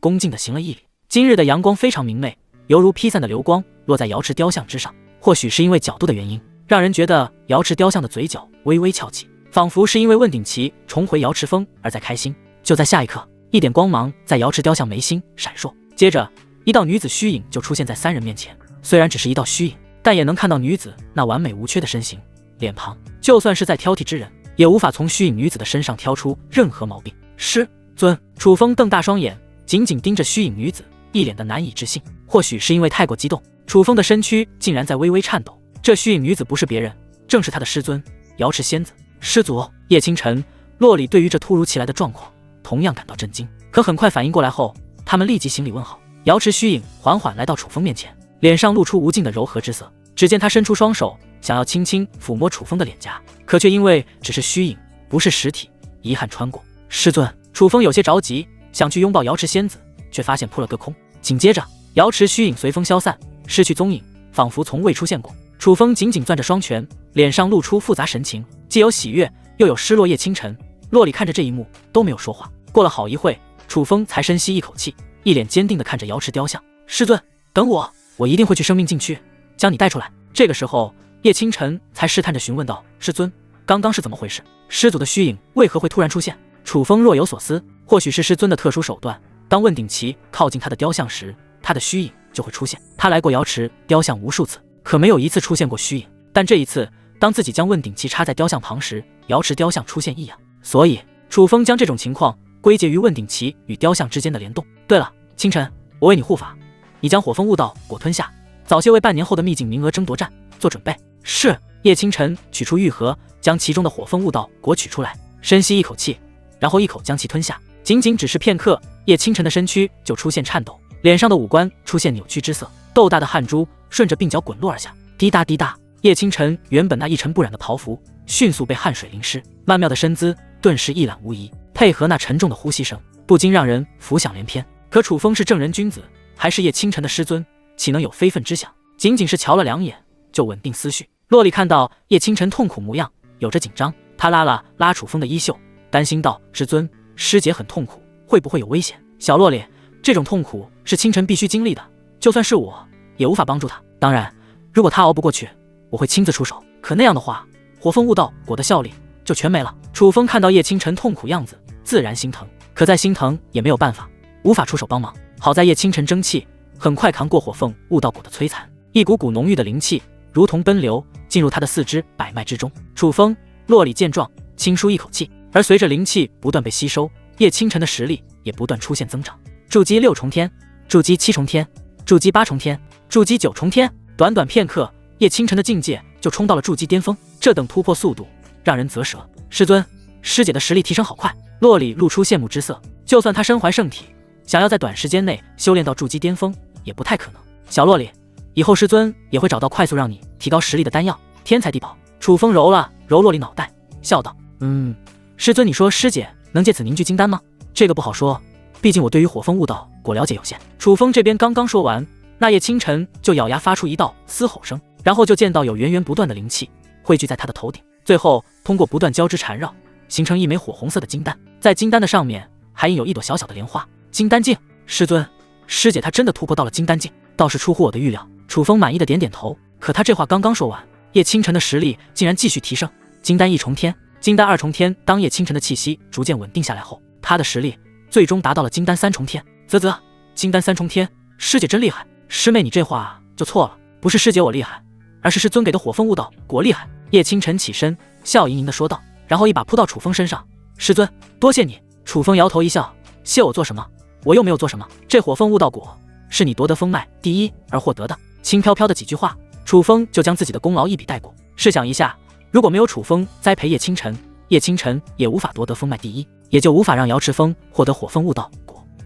清晨，不是我嫌弃你，可你身上黏糊糊的，不如去换件袍服。楚风试探着说道。叶清晨的身材本就很好，被汗水打湿之后更加明显，再加上他又把楚风抱得很紧，这不免会师尊，你有些害羞，该不会还没有过吧？叶清晨大着胆子对着楚风抛了个媚眼，然后故意轻吐蓝气。听到这，楚风脸庞一抖，他很想反驳，可最后却发现根本无力反驳，因为他就是。叶清晨收放自如，没有继续开楚风玩笑，而是去到不远处的温泉洗澡。师尊，刚刚师姐是不是在调戏你？洛丽眨着她那对纯真的双眸，笑问道。楚风脸庞再次一抖，这什么虎狼之词？两眼一翻，他懒得回答洛丽的问题。可洛丽并不罢休，他继续一脸天真无邪地问道：师尊，你怎么不说话？是默认了吗？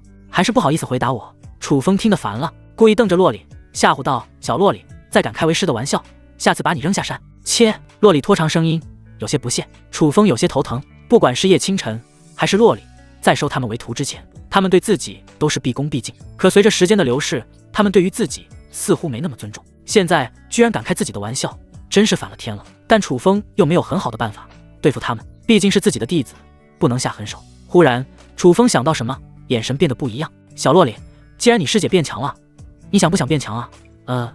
当然想，但师尊你的样子好像有些猥琐，你想做什么？洛丽露出一副怕怕的样子，有些警惕地盯着楚风，好像无辜孩子在戒备隔壁的坏叔叔那般。待会你就知道了。楚风嘿嘿一笑，将洛丽直接按在地上。不过他可做不出那种禽兽不如的事情。当楚风将手放在洛丽头顶后，雄浑的灵气进入后者体内。原来师尊在给我传功，我还以为他要做那种事情。洛丽撇撇嘴。随着时间流逝，进入洛丽体内的灵气越来越多，洛丽渐渐有些承受不住。师尊，你可以停了，洛丽不行了，受不了了。小洛丽，女孩子怎么能说不行呢？要坚持。师尊，我真的不行了，快停手吧，我体内要爆炸了。洛丽满脸委屈，不断求饶道。她感觉自己的身体像一个在不断膨胀的皮球，随时可能都会爆炸。可任凭她怎么呼喊，楚风都没有停下的意愿，因为他敏锐地察觉到，这还不是洛丽的极限。小洛丽，以后你还敢像刚才那样开师尊的玩笑吗？师尊，我不敢了，我错了，你快停手吧。洛丽委屈巴巴道，那傅梨花带雨的模样，真是我见犹怜。楚风这才满意的点点头。过来3息之后，他才将手从洛丽身上抽离，而洛丽的实力也出现不断突破，筑基5重天，筑基6重天，筑基7重天，筑基8重天，最终洛丽的实力停留在筑基9重天，仅差1线就能突破金丹境。与此同时，熟悉的声音也在楚风脑海响起。丁，宿主成功传授半个时辰的功力，是否进行暴击返还？才半个时辰，我还以为是好几天的功力。楚风有些失望，如果传授的功力时间久些，那在相同暴击的情况下获得的好处就越多。当然楚风也知道这种事情强求不得，如果继续给洛丽灌入灵气，那洛丽真会像气球那般爆炸，到时候就得不偿失了。是，系统声音再度响起。丁，恭喜宿主触发3000倍暴击返还，获得1500个时辰的功力。1500个时辰，1天12个时辰，也就是120天，不知能将实力提升多高。随着楚风体内有着暖流流过，清脆的咔嚓声响起，他的实力最终停在了元婴4重天。虽然没有继续往上突破，可他已经非常满意，毕竟是白来的东西。师尊，以后你可不能这样暴力了，要温柔一些，我说停的时候你就得停下。虽然洛丽提升了实力，理应开心，可想到楚风刚刚那不顾自己感受横冲直撞的样子，真让人感觉恐惧。自己那柔弱的身躯怎么遭得住师尊暴击冲击？楚风有些尴尬，刚想开口解释，却有2道破空声响起，来的是顾红衣与王璐瑶。此时他们看向楚风的眼神极为古怪。宗主，王长老。楚风笑着打招呼。楚风，你对洛丽做了什么？他怎么一副委屈巴巴的模样？该不会是那种事情吧？顾红衣一脸狐疑地问道。楚风脸庞一抽，苦笑着解释道：“宗主，你把我楚风当成了什么人？我可是正人君子，我刚刚是在给小洛里传授功力。”顾红衣看向洛里，洛里连连点头。这种事情可不能开玩笑。经过顾红衣的一番检查，确定属实后，看向楚风的眼神才重新归于平静。宗主，不知你们来我瑶池峰有什么事情？楚风好奇问道。楚风，是陆瑶找你有事，王长老找我有事。楚风一愣，他与王陆瑶之前素未谋面，也没任何交情，不知道他找自己有什么事情。王陆瑶意念一动，从储物戒中取出一只石盒，石盒斑驳发灰，带着浓重的历史痕迹。显然，这石盒存在的时间已经非常久远。楚风，这是瑶池仙子当初交给我的东西，说等你修炼有成之后，将它交给你。师尊留给我的东西。楚风一脸意外，虽然好奇石盒中的东西，但他没有第一时间接过石盒，而是问道：“王长老，敢问你与师尊的关系是？”王陆瑶嘴角翘起，我与他有着过命的交情，算是姐妹。严格意义来说，你可以称呼我一声师伯。早年间，王陆瑶与瑶池仙子偶遇，因为相谈甚欢，一同游历天下，遇到种种事情，两人互帮互助，情同姐妹。后来各自发展后，联系就可能少了一些。他们之间的关系，就算是一旁的顾红衣也不知道。这一点从顾红衣惊讶的表情就能看出端倪。楚风拜见师伯。楚风恭进行了一礼，王陆瑶满意的点头，眼中尽是和蔼之色。从外貌来看，王陆瑶最多也就长楚风几岁，可要论实际年龄，王陆瑶可是比楚风多了几百岁。而王陆瑶能够保养得这么好，除了因为实力强大外，与平日的各种保养也有关。楚风，打开石盒，看看瑶池给你留下的是什么东西。对于石盒中的东西，王陆瑶极为好奇，但他知道这石盒是瑶池托付自己留给楚风的，因此从未打开看过。楚风轻轻点头，深吸一口气，平复内心复杂心情。在周围人的注视下，他缓缓打开石盒。对于瑶池仙子留给自己的东西，他也很好奇。石盒打开，一股岁月的尘埃味道扑面来，在石盒中静静地躺着一本古籍，古籍有些陈旧昏黄，最外面的字迹也是有些模糊，但依旧能看出大体写的是什么。造魂大法上半部。造魂大法还只有上半部，这是什么术法？楚风一脸茫然，这术法的名字着实有些陌生，毕竟平日自己接触的术法不是拳、掌、手就是剑。叶清晨同样如此，一脸疑惑。倒是洛里、王陆瑶、顾红衣三人若有所思。造魂大法难道是修炼灵魂类地功法？什么？修炼灵魂地功法？楚风惊讶，这类功法极为稀少，存世的数量可能比七品功法还少。修炼灵魂地功法，正如其名，就是强大灵魂之力地功法。灵魂之力强大后，会提升自身的修炼天赋以及感知力等等各种东西。可最为关键的是，当灵魂足够强大后，还能修炼魂术。魂术是术法中比较特殊的一种，每一种魂术的威力都极其强大，可以用翻云覆雨、开山断海来形容也不为过。而掌握魂术之后，修士几乎处于同阶小无敌的状态，越级挑战也比一般修士容易许多。因此世间有一句传闻，遇到修炼魂术的修士，赶紧靠边站，免得惹怒对方，落得一个生死道消的下场。正因为魂术修士的强大，导致许多修士都想提高灵魂之力，可世间修炼灵魂之力地功法极为稀少，许多人无从入门，根本无法成为魂术修士。楚风，这只是我的猜测，是不是修炼灵魂地功法，还要你打开查询才能知道。王陆瑶笑了笑，虽然他只是猜测，但他觉得八九不离十，这造魂大法就是修炼灵魂地功法。带着一丝激动紧张，楚风拿起造魂大法，慢慢翻阅，很快他的表情就从平静变成震惊，这真是修炼灵魂地功法？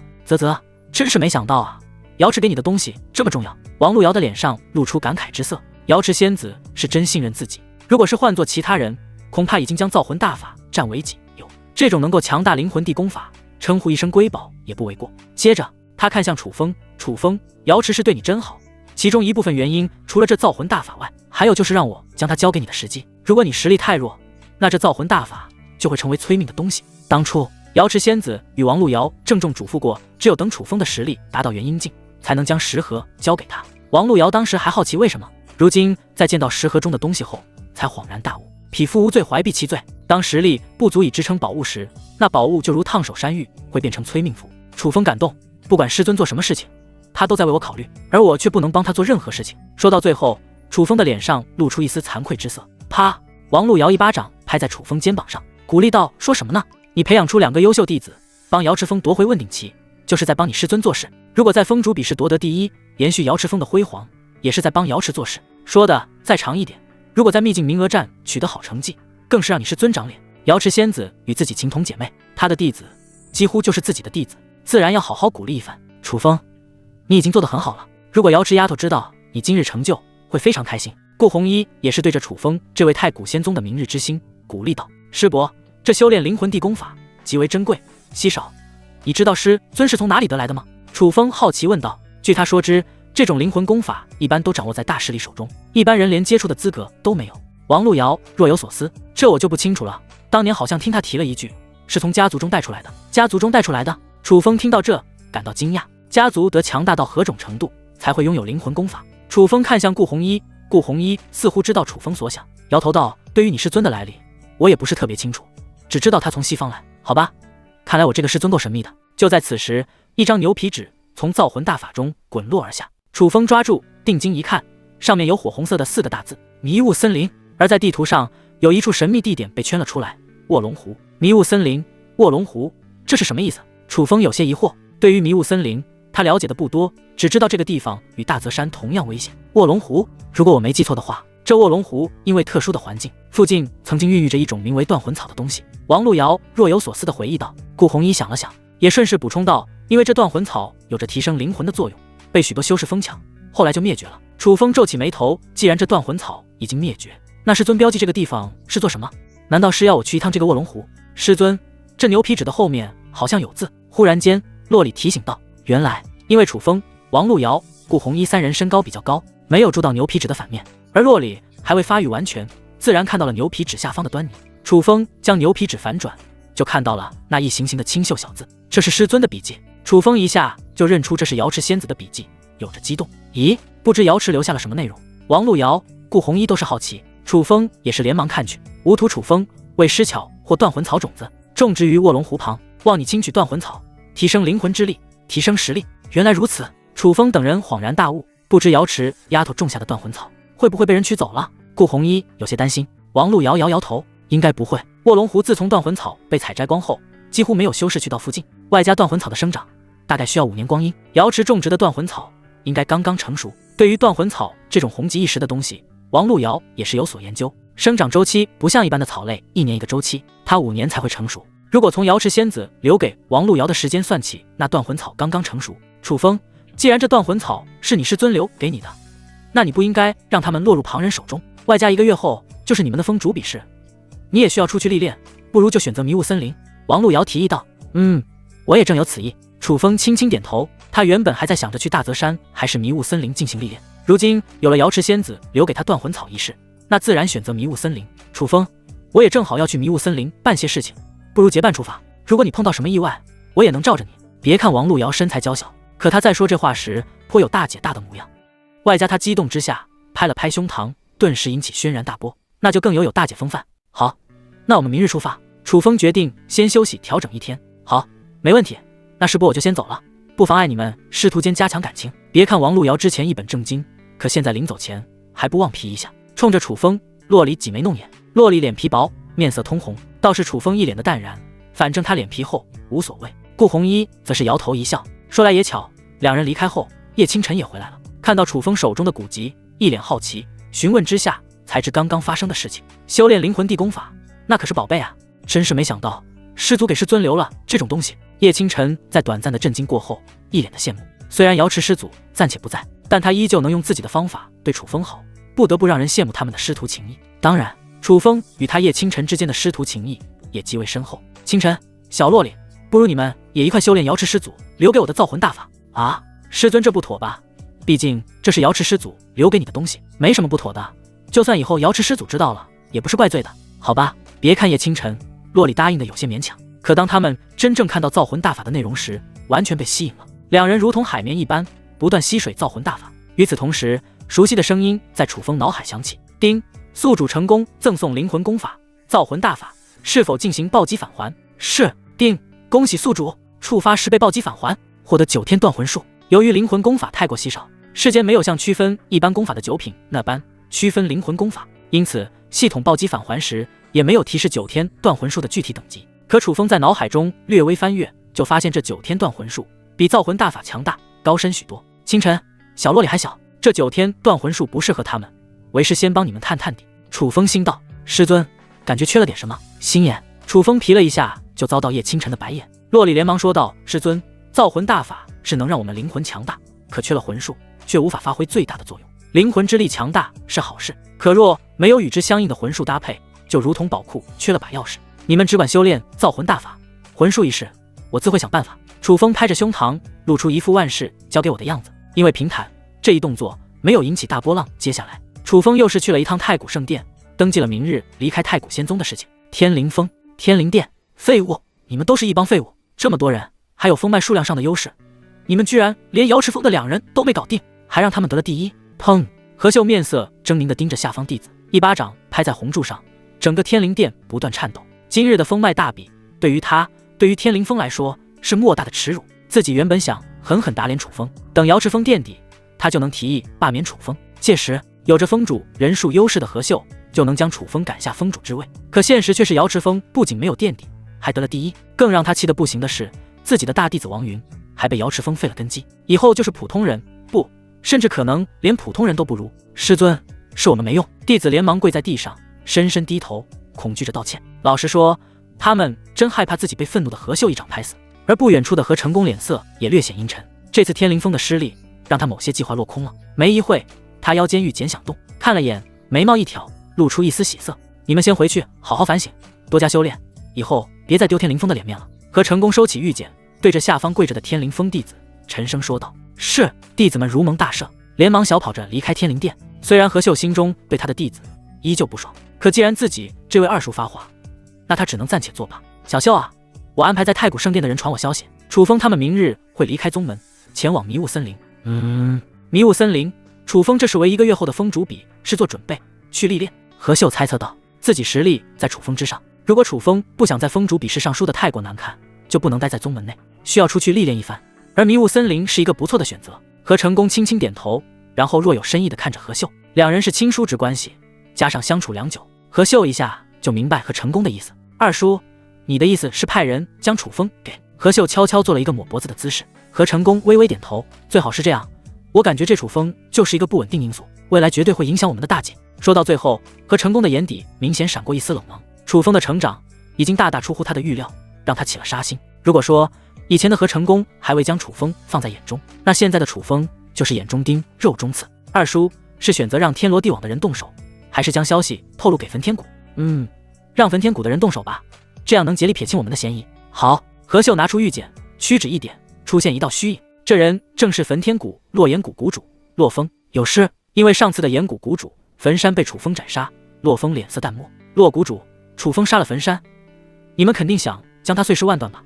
你有楚风要离开太古仙宗的消息？洛风眉毛一挑，猜测道。他也算是老狐狸一只，从何秀说的话语中就能推测出一些消息。不错，根据我们得到的消息，楚风明日就会出发前往迷雾森林，届时就是你们动手的好时机。何秀也不啰嗦，眯眼透露消息。什么？迷雾森林？这么巧？洛谷主你也要前往迷雾森林？如果有洛谷主出手，楚风必死无疑。洛风至少有着元婴7重天的实力，有他出手，何秀觉得楚风毫无活路，毕竟两者的实力相差太大。可没想到，洛风却摇摇头，不是，是我焚天谷中魂岩谷的谷主魂朝会前往迷雾森林。在提到魂朝2字时，洛风那略带傲气的眼中出现一丝敬畏。魂岩谷谷主魂朝的实力在焚天谷一众谷主中不算前列，甚至他的实力还在洛风之下，但没有哪一位谷主敢小瞧魂朝，因为这魂朝是一位魂术修士，潜力无限，越级挑战家常便饭。同时魂朝也是未来焚天谷总谷主之位最有力的争夺者。魂朝谷主，他的大名即使在我们太古仙宗众人耳中也是如雷贯耳，如果有他出手对付楚风，肯定手到擒来。何秀笑道，魂朝的实力虽然不如洛风，但在他来对付楚风绰绰有余。即使何秀知道楚风有着越级对敌的能力，但那魂朝也有这等本领。我会将此事通知魂朝，让他在迷雾森林寻找楚风，将其斩杀。对了，洛风，不知魂朝前往迷雾森林是做什么？莫非发现了秘境？何成功好奇问道。秘境哪有这么容易被发现？我听说他是准备前往迷雾森林中的卧龙湖。卧龙湖难道是为了断魂草而去的？对于曾经迷雾森林卧龙湖中红极一时的断魂草，何成功也是有所了解。不错，但我估计魂朝会空手而归，断魂草已经在许多年前就消失了。洛谷主不能算空手而归，楚风也能算一只肥羊。不错不错，三人聊了几句就结束联系。洛风通知魂朝对楚风进行截杀，何秀也要出去一趟，为峰主比试进行准备。如果楚风有幸逃过了魂朝的截杀，那自己就要在峰主比试上狠狠打击楚风。何成功则继续独自下棋，一副运筹帷幄的样子。瑶池峰深夜，楚风拿出白天暴击返还的9天断魂术，细细翻阅，魂起天门，再行天河，经由太仓，回归虚无。顺着心法的提示，楚风开始修炼9天断魂术。随着时间的流逝，他进入了一种非常玄妙的状态，感觉整个人要从地上起飞，去到广袤无垠的天空中。睁开眼，看到映入眼帘的场景，楚风神色大变，自己看到了自己，准确点来说是灵魂看到了肉体。在片刻的惊讶后，楚风恢复冷静，这莫非就是所谓的魂游状态？传闻当修士第一次修炼灵魂功法时，会出现魂游状态，魂游的距离越远，就代表修士的灵魂潜力越大。曾经这大荒域上的魂术，第一天教魂天子在魂游之时去到了99里之外。要知道，一般魂术修士在首次魂游时能去到1里之外，已经算是极限。99里地足可见魂天子潜力之逆天。后来这魂天子也凭借强大的魂术造诣，创造了大势力魂殿。即使魂殿之招收魂术修士人数稀少，可在那些大势力中，魂殿也能排进前10。不知我首次魂游能够去到多远的地方，不求能像当年魂天子那般魂游99里，来个10里8里就行。楚风心中嘀咕，然后就向着太古仙宗外而去。1里、2里、3里、4里、8里、9里、10里。没想到楚风的灵魂一下就去到10里之外，这让他感觉有些不真实，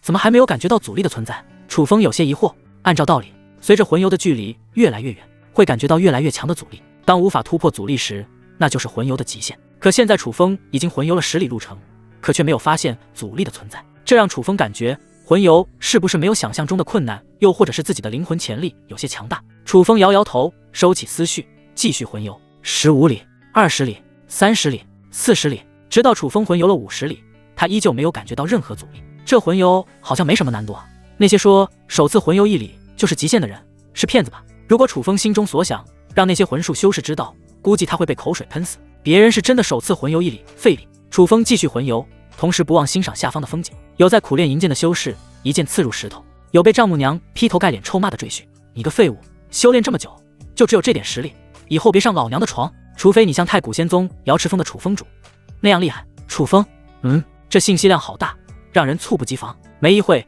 楚风又看到了勾栏听曲的许姓少年。至于为何会知道许姓，是因为他婶婶拿着笤帚来勾栏找他。信息量很大，这恐怕已经魂游80里地了吧？楚风心中默默推算着距离，自己该不会要打破魂殿创始人魂天子首次魂游的记录吧？85里、90里、97里、98里、99里、100里，我竟然真的破了魂天子的记录！楚风嘴角翘起，免不了的露出一丝得意之色。毕竟奈魂天子可是闻名大荒域的绝对强者，自己能破他的记录，就代表自己如果专精魂术一道，未来成就一定会在他之上。不过这种事情也就只能想想，毕竟自己要走的路还很长，我好像还没有达到极限，要不要继续往前？算了，保留一些面子给魂天子，只超他1里的就行了。楚风心中念叨，决定给那素未谋面的魂天子一点面子。就在楚风想着回归肉身时，侧方却出现2道身影。不，严格来说不是肉身，而是同样的灵魂体。这2个灵魂体，一男一女。男的虽是一个老者，但眼神特别犀利，即使老者只是灵魂状态，没有肉身辅助，可依旧让楚风感觉到一股极大的威胁感。这表明老者的灵魂极为强大，同时对于魂术的造诣定然极其高深。女的则比较年轻，看着最多20出头，鹅蛋脸，一双好看的丹凤眼，鼻梁高挺，眉宇之间带着一丝傲气，配合那大长腿，妥妥就是一个御姐。她的样貌就算在楚风见过的女子中也能排进前5，仅次于自己的师尊瑶池仙子、雨夜清晨、王璐瑶相当。洛里因为年龄的问题没有常开，不如眼前这个御姐。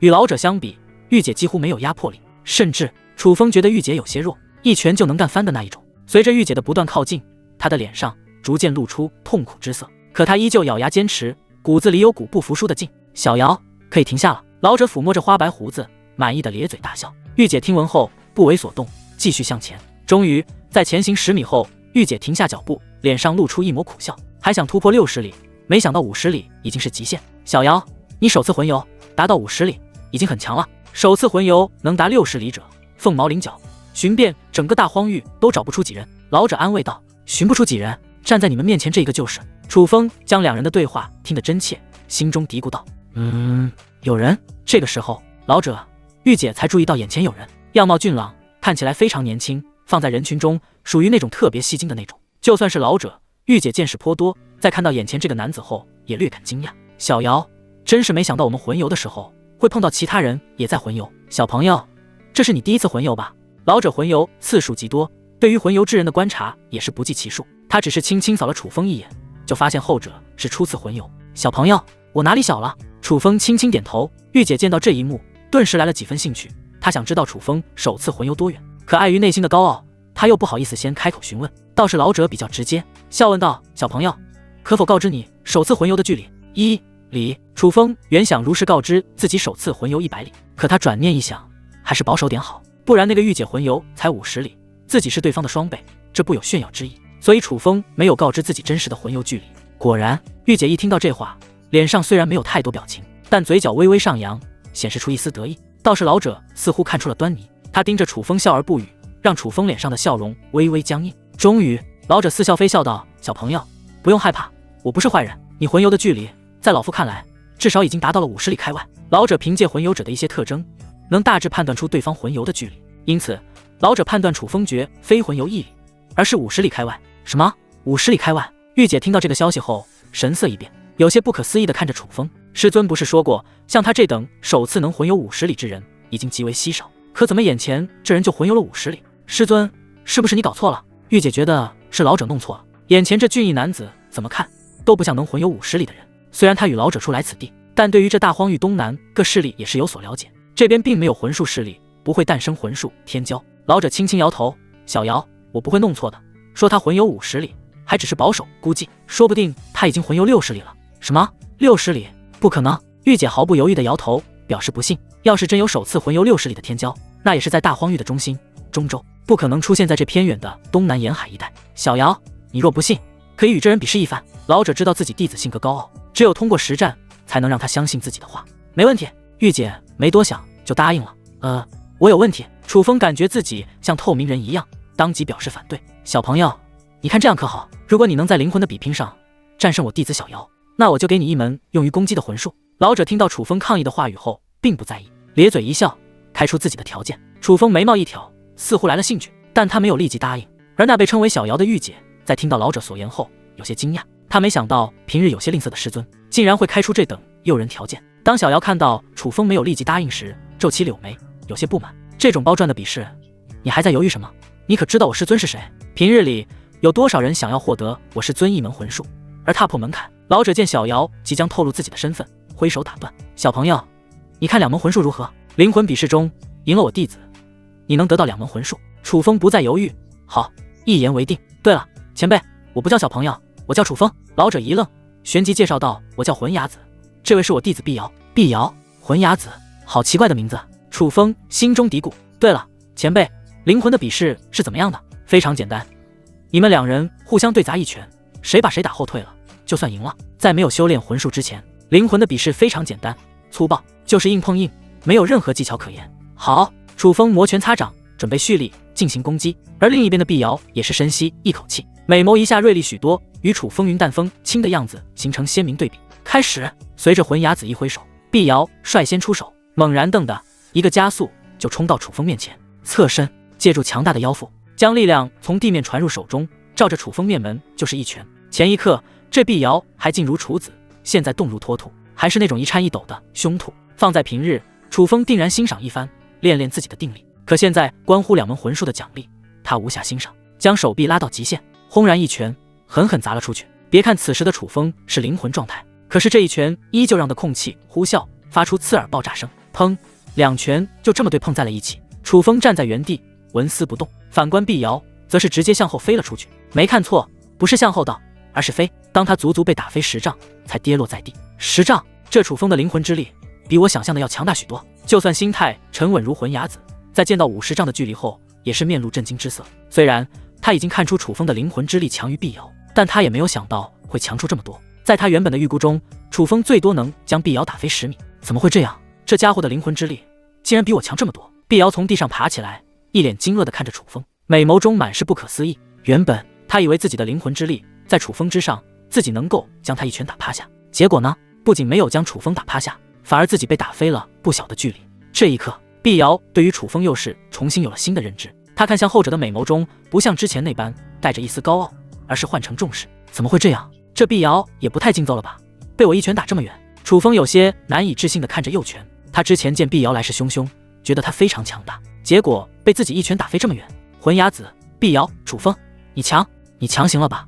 被楚风当面羞辱，碧瑶脸面有些挂不住，他咬牙跺脚，生气道。此时他没了御姐的风范，反而多了一抹气呼呼邻家女孩的样子。楚风，不是碧瑶太弱，而是你太强了。按照我的推算，你首次魂游的距离达到了70里。魂雅子一声苦笑，然后好奇地盯着楚风，试探道：70里，首次魂游70里，这可是有了分店主的潜力。虽然碧瑶面色平静，可她内心掀起轩然大波。每一位分店主都是响彻大荒域中部的大人物，眼前这个楚风竟然有这等潜力。虽然碧瑶因为楚风刚刚的话有些生气，可她也是装作不经意地看向楚风，想要知道后者的回答。70里，我有看起来这么弱吗？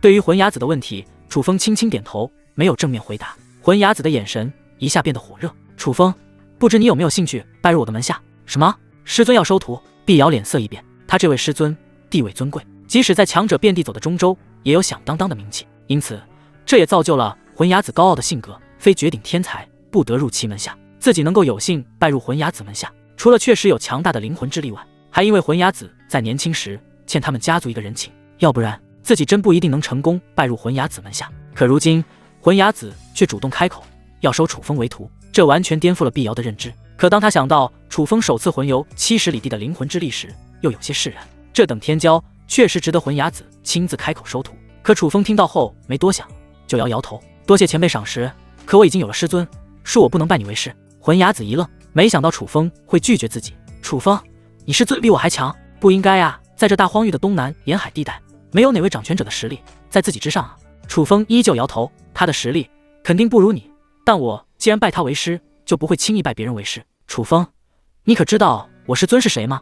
想拜他为师的人，能为你们东南沿海好几圈。碧瑶忍不住提醒道。小瑶，算了，这种东西讲究缘分。魂雅子在短暂的失落后就重新露出笑脸，甚至他的眼底还露出一丝钦佩之色。毕竟大荒域的许多修士太过浮躁，改换门面的三姓家奴太多，甚至为了一些利益出卖原来师尊的也大有人在。楚风这种能够坚持的本心的人真是少之又少。碧瑶依旧瘪着嘴闷闷不乐，除了觉得楚风没有眼力劲外，他更气的是自己拜入魂雅子门下可是费了不少劲，可他又不能怪魂雅子，只能怨自己的天赋低。如果他有楚风的天赋，恐怕魂雅子会主动开口将自己收入门下。楚风，既然灵魂的比试你赢了小瑶，那我也该履行承诺，将2门魂术传送给你。魂雅子缓缓说道。好。楚风眼睛一亮，紧紧盯着魂雅子。你过来坐下。是。等楚风坐下，魂雅子伸出右手放在前者的眉心处，下一刻就有如同流水般的光晕从魂雅子的指尖出现，涌入楚风眉心。楚风，我先传授你的是魂术魂天印，使用灵魂之力凝聚一方天印，镇压四方要挟敌人。此术修炼到大成境界，能够毁山炸海。碧瑶听到魂天印3个字，脸色微变。这门魂术虽然谈不上是魂雅子最强魂术，但也在中等偏上，在店内只有中层以上的人物才能修炼。楚风，我传授你的第2门魂术，名为四魂镇天术，取天地山海4魂，镇压敌人。你若是将此术修炼到大成境界，越级挑战如同家常便饭。当魂雅子提到四魂镇天术这5个字时，碧瑶脸色大变。师尊，四魂镇天术在店内只有高层能修炼，你确定要传授楚风此术？一旦被店内执法者发现有外人修炼此术，这楚风会有麻烦。碧瑶在震惊的同时也有担忧，这四魂镇天术是不传之秘，如果不是他们势力的人修炼，会被抓起来直接杀死。放心，我都考虑好了。魂雅子不在意的笑了笑。碧瑶听完，一脸羡慕的看着楚风，这家伙运气真好。半个时辰后，楚风缓缓睁开双眼，一脸惊喜。他虽然没有修炼这2门魂术，但凭直觉他也能知道这2门魂术的强大，特别是第2门四魂镇天术更是极为逆天。多谢魂雅子前辈。不用谢，有缘罢了。魂雅子前辈，晚辈不耽误您教导弟子，就先离开了。好，等等，为了我传授的魂术不会引起麻烦，我需在你灵魂处留下印记。虽然灵魂之中被人留印记有些危险，但楚风对于眼前的魂雅子莫名信任，如果对方对自己有所图谋，就不会遵守承诺传授自己魂术。或许是害怕楚风担心，魂雅子又是补充道：楚风，如果你觉得印记有问题，也可自行抹除。说完，他就冲着楚风眉心再次屈指一点，楚风眉心出现一个复杂的黑金标记，然后消失不见。魂雅子前辈，碧瑶，再见，后会有期。楚风向着太古仙宗的方向归去，而等他走远了，魂雅子才一拍大腿：咦，我都忘了询问楚风来自哪个势力。碧瑶暗暗翻着白眼，忽然想到什么，他露出正色：对了，师尊，这次我们来到偏远的沿海地带是为了什么？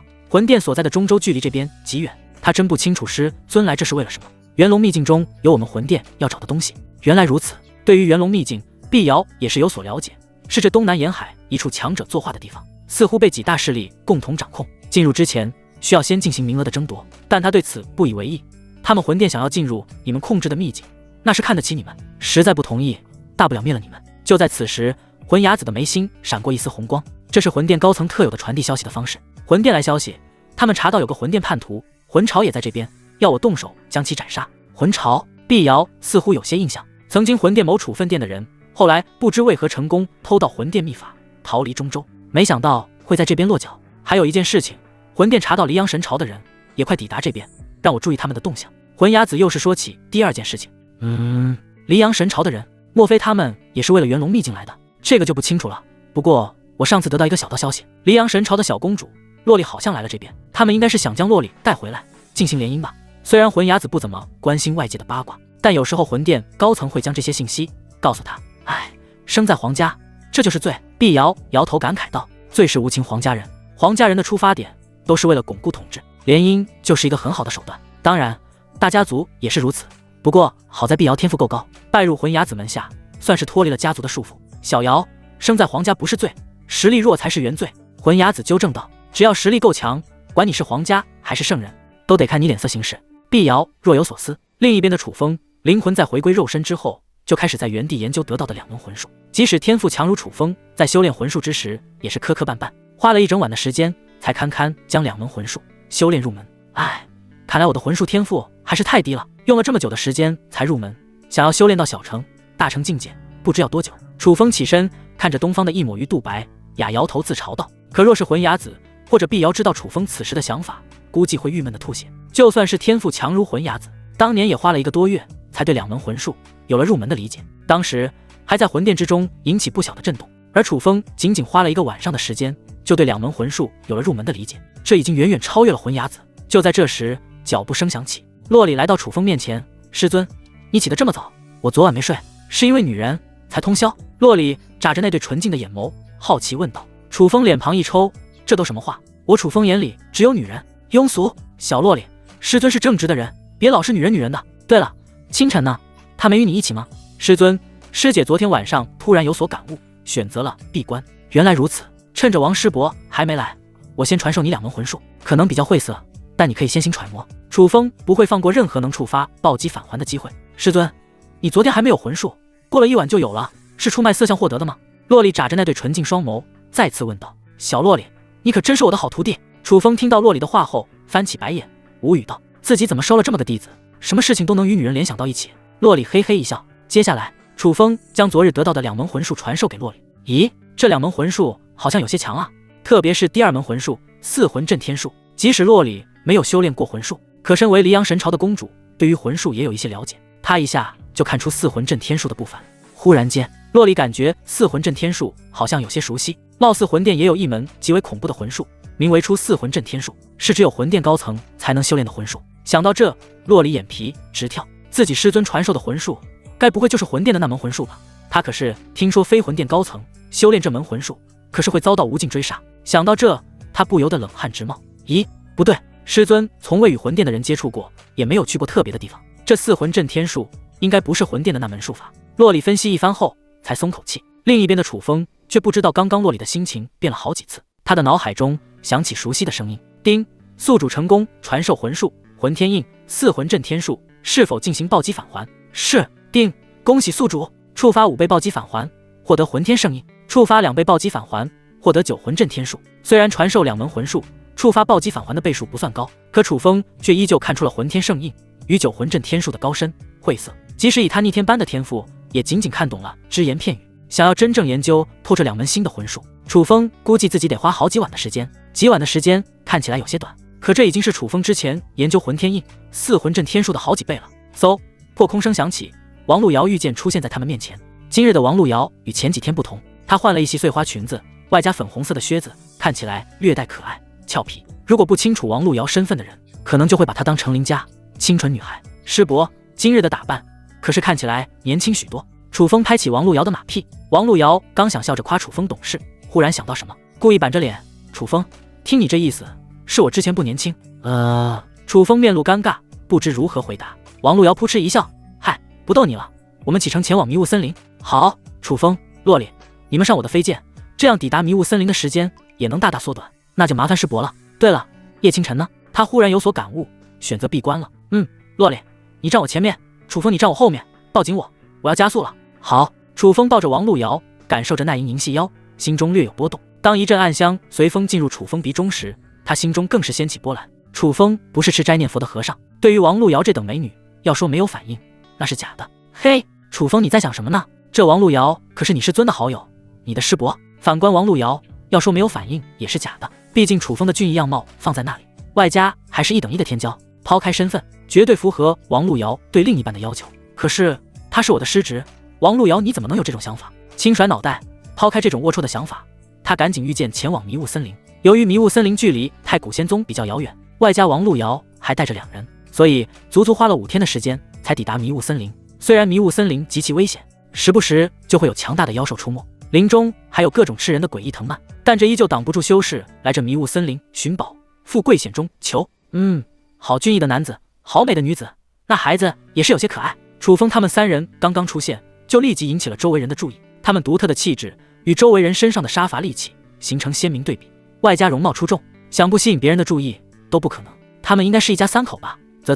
没想到这对夫妻年纪轻轻就带女儿到这迷雾森林历练，倒是奇特。嘿，说不定他们不止一个小孩呢。周围的这些闲谈声顿时传入3人耳中。洛里有些郁闷，王璐瑶脸色微红。楚风道始终保持一脸的淡然。楚风，送你们到这边差不多了，我先去忙我的事情了，师伯慢走，以后常联系。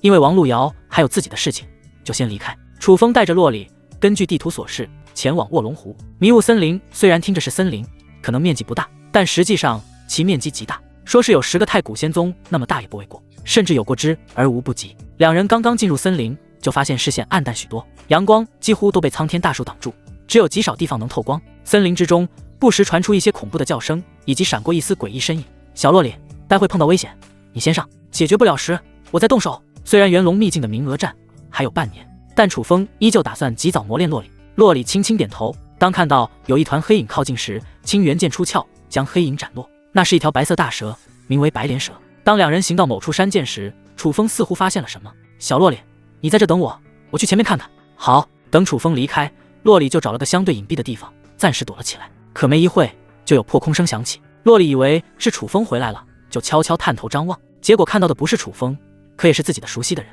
柳姨，你怎么在这里？出现在这里的不是别人，正是之前在大泽山与洛里分别的柳姨。只是此时的柳姨神情略显狼狈，一袭乳白色的开叉的旗袍也是出现不小破损的地方，露出白皙的肌肤，而且她的气息略显急促，胸膛不停起伏，似乎受了不小的伤。公主，你怎么也在这里？柳姨看到洛里也在此处后，大感意外，可旋即她的双眸之中就露出焦急之色。公主，麻烦来了，黎阳神朝已经派人来将你带回去联姻，我与他们交上手了。柳姨神色凝重道。就在刚刚，黎阳神朝的追兵突然出现，不分青红皂白的就想拿下柳姨，逼问洛里的下落。可柳姨岂会如追兵所愿，就连忙逃跑。但那些追兵也不是吃素的，很快就将柳姨打伤。若非柳姨借助这迷雾森林复杂的地势，也不会成功甩开那些追兵。什么？神朝的追兵来了？洛里听到后脸色一变。当他听到那些追兵要将自己带回去进行联姻时，他的脸上顿时出现不悦凝重之色。公主，那些追兵就在附近，不能让他们找到你，你赶紧跟我离开。柳姨耳朵一动，似乎听到了什么，然后不等洛里回答，就抱着他连忙离开这片山涧。洛里刚想说离开这片山涧，师尊会着急，可想了想，如果追兵实力太强，楚风又要硬刚的话，说不定还会拖累楚风，就将这些话给生生咽了下去。2人去到另一处隐蔽的山头，发现周围没人，就暂时松了口气，应该将他们甩开了。柳姨擦了擦额头细密的汗珠，刚想掏出一枚丹药服下时，一道嘲笑声忽然响起。姓柳的，你以为甩得掉我们？嗖嗖，随着一阵破风声响起，几道身影出现在2人面前。为首之人是个中年男子，穿着一袭暗金色袍服，暗金色袍服的右上角还有一个影字，显然这中年男子是黎阳神朝隐秘卫的人。隐秘卫是黎阳神朝内极为特殊的一类人，传闻他们不归神朝任何机构管辖，只听命于黎阳最高掌权者，负责监察黎阳神朝的各方势力，还有就是帮助皇家做一些特别的事情，刺杀、追踪等事情。洛里也在这里，真是天助我也。中年男子看到柳姨怀中的洛里时，面露喜色，原以为自己要费些功夫才能找到洛里，却没想到洛里竟然自投罗网。柳姨神色大变，没想到宋牧会追踪到自己。公主，你先走，我拦住宋牧他们。拦住我们？就凭你元婴三重天的实力？宋牧的眼中露出不屑之色。柳姨不过是元婴三重天的实力，而自己可是元婴四重天的实力，对付柳姨不说碾压，那也是轻松。要不是之前不熟悉迷雾森林的地形，才被柳姨跑了，否则自己早就将柳姨擒在手中。不过失之东隅，收之桑榆，没有柳姨的逃跑，也无法带出洛里。姓柳的，我劝你放弃挣扎，乖乖将小公主交出来。你以为隐秘卫中来的就只有宋牧大人一人吗？有个面露横肉侍卫站出来，哼道：“难道还有其他人？”柳姨神色一变，光宋牧一人就已经招架不住，如果还有其他人，那后果不堪设想。姓柳的，我大哥宋明也正在赶来的路上。宋牧眼神戏谑道。柳姨脸色一沉，宋明的实力还在宋牧之上，达到了元婴五重天。一旦等宋明赶到这里，洛里就没有任何逃走的希望。公主，快走，我来拦住他们。柳姨心一横，用灵气包裹洛里，推出10丈，然后就拔出腰间黑色柳叶剑，劈向宋牧，同时另一只手凝聚掌气，轰向那些准备拦截洛里的侍卫。姓柳的，你不识好歹，既然这样，就别怪我下狠手。宋牧有些恼怒，拿出自己银色长枪对上柳叶剑，只是在第一回合，柳姨就后退5尺，虎口生疼，差点没抓住柳叶剑。你们还不赶快去追洛里？是。侍卫们避开掌气后，连忙去追赶洛里。柳姨见到这一幕，面露焦急之色。虽然这些人的实力都只是金丹境，但追上洛里不成问题。柳姨刚想阻拦这些人，就有银色长枪挡在身前。姓柳的，你的对手是我。宋牧那阴恻恻的声音从身旁传来，银色长枪一甩，柳姨连忙阻挡，可因为身受重伤，她直接被打得吐了一口鲜血。侍卫们得益于柳姨被挡，已经快追上洛里。10丈、5丈、3丈，他们距离洛里越来越近。洛里的脸上慢慢露出绝望之色，不远处宋牧脸上的得意之色也越来越多。而柳姨见到这一幕，脸色惨白，最终还是没有逃过命运吗？就在这千钧一发之际，一道身影从天而降，如同坚实壁垒，挡在洛里身前。哼，哪里来的阿猫阿狗，敢对我弟子动手？随着冷哼声响起，那人一挥手，就有雄厚灵气奔涌而出，只是瞬间就将那些侍卫全部打飞出去。砰！他们重重砸在地上，鲜血横流，奄奄一息。这人正是楚风。之前他因为有强大妖兽在附近，而去对付妖兽，没想到回来就发现洛里消失在山涧中，赶忙追踪，就来到这座山头。没想到刚来到这里，就发现有人在追赶洛里，木儿出手将杂鱼打倒。师尊，洛里看到楚风出现，有种劫后余生的感觉，绝望的脸庞上又浮现出一抹希冀之光，仿佛只要有楚风在，就没有任何人能伤害他。而柳姨看到楚风出现，也是一愣，不过他来不及多想，就大声喊道：“楚风，快带洛里离开这里，我继续拖住宋牧。”虽然楚风刚刚展示的一手让柳姨觉得震惊，但柳姨可不觉得楚风能够帮助自己一同击败宋牧。柳姨，这家伙交给我处理就行。楚风微微一笑，指了指宋牧。宋牧看对方如此年轻，说话还这么狂，顿时脸色一黑。你是洛里的师尊，年纪轻轻，不好好修炼，居然也学别人收徒，还敢狂言对付我。宋牧见楚风比较年轻，根本就没将他放在眼里，而在听到楚风的话后，心中更是不屑。现在的世界怎么了？年轻人都这么狂妄的吗？怕是没有遭受过社会的毒打。楚风，我知道你天赋极强，越级挑战也行，可这人是黎阳神朝的隐秘卫，他的实力达到了元婴4重天，你不是他的对手，带着公主赶紧离开。柳姨看到楚风准备对付宋牧，大为焦急，在他看来楚风根本就不是宋牧的对手，连撑一个回合都不行，说什么宋牧交给他对付根本不现实。柳姨竭尽全力舞动柳叶剑，挥出数道剑气缠住宋牧。哼，真烦。宋牧冷哼一声，手中银色长枪一抖，就有无数枪影出现，片刻就将剑气碾碎。同时宋牧前刺银色长枪直指柳姨胸口，这一击极为凶猛，如果柳姨真被刺中，即使不死也会遭到重创。柳姨见状脸色大变，如今自己体内灵气耗尽，已经无法抵挡宋牧的进攻，死亡距离自己越来越近。可就在他绝望之际，一道雷光忽然闪过，接着就有2只遒劲有力的大手将自己抱起，躲过宋牧的必杀一击。等雷光停下，他这才看清救自己的是楚风。柳姨，我来的还算及时吧？楚风嘴角微微翘起，笑道。柳姨还是第一次被男子如此亲密的抱着，脸色微红。听到楚风的话后，语无伦次道：“及时？不对，楚风，我不是让你带着公主离开吗？你救我做什么？”脸上虽有不满，但说实话，柳姨内心还是挺感动的。柳姨，相信我，这种人我一拳一个。楚风自信道。这个时候，洛里来到2人身边。柳姨，没事吧？柳姨仿佛那偷腥猫儿一般，连忙从楚风身上跳了下来。公主，我不碍事，就是今日我们3个都会折在宋牧手中。师尊，这宋牧在我黎阳神朝的隐秘卫中垫底，但也有着元婴4重天的实力，你能对付他吗？我收拾他。就是爸爸打儿子。楚风一脸霸气道。噗嗤，洛里。柳姨同时被楚风这话给逗笑了。另一边的宋木见到楚风将人从枪下救走，有些恼怒。当他听到楚风的话后，脸色一沉，黑得像锅底的灰一样。哪里来的混蛋，你这是在找死？我先将你打残了，再收拾姓柳的，最后带洛里回去。宋木眼神又冷，手持银色长枪就来到楚风面前，奋力一击就照着楚风的面门而去。空气炸响，气势不凡。宋木这一枪使出全力，就想将楚风直接杀死。楚风面色淡定，连凤眼剑都没有拔，只是轻轻伸出两指，看他的架势是准备用两指抵挡宋木的银枪。柳姨瞧得这一幕眼皮直跳，楚风这是想干嘛？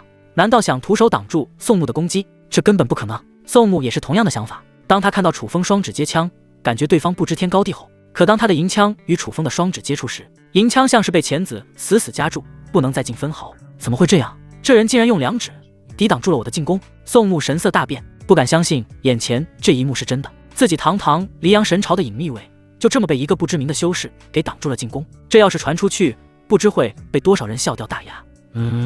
楚风竟然轻松挡住了宋木的进攻。柳姨美眸瞪得滚圆，因为惊讶，他那张着的大嘴足以塞下一只鸡蛋。他原以为楚风会被宋木一枪刺穿身体，却没想到楚风反而两指轻松扣住宋木的银枪。公主，楚风什么时候变得这么强了？我记得上次见他的时候，还是金丹境的实力，能如此轻松抗衡宋木，那楚风至少有着元婴五重天的实力。可距离上次遇到楚风才过去没多久，楚风的实力为什么会变得这么强大？柳姨，我是尊天赋异禀，再加上有些奇遇，实力自然长得飞快。现在的他可是有着元婴四重天的实力呢。洛里颇为骄傲地解释道。什么？不是元婴五重天？柳姨再次被震惊到了。能够加入黎阳神朝隐秘卫的人，都是经过千挑万选的人才，同级别修士想要碾压他们，几乎是不可能的事情。但楚风却能碾压宋木，足以看出前者的不凡。对于两人的对话，一旁的宋木也是听在耳中。当知道楚风不过元婴四重天的实力时，脸上同样露出惊色。他没想到自己会被同阶修士碾压。不，我不信他能碾压我。宋木不信邪，拼命催动银枪，想要破开楚风的二指防守。可不管他怎么用力，银枪分毫不动。就这点实力，也敢对我弟子下手？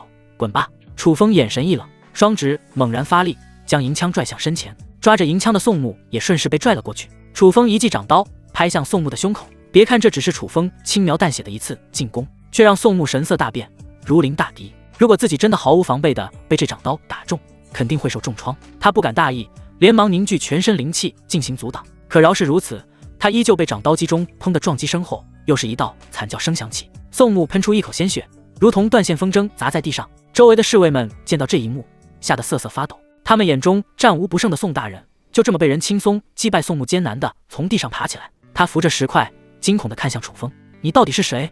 为何有这般实力？我不过是洛里的师尊罢了。你们想动他，问过我了吗？”楚风如同鬼魅出现在宋木面前，手中银枪一抖，贴着宋木的头皮刺入石头中。宋木吓得浑身颤抖，双腿发软。你欺人太甚！等我大哥宋明一到，绝对让你好看。在恐惧过后，宋木还是色厉内荏地威胁楚风，自己的实力是不如楚风，可大哥宋明收拾楚风极为简单。还嘴硬，该打！楚风对着银枪枪柄屈指一弹，银枪抖动，重重拍在宋木脸颊上，一条鲜红印子出现。宋木发出一声哀嚎，整个人飞到一旁，口中再次喷出数口鲜血。就在楚风想要继续教训宋木时，一道怒喝声从前方响起：“给我住手！”在场众人顺势看去，便见到一个与宋木长相相似，但身材异常魁梧的中年男子破空而来。他的脸上挂着愤怒之色，那高高扬起的眉毛如同毒蛇一般，看起来极为狰狞。宋明，他居然来得这么快！柳姨对于来人不陌生，他正是宋木的大哥宋明，一位实力已经达到了元婴五重天的隐秘卫。与此同时，柳姨的脸色也是有些凝重。别看宋明只比宋木高了一重天境界，可实际战力却要强大许多。公主，麻烦了，楚风极有可能不是宋明的对手。洛丽脸上也露出一丝浅浅的担忧之色。宋明大人来了，我们有救了！嘿嘿，岂止是有救了，他还能对付那楚风？侍卫们看到宋明后满脸兴奋，而宋木看到他这位大哥及时赶来，原本暗藏恐惧的脸庞一下恢复神色，他有种死里逃生的感觉。大哥，你终于来了，要是再晚来一会，我恐怕已经死了。你快收拾这楚风！因为宋木说话非常激动，唾沫飞溅，一点都没有之前那副高高在上的样子。阿木，你放心，这贼人就交给我。宋明拍了拍宋木的肩膀，取出一枚疗伤丹药，让其服下，然后就恶狠狠地盯着楚风：“就是你打伤我弟弟的，技不如人，自然要挨揍。”楚风轻抚袖袍，一脸云淡风轻地回答道：“虽然他看出宋明比宋木厉害，但在他眼里区别不大。无非是多花几分力气收拾罢了。看我不打断你的双腿，让你跪在我弟弟面前道歉！宋明怒喝一声，一翻手，从储物戒中取出2把巨大黑锤，一跺脚，体力灵气如同梦浪，骤然暴起。强大的灵气让得周围的大地出现了许多裂缝，同时惊的山头附近的妖兽向四周不断逃跑，口中还发出呜咽声音。怎么回事？妖兽好像被什么吓到了。我能感觉到那片山头上有异动，我们过去看看。妖兽异样的变化吸引了周围修士的注意，他们纷纷赶到山头。当看到那威势凛然的宋明时，神色微变。好强，这人恐怕有元婴境的实力了吧？岂止，根据我的观察，他的实力已经达到了元婴5重天。什么？元婴5重天修士？这等实力，他要对付的是谁？众人顺着宋明的目光看去，就看到了淡然的楚风。咦，这人的对手竟然如此年轻，看着像刚刚出山历练的弟子。是啊，难道这年轻人有抗衡元婴5重天的实力？众人看到宋明的对手楚风如此年轻，感觉不可思议。作为众人关注的焦点，楚风依旧表现淡然。这个时候，宋明也动了，他将灵气汇聚在2把巨大的黑锤之上，冲到楚风面前，照着后者的双腿就是悍然一击。别看这一击比较普通，没有花里胡哨的动作，可在没使用术法的前提下，威力却发挥到了极致。如果楚风真被砸中，双腿恐怕会成一滩肉泥。楚风不急不缓地从身后抽出凤炎剑，运转灵气灌入剑身，轻轻下挥，当与黑锤接触时，发出平的精鸣声。2把黑锤的攻击虽然势大力沉，可却硬生生的没有破开凤炎剑的防御。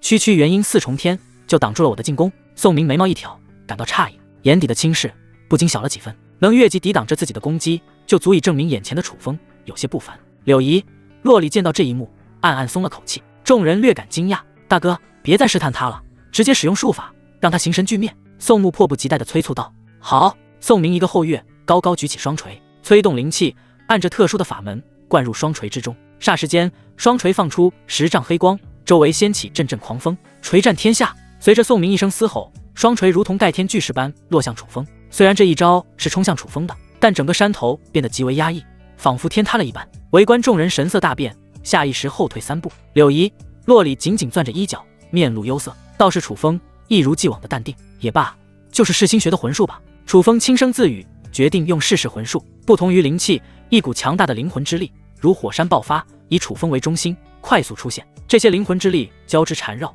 最后化为一方大印。大印周围有流水般的神秘光晕环绕。看着这方神秘大印，山头内的所有人心头一颤，头皮发麻，好似灵魂受到了某种可怕的冲击。这大印是什么术法？怎么让人感觉脊背发凉？不清楚，反正就感觉非常厉害。楚风不急不缓道：魂天印。大印轰然落向那气势汹汹的宋明以及他的双锤，在两者接触的瞬间，那凝聚在双锤外的黑光竟然如同泡沫般破碎。怎么会这样？宋明瞪大双眼，一脸惊骇，自己的最强术法竟然被人就这么破。可这还没有结束，当魂天印完全落在宋明身上时，他瞳孔剧烈跳动，眼眶充血，身躯疯狂颤抖。他竟然不受控制地将双锤扔在地上，整个人跪在地上，周围10丈左右的地面当场坍塌。好恐怖的攻击力！周围众人都是倒吸一口凉气。那神秘大印的攻击力比他们想象的还要强大许多。旋即，他们都用敬畏、好奇等复杂的眼神看着楚风。这人到底是谁？年纪轻轻，怎么就有这等实力？那些与宋牧一同而来的侍卫见状，同样满脸不可思议。败了！我大哥居然败了！他堂堂元婴5重天的实力，居然被一个元婴4重天的家伙击败了。宋牧双眸瞪得滚圆，他原以为宋明在使出最强术法后会摧枯拉朽般的击败楚风，可没想到宋明不仅没有击败楚风，还被楚风给强势击败。这楚风到底是何方神圣？为什么会有这么厉害的实力？此时，宋牧看向楚风的双眸，满是忌惮与恐惧。如果刚刚这一击落在自己身上，后果不堪设想。想到这，他就暗暗捏了把冷汗。幸好楚风没有下死手。公主，楚风竟然强势击败宋明，他怎么会变得这么强大？柳依看着场中傲然而立的楚风，难以置信道：同阶时碾压宋牧也就算了，可现在面对实力更强的宋牧大哥，一样能碾压，真是出乎预料。正如他之前所想的那般，元婴4重天与元婴5重天之间虽然相差1重天的小境界，但真实战力相差许多。可在这种情况下，楚风依然击败宋明，可见有多么让人震惊。柳姨，老实说，我也不太清楚，师尊每一次的表现都让人感觉意外。这一刻，洛里也是看不懂楚风为什么自己这个师尊屡屡给人带来意外。不过有一说一，我有这种师尊，值得骄傲。洛里扬了扬雪白下巴，得意道：我也好想有这种师尊。柳姨忽然在心中嘀咕了一句。楚风看着被自己打趴下宋明，眼底闪过一抹惊喜之色。这魂术的强大完全超出了我的预料，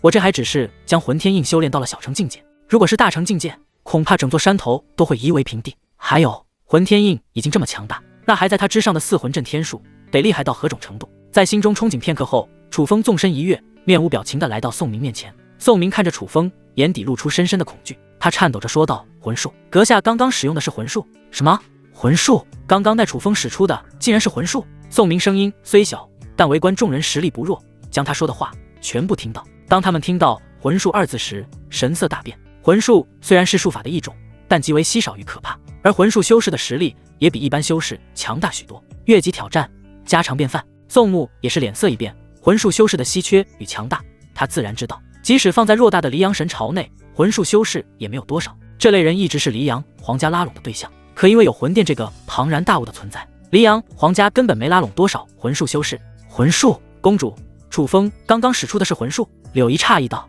由于有些魂术与一般术法的差别不大，所以不是经验丰富之人根本分不清魂术与一般术法的区别。柳仪没怎么与魂术修士打过交道，自然区分不出。是的，师尊还将那门魂术传授给了我。洛里那对纯净眼眸露出得意之色。柳仪苦笑，这楚风到底是什么怪物？天赋异禀，觉醒圣体，修炼飞快，还会魂术。面对宋明的询问，楚风轻轻点头，多谢阁下不杀之恩。宋明忽然对着楚风深深一拜，差一点他的脸都贴在了地上。周围众人有些疑惑，楚风则是眉毛一挑，阁下，我能感觉到你刚刚施展的魂术没有使出全力，要不然我的灵魂已经被你抹灭，成了一个傻子。宋明缓缓解释道，虽然他没有修炼过魂术，可术法之道有相通之处，他能感觉到楚风在最后时刻收力了，不然自己已成痴呆之人。阁下，刚刚是我冒犯了，给你赔罪。小木给我滚过来，还不感谢楚风不杀之恩。宋明能屈能伸，再次给楚风鞠躬道歉，然后扯着嗓子将宋木喊了过来。冷静下来后，他也是明白，如果楚风想杀宋木，宋木早死了。宋木面露苦涩，但也不得不来到楚风面前抱拳，躬身敬道：“宋某刚才鲁莽了，感谢阁下留情。”楚风轻轻点头，他之所以没有对这两人下死手，是因为这两人来自黎阳神朝，那可是一个庞然大物，不能轻易得罪。当然，如果两人在被自己镇压后依旧喋喋不休，态度强硬，那他也不介意将两人深埋迷雾森林。不过好在两人幡然醒悟，这也避免了一场血腥屠杀。你们还要坚持将洛里带回来吗？楚风似笑非笑地询问道。宋明、宋木两兄弟面面相觑，略显尴尬。最后还是宋明率先开口说道：“阁下，今日我可什么都没看到。阿木，你说是吧？”大哥，我这两天眼神不好，我差点连你都没有认出来。宋木那演技简直绝了。楚风这才满意点头。洛里、柳仪也是来到这边。宋木赶忙道歉：“小公主，柳仪，刚刚冒犯了。哎，你们也是奉命令行事，没想到父皇还是将我当成了联姻的工具。”洛里怔怔地看着北方，眼神忧伤。自古皇家最无情。宋明突然说道：“小公主，其实将你带回去进行联姻，不是陛下的命令。”不是父皇的命令。洛里大感疑惑，明明隐秘卫只听他父皇的命令，可现在又怎么说不是他父皇的命令？柳仪同样一头雾水，是神后的命令。2个月前，陛下突发神秘疾病，让神后上朝听政，我们隐秘卫也暂时归他管辖，因为神后管理朝政井井有条。神朝之人称这是双圣灵朝，是我神朝之福。宋明缓缓解释道，他口中的神后就是黎阳神朝的皇后，唤作武天照。洛里暗暗皱起眉头，他父皇是绝世强者，身体极为硬朗，怎么会轻易生病？外加神后突然听政，双圣灵朝，这怎么感觉有种阴谋的味道？对于神后武天照，洛里见过几面，唯一的感觉就是冷傲，似乎一切都不会被他放在眼中。柳仪同样皱起眉头，他感觉事情没有那么简单。神朝内部暗流涌动，小公主，你之后还是要小心，如果我们迟迟找不到你，恐怕神后会派其他人来找你，一旦神后的人寻到你，恐怕无法睁一只眼闭一只眼。宋明轻声提醒道，他是隐秘卫，原来听命于黎阳皇帝，如今听命神后，内心有些反感，做事自然不会尽心尽力。可如果是神后的人来寻找洛里，那就另当别论。阁下，既然小公主已经拜你为师，以后她就靠你照顾了，这算是刚刚你对我们兄弟手下留情的礼物。宋明翻手取出一只储物戒，递给楚风。既然小洛里拜入我的门下，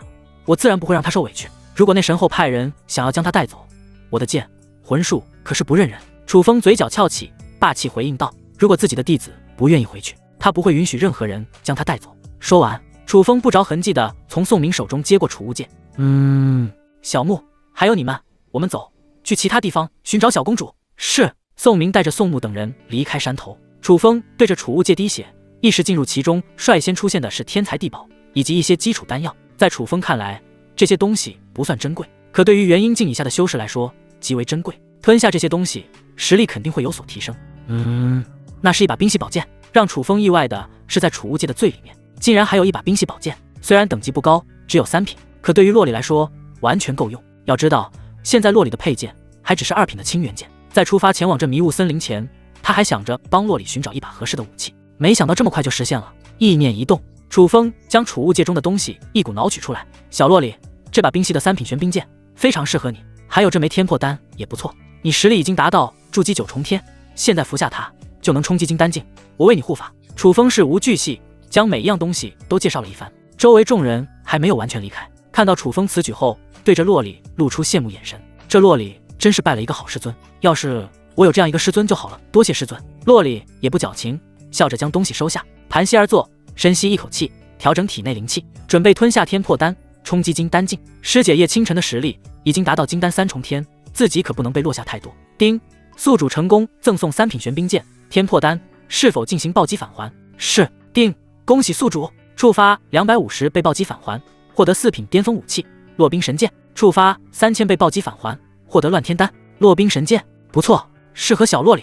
乱天丹，这可是对元婴境修士也有用作的丹药，适合我。楚风嘴角翘起，对于这次暴击返还的东西非常满意。小洛里，为师突然想起来，之前还得到过一把4品巅峰的落冰神剑，现在就交给你。楚风看洛里还没进行突破，索性就将落冰神剑拿了出来。什么？4品巅峰宝剑？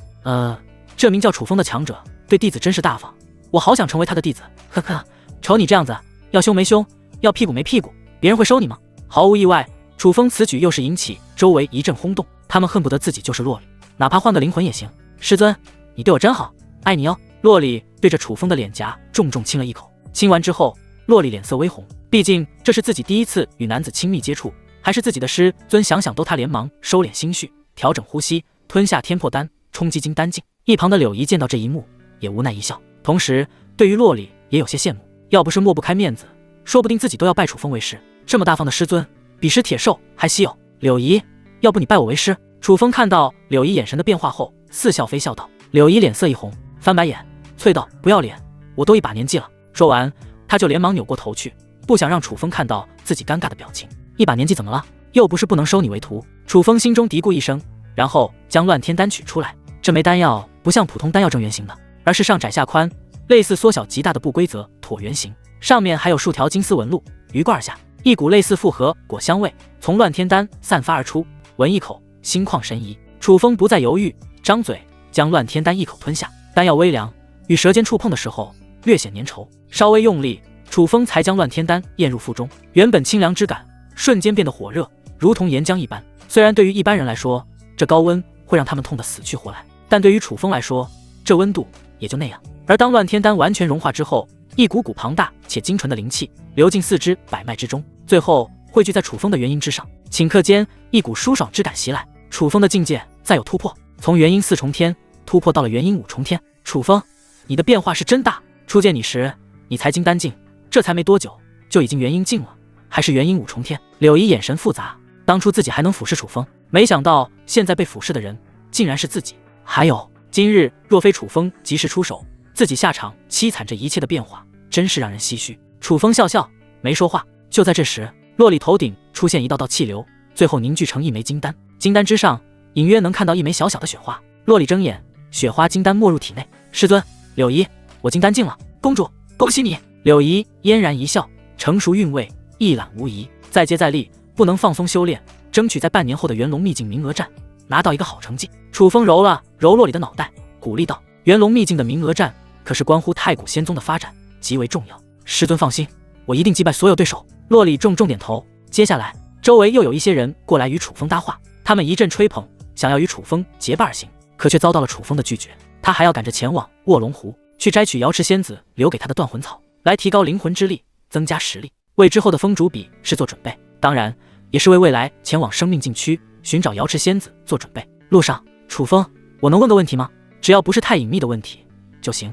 魂术向来稀少，你修炼的魂术是从哪里得来的？柳姨眨着美眸，好奇地看着楚风。就算在偌大的黎阳神朝内，魂术都没多少，因此他实在不明白楚风在这匮乏的东南沿海一带是怎么弄到魂术的。而且那门名为魂天印的魂术好像还极为强大，这就让他心中更为好奇楚风魂术的来历。楚风嘴角微微翘起，机缘巧合之下赢了比试，获得的魂术。比试？什么比试？柳姨凑到楚风面前，连忙问道。这个时候，一旁的洛里也露出好奇之色。也不是什么大不了的比试，就是寻常的灵魂比试罢了。楚风一脸谦虚道：灵魂比试，那可是极为凶险的事情。这楚风的胆子是真大。柳姨心中感叹道：这种比试，一个不慎，修士就会成为痴呆之人。若是自己与楚风换个位置，是绝对不敢与人轻易比试灵魂。师尊，与你比试的人是谁？好像叫做碧瑶，不过给我魂术的是他师尊，叫做魂牙子。楚风回忆道：魂牙子，这名字好像在哪里听过。柳姨微微一愣，但她想了一会，没想起来，可能只是凑巧吧，不是同一个人。柳姨，你接下来有什么打算吗？洛里好奇地问道。暂时没有特别的打算。那不如来太古仙宗，我让师尊给你个瑶池峰的副峰主当当。洛里看向楚风，眨了眨纯净双眸，笑道：作为太古仙宗的峰主，有权利提议增设副峰主一职，帮助处理峰内事宜。当然，这只是提议，没有最后的决定权，一切都要经过宗主顾红衣的同意。不过，对于这种事情，顾红衣一般都会同意，不会故意为难。楚峰主，我能当副峰主吗？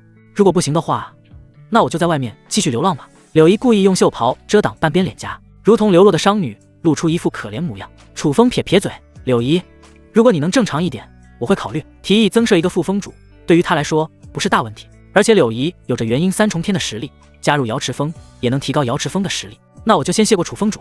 柳姨翻脸像翻书一样，露出灿烂笑容。咦，前面有池塘。楚风公主，我想先洗个澡，去除身上的污秽，因为之前柳姨一直在被宋木追击，弄得全身都是汗水。如今见到池塘后，就想好好洗个澡，换身干净的衣裳。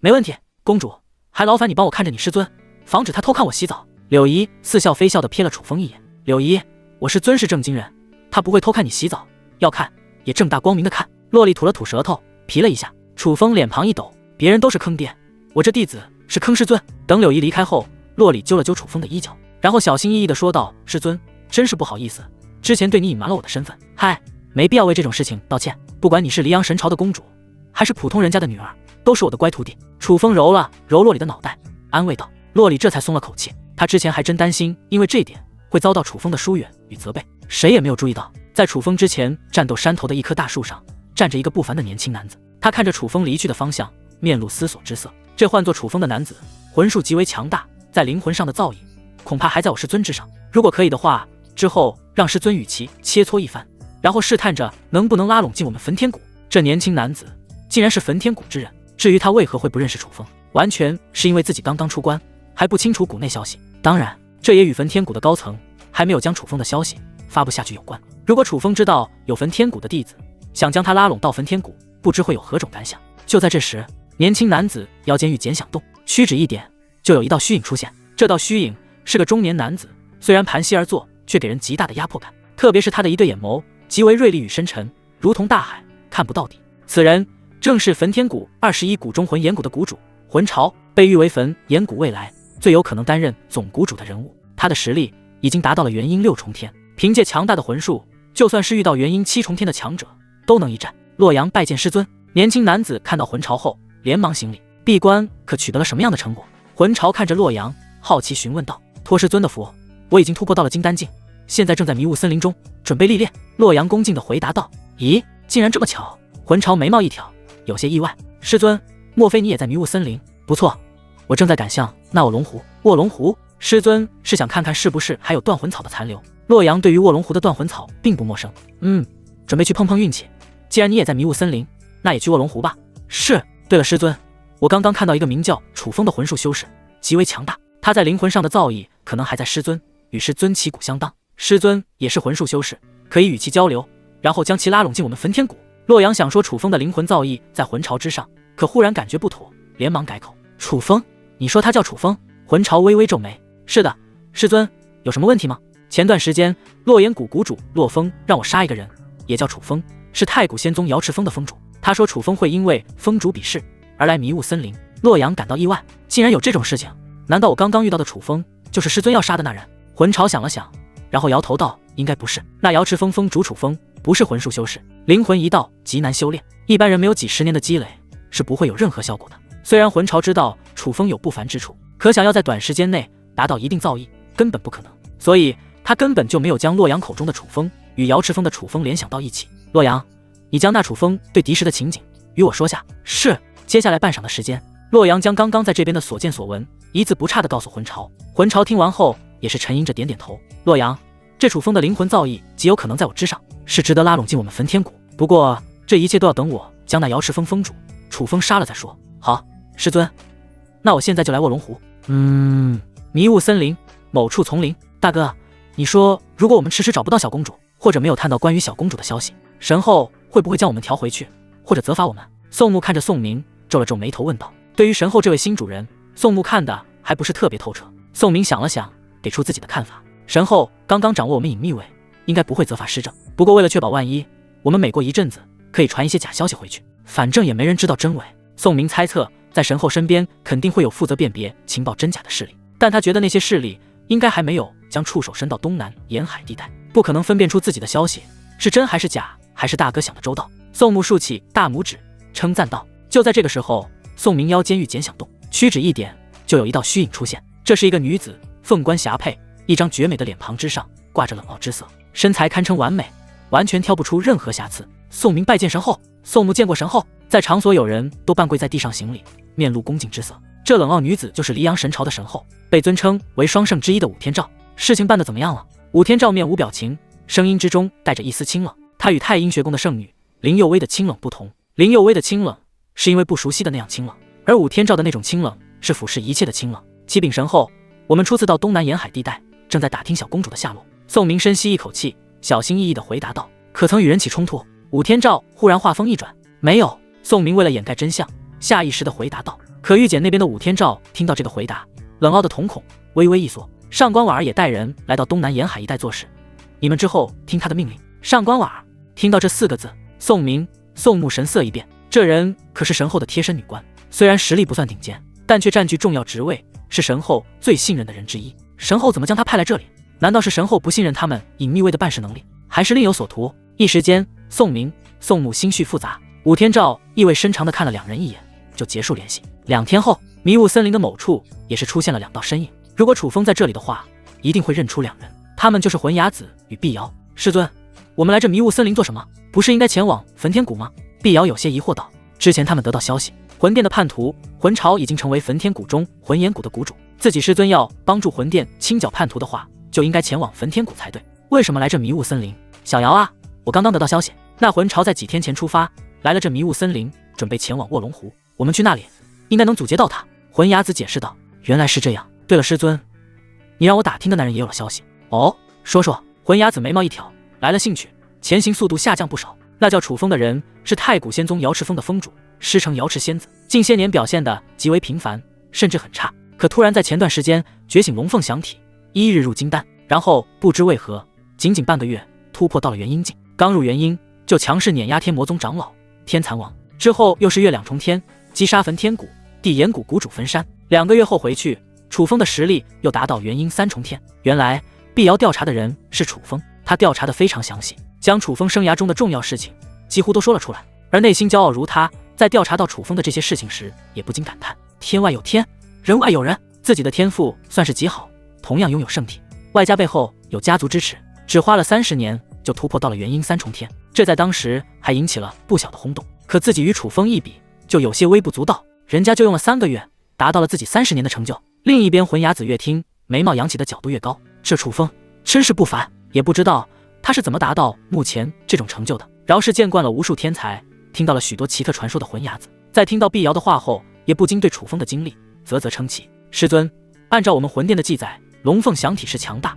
可也不应该强大到这种程度。我怀疑楚风在大泽山的时候发现强者遗迹，获得了一些对方的功力。碧瑶猜测道。楚风空有圣体，没有背景，没有修炼资源，修炼速度不会太快，这种情况下，对方还能在不可思议的时间内达到元婴3重天的实力，肯定是有特殊原因，而强者遗迹就很有可能是这种特殊原因之一，倒是不排除这种情况。魂雅子赞同的点点头，得到强者遗迹中的东西确实是一种极快提高实力的方法。忽然想到什么，魂雅子自语道，不知这楚风需要多久才能掌握我传授的魂术？师尊，这楚风的天赋确实不凡，灵魂造诣也很厉害，可魂术极难修炼，外加你传授给他的魂天印、4魂阵天术又是极为高深的术法，我估计他没有3、5年不可能会掌握那2门魂术的皮毛。碧瑶想了想，分析道，这还是他的保守估计，在天骄如云的魂殿内，3、5年就能掌握那2门魂术的新人屈指可数。师尊，你该不会对这楚风还抱着收徒的想法吧？他上次可是拒绝你了。呵呵，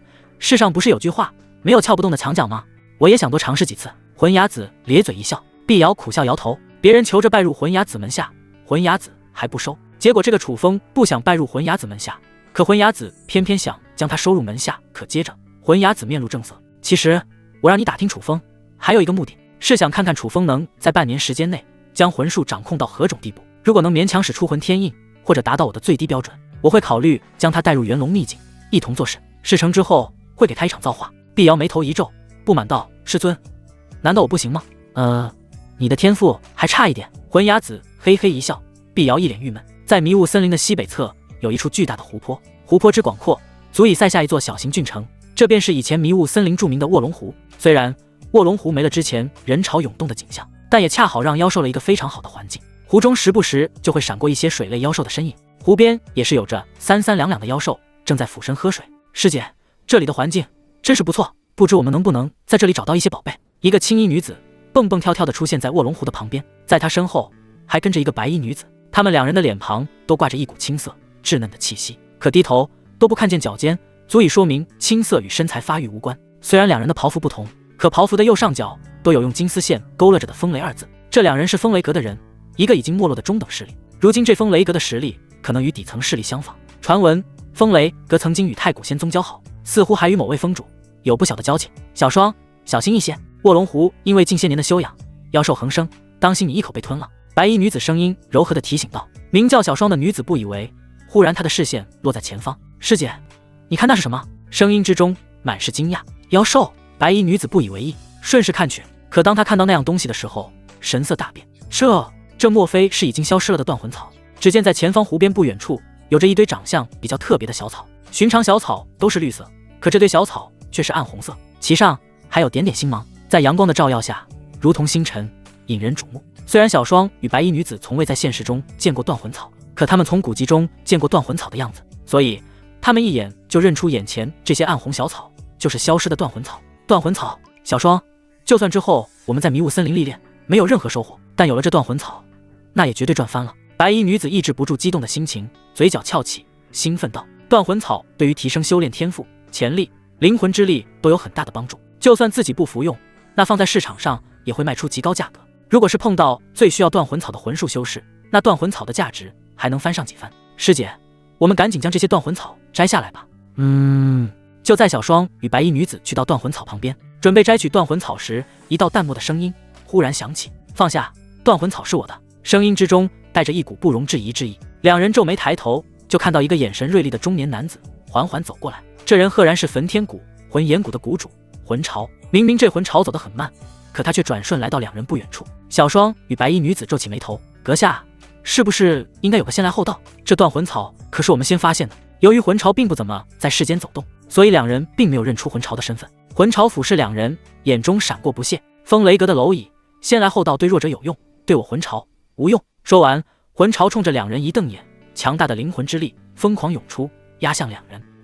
伴随着来自灵魂深处的一阵刺痛，小双与白衣女子发出痛苦哀嚎声。魂潮再一挥手，他们就被打飞数丈，撞断粗壮大树。两人才停下身形，他们艰难地从地上爬起来，吐出一口鲜血，看着魂潮，眼底露出一抹愤怒与震惊。愤怒的自然是魂潮霸道行为，震惊的则是他们没想到魂潮这位焚天谷最有潜力的谷主会出现在这里。师姐，看来我们运气不太好。小双自然听过魂潮大名，脸上露出一抹苦涩。到手的断魂草就这么没了，小双，或许情况会更糟糕，希望师尊能快点赶来。白衣女子一脸担忧。虽然风雷阁与焚天谷之间没什么摩擦，可太古仙宗与焚天谷是不死不休的状态。风雷阁曾与太古仙宗交好，那自然会被焚天谷敌视。白衣女子担心待会魂潮会向他们下黑手，只能在心中默默祈祷风雷阁阁主早日赶到这里。另一边，魂潮炽热的目光落在了断魂草的上面。断魂草，真是没想到这卧龙湖边还有断魂草，真是天助我也。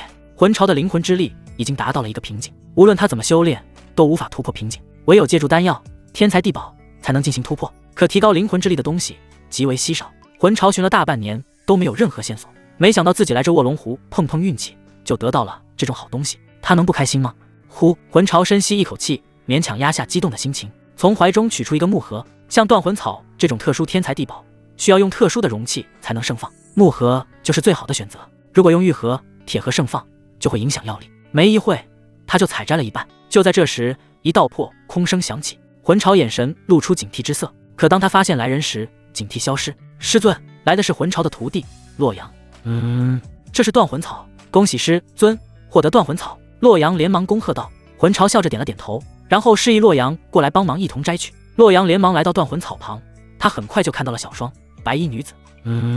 那两人是风雷阁的真传弟子薛双与薛明。虽然魂朝不知道风雷阁两人的真实身份，可洛阳知道真传弟子等采摘完断魂草，你将这两人杀了。魂朝原本还不想与薛双、薛明计较，可现在得知两人的身份后，可不打算放过他们。是，洛阳点头。薛双、薛明一听，神色大变，眼底露出绝望之色。就在这时，又有破空声响起。这次来的是3个人，一男一女一孩子，正是楚风、柳怡以及洛里。当他们发现卧龙湖边已经有人时，有些意外。洛阳也是抬头看去，当他发现来人中有楚风时，面露喜色。只见他身形一闪，来到楚风面前，抱拳恭敬道：“在下洛阳，乃是焚天谷魂炎谷谷主，魂朝的弟子，拜见前辈。当日在山中看到前辈的魂术，颇为佩服，不知前辈可愿加入我焚天谷？”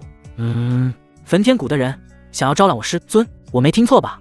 难道这名叫洛阳的人不清楚我师尊的真实身份？洛里听到洛阳的话后，眼神怪异，怪事年年有，怎么今日特别多？柳怡的眼神也一下变得非常古怪。这楚风可是斩杀你们焚天谷的谷主，现在你们居然要招揽他，是太阳打西边出来了吗？而作为众人的焦点，楚风眯着眼盯着洛阳，没说话。洛阳内心忽然闪过一丝不安，难道这楚风前辈是不想加入我焚天谷，还是他身后早就有其他势力？楚风前辈，我们焚天谷向来优厚待人，如果你能加入焚天谷，之前其他势力开给你的条件，我们能开2倍，甚至我师尊说不定会将刚刚寻到的断魂草分给你。洛阳诚意满满的说道，他还顺势指了指前方湖边的断魂草。楚风看到已经被摘取一半的断魂草，眼神微眯，闪过一道冷芒。洛阳见楚风依旧不说话，以为是自己说话分量不够，就看向自己的师尊魂朝。师尊，这位就是我之前与你提过的楚风前辈，他的魂术造诣极为高深，你们2人肯定会有不少共同语言。洛阳此举是想让魂朝亲自开口招揽楚风，可魂朝却站在原地，甚至罕见的连洛阳的话茬都没有接过去。师尊，你怎么了？是看到楚风前辈太高兴了吗？洛阳不断冲魂朝使着眼色，可魂朝依旧不为所动，没有任何表示。师尊这到底是怎么了？为什么眼中还露出一丝杀气？难道是有敌人？洛阳扫视周围，没有任何异常。就在这时，魂朝终于开口道：“洛阳，过来。”师尊，怎么了？洛阳依旧是一头雾水，不知道发生了什么。你应该知道之前我与说过，洛风让我在迷雾森林劫杀一个人的事情吧？知道，洛风谷主让你杀那太古仙宗瑶池峰的峰主楚风。洛阳说到这，微微一愣，然后就笑道：“师尊，这位前辈虽然也叫楚风，但他可不是瑶池峰峰主楚风。你之前与我可是提过，瑶池峰峰主楚风可不会魂术。不好意思，现在这话我改了，瑶池峰峰主楚风会魂术。”魂朝声音低沉的说道，眼神越眯越小，如同一根针尖一般。洛阳一怔，回味魂朝刚刚的话，忽然之间他明白了什么，身躯有些颤抖，难以置信地看着楚风。师尊，你的意思，这个楚风就是瑶池峰峰主楚风？不错。洛阳瞬间毛孔倒立，脊背发凉。刚刚自己是在干什么？竟然想着将太古仙宗瑶池峰的峰主招揽到焚天谷内。蹭的一下，洛阳连忙退到魂朝身旁。师姐，我听说瑶池峰峰主楚风天赋一般，至今都没突破筑基境，为何洛阳、魂朝都如临大敌的模样？薛双看到焚天谷2人的样子，感到十分怪异，觉得以魂朝的实力完全能碾压楚风，不应该会露出这副模样。刚刚那洛阳说楚风会魂术，或许是楚风有什么奇遇吧。薛明对此也不太了解，因为他最近没怎么关注外界的消息，也就不清楚太古仙宗内部的变化，自然不知晓如今的楚风已经不是之前的楚风。另一边的楚风将魂朝、洛阳的对话一字不落地听了进去。在这迷雾森林劫杀我，看来是有人透露了我的行踪，太古仙宗内部有叛徒，先将这魂朝杀了再说。楚风眼中闪过一道杀气，太古仙宗与焚天谷本就是死敌，遇到都是不死不休的结果，外加这魂朝竟然敢染指瑶池师尊留给自己断魂草，更该死。师尊，这楚风的魂术造诣还在你之上，对上他凶多吉少，不如我们快些离去。洛阳纠结了一会，终于将心中的想法说了出来。如果楚风的实力弱，那自然是杀了，可洛阳见过楚风的魂术，极为恐怖，魂朝对上很难有胜算，现在最好的计策就是跑。哼，洛阳你怎么长他人志气，灭师尊威风？去一旁看着，看为师怎么杀了楚风。魂朝瞪了洛阳一眼，冷哼道：“他虽然知道楚风魂术不凡，可自己也不差，外加魂巢性格高傲，又没有亲眼见识过楚风在魂术上的造诣，更不会轻易退缩。唉，洛阳无奈，只能退到一旁。”魂巢双手合十，仰天长啸，霎时间，周围狂风大作，湖面更是掀起巨浪，恐怖的灵魂威压如同风暴般席卷方圆10里。不管是洛阳还是薛双、薛明，都是头皮发麻，有种末日错觉。而另一边的柳怡、洛里也是第一次感受灵魂威压，身躯微微颤抖，源自灵魂深处的恐惧感立即出现。楚风忽然偏过身子，挡在2人面前，随着同样澎湃的灵魂之力汹涌而出，那股来自魂巢的灵魂威压快速消散。魂巢见状，略微皱眉，这楚风的灵魂之力颇为不弱，由于2人释放的灵魂之力极为强大，很快就将附近的人吸引过来。那是焚天谷最有潜力的谷主魂巢，他在使用灵魂之力对敌，到底是谁能将他逼到这种程度？众人顺势看去，便见到了年轻的楚风。当他们看到楚风那毫不输给魂巢的灵魂之力时，大为震惊。这人是谁？怎么年纪轻轻就有如此强大的灵魂之力？怪哉，真是没想到我们这边竟然会有如此强大的魂术修士。嘿嘿，不用管那年轻人是谁，反正接下来会有一场好戏看了。是啊，围观之人根本就不嫌事大，纷纷找了个好的位置，准备观看接下来的大战。也就在这时，人群中出现了2个熟悉的身影，正是魂雅子与碧瑶。不过由于大家的注意力都被楚风魂巢吸引，没人注意到他们的到来。楚风，看我如何用灵魂之力碾碎你！随着魂巢一声嘶吼，他的灵魂之力变换成一只6臂巨猿，龇牙咧嘴冲向楚风。楚风面色平静，催动灵魂之力幻化为一条青色蛟龙，张牙舞爪冲向魂巢的6臂巨猿。砰！青色蛟龙一个神龙摆尾，狠狠地将尾巴抽打在6臂巨猿的身上。好！6臂巨猿发出一道痛苦的嘶吼声。由于6臂巨猿是魂巢的灵魂幻化，因此6臂巨猿吃痛也意味着魂巢吃痛。他噔噔噔后退2步，脸上露出痛苦之色。6臂巨猿，给我攻击！魂巢咬牙怒喝。那6臂巨猿旋即挥动双拳砸在青色蛟龙之上，可青色蛟龙毫无反应，甚至他还反手一个缠绕，将6臂巨猿死死锁住。6臂巨猿慌张的想要扯下青色蛟龙，可不管他怎么用力，那青色蛟龙分毫不动。咦，这情况怎么像是那魂巢处于劣势？真是奇怪，那年轻人有这么强的魂道造诣吗？呵呵，我觉得是魂巢还没有使出全力罢了，等他使出全力，那年轻人肯定会输，甚至是死。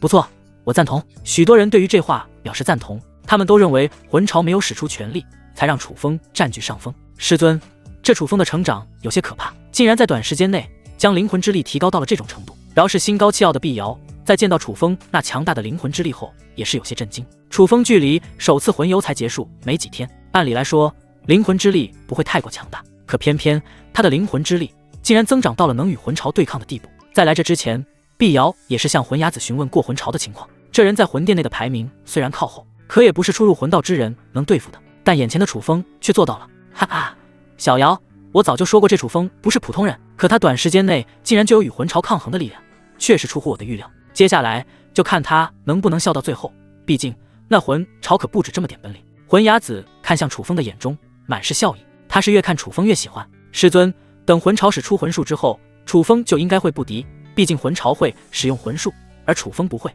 到时候你会出手？当然要出手，这可是一个好苗子，绝对不能让其他人糟蹋了。魂雅子脸上露出护犊子的表情。而战场中，魂巢见6臂巨猿无法脱身，只能不甘道6臂巨猿散。那6臂巨猿化为一团团的灵魂，回到魂巢的头顶。哼，楚风，没想到你有些本事，但也到此为止。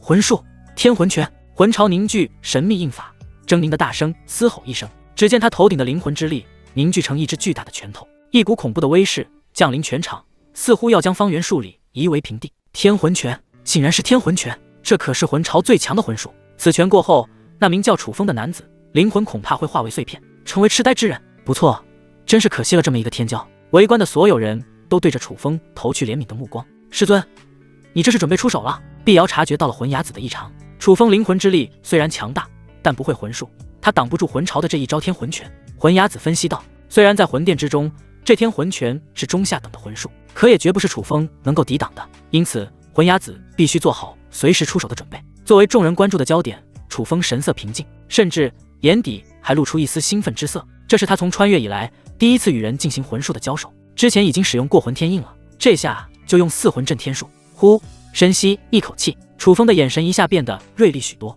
他同样凝聚一个神秘印法。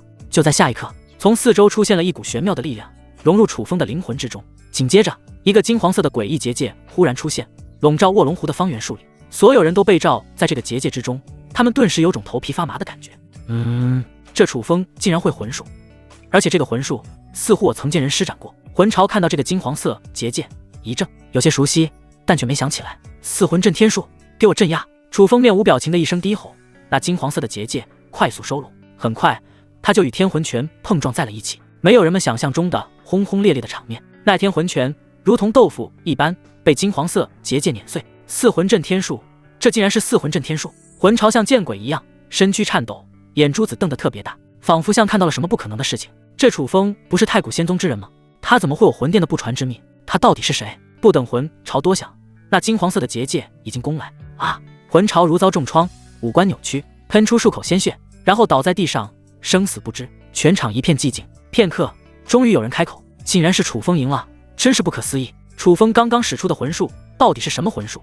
竟然能碾压魂潮的天魂拳？不清楚，反正很强就对了。真是没想到，焚天谷最有潜力的魂潮会被打败，这楚风真是潜力无限。众人先是震惊，然后就用敬畏的目光看着楚风，这人以后了不得。他们心中打定主意，待会要过去与楚风好好攀谈一下，看能不能抱他大腿。而在场之中最震惊的不是他们，而是碧瑶与魂伢子。碧瑶，我没看错吧？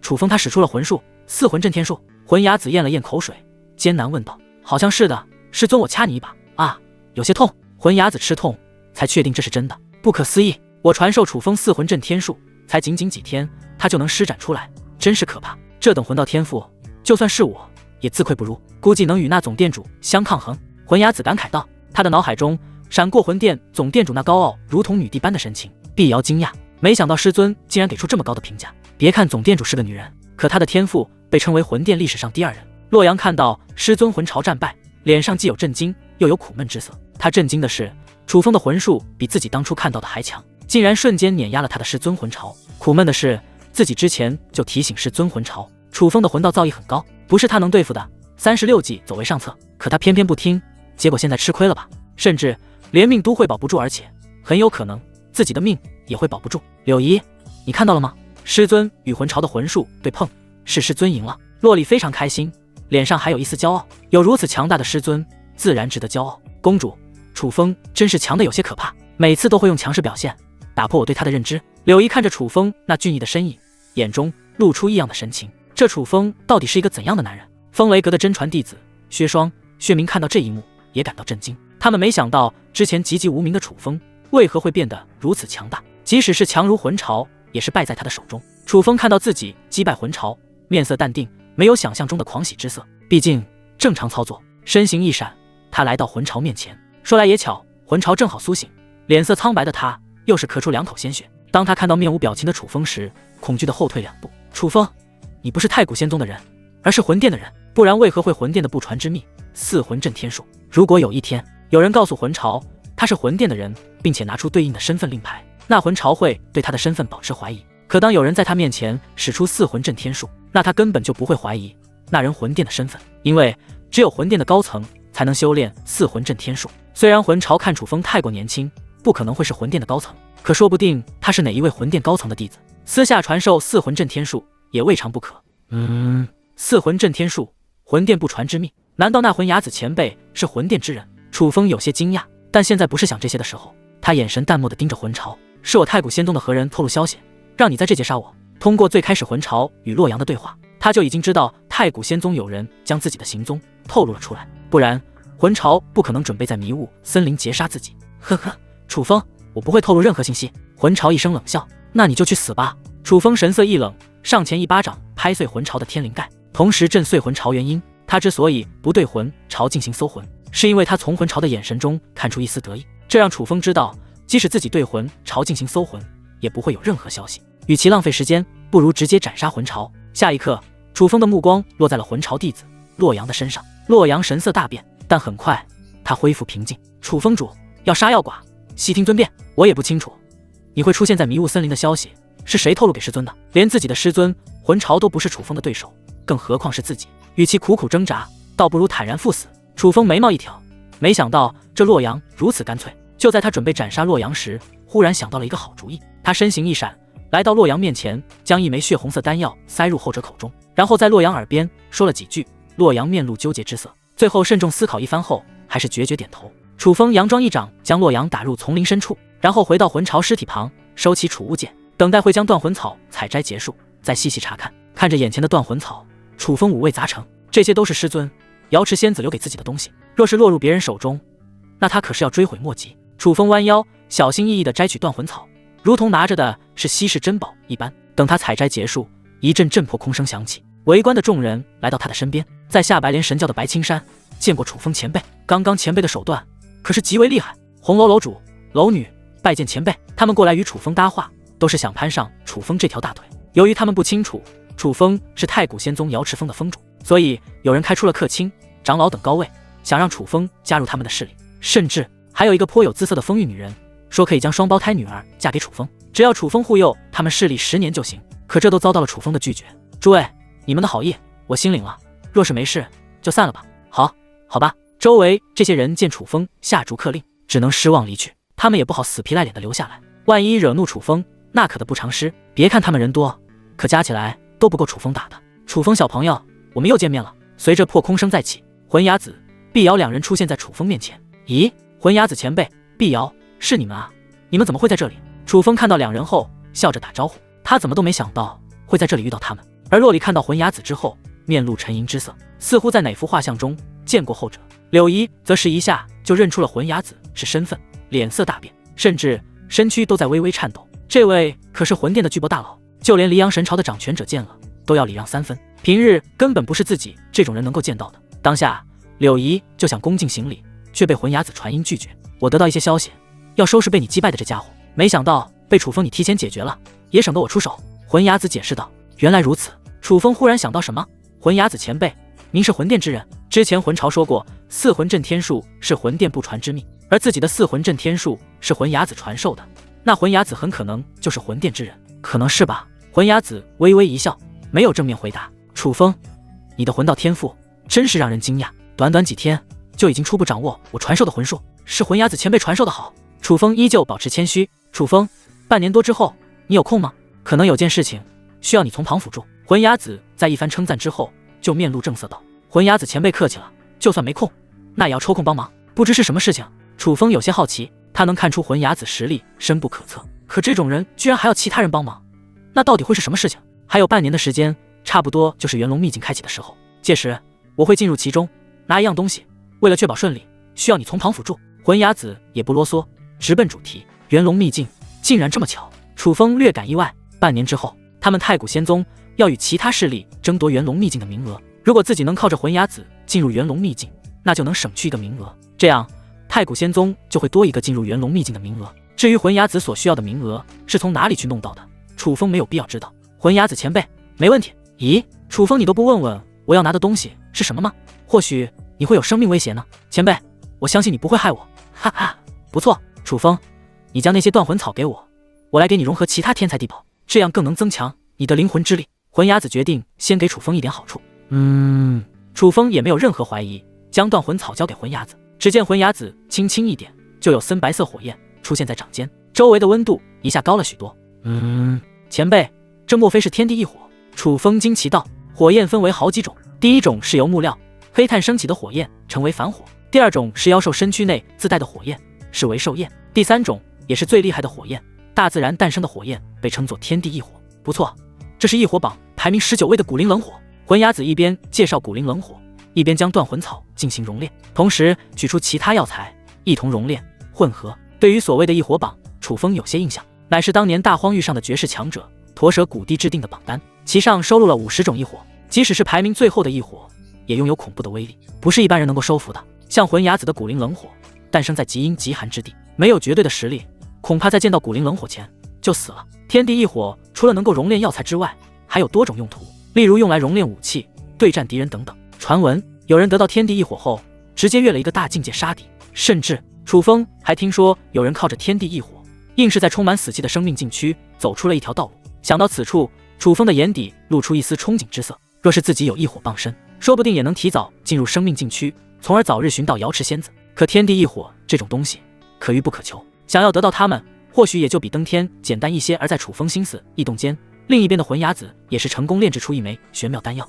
一股股的香味顺着鼻腔进入楚风体内，瞬间他的灵魂好像受到按摩，十分舒服。楚风，这枚丹药不在记载之中，是我独家研制的丹药，我将它命名为生魂丹。顾名思义，有些提高灵魂的作用，甚至如果你的吸收力足够好，还能提升实力。魂牙子看着手中那枚淡青色的丹药，颇为自豪地介绍道：想要成功研制出一枚丹药，绝不是一件易事，需要经过大量的实验。若是运气不错，实验个几百遍也就成功了；若是运气不好，说不定几千遍都不一定会成功。由此可知，想象其中耗费的人力、物力都达到了一种极为恐怖的程度。这也难怪魂牙子在介绍生魂丹的时候会这么自豪。前辈，那我就不客气了。楚风接过生魂丹，然后塞入口中，丹药的味道有些青涩，口感方面偏向草类。楚风有种错觉，仿佛自己就是一头耕地疲惫的老黄牛，在吃青草一般。当生魂丹进入腹中时，变得灼热，化为两股力量，分别向着两处而去。第一处则是灵魂的方向，有着神秘力量的滋润，楚风的灵魂之力不断加强。第二处是元婴之处，当另一股神秘力量融入进元婴时，楚风明显感觉到自己的实力在不断上升。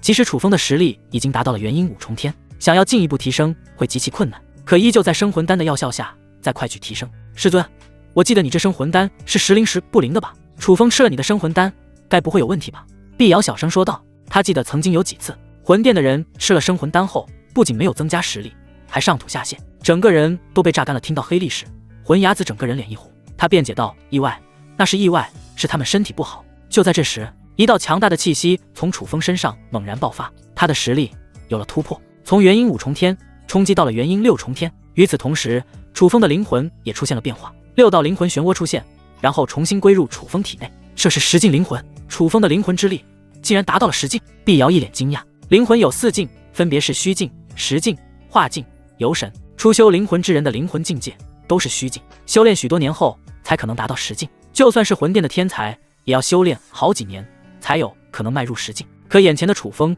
距离第一次魂游才没多久，灵魂之力就达到了10境，真是可怕。哈哈，果然是一个好苗子，老夫没看错人。而这生魂丹也没有问题。魂牙子开心的咧嘴大笑。楚风刚刚睁眼，还沉浸在实力、灵魂之力提升的喜悦中，可当他听到魂牙子的话后，脸庞一抽，这生魂丹似乎没有那么完美。楚风，这是我的身份令牌，以后如果碰到麻烦，将它亮出来，应该能让一些人给面子。魂牙子从怀中取出一块漆黑令牌，令牌的正面有着一座古朴的殿宇，反面则是一个龙飞凤舞的牙字。前辈，那我就不客气。等要进入元龙秘境时，我会来找你。今日就先走了，前辈慢走。楚风收下令牌，然后目送魂牙子、碧瑶离去。等两人走远后，楚风转身看着柳姨，好奇道：柳姨，你来自黎阳神朝，见多识广，不知这魂牙子前辈是什么身份？楚风，魂牙子前辈刚刚暗中传音，不得透露他的身份。不过我能告诉你的是，魂牙子在魂殿是很特殊的一位存在。这大腿，你得抱紧。柳姨没有透露魂牙子的真正身份，但她从侧面提示了魂牙子身份不凡。楚风微微一笑，既然魂牙子有所交代，他也不好刨根问底，反正以后总会有知道的一天。楚风的注意力很快就落在了手上的储物戒。这魂巢身为焚天谷的谷主，一定收藏颇丰吧？对着储物戒滴血，楚风的意识进入其中。这魂巢是个穷鬼吗？怎么东西这么少？储物戒中没有楚风想象的堆满各种丹药、天材地宝，唯有寥寥几枚丹药、果子以及2门魂术，真是寒酸啊！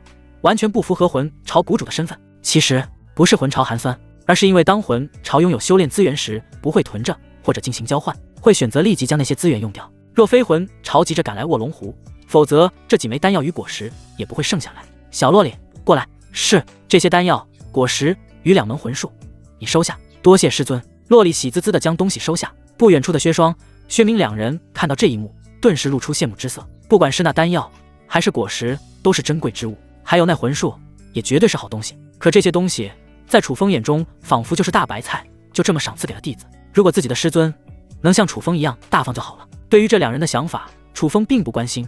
他的脑海中响起了熟悉的声音：丁，宿主成功赠送魂术、天魂拳、销魂斩等东西，是否进行暴击返还？是。丁，恭喜宿主，触发10倍暴击返还，获得魂术天暴魂拳；触发300倍暴击返还，获得魂术魂斩天下，又得2门强大魂术。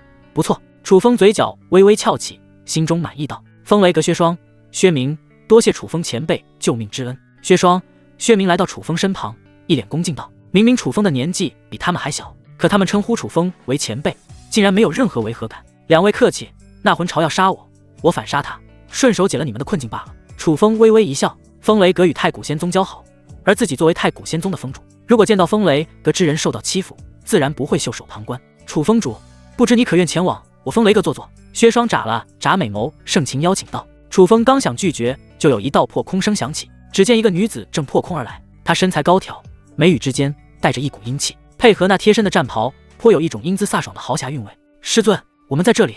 薛双、薛明看到来人后，连忙挥手。原来这飒爽女子就是如今风雷阁的阁主凤英。传闻这凤英的实力已经达到了元婴8、9重天。小双、小明，你们没事？凤英看到自己2个弟子没事，有些惊讶。在这之前，他可是收到了2个弟子的求救消息，说是焚天谷的魂巢准备对他们下死手。他原以为自己匆忙赶来，时间尚来不及，2个弟子极有可能遭了魂巢的毒手，却没想到2个弟子只是受了一些轻伤。师尊，是这太古仙宗的楚风主及时出手斩杀魂巢，我们才得以活下来。薛明指了指身旁的楚风，解释道。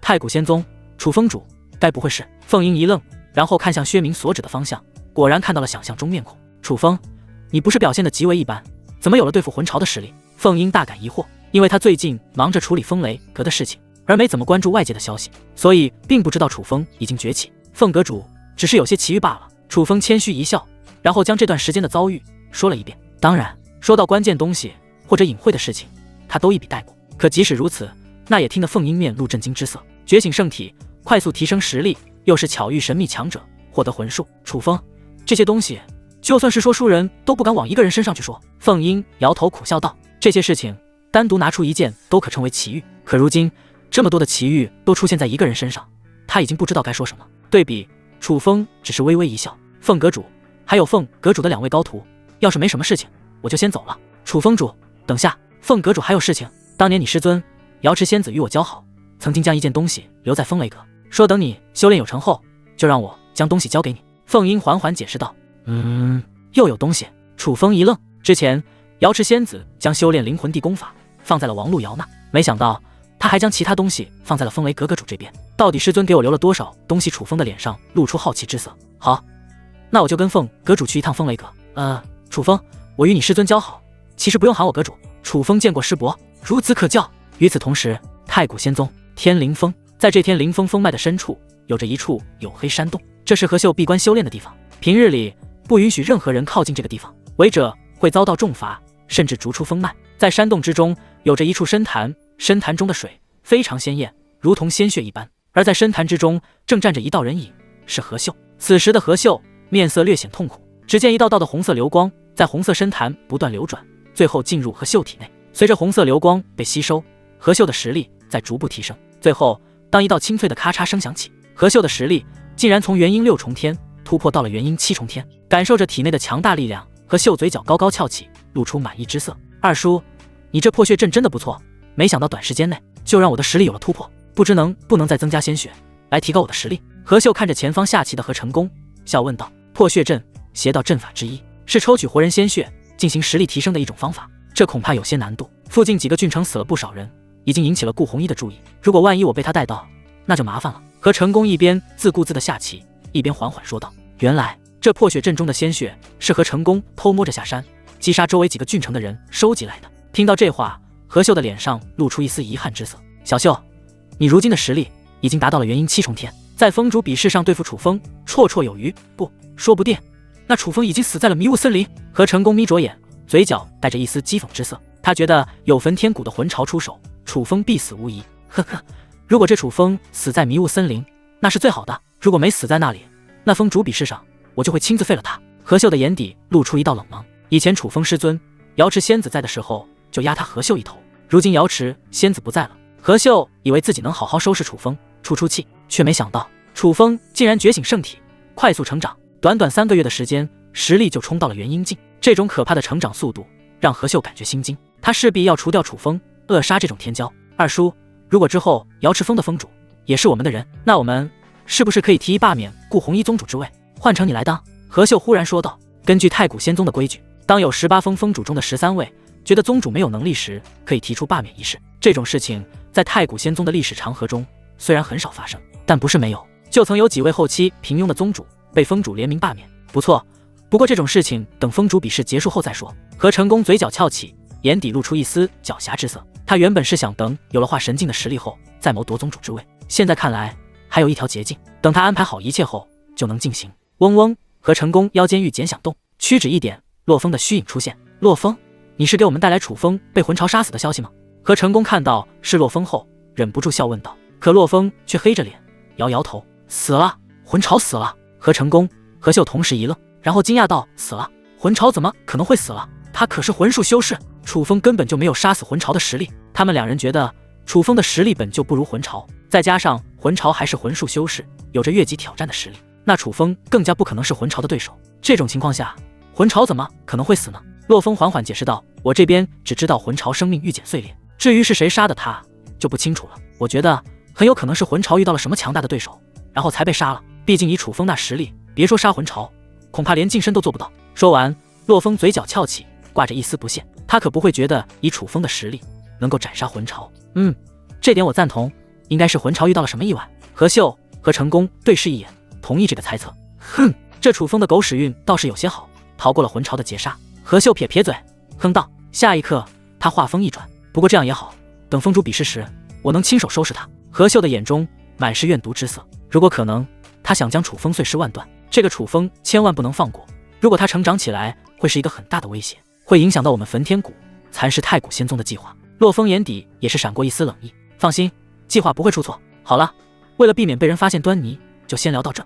3天后，在迷雾森林的东北方向矗立着一排排高大的殿宇，此处这正是风雷阁的大本营。虽然说风雷阁已经没落，但一些底蕴还在。楚风，前面就是风雷阁，如今已经没落，可比不得你们太古仙宗。凤英有些唏嘘道。想当年风雷阁鼎盛时期，每日来拜访的宾客络绎不绝，如今没落后，别说宾客，连鸟的痕迹都少了很多。师伯，风雷阁的没落只是一时的，以后定然能腾飞万里。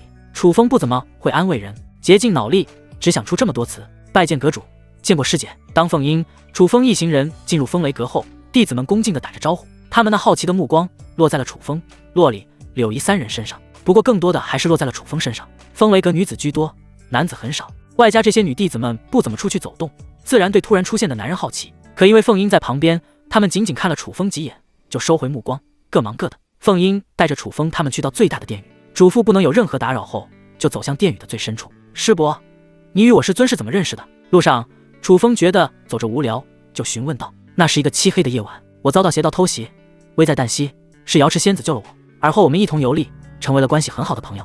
凤英简单的介绍了一遍自己与瑶池仙子相识的经过。很快，一扇巨大的黑铁大门出现在面前，凤英咬破手指，将鲜血滴在黑铁大门，然后凝聚一个个复杂晦涩的印法。楚风心底越来越好奇，自己的师尊到底留了什么东西给自己。半晌过后，当最后一个印法出现后，黑铁大门发出咔嚓声音，缓缓打开。跟我来吧，瑶池给你留的东西就在这里面。一行人进入前方，视线豁然开朗，在中心的位置有些一座凸起的石墩，石墩的上面摆放着一个水盆般的石盒。楚风，那石盒就是瑶池留给你的东西，他说只有当你的鲜血滴在上面才能打开。凤英指着石墩上的石盒介绍道。楚风轻轻点头，来到石墩旁边，看着石盒，没看出有什么特别的，咬破手指，楚风将鲜血滴在石盒上，只听一道清脆的咔嚓声，石盒打开一条缝隙。就在下一刻，周围的温度一下上升许多，好热！这石盒中的到底是什么东西？薛双、薛明两人面露好奇之色，在周围众人的好奇目光中，楚风缓缓打开石盒。随着石盒被打开的角度越大，周围的温度也是越高，到的最后，他们甚至要凝聚灵气才能抵挡那股高温。当石盒被开到最大，露出其中的真面目时，周围的人都一愣，竟然是一朵小火苗。这小火苗怎么会有这么高的温度？他们满脸疑惑。只见在石盒的内部静静地躺着一朵金色的火苗，他们实在很难相信，周围那恐怖的高温是这朵火苗带来的。这难道是天地异火？楚风拖着下巴，若有所思地猜测道。除了天地异火之外，他很难觉得会有其他东西带来这种恐怖温度。什么？天地异火？柳姨、洛里等人听到这4个字，神色大变。天地异火，那可是天地的产物，数量之稀少，就算一辈子都不可能见到一次。可如今，这天地异火就这么摆在了面前。楚风猜得不错，我觉得这朵金色火苗是天地异火。凤英在惊讶过后，仔细端详，点头赞同。他虽然不曾拥有天地异火，但在年轻的时候也曾近距离看过天地异火。眼前这朵金色火焰，虽然没有当初那天地异火恐怖温度威势，但这是因为这朵火苗比较小罢了。天地异火，师尊，我真羡慕你，没想到师祖会给你留了这种好东西。就算在神朝之内，这天地异火也几乎看不到。洛里羡慕地看着楚风，黎阳神朝实力很强，但想弄到天地异火也是一件极为困难的事情。他实在没想到瑶池师祖会留这么一样宝贝。唉，我突然希望自己也有这么一个师尊。柳姨摇头苦笑道，能给自己留天地异火的师尊，谁不喜欢？薛双、薛明两人虽然没说什么，但同样用羡慕的眼神看着楚风，而凤英也不例外，除了羡慕就只有羡慕。他也完全没有想到瑶池仙子留下的食盒中竟然装着天地异火。楚风，瑶池是对你真好，等你有了实力才让我将食盒交给你，如果你没有实力，那你肯定护不住天地异火。凤英一下就明白了瑶池仙子的良苦用心，匹夫无罪，怀璧其罪。楚风五味杂陈，不知该说什么。师尊，天地异火有50种，这是哪一种？薛明好奇地询问凤英。让我查看一下。凤英从怀中取出一本古籍，古籍之中详细地记载了异火榜上的异火。洛里、柳姨围拢到凤英身边，想要知道这是什么异火。楚风见状，暂时收起复杂心情，上前一同查看。当凤英将古籍翻到某页时，一听是排名第38位的九幽金族火。果然，当大家进行比对时，发现金色火苗就是那缩小版的九幽金族火，或者说是九幽金族火的幼火。九幽金族火有着驱邪灭魔的强大效果，算是一切邪道的克星。楚风，拥有这九幽金族火后，你就是邪魔克星。凤英看着楚风笑道，这话对了一半。如果没有绝对实力支撑，就算拥有九幽金族火，也无法克制所有邪魔。楚风依旧保持谦虚，拥有九幽金族火确实能大幅提高实力，可若是遇上合体境邪魔，那也只能饮恨败北。师尊，这古籍上记载，九幽金族火已经被某个家族掌控，难道是被瑶池师祖的家族掌控了吗？要不然瑶池师祖怎么能拿出九幽金族火？洛里拖着下巴猜测道，好像有些道理。楚风面露沉吟之色，最后看向凤英。凤英知道楚风所想，他直接摇头。楚风，别看我也不太清楚瑶池的来历，每当我询问他来自何处时，他总是一笔带过，或者说是没落家族。凤英虽然与瑶池仙子关系极好，可他也不清楚瑶池仙子的来历。唉，看来我这师尊还有点神秘。楚风摇头苦笑，自己同样不清楚瑶池仙子的来历。每当自己询问时，瑶池仙子总会顾左右而言他。楚风，根据古籍记载，九幽金族火的诱火攻击性不强，可以寻处寒潭直接吸收，而我风雷阁内正好有一处寒潭，你现在就去吸收九幽金族火。凤英提议道。楚风刚想答应，可到嘴边的话又被硬生生的咽了回去。小洛里，师尊将这九幽金族火赠送给你，你看如何？楚风笑意盈盈地看着洛里，显然他是想通过系统触发暴击，获得更为强大的异火。楚风，我没听错吧？这可是异火，珍贵的天地异火，你居然准备给自己的徒弟？凤英听到楚风的话后，美眸瞪得老大，差点从眼眶中弹了出来。天地异火，那可是人人都想获得的东西，可楚风居然对这种东西不动心，准备给自己的徒弟。这小小的洛里到底有什么魅力，能让楚风这样？凤英实在不能理解，如果换了是他得到天地异火，那他绝对会将其吸收。不是他对弟子不好，而是这种好是有一个限度的。天地异火明显不在比列。薛双、薛明以及柳姨见到这一幕，同样震惊。这还是他们第一次见到如此大方的师尊。饶是柳姨知道楚风对弟子好，可她也完全没有想到能好到这种程度。那可是天地异火，不是路边的红薯。洛里听到楚风的话后颇为感动，刚想开口，楚风就挥手阻止。小洛里，感谢的话就不用说了，我对你好是天经地义。洛里哭笑不得，师尊，我不是想说感谢的话，而是我身怀陨落玄冰体，是冰系圣体，如果吸收九幽金族火，会爆体而亡的。啪嗒，楚风一拍脑门，才想起这件事情，都怪自己得到九幽金族火后，想着快些暴击返还，才犯糊涂。小洛里，那你就帮我带给清晨吧，他觉醒的是火系圣体，这九幽金族火适合他吸收。楚风转念一想，就笑着说道，洛里不行，但叶清晨可以啊。师尊，你回去之后当面交给师姐不就行了吗？为何要假借我手？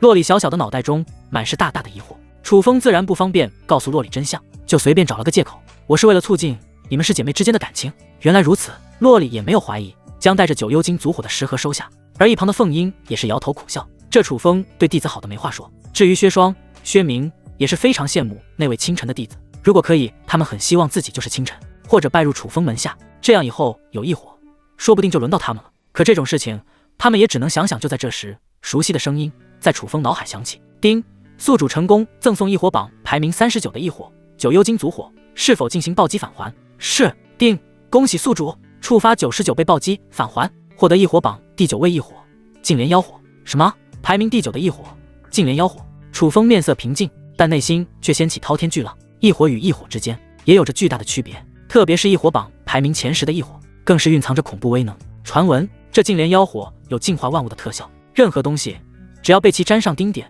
就将会被净化成一片虚无。甚至当有人能发挥净莲妖火的全部能力后，可以以对手的情绪为引，进入体内，将其肉身、灵魂焚烧成虚无。曾经大荒域上有一落魄乞丐，无意中得到净莲妖火，最后创造了大明神朝，他也被后人尊称为净莲妖圣。由此可见，净莲妖火能给人的改变堪称逆天。真是没想到，我的运气竟然这么好，能够得到净莲妖火。楚风越想，心中越是高兴。吸收净莲妖火之后，不仅能提高自己的实力，为还有不到1个月的风主比试做充足准备，同时也能为早日进入生命禁区，寻找瑶池仙子打下夯实的基础。系统，我能直接吸收这净莲妖火吗？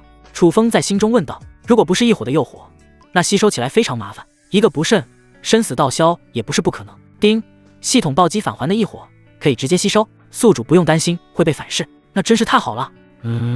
师尊你怎么了？怎么笑得有些不正常？洛丽眼神古怪地看着楚风。没什么，只是为师想到一些高兴的事情。对了，凤师伯，你们风雷阁的寒潭在哪里？虽然系统暴击返还的净莲妖火不会出现反噬，但楚风依旧不敢大意，决定找有寒潭的地方进行吸收。楚风，你这是想吸收九幽金族火吗？不是，我有一门术法，需要配合寒潭进行修炼。那你跟我来吧。柳姨、洛里，你们就先在这风雷阁住下。好。楚风安排好一切后，就跟着凤英前往寒潭。寒潭在风雷阁的后山，两人穿过一段丛林后，就抵达了那里。楚风，那我就先走了，如果你有什么需要，用玉简联系我就行。等凤英离开后，楚风纵身一跃，进入寒潭。潭水冰凉刺骨，可对楚风没有任何影响。意念一动，他将净莲妖火取了出来。这净莲妖火呈现巴掌大莲花形状，颜色是乳白色，周围的温度随着妖火的出现而骤然上升许多。寒潭中的水一下变得滚烫。虽然净莲妖火只是静静地立在前方，可楚风感觉这妖火内蕴藏着恐怖的能量波动，如果炸开，他觉得方圆50里都会被夷为平地。楚风深吸一口气，操纵净莲妖火与自己慢慢靠近，准备将其吸收。时间一晃，不知不觉已经是傍晚。柳姨、洛里在凤英的安排下住在了奢华的客房，两人都是盘膝而坐，在不停修炼。与此同时，风雷殿中，凤英正在处理事情，因为身子太过前倾，而将2个巨大团子放在桌上。桌子承受了这个年纪不该承受的重量。咚咚咚，敲门声响起。师尊，是我薛明，进来。吱呀门开，薛明走了进来，他的眉宇之间似乎带着一丝担忧之色。这么晚了，怎么还没睡觉？晚睡可是会影响你的容貌。凤英看着薛明，露出柔和的笑意。师尊，我原本是想睡了，可在睡之前得到了一个不好的情报。薛明除了是凤英的真传弟子外，还是风雷阁刺探情报的主要负责人。什么情报？凤英听到薛明的话后，立即打起精神，直起身子。师尊，我得到消息，那鬼头宗有人员异动，他们可能是向着我们风雷阁来的。薛明颇为担忧地说道。他口中的鬼头宗是毗邻风雷阁的大山中的一处邪道势力，因为争夺资源的问题，风雷阁与鬼头宗没少出现争执，双方也各有损伤。凤英一直想消灭鬼头宗，可奈何那鬼头宗的宗主实力不弱于他，外加鬼头宗的副宗主也不是善茬，因此凤英一直都没有如愿。难道是鬼头宗有了消灭我们风雷阁的能力？可是不应该啊，双方的实力半斤八两，谁也奈何不了谁。凤英的眉头皱得很深。薛明犹豫了一下，还是说道：师尊，之前有个传闻，鬼头宗的副宗主得到了一样天才地宝，然后选择了闭关。你说会不会是那副宗主境界有了突破，然后鬼头宗才会想对我们风雷阁动手？凤英一听，脸色有些凝重。如果真是这样的话，那就麻烦了。以前凤英能够勉强应付鬼头宗宗主、副宗主的合力进攻，可如果那副宗主实力有所突破，那凤英可应付不了两人。对了，师尊，不是有楚风主在吗？如果有他帮助，说不定能让我们风雷阁盗灭鬼头宗。薛明试探着提醒道。这样不太好吧，毕竟楚风没有义务帮我们，而且鬼头宗也没有真正攻打过来。虽然凤英觉得薛明的提议不错，可这种要楚风玩命帮忙的事情，他暂时开不了口。薛明还想劝两句，可看到凤英的坚决模样，只能放弃。就在这时，一道嘹亮的爆炸声忽然响起，紧接着急促的声音响起：敌袭！什么敌袭？该不会鬼头宗的人在袭击我们风雷阁吧？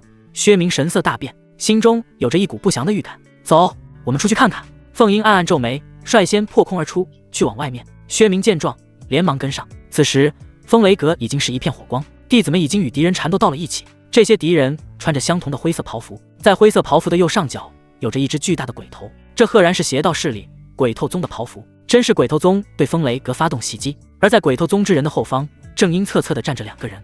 左侧那个人身材有些肥胖，袍服似乎已经遮挡不住他那臃肿的身材，可就这么一个胖子，他的双眸却有些犀利，气息也极为浑厚。此人正是鬼头宗的副宗主，绰号鬼胖，真名不详。在这鬼胖的身前，是一个身材瘦削、佝偻着背的老者，穿着有些破烂，头发乱糟糟的，面色枯黄，看起来已经半只脚踏进了棺材板。可如果小看他的话，可是要吃大亏。这行将朽木的佝偻老者，可是鬼头宗的宗主，不叫鬼兽，唤作鬼煞。鬼胖，你闭关有所突破，而那凤英的实力没有增长，我们一同出手，一定能击杀凤英，吞掉风雷阁。鬼煞咧嘴笑道：这一天他等了很久，之前2人加起来与凤英打个平手，如今鬼胖实力有所突破，应该就能打败凤英。宗主，其实凤英的身材不错，我们可以打败他，但不用将他击杀，囚禁起来玩玩不是挺好的？鬼胖的眼中露出淫欲之色，他本就好色，无女不欢，而凤英又长得很美，如果自己能将她骑在身下，想想都爽。嘿嘿，鬼胖，你这好色的毛病可是一点都没改。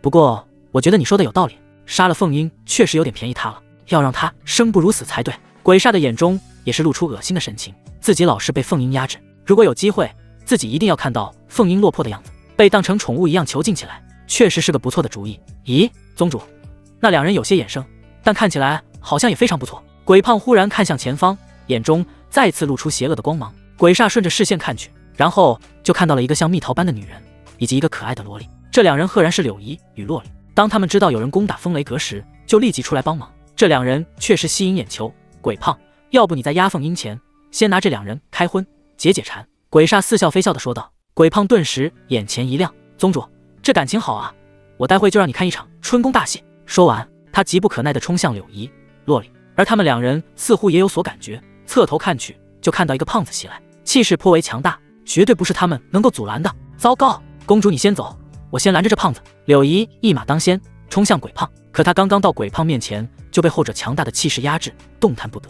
嘿嘿，美人，真没想到你这么急不可耐，想要让我亲亲。鬼胖露出恶心的笑容，哈喇子都差点掉了下来。接着他做事就想上前亲吻柳姨，柳姨顿时面露焦急之色。鬼胖，好胆！一道冷厉的喝声响起，然后凤英就挡在鬼胖面前，拦住了后者的无耻行为。柳姨这才松了一口气。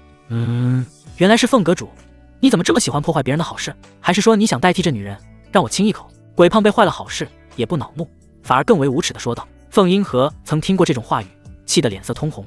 王八蛋，给我去死吧！随着一阵怒喝，凤英凝聚体内灵气，轰向鬼胖。凤英是元婴8重天巅峰的实力，而鬼胖突破后也才元婴6重天实力，如果挨到这结实的一巴掌，鬼胖就算不死也会受到重伤。凤英想动鬼胖，得先问过我。鬼煞阴恻恻地来到凤英身后，照着腰间同样一掌。凤英无奈，只能转身抵挡鬼煞的进攻。鬼煞也是有着元婴8重天的实力，如果自己真的挨到这一掌，也会重伤。2掌相对，发出砰的声音，鬼煞后退2步，凤英原地不动。毕竟凤英的硬实力还在鬼煞之上。凤阁主，小心！洛里忽然提醒道。凤英耳朵一动，发现身后有异样，连忙躲闪，才避过鬼胖那夺命鬼手。可他刚落地，就有一道人影来到面前，照着他的天灵盖就是一掌。原来是鬼煞发动了进攻，凤英连忙调动灵气进行抵挡。鬼胖见状，然后阴魂不散地贴了上去，3人扭打在一起。一开始凤英还能勉强招架2人的进攻，可到了后面，凤英立即就处在下风，对于2人的进攻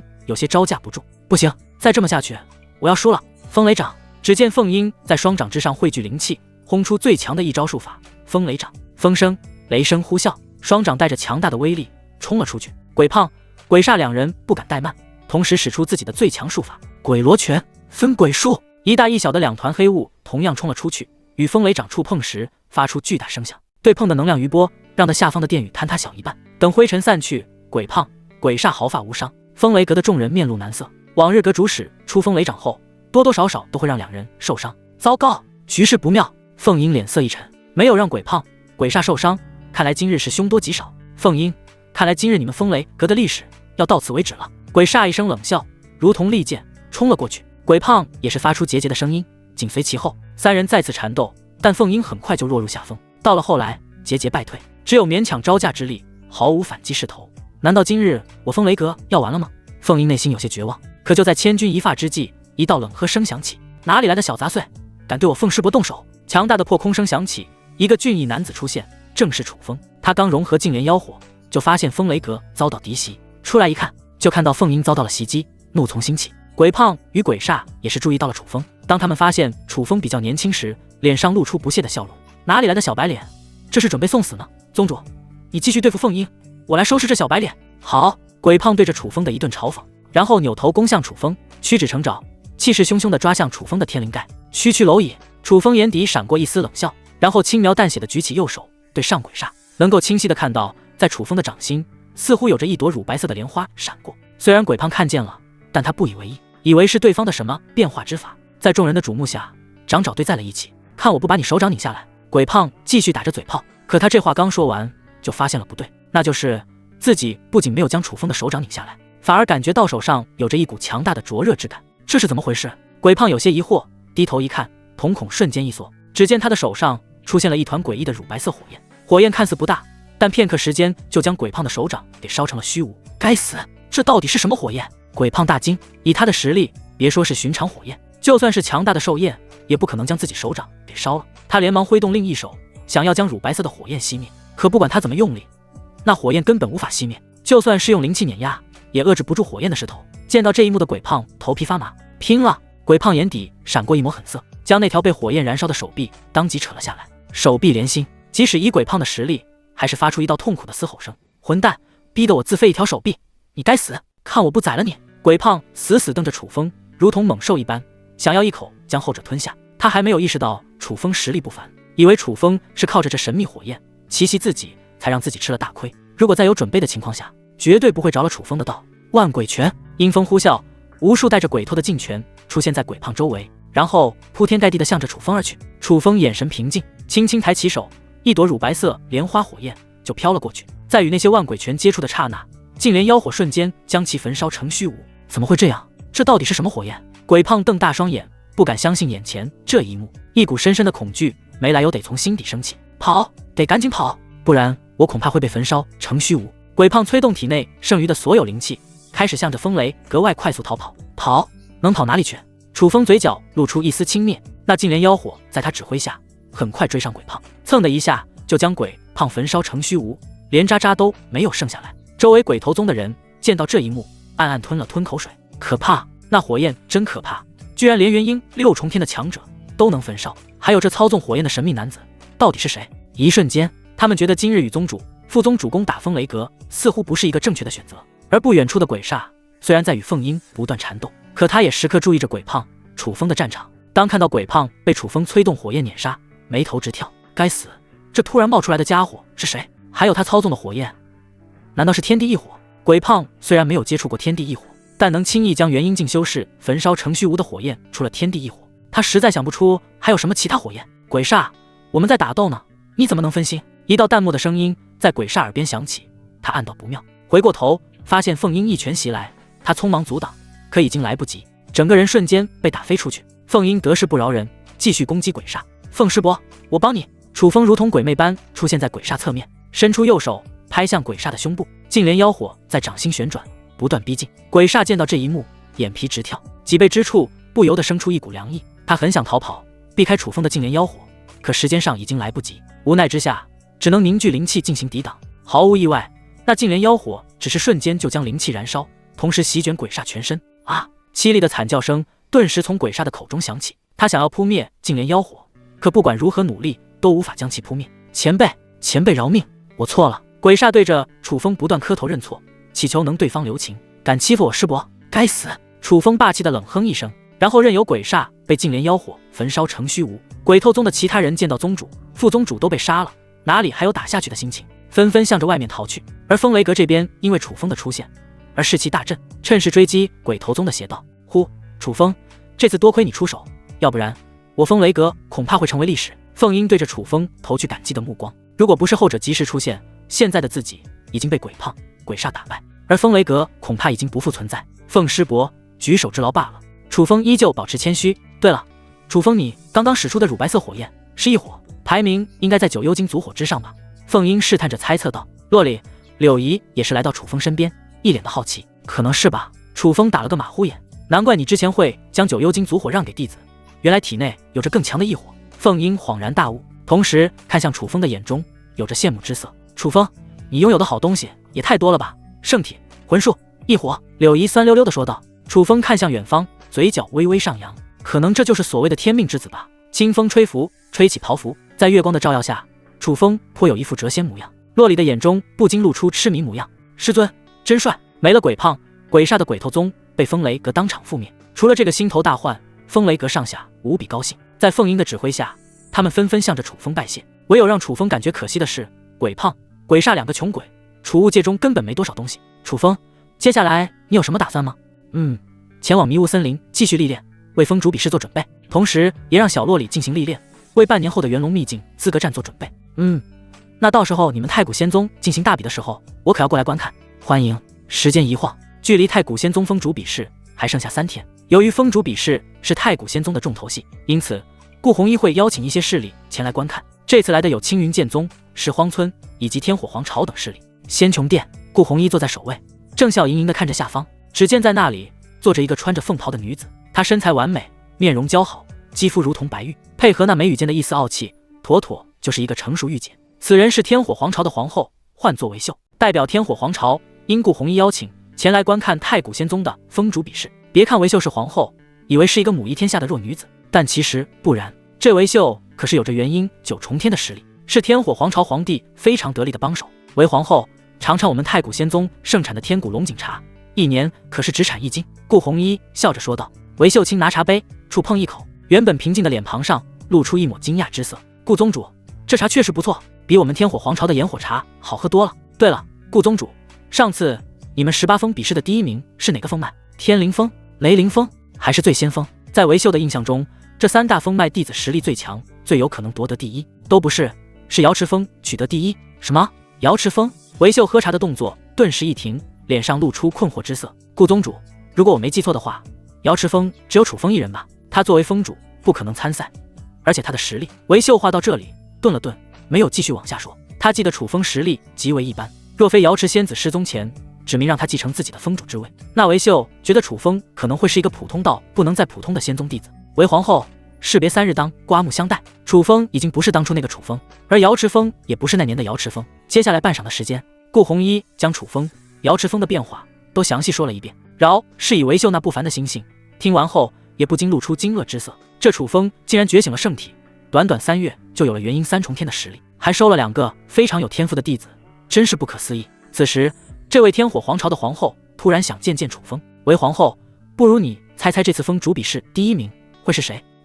顾宗主，你是觉得这楚风会夺得第1？不可能。据我所知，如今你们太古仙宗最强峰主应该是何秀，这次何秀会夺得第1。虽然韦秀不得不承认楚风表现惊人，可崛起时间还是太过短暂，想要在短时间内与何秀抗衡还是有难度，说不定会有奇迹发生呢。顾红衣笑了笑，虽然从内心来说，他同样觉得楚风夺得第1的概率很小，但如果可以的话，他希望楚风能创造奇迹。忽然想到什么，顾红衣试探道：韦皇后，我得到一个小道消息，你们在大泽山的深处发现了一处强者的遗迹。韦秀放下手中的茶杯，苦笑道：顾宗主真是什么都瞒不住你。得到肯定的回答，顾红衣顿时打起精神。韦皇后，强者遗迹充满危险，不如让我太古仙宗与你们天火皇朝一同开发，到时候的收获你们7，我们3。毕竟强者遗迹是天火皇朝发现的，太古仙宗想要合作就只能拿小头，要不没有诚意，人家凭什么带你玩？顾宗主，你提的条件我们天火皇朝确实能接受，只是什么？韦秀叹了口气，只是这强者遗迹的外围有着一层特殊的封印，必须是灵魂之力达到10境的魂术修士才能破解。顾宗主应该知道，10境的魂术修士在我们这几乎没有。说到最后，韦秀的脸上露出苦笑。魂术修士本就很少，而灵魂达到10境层次的魂术修士更是稀少，可能翻遍方圆万里都找不出一个这样的修士。顾红衣自然知道这些，他的脸上不禁露出惋惜之色。看来我太古仙宗与那遗迹无缘。顾宗主，不是你们，而是大家，我天火皇朝与那强者遗迹也是无缘。就在2人说话间，有人轻轻敲响了店门。宗主，楚风主想要见你。楚风历练回来了。顾红衣露出一抹笑意，赶快让他进来。是。随着吱呀一声，仙穹殿门打开，楚风走了进来。宗主，楚风，我听说你这段时间前往迷雾森林历练，收获如何？顾红衣罕见的起身迎接，对于这位太古仙宗的后起之秀极为喜爱。运气不错，还算有些收获，实力有了突破。宗主还是保持一些神秘感好，等峰主比试时你就知道了。楚风故意卖了个关子。顾红衣听闻也没有多问，而是指着一旁的韦秀介绍道：楚风，这位是天火皇朝的皇后韦秀，她代表天火皇朝来观看封主比试。楚风见过韦皇后，楚风行礼打招呼：“楚风，几年不见，你已经鲤鱼跃龙门，等以后我该尊称你一声楚前辈了。”虽然韦秀心气极高，可面对楚风这位快速崛起的天骄，也没有端着架子，笑着打招呼：“韦皇后谬赞了。对了，楚风，你找我什么事情？”顾红衣好奇问道。楚风刚想开口，可看了眼旁边的韦秀，没有说话。韦秀会意：“顾宗主，我还有些事情要处理，就先走了。”等韦秀走后，顾红衣好奇地看向楚风，到底是什么事情，弄得这么神秘？宗主，这是我得到的消息。楚风谨慎地从怀中取出一块玉简，将它递给顾红衣。顾红衣打开查看，一开始他的神情还算平静，可越看就越是心惊，身躯有些颤抖，俏脸之上逐渐露出一股怒气。楚风，你确定这是真的吗？顾红衣竭力压制住心头的怒气，将玉简反扣在桌上，问道：“宗主，千真万确，这是被我放走的那人传回来的消息，这些是证据。”楚风重点头，然后从怀中取出其他东西，交给顾红衣过目。看着这些确凿的证据，顾红衣脸色铁青：“混账，真是混账东西！不知道我太古仙宗与他们是死敌吗？竟然还勾结他们，真是找死！我现在就去杀了他们！”顾红衣一脸的杀气，说完就要去寻找口中的叛徒，可却被楚风拦了下来。“宗主，为了避免打草惊蛇，还是等封主比试结束了再行动也不迟。要是你这样气势汹汹过去，恐怕他们之中会有人跑了。”顾红衣这才坐回原地，可他那不断起伏的胸膛代表着他心中的怒意毫无削减。“宗主，既然你已经知道了事情，那我就先走了。”楚风，这次要多谢你，要不然还不知道我太古仙宗的未来会怎么样。顾红衣在愤怒过后，脸上又是露出后怕之色。“楚风，我就不招待你了，我先去禁地，将他们的行径告诉老祖宗们。”瑶池峰，师尊，你说师姐什么时候会出关？她能赶上你的封主比试吗？洛里拖着下巴，看着叶清晨闭关的地方，询问楚风。“我也不清楚，不过可以将为师我英勇善战的画面录制下来，然后等清晨出关之后给他看看。”楚风摸了摸没有胡子的下巴，笑着说道：“师尊，你知道吗？现在有2个字非常适合你。聪明、帅气，自恋。”洛里忍不住吐槽道。楚风两眼一翻，懒得理洛里。就在他准备转身离开时，房门忽然打开，样貌绝美的叶清晨从中走了出来。“师姐，你出关了！”洛里小跑着去到叶清晨面前。“清晨，突破到了什么境界？”“师尊，金丹7重天。”叶清晨笑道。别人闭关都是突破1、2重境界，自己这次突破4重天境界，可谓收获满满。只要自己再努力，就能恢复到原来的实力。不错，破丹成因有望。师尊，你的实力好像也变强了许多。元婴5重天。叶清晨试探着问道。“清晨，为师有这么弱吗？”“元婴7重天。”原本楚风的实力是元婴6重天，短期内很难突破到元婴7重天，可他在吸收了净莲妖火后，实力就有了突破。师尊，你这是吃了什么大补丸吗？短短1个月的时间，实力从元婴3重天冲到了元婴7重天。叶清晨感觉不可思议，这种诡异到极致的突破速度，他还是第一次见到。“清晨，这次为师出去历练，给你带了不少好东西，我看你的身体强度也提高了许多，应该能接受我的传功。那师尊你待会温柔一些。”“嘿，女孩子怎么能怕疼呢？”接下来半晌的时间，楚风将从外面得到的一些术法、丹药等东西交给叶清晨，同时进行传功。熟悉的声音在楚风的脑海不断响起：“丁，宿主成功赠送3品术法火焰术，是否进行暴击返还？丁，宿主成功赠送破天丹，是否进行暴击返还？丁，宿主成功传授半天功力，是否进行暴击返还？是。丁，恭喜宿主触发900倍暴击返还，获得5品术法天火燎原；触发10倍暴击返还，获得元婴丹；触发2000倍暴击返还，获得约2年半的功力。当系统暴击返还楚风功力时，他的气息不断增长，很快就来到元婴7重天的巅峰。接着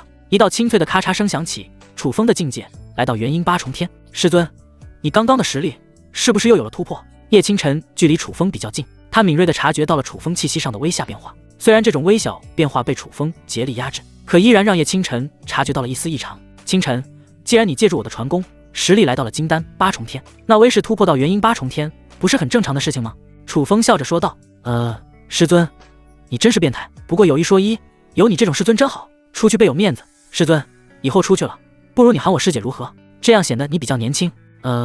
清晨，你是皮痒了吗？我给你松松了。楚风啪的一下，一掌拍在了叶清晨的屁股上。“师尊，你这是耍流氓！”“是的，你能拿我怎么样？”叶清晨，师尊，既然你有了元婴8重天的实力，那这次封主比试你绝对能拿第一。那是当然。楚风与叶清晨、洛里聊了几句修炼上的事情，就向后杀而去。在这之前，洛里也会将9幽金族火交给叶清晨。虽然9幽金族火是异火，可由于只是诱惑，而没有让叶清晨的实力有所突破。不过楚风觉得叶清晨越级战斗不在话下。后山安静，两边的草丛中还挂着一丝露水。楚风来到瑶池仙子的雕像面前，看着自己的师尊，他的脸上露出一丝柔和之色，一翻手，从怀中取出一壶酒，2个酒杯，给2个酒杯都倒满酒，一杯放在瑶池雕像前方，一杯则是自己拿起，猛然灌入口中。这陈年老酒入口极为火辣。师尊，还有3天就是风主比试，那何秀与你作对多年，我一定会在比试上将他彻底打败，同时也会将他变为阶下囚。等我突破到了化神境，我就会尝试进入生命禁区，前来寻你。楚风又是给自己倒上几大杯酒，一一灌入口中。时间一晃，就是3天之后。今日的太古仙宗格外热闹，虽然只是清晨，可大家已经从睡梦中醒来，纷纷向着太古圣殿而去。你们说今日的风主比试，哪位风主会取得第一的好成绩？按照我的猜测，天灵峰的和秀风主会夺得第一。我觉得雷凌峰、最先锋的风主实力都不错，也有希望夺得第一。你们说瑶池峰的楚风主有没有希望夺第一？毕竟他潜力无限。虽然说楚风主在短短3个月的时间内实力突破到元婴3重天，非常不错，但是他崛起时间太过短暂，根本不可能超越和秀风主。不错，据我得到的小道消息，和秀的实力已经突破到了元婴7重天。有个小胖子悄咪咪地说道：什么？元婴7重天？那不相当于有了长老的实力？是啊，所以我说这次风主比试和秀风主定然能夺得第一。那应该没跑了。显然大家在知道和秀的大致实力后，纷纷觉得他会夺得第一。随着时间慢慢流逝，太古圣殿已经被弟子团团围住，在他们的中间有一座巨大的擂台。因为风主比试不似弟子比试小打小闹，所以擂台都是采用了极为坚固的深海玄铁进行打造。同时为了防止战斗的余波向着四周散去，风主比试时擂台的四周还会有阵法。当所有封脉的弟子几乎齐聚于此时，各峰峰主们纷纷登场。雷凌峰峰主雷不凡，最先锋峰主司徒中，大竹峰峰主李妹儿。比起以前，这些峰主的实力有了明显的提高，他们气息更为浑厚。为了取得一个更好的成绩，这1个月中他们也是勤加修炼，没有放松。何峰主，我听说这次比试与以往不同，是挑选制比试。仇和凑到何秀的身旁，轻声说道：哦，具体说说。简单来说，就是自己挑选对手进行比试。哈哈，真是天助我也。这样的话就不用抽签，我就能与楚风进行对战。何秀眉毛一挑，脸上露出一丝兴奋之色。这样的规定对于实力强的人，或者与某些峰主有嫌隙的峰主非常有利。何峰主，以你元婴7重天的实力对付楚风，那完全就是碾压。这次峰主比试的第一，非你莫属。仇和也是不断拍着何秀的马屁。就在这时，随着一道破空声响起，楚风也是来到这边。楚风这边好久没见，实力提升的如何？雷不凡率先挥手与楚风打招呼。雷峰主，真正比试的时候你就知道了。楚风卖了个关子。楚风，这次峰主比试的规则可能对你不利。司徒中将最新的比试规则与楚风说了一遍。如果是何秀上场的话，他肯定会挑选你作为对手。没事，那正合我意。楚风嘴角翘起，自己与何秀的恩怨也是时候做个了断了。如果是自己率先进行选人，那他也会挑选何秀作为对手。司徒中、雷不凡等与楚风交好的峰主面色古怪。楚风难道有了对抗何秀的实力？可这短短1个月的时间，楚风根本不可能将实力提升到这种层次啊！4大长老、宗主、外宾到！随着一道大喊声响起，全场众人起立迎接。顾弘一穿着正式宗主袍服，走在队伍最前面，在他身后是何成功、李长老等4大长老，接着就是青云剑宗的王路遥、天火皇朝的为皇后韦秀，风雷阁的阁主凤英也是出现在队伍中。在顾弘一的带领下，大家一一就座。你们看，在宗主的身旁怎么还有2个座位？咦，那是留给谁的？不清楚啊。外宾都已经就座了。弟子们看着顾弘一身旁的2个空座位，面露疑惑。顾弘一起身，看向后山敬地，恭敬行礼。峰主比试即将开始，还请老祖现身。老祖，我太古仙宗竟然还有老祖，看来以前的传闻果然是真的。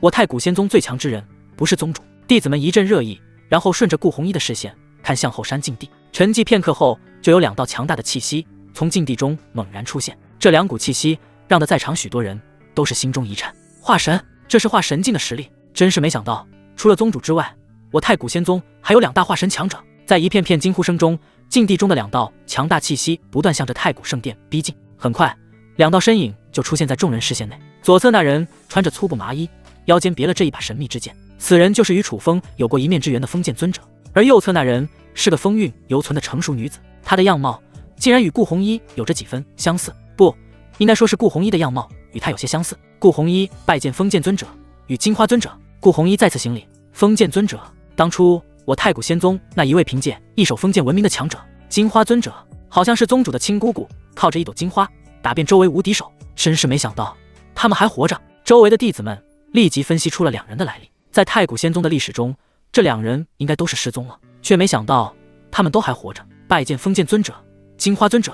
众人行礼问好，两人轻轻点头，坐在顾红衣身旁。封主比试是决定各封资源的比试，希望各位封主在全力以赴时又点到为止。这一次的比试，第一名有奖励，是封剑尊者提供的寻龙诀，乃是一门强大的龙系术法，品级达到5品。顾红衣拿出一个食盒，介绍道：“什么5品术法？”全场沸腾，没想到奖励会这么丰厚，就连那些参加比试的封主们也不淡定了。往日的封主比试是没有奖励的，这次居然有5品术法奖励，真是太让人意外了。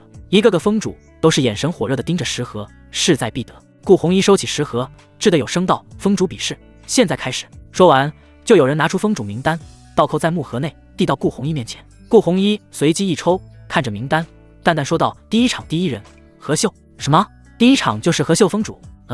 真是没想到，第一场就是重头戏啊！我原以为宗主会抽到其他封主，先来热热场，却没想到抽到了实力最强的何秀封主。不用猜，我都知道何秀封主要挑选谁。嘿，又不是只有你知道，当然是楚封主。哎，看来楚封主在第一场就要淘汰了。周围弟子们听到何秀第一个上场后感到惊讶，同时也用怜悯的目光看着楚风。如无意外，楚风会被淘汰，弄不好还会受伤。他们可是依旧记得当初何秀大弟子王云被楚风弟子叶清晨废掉根基后，何秀放的狠话，也要废掉楚风的根基。观战势力中的强者们也是表情各异，有诧异，有好奇。韦皇后，看来这趟我们来值了，第一场就是重头戏。一个白发老者看着身旁的韦秀，笑道：“这白发老者是石荒村的副村长，名为石宇，他同样有着元婴9重天的实力。别看这是荒村这势力的名字一般，可是荒村的实力可不弱，与太古仙宗相当。石老，太古仙宗的封主比试从未让我们失望过，只是没想到今年第一场就是大戏。”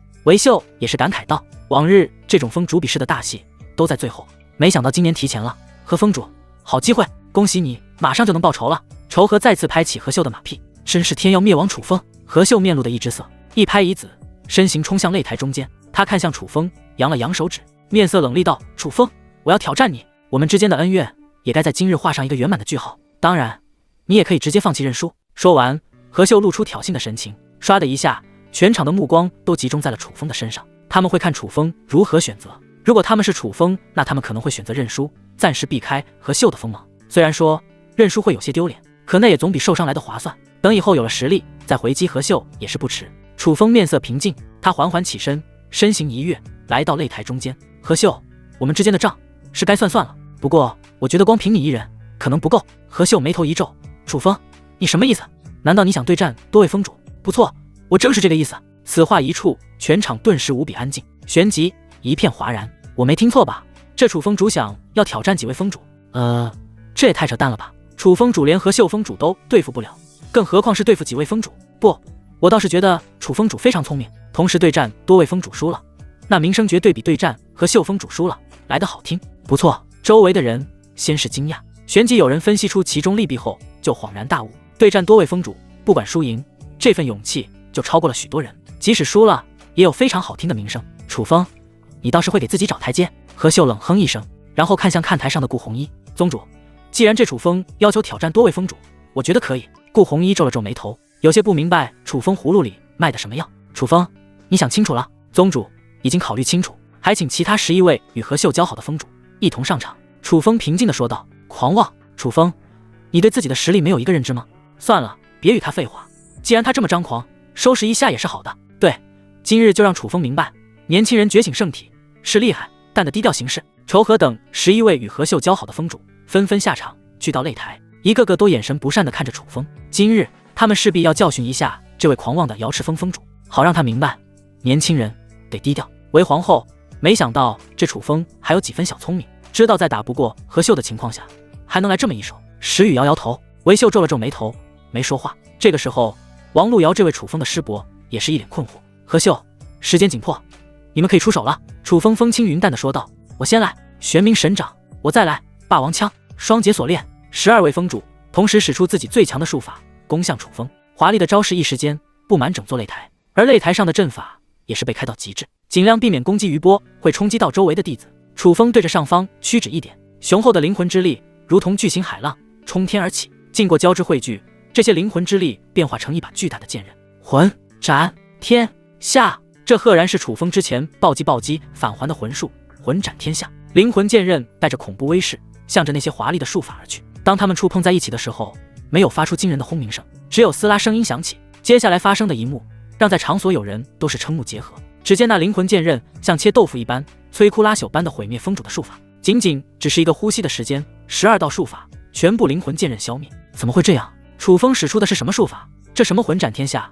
莫非是传闻中的魂术？何秀、仇和等12位封主头皮发麻，一股源自灵魂深处的恐怖感觉忽然出现，恐怖、绝望、无力，他们实在是找不出准确的词语来形容自己的感觉，仿佛自己就是泥潭中的蝼蚁，在与一个巨人进行战斗。他们的脸上再也没有之前的轻蔑、不屑，冷汗顺着他们额头滚落而下。逃！这楚风的攻击绝对不是我们能阻挡的。仇和率先喊了一声，然后拔腿就跑，想要跳下擂台认输。其他封主们也相继想着跳下擂台，只有何秀站在原地，露出犹豫之色。他不想认输，可随着灵魂剑刃的靠近，他心中终于打起了退堂鼓。留得青山在，不愁没柴烧。可就在这些人转身想要逃跑时，楚风嘴角挂着一丝轻蔑，既然来了，那就别走了。下一刻，灵魂剑刃骤然加速，打到每一位封主的身上。啊！凄厉的惨叫声从12位封主口中响起，他们感觉自己的灵魂像被银针扎了一般痛苦，纷纷口吐鲜血，跪倒在擂台之上，面色惨白，奄奄一息。看着擂台之上趴下的12位封主，全场寂静。半晌过后，铺天盖地的议论声如同潮水般骤然爆发。这是真的吗？楚风主以1对战12，成功击败了12位封主，这也太不可思议了吧！你打我一巴掌看看，是不是我在做梦还是什么？啪！痛！不是在做梦，这是真的。楚风主真的战胜了12位封主。我突然感觉世界变了，变得我看不懂了。太古仙宗的弟子们看到擂台上的一幕，一脸惊骇。在比试结果没有出来之前，谁都没有想到楚风能战胜12位封主。他们原以为楚风与何秀对战时一同挑战其他11位封主，不过是为了找回一丝面子，可没想到楚风真的将12位封主给干翻了。北边看台上的各方高层，包括太古仙宗的高层，也是一脸惊讶。老酒鬼，我没看错吧？楚风真的战胜了他们？雷不凡，你确实没有看错，楚风真的战胜了他们。这楚风到底是怎么提高实力的？为何这么可怕？雷不凡、司徒中等与楚风交好的封主难以置信道，在他们眼中，楚风的实力确实不凡，可再不凡也不可能达到这种程度。以1战12，这在太古仙宗的发展史上从未出现过。为皇后，这楚风是人吗？实力居然这么变态，真的以一己之力打败了12位封主。石荒村的副村长石鱼嘴巴长得老大，不敢相信这是真的。之前他还觉得楚风太过年轻，才会好面子挑战12位封主，如今看来不是楚风好面子，而是他真的有这个实力对抗12位封主。石老，这楚风确实让人很意外，除了实力之外，还有就是术法。如果我没猜错，他刚刚使出的魂斩天下是魂术。韦秀看向楚风的美眸，除了惊讶之外，还有一丝其他的打算。说不定强者遗迹的事情，这楚风能帮忙。红衣，我太古仙宗什么时候出了这等妖孽之才？我怎么不知道？顾红衣的亲姑姑金花尊者看着顾红衣，诧异道：“姑姑，这楚风的崛起太过突然，而你恰巧又是闭关刚出来，自然不清楚。原来是金花尊者一直在闭关，才不清楚楚风的近况。”接下来半晌的时间，顾红衣将楚风的崛起说了一遍。啧，这楚风可了不得，觉醒圣体，初入元婴就越级挑战，而且这前后一共才4个月的时间，他的实力就突破到了元婴8重天，真是变态。金花尊者的天赋也是极为出众，要不然也不能成为化神强者。可饶是像他这样的天才，也是不得不承认楚风的天赋实在强大，自己与楚风相比，好像什么都不是，这让金花尊者的信心备受打击。金花，我之前与楚风有过接触，觉得他天赋惊人，可现在一看，我还是低估了他。1多月前，他还是元婴3重天的实力，这才没多久就元婴8重天的实力了，我真不知道他是怎么做到的。而且更加令我惊讶的是，楚风刚刚使出的是魂术，你我都知道魂术极为稀少，这楚风又是从哪里学来了这么强大的魂术？封建尊者也是对楚风的表现感到惊讶，同时也极为好奇楚风是从何处袭来的魂术。要知道魂术可是稀罕之物，就算是封建尊者也从未得到过。待会询问下楚风，应该就知道了。擂台之上，12位封主艰难起身，他们紧紧盯着楚风，双眸中满是震惊、恐惧之色。他们实在没有想到，楚风竟然真能凭借一己之力击败他们。这12人中，要说谁最受不了这个结果，那就非何秀莫属。何秀原本想借着这次出封主比试强势碾压楚风，而上天也很照顾他，规则选择都对他非常有利。只只是结局让他没有想到，自己不仅没有击败楚风，反而被楚风击败，而且还是楚风1战12。这楚风是怪物吗？为什么实力会这么变态？何秀看着那云淡风轻的楚风，眼底满是震撼，以及一丝深藏的恐惧。就算何秀再高傲，也不得不承认，楚风已经强到非常可怕的地步。就在这时，楚风忽然来到何秀面前，他看着何秀等人，面无表情道：“既然你们还没认输，那我就继续发动魂术进攻。”楚风主，我认输。楚风主，实力无双，我也认输。楚风主，我服了。除了何秀之外，仇和等人纷纷苦笑着抱拳认输。楚风完全有着碾压他们的实力，除了认输，别无选择。很快，众人的目光就落在何秀的身上，即使何秀再不想认输，也不得不认输。楚风，我何秀输了，但你记住，没有常胜之人，我以后一定能战胜你。何秀为了最后的面子，放出豪言。呵呵，何秀你恐怕没有这个机会了。楚风淡漠地看着何秀，仿佛在看阶下囚一般。何秀心跳漏了一拍，有种大祸临头的感觉，可他又不知道是哪里出了问题。这个时候，看台上的顾红衣忽然站了起来。何秀，你可知罪？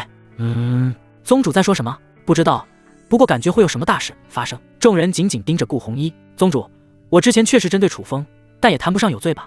何秀稍微思考，便为自己辩解道：针对楚风，只能说是封脉之争，确实谈不上有罪。可你与大长老和成功私通我太古仙宗大敌焚天谷，就是大罪。顾红衣掷得有声道：什么？何秀封主和成功长老通敌？周围众人听到这个消息后，顿时炸锅了。谁都知道焚天谷是太古仙宗的大敌，不死不休的那种。如果何秀和成功真的与焚天谷有往来，那绝对是犯了仙宗大忌，就算死100次也不为过。何秀听到顾红衣的话后，眼底闪过一丝慌张，可他很快就平静下来。自己与二叔和成功做得非常隐秘，顾红衣不可能从太古仙宗中搜出任何证据，而且这几日自己的房间也没人光顾过。因此，何秀极力辩解道：宗主，我不知道你在说什么。如果你只是为了帮助楚风打压我，那这欲加之罪何患无辞？呵呵，还敢狡辩？这些就是证据。顾红衣一翻手，就从怀中取出之前楚风交给他的证据。当然，这些证据不是楚风前往焚天谷搜集来的，而是之前被楚风放走的魂巢弟子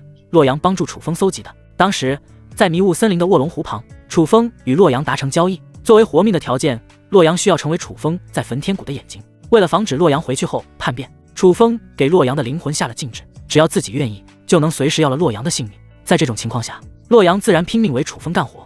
没多久，洛阳就拿到了楚风想要的东西。楚风在得到这些证据的第一时间，就前往仙穹殿寻找顾红衣。原本顾红衣是想要第一时间拿下何秀和成功两人，却被楚风阻拦，因为那样做可能会打草惊蛇。何秀看着顾红衣手中的铁证，脸色瞬间苍白，后退2步。他没想到顾红衣真的能拿出证据，而周围11位与他交好的封主则像避开瘟神一般远离何秀。他们虽然与何秀交好，可没想到何秀会通敌。现在的他们还在想着待会怎么与顾红衣解释，自己根本不知道何秀通敌一事。如果他们知道何秀通敌，那他们恐怕会在第一时间远离后者。何成功，你这位大长老有话说吗？顾红衣眯着眼看向下方的何成功，可出乎顾红衣预料的是，面对如此铁证，何成功异常淡定，甚至连眨眼的表情都没有。这是什么回事？顾红衣突然感觉何成功有些诡异。就在此时，一道人影忽然从擂台地底冲了出来，正是何成功。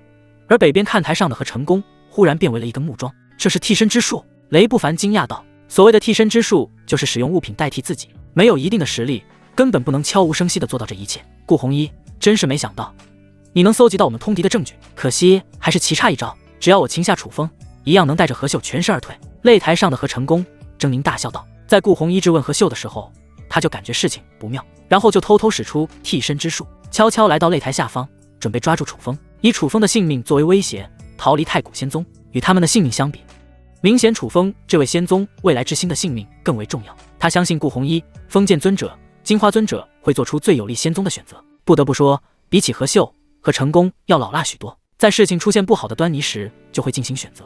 面对来势汹汹的何成功，楚风面色淡定。楚风，你的魂术确实强大，可却需要一定施法时间，现在就你乖乖束手就擒吧。霸王捆天术。何成功面露的一只色，一挥手，早已准备好的控制施法骤然爆发，浑厚的灵气凝聚成一根根粗壮的锁链，铺天盖地地向着楚风而去。如此短的时间内，有心算无心，很多人都会觉得楚风会被何成功擒下。愚蠢！面对气势汹汹的何成功，楚风冷冷地吐出2个字。不知何时，楚风竟然将凤炎剑握在手中。无敌剑域。话音落下，楚风疯狂舞动凤炎剑，一道道强大的剑气犹如出海蛟龙一般骤然爆发，以楚风为中心的10米范围都被密集且恐怖的剑气笼罩，让人看一眼就会头皮发麻，脊背发凉。即使打造擂台的材质是深海玄铁，在楚风那无敌剑域的冲击下也化为粉末，而那和成功强大的术法霸王捆天术也是在瞬间化为虚无。怎么可能？和成功瞪大双眼，不敢相信楚风的术法无敌剑域会这么强悍，连自己的最强束缚之术都能顷刻破解。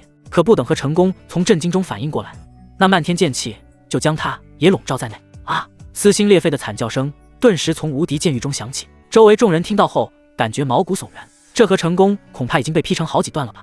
等剑气散去，众人就看到地上多了一堆血泥。和成功这位元婴9重天的堂堂长老，死的不能再死，连元婴都是被楚风的无敌剑域劈碎消失。众人看到这一幕，再次震惊。这瑶池峰的楚风主真是可怕，实力太惊人了，一己之力挑战12位峰主，还将叛徒大长老给砍成了血泥。北边看台上的各方高层同样被楚风的这一手给惊到了。真是没想到楚风主会强到这种地步，联合成功都能轻易斩杀。你们说这楚风主是不是有了与化神境强者对抗的实力？司徒中拖着下巴沉吟道。楚风砍杀和成功的过程太过轻松，这让司徒中觉得楚风或许有了与化神境修士叫板的实力，这个就不清楚了。反正楚风主很强。雷不凡感慨道，4个月前楚风还是实力低下的瑶池峰峰主，如今摇身一变，已经有了碾杀大长老的实力。为皇后，如果这楚风安然成长，未来在大荒域上定然有他一席之地。石宇看着下方的楚风，面露正色，给出极高的评价。不错，楚风前途无量，这太古仙宗恐怕会因为他而变得不一样。韦秀看着楚风也是一脸的慎重。如果说之前韦秀还是以长辈的目光俯视楚风，那在楚风碾杀和成功后，就是以平辈的目光看待楚风。韦秀的实力是元婴9重天，与和成功相同，虽然他有一些强大的底牌，可如果对上楚风的话，也没有100%的胜算。这种情况下，自然要以同辈目光看待。金花，这楚风真是让人意外连连，不仅有强大的魂术，还有这么厉害的术法。无敌剑域，名字真是霸气。封剑尊者看着楚风，面露赞赏之色。封剑，这楚风有大帝之姿，不出3-5年，恐怕就能超越我们。金花尊者也是摇头感慨道，楚风的天资是他目前为止看过的第一人。宗主，真是不好意思，原本还想留着和成功的性命，却没想到下手重了，将他弄死了。楚风收起凤炎剑，看着看台上的顾红衣，尴尬道，其实他本想留和成功性命，好让顾红衣对他进行审问，可奈何自己的无敌剑域的威力超过了自己的想象，直接将和成功劈成了血泥。顾红衣听到后露出苦笑，楚风，不用不好意思，你做得非常好，像和成功这种人死有余辜。说完，他那锐利的目光落在何秀的身上，执法堂的人将这何秀给我压下去。是，立即有执法堂的人将何秀擒住，封锁体内各处穴道，压了下去。其实以何秀的实力，这些执法堂的人不是他的对手，可他却没有任何反抗之心。看台上可是有着顾红衣、封剑尊者、金花尊者这3位强者，身旁更是有着楚风这个妖孽，只要自己敢反抗，何秀相信楚风的剑就会砍在自己的脖子上。宗主，峰主比试继续吧，不知还有哪位峰主想要挑战我？我现在已经力竭，说不定你们一掌就能将我打下擂台。楚风望着看台上的峰主们，笑着说道。呵呵，楚峰主，我信你个鬼！看台上的峰主们暗暗翻着白眼，心中吐槽道，他们现在上去挑战楚风，估计会被楚风一巴掌拍下擂台。楚风主实力无双，我看这峰主比试就没必要继续了。宗主，你直接宣布楚峰主是峰主比试的第一吧。雷不凡咧嘴笑道。其他人呢？你们不说话，是不是有所不服，想要挑战楚风？顾红衣看向其他没有开口的峰主，似笑非笑道，没有，我们都很服气，楚峰主是当之无愧的第一名，你们确定不后悔吗？宗主，谁反悔谁就是小狗。顾红衣面带微笑，看向下方的楚风，然后掷地有声的说道，那好，我现在就宣布，我太古仙宗比试的第一名是瑶池峰峰主楚风。随即顾红衣向楚风抱拳表示祝贺，在场众人纷纷起身，同样对楚风行礼祝贺。啪啪，雷鸣般的掌声不断响起，楚风成为了全场焦点，而他的2个徒弟叶清晨、洛丽也是面露自豪骄傲之色，仿佛在说，你们看，我有这么牛掰的师尊。红衣，我刚刚与金花商量了一下，有件事情要宣布一下。封剑尊者忽然起身说道，哦，尊者请说。封剑尊者盯着周围众人，众所周知，我太古仙宗的长老一直是4位，如今大长老和成功这位叛徒已经伏诛，那他的位置就得有人补上。我宣布，这个人就是楚风，即日起，楚风就是我太古仙宗的大长老，同时兼任瑶池峰峰主。哗啦，全场再次沸腾，楚峰主这么年轻就成为了我太古仙宗的长老，还是大长老。别看楚峰主年轻，可他确实有这个实力。你没看到刚刚楚风主碾杀大长老吗？不错，以楚风主的成就，完全能够胜任大长老之位。现在最大的难点就是我们该称呼他是楚风主，还是楚长老？在短暂的震惊过后，众人都是觉得楚风担任大长老一位非常合适。楚风主，以后看见你不能喊风主了，得尊称你一声长老了。雷不凡拜见楚长老。雷不凡看着楚风咧嘴一笑，见过楚长老，拜见楚长老。风主们纷纷拜见楚风，各位客气了，多谢尊者抬爱。楚风微微一笑，成为大长老也是超出了他的预料。可以说，现在自己的地位可是仅次于2位老祖与宗主顾红衣。红衣，既然楚风取得了比试第一，那现在就可以发放奖励了。是，楚风，这是第1名的奖励，5品术法寻龙诀。顾红衣取出食盒，交给楚风，多谢宗主，这是你应得的。楚风打开食盒，里面摆放着一本昏黄古籍，拿起古籍细细翻阅，将其中的修炼要点记在心中，扭头目光落在叶清晨、洛里的身上。清晨，小洛里，还有一段时间就是元龙秘境的名额战，你们2人好好修炼这寻龙诀，争取到时候有个好成绩。楚风一翻手就将古籍连同食盒交给2人，他这一举动立即引来无数人的震惊与羡慕。楚风主，不是楚长老，可真是大方啊！我突然之间很想成为他的弟子。切，别做梦了，你瞧瞧你的样子，能当楚长老的徒弟吗？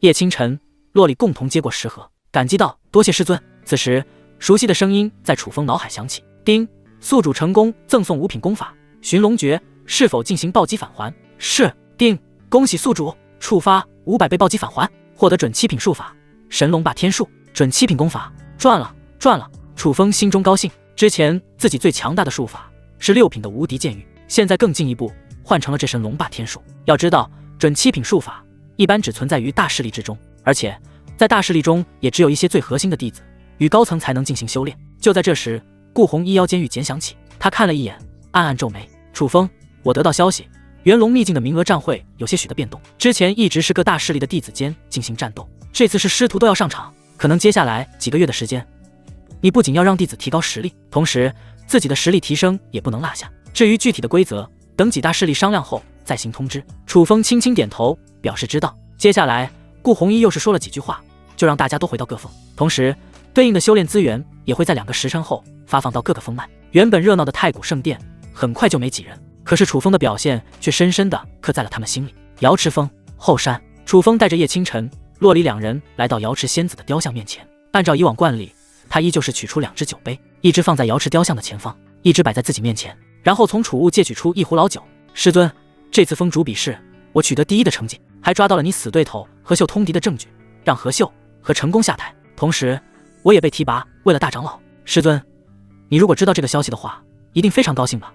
楚风给2只酒杯倒满酒，然后轻轻碰杯，之后一饮而尽。此时正巧有微风吹过，让瑶池雕像前的清酒出现晃动，随即溅落2滴，这个样子仿佛是瑶池仙子正在饮酒一般。叶清晨、洛里一改往日嬉闹，恭敬地站在雕像前，没有说话。楚风喝完酒，就这么静静地看着雕像，任由清风吹拂发丝。过了好一会，他才扭头看向身旁2人。清晨、小洛里，接下来我们的目标就是元龙秘境名额战，你们应该清楚，这名额战对我们太古仙宗非常重要，不求我们能取得第1的成绩，但至少也要前3，扬我仙宗神威。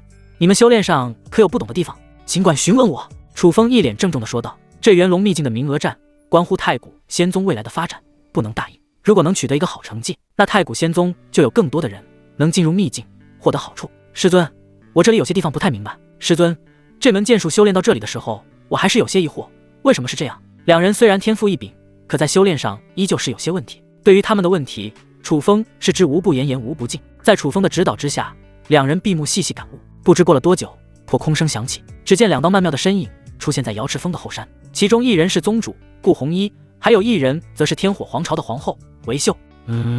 宗主还有这位是为皇后。楚风虽然没有与韦秀打过交道，但他也是从别人口中听说天火皇朝的皇后韦秀会来观战。楚风，我来这里主要是2件事情。第1件事情是送属于你们瑶池峰的修炼资源，第2件事情就是带这位皇后来与你谈一些事情。顾红衣一边将存放修炼资源的储物戒交给楚风，一边指了指身后的韦秀，说道：“谈事情。”楚风接过储物戒，有些疑惑地看着韦秀：“师尊，我们先下去了。”叶清晨、洛里也是从感悟中醒来，听到顾红衣的话后就乖巧离开。楚风楚长老，你今日的表现真是让人大开眼界，魂术冠绝全场，一手无敌剑域震撼人心。为皇后客气了，倒是你母仪天下的风姿，让人觉得风采无限。2人彼此间都不太熟悉，因此上来都是说了一些夸奖对方的话。楚长老，我们天火皇朝在大泽山的深处寻到了一处强者遗迹，据我估计，里面有不少好东西，甚至突破化神境的化神丹可能也会有。因此，我想邀请楚长老一同与我们闯荡那强者遗迹。韦秀将此行的目的说了出来。楚风有些疑惑，韦皇后，既然是你们发现的遗迹，为何会与我们共同闯荡？每个强者遗迹中蕴含的资源，对于势力的成长有极大的好处。这种情况下，根本就没有势力愿意将发现的强者遗迹分享给别人。因此，楚风对于韦秀的行为有些疑惑。韦秀苦笑道：“楚长老，实不相瞒，那遗迹最外面有层特殊的封印，这层特殊封印需要有10境灵魂以上的魂术修士才能打破，所以我才会找上楚风主。”虽然韦秀不清楚楚风的灵魂之力具体达到了什么程度，但是他从楚风之前施展魂术的强度猜测，楚风灵魂之力已经达到10境。原来是这样。楚风听完之后恍然大悟，觉得这一趟大泽山可以去。韦皇后，那从强者遗迹中得到的东西该怎么分？5分。韦秀回答得非常干脆，按照以往的分配方法，是发现遗迹的一方会多分到一些，可这次韦秀这边如果没有楚风帮忙的话，连遗迹的门都进不去，因此才会开出5分的条件。楚风听到后也微微诧异，不过当想明白其中的缘由时，也会释然。那好，没问题，什么时候出发？楚长老，你刚刚结束风主比试，先休息2天，大后天出发，你看如何？那好，没问题。楚风轻轻点头。楚长老，顾宗主，既然交易达成，那我就先走了，慢走。等韦秀走后，顾红衣与楚风聊了2句，也是离开了瑶池峰。而在此之前，楚风也是与顾红衣说了让柳怡担任瑶池峰的副峰主。面对楚风这位仙宗新贵，顾红衣自然不会拒绝。没一会，楚风就是找到叶清晨、洛离2人，交代了一下大后天离开这边，前往大泽山的事情，让2人准备一下，同时也是将得到的修炼资源交给他们。熟悉的系统声音再次在楚风脑海响起。丁，宿主成功赠送天青丸，聚气散，是否进行暴击返还？是。丁，恭喜宿主触发10倍暴击返还，获得大天青丸，触发50倍暴击返还。由于这些修炼资源都是比较普通的修炼资源，外加触发的暴击倍数不是特别多，所以楚风并没有得到非常好的东西。不过这些东西也聊胜于无，一股脑的将这些东西再次交给叶清晨、洛离2人。这些东西对于楚风的修炼几乎没什么帮助，可对于自己的徒弟有着不小的帮助。时间一转，2天的时间过去了，在修炼资源的帮助下，洛离的实力也是来到了金丹5重天，叶清晨也是恢复到了以往最强实力金丹9重天。不过他没急着冲击元婴境，而是决定沉淀一番后再行冲击。楚长老，我们出发前往大泽山。天蒙蒙亮，韦秀就来到瑶池峰，找到楚风，准备出发。韦皇后，我们已经准备好了，随时都可以出发。楚风笑道。那好，我们走吧。韦秀与楚风一同御剑前行，叶清晨、洛离2人跟在他们身后。路上，韦秀忽然看向楚风，楚长老，不知你在太古仙宗过得如何？这话什么意思？楚风一愣，旋即想到了什么，笑着说道，过得还是挺不错的。楚长老，我也不要弯子了，太古仙宗给你开的什么条件？我们天火皇朝开2倍，不，甚至是3倍都行，只要你加入我们天火皇朝，以后好处多多。韦秀那对美眸一脸真诚地看着楚风，对于楚风这等绝世天骄，他是极为垂涎，当然不是垂涎楚风那帅气的外貌，而是天赋。韦秀相信，如果楚风加入天火皇朝，那以后天火皇朝绝对能上一个台阶。即使自己与太古仙宗的宗主顾红衣关系不错，可韦秀依旧决定挖太古仙宗的墙角。没办法，优秀的人总会让其他人不断突破底线。韦皇后，我听说你与顾宗主关系不错，这么做就不怕顾宗主伤心吗？楚风饶有兴致地看着韦秀，关系好是关系好，与我为天火皇朝招揽你并不冲突。韦秀无所谓地说道。好吧，那我现在可以给你一个答复，那就是我不太可能会离开太古仙宗，即使你给我开了不错的条件。楚风非常有礼貌地拒绝了韦秀。楚长老，是我们一点机会都没有的那种吗？是的。韦秀还不死心，可当他听到楚风肯定的回答后，一脸失望，那副可怜的模样，任谁看了都会心生怜悯。可楚风不是那种用下半身思考的人，微微一笑，不再开口。虽然韦秀招揽楚风失败，可这并不影响2人接下来的交谈。就一些修炼方面的问题，2人不断进行交流，到了后来，到了非常深入的地步。不是那种带着情欲的深入。由于叶清晨、洛离御剑速度有些慢，最后楚风让他们2人踏在自己的飞剑上，加速前往大泽山。2天后，大泽山一如既往的热闹，在入口处有不少修士摆着临时摊位，叫卖一些从大泽山获得的妖兽血液、天材地宝。楚风他们只是轻轻扫了眼，就向着大泽山深处而去。大泽山内有着遮天蔽日的古树，因此他们放缓御剑速度，慢慢在丛林中穿梭。师尊，你看那是什么？就在这个时候，叶清晨忽然喊了一句，楚风立即停下，顺着叶清晨所指看去，然后就看到了一株火红色的花朵，花朵之上还有着一丝丝的星芒。咦，这是火焰花，对火系体质或者修炼火系功法的人有不少好处。楚风认出了这火红色花朵，对于觉醒红莲液体的叶清晨来说有不少好处。清晨，将它摘下来。是。叶清晨一跃而下，来到那朵火焰花面前。就在他刚想伸手将火焰花摘下来的时候，一道唰的破空声响起，只见一柄飞剑从侧方袭来，攻势凌厉，极为凶猛。叶清晨皱了皱眉头，身形一闪，暂且避开那飞剑锋芒。楚风见到这一幕，不由得眯起了眼睛。随着一道破空声响起，一个穿着金色袍服的年轻男子从旁边走了出来。小美女，这朵火焰花是我种在这里的，你可不能轻易摘走。金袍男子皮笑肉不笑地说道。什么？你种的？笑话！这火焰花生长在如此偏僻之地，明显就是无主之物。叶清晨见过脸皮厚的，还没有见过这么脸皮厚的。从这火焰花生长的地方就能看出是无主之物。结果这金袍男子上来就说是他的。就在这时，又有一道悄无声息的人影出现，那是一个老者，眼窝深陷，穿着一袭灰色甲胄，腰间别了与身形不太符合的深蓝巨斧。他扫了眼周围，当他看到韦秀的时候，目光一顿。韦皇后，真是巧啊，原来是大魏的王猛将军，没想到会在这里遇见你。韦秀也是感觉意外。大魏是毗邻天火皇朝的一个国家，两者的实力相差不多，由于两者接壤，难免会发生一些摩擦与冲天。不过双方都很克制，不会出现大规模的冲突。而这名为王猛的老者是镇守大魏的边关将军，地位不低。至于实力的话，达到了元婴9重天。韦皇后，这女子是你皇家的后辈。王猛指了指叶清晨，比我皇家后辈还重要。韦秀轻声说道。王猛听完，面露诧异之色。他与韦秀打交道不算多，但也不少。据他了解，韦秀自视甚高，不会轻易说出这种话。看来这女子身份不凡。韦皇后，既然我家九皇子与这女子一同看中了这火焰花，不如让他们打一场，谁赢，这火焰花就属于谁。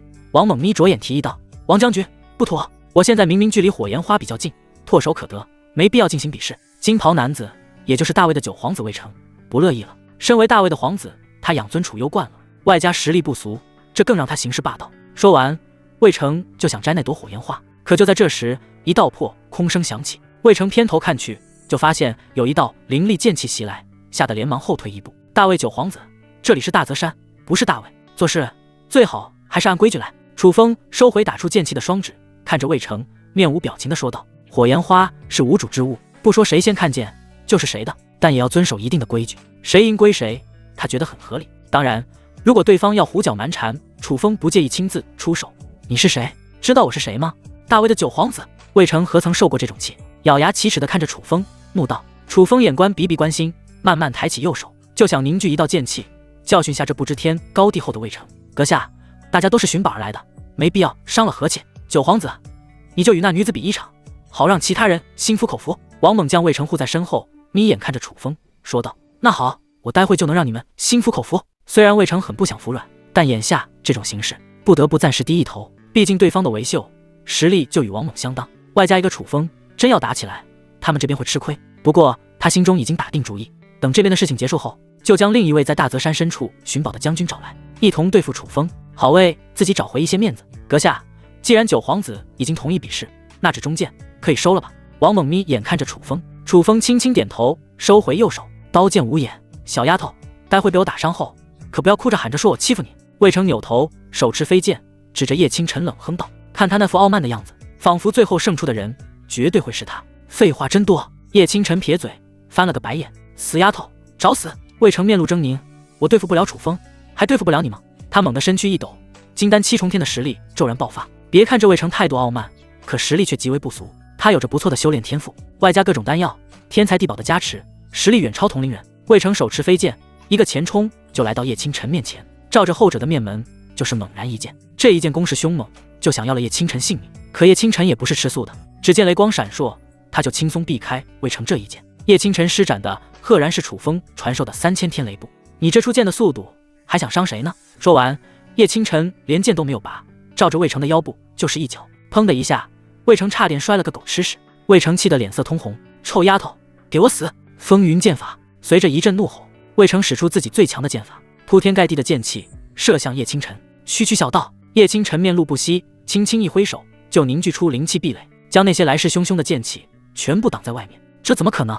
你居然挡住了我的最强术法！魏成见到这一幕，瞪大双眼。他原以为自己在使出风云剑法后能轻松击败叶清晨，结果没想到不仅没有击败叶清晨，就连叶清晨的防御都没有打破，这也就是从侧面证明叶清晨的实力在自己之上。不可能，我可是大魏的九皇子，怎么输给一个野丫头？魏成又是挥动飞剑，想要再次使出风云剑法。可就在这时，一道淡漠的声音从身后突然响起：呆瓜，这场比试到此结束。不好！魏成意识到不妙，连忙挥剑刺向后方，却发现自己刚刚出剑3寸就无法向前。回头一看，这才看到叶清晨已经夹住剑尖，劲拳正迎面而来。砰的一下，他结结实实的被打了一拳。啊！一声惨叫，魏成直接被叶清晨打飞了出去，鲜血顺着鼻子、口流淌而下，半边脸颊都是被鲜血染红。原本一尘不染的金色袍服，随着落地变得无比褶皱。堂堂大魏九皇子变得像狗一样狼狈不堪，之前有多神气，现在就有多狼狈。死丫头，竟然对我不敬！王将军，给我收拾他！魏成从地上爬起来后，恼羞成怒，一副输不起来的样子，命令王猛对叶清晨动手。小丫头，出手不知轻重，看我不替你的师尊教训下你！王猛一声冷笑，然后就如同鬼魅一般出现在叶清晨面前，伸出那干枯的右手，抓向叶清晨那雪白的脖颈。由于两者之间的实力差得比较远，因此叶清晨根本就没有抵挡之力，只能眼睁睁地看着王猛的枯手越来越近。就在这千钧一发之际，一道冷喝声骤然响起：我的徒弟也是你这粗人能够教训的！不知何时，楚风已经出现在了王猛的身后，劲掌直击后者的天灵盖而去。如果王猛真被楚风这一掌打中，那恐怕会当场生死道消。在教训叶清晨还是保住性命之间，王猛没有选择余地，自然是性命重要。他回过身，将灵气凝聚在掌间，与楚风进行对掌。只听砰的一声，楚风纹丝未动，而王猛被打退3丈。若非王猛竭力稳住身形，说不定后退距离还要远。一旁的魏成没想到楚风有这等实力，眼皮直跳，而王猛也是抬起头，颇为忌惮地看着楚风，直到现在自己的手掌还隐隐作痛。魏成、王猛，你们真是输不起，比试输了，居然对一个小女孩下狠手。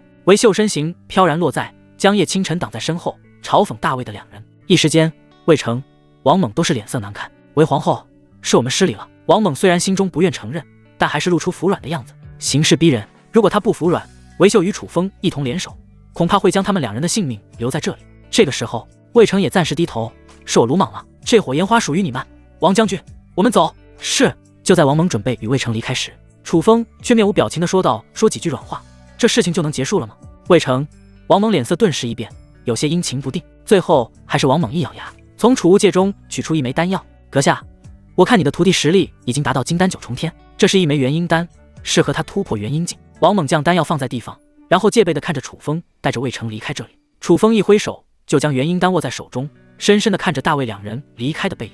楚风，不管是魏成还是王猛，都是小心眼，他们可能已经记恨上你了。韦秀轻声提醒道。楚风一脸平静，无所谓，如果他们非要惹到我，我不介意让他们知道花儿为什么这样红。话语之中满是霸气，一挥手，那鲜艳的火焰花就落在手中，然后一脸柔和地看着叶清晨。清晨将这火焰花的药力吸收了，时机合适的话，就吞下这枚元婴丹，冲击元婴境。是。叶清晨盘膝而坐，将火焰花吞入腹中，吸收药力。与此同时，熟悉的声音在楚风脑海响起：丁，宿主成功赠送火焰花、元婴丹，是否进行暴击返还？是。丁，恭喜宿主，触发300倍暴击返还，获得3000炎凤花；触发2倍暴击返还，获得玄元丹3000炎凤花。不错，这可是长在岩浆深处的玄妙花朵。传闻这3000炎凤花是凤凰的血液滴在岩浆中而形成的花朵，对于修炼凤类功法或者拥有凤类体质的人来说，这花朵有着大补的作用。楚风拿出得到的花朵，吞服而下。老实说，这3000炎凤花的味道不太好，口感近似青草。可当进入腹中时，这3000炎凤花就释放出强大的能量，这些能量由经4肢百脉，最后汇聚在楚风的元婴之上。他能清晰地感觉到自己的元婴明显有了一丝壮大，同时气息也有了增长。虽然最终没有让楚风成功突破到元婴9重天，但也非常接近。楚风，你的实力是不是又有了一些增长？距离最近的韦秀明显察觉到了楚风身上的变化。如果说之前楚风给他的感觉是有些危险，那现在楚风给他的感觉如同猛兽，随时就能将自己毁灭。运气比较好罢了。哎，要是我能像你运气这么好，恐怕早就成功突破到了化神境。会的，韦皇后以后一定能突破到化神境的。楚风简单的寒暄了一句，目光重新又落在叶清晨的身上。他能感觉到叶清晨的实力也在缓慢提升，没一会就来到金丹9重天巅峰，还差一步就能突破元婴境。可就在这时，火焰花的药力也是耗尽。清晨，感觉怎么样？能用元婴丹冲击元婴境吗？师尊，我觉得有些把握。好。楚风将元婴丹交给叶清晨，呼，叶清晨深吸一口气，然后将元婴丹吞下。随着元婴丹的药力逐渐被吸收，他的气息再度有了提升。就在下一刻，叶清晨那带着红莲标记的金丹破体而出，悬挂在头顶之上。师姐，这是要破丹成婴了。洛里露出羡慕之色。时间再过去半晌，红莲金丹出现咔嚓声，紧接着就有一个缩小版的洛里从红莲金丹中出现。这赫然是洛里的元婴。楚长老，不知令徒的阴光能冲天多少丈？这都是要看天命的。对了，楚长老，当初你破丹成婴时，阴光冲天多少？500丈。其实也没多少，就1000丈吧。什么？1000丈？韦秀瞪大双眼，难以置信地看着楚风。1000丈，别说见过，他连听都没有听过。两人交谈间，叶清晨的阴光也开始冲天而起。虽然这里是处在了大泽山的半深处，但却依旧有着不少人在这边寻宝。叶清晨阴光冲天的现象立即引起了他们的注意。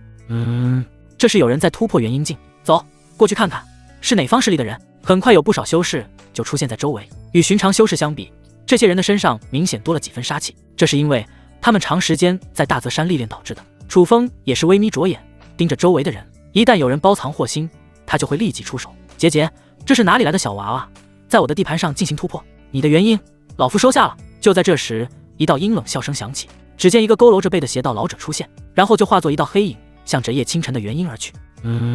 那是黑山老鬼，他可是有着元婴7重天的实力。传闻他有一门诡异的身法，就算是元婴8重天的修士，也未必能将他抓住。看来他要抢走那女子的元婴了。周围有修士认出了邪道老者的身份，有着惊讶，然后纷纷对叶清晨投去怜悯的眼神。哼，哪里来的老杂毛，敢打我弟子的主意，给我死！楚风没想到真有人敢对自己的弟子动手，神色一冷，3000天雷步一出，就奔向黑山老鬼。黑玄掌！黑山老鬼看楚风比较年轻，一声灭笑，然后冲着楚风拍出强大一掌。楚风手掌一翻，多了一朵乳白色莲花，正是净莲妖火。去！净莲妖火在与黑玄掌接触的瞬间，就将黑玄掌焚烧成虚无。那乳白色莲花到底是什么东西，竟然能将黑玄掌当场焚烧掉？不清楚，反正不简单。看来今日黑山老鬼要吃亏了。不一定吧，全身而退还是没问题的。周围人看着净莲妖火，一脸意外。不过他们之中还有一部分人觉得黑山老鬼能退走。那是什么鬼东西，居然能烧掉我的术法？黑山老鬼看到黑玄掌被烧掉，有着惊讶。看来这人有些门道，先退走。虽然黑山老鬼很想得到叶清晨的元婴修炼邪术，可他觉得楚风有古怪，决定先退走。这也是黑山老鬼能猖狂这么久的原因，只要情况不对，就会立即退走。随后他化为一道黑雾，向着丛林深处而去。只是2息的时间，这黑山老鬼就快消失在众人的眼中。不得不说，这黑山老鬼逃跑的本领确实不凡，只是可惜他今日踢到了铁板上。老杂毛，既然来了，就永远留下吧。不知何时，楚风已经出现在黑山老鬼前进的路线上，那对不含感情的眸子紧紧盯着黑山老鬼。怎么会这样？这家伙的速度居然比我还快！黑山老鬼脸色大变，一股不祥的预感浮现心头。阁下，这其中一定有误会，刚才是我鲁莽了，我向你赔罪。不得不说，这黑山老鬼确实有一套，能屈能伸。赔罪？好，那你就死吧！楚风一挥手，净莲妖火猛然出现，笼罩黑山老鬼。强大的火焰之力焚烧着黑山老鬼的每一寸肌肤、灵魂。啊呀！凄厉的惨叫声从黑山老鬼的口中响起，让周围的人听得毛骨悚然。很快，黑山老鬼便被焚烧成虚无，连渣渣都没有留下。可怕！这年轻人好可怕的实力！是啊，黑山老鬼这么快的速度都能追上，还能干脆利落地将其斩杀。周围修士看向楚风的眼神明显出现变化，多了几分忌惮。楚风回头，眼神平静地看着周围的人：诸位，如果没什么事情的话，可以离开了吧？该寻宝的寻宝，该勾栏听曲的勾栏听曲。声音虽然温和，却暗含一股不容置疑之意。是，阁下说的是，我们马上离开，不打搅阁下高途突破元婴境。周围的人在看到楚风展示的强大实力后，哪里还敢待在这里，连忙离开。而这个时候，叶清晨的阴光也是冲天160丈，完成了最后一步。楚长老，叶清晨的160丈虽然与你有些巨大差距，可却也是个不错的丈数。韦秀笑着夸赞道。楚风轻轻点头，然后眼神柔和地看向叶清晨。清晨，恭喜你突破到了元婴境，前途无量。师尊，如果没有你，就没有清晨的今天。清晨拜谢师尊。如果没有楚风在太古仙宗的收徒大典收下自己，那自己恐怕已经被天魔教的追兵给杀了。一切都是缘分。既然清晨你突破元婴境，那我们继续上路吧。好，一行人继续上路，前往天火皇朝发现的强者遗迹。路上，对了，韦皇后，你们发现的强者遗迹会不会也让其他势力发现？楚风担心去到那里会一场空。虽然之前韦秀说过，在那强者遗迹的外围有着一层特殊的封印，需要有10境灵魂的魂术修士才能破解。可如果恰好有10境灵魂的魂术修士发现强者遗迹，不就能捷足先登？或者有其他势力的人发现了这强者遗迹，自己进不去，说不定就会将强者遗迹毁掉。既然我得不到，那我也不会让你得到，这样自己来这大泽山就是竹篮打水一场空。楚长老，你放心，我派了天火皇朝的密探潜伏在强者遗迹周围，如果有任何的风吹草动，他们都会与我说的。直到现在他们都没有联系我，那就说明强者遗迹没出问题。韦秀冲着楚风嫣然一笑，示意后者放宽心。接着他又是补充道，楚长老，沿着这条路最多再有半个时辰就能抵达强者遗迹，不会出问题的。可韦秀刚说完，他腰间玉简就出现一阵响动，屈指一点，就有一道慌张的人影出现，在他的脸上还有着不少血迹，仿佛在经历一场大战。苏明，你这是怎么了？是强者遗迹那边出事了吗？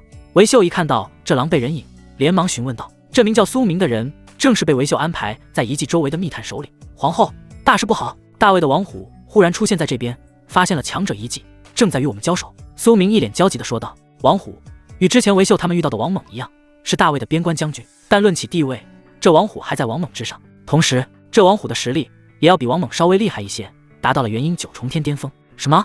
王虎竟然也来了大泽山，还发现了遗迹？韦秀眉头大皱，他没想到大卫竟然来了2位边关将军。之前他们逼退了王猛、魏成，却没想到王虎已经与天火皇朝的密探交上手了，而且以王虎的实力，绝对能碾压那些密探。皇后，如果没有绝对的把握，你们就不要来了。我们生死的话，记得给我们家人报个信。苏明说完就结束联系，生死不知。楚长老，我绝不能放任密探被王虎屠杀，还请楚长老师以援手，之后必有重谢。韦秀冲着楚风深深鞠躬。他们之前谈好的是楚风出手破解特殊封印，如今要楚风联合自己一同出手对付王虎，自然要许诺报酬，不然楚风没有这个义务帮助自己对付王虎。韦皇后客气了，我们太古仙宗与你们天火皇朝共同进退，我与你一同去收拾那什么王虎。清晨，小洛里，这是防身玉简，你们带在身上，我与韦皇后先行一步。楚风一翻手，将以前制作好的防身玉简交给2人。2人乖巧接过玉简。而韦秀听到楚风的话后，长舒一口气，他还真担心楚风不会帮忙，不过显然楚风不是那样的人。韦秀在前，楚风在后，2人向着强者遗迹快速赶去。而此时大泽山深处，一座神秘峡谷内，兵器对碰的精鸣声不断响起。苏明带领的天火皇朝密探都是身形狼狈，被一群身穿甲胄的人逼到角落。别看这些人穿着甲胄，但其实他们都是修士，是王虎手下的虎威军，为王虎的领兵打仗做出过不小的贡献。而在这群虎威军的后方站着一道人影，他负手而立，穿着战甲，看起来一副悠闲的模样。此人就是王虎。虽然苏明带领的密探实力不错，但还不值得王虎亲自出手，交给自己的虎威军收拾就行。要是自己出手，那不是掉了自己身份？虎琴，别玩了，带领虎威军将这些密探全部擒下吧。王虎觉得猫捉猫鼠的游戏该结束了，就对着虎威军最前方的人说道。虎琴，是虎威军的首领。是。虎琴面露肃容，然后带着虎威军发动更为猛烈的进攻。虽然苏明等人竭力抵达，可最终还是被虎琴等人擒下。将军，现在怎么办？将这些天火皇朝的密探都杀了吗？虎琴恭敬询问道。王虎面露沉吟，姿色思考片刻，他就说道，没必要杀了，用他们的性命换1-2座天火皇朝的郡城，应该是可以的。苏明等人作为天火皇朝的密探，有不错的交易价值，与其将他们杀了，倒不如拿他们换些实际的东西。将军，那要将他们的根基毁了吗？没必要，他们越完好，交易的价值才越高。你先将他们身上的灵气封锁，到时候带回大卫。是。虽然王虎习惯了战场征伐，杀人不眨眼，可不代表他一直如此。至少在面对这些密探的时候，他不会露出那一面。现在就让我先研究下他们这些密探为什么守着遗迹不进去。王虎前往一个山洞，没一会就返回原地。原来是这遗迹外有特殊封印，需要10境灵魂强者才能破解。虽然我暂时找不到这种强者，但我记得王猛身上有一道10境灵魂符咒，应该能破解封印。王虎刚想取出玉简联系王猛，就发现有2道破空声响起。戒备回头，当看清来人的长相后，戒备之色消散。来的2人正是王猛与九皇子魏成。离得近了，他就发现魏成气息不太稳，应该是受伤了。九皇子，你受伤了？刚刚遇到了一些恶心的事情。接下来半晌的时间，魏成将刚刚发生的事情说了一遍。在提到叶清晨、楚风时，露出一副咬牙切齿的样子。特别是在说到楚风的时候，魏成脸上的恨意无比浓烈。王将军，我魏成从小到大都没有吃这么大的亏，如果有机会，你可愿帮找我收拾那名叶清晨、楚风？九皇子放心，我与王猛一定会帮你找回面子。王虎拍着胸膛，信誓旦旦地承诺道。在大卫的皇子战队中，他是站在魏成这边的。既然魏成被人欺负，那他绝对不会袖手旁观。王将军，这些人是？魏成注意到了被虎威军擒下的人，他们是天火皇朝的密探，我准备到时候拿他们与天火皇朝进行交易，如无意外，能为我大魏换回1-2座郡城。当然，如果能提前遇到韦秀，想来交易能提前达成。王虎咧嘴笑道：“那真是太便宜了他们了。王将军，这样吧，我拿几个不重要的密探撒气，怎么样？”可以。那密探首领苏明不要动，他交易价值比较高。好。随着几道惨叫声响起，有几个密探被魏成废了根基。苏明愤怒，但却什么都做不了。王猛，我记得你身上有一道10境灵魂符咒吧？大哥，在这里，你要拿它做什么？这些密探守在这里，是因为发现了强者遗迹，而想要进入那个强者遗迹，需要破解特殊封印。王虎将遗迹外围封印的事情说了一遍。原来是这样，那我们这波大赚啊！不仅擒下了天火皇朝的密探，还能截胡他们发现的遗迹，真是一举两得。将我灵魂符咒给我。好。就在王虎刚刚接过灵魂符咒，想要进入山洞时，他耳朵忽然移动，然后停下脚步，一脸警惕地看向东南方向。在那里出现了一道人影，赫然是楚风。王将军，就是他，这人就是我刚刚说的楚风。魏成凝声说道。现在的他身边有王猛、王虎2位将军，外加楚风那边缺了韦秀，他们这边就更有优势。自然，这魏成会将之前郁闷之气通通发出来。九皇子放心，我会为你做主。楚风，你之前为难过我们九皇子，别怪我王虎不给你机会。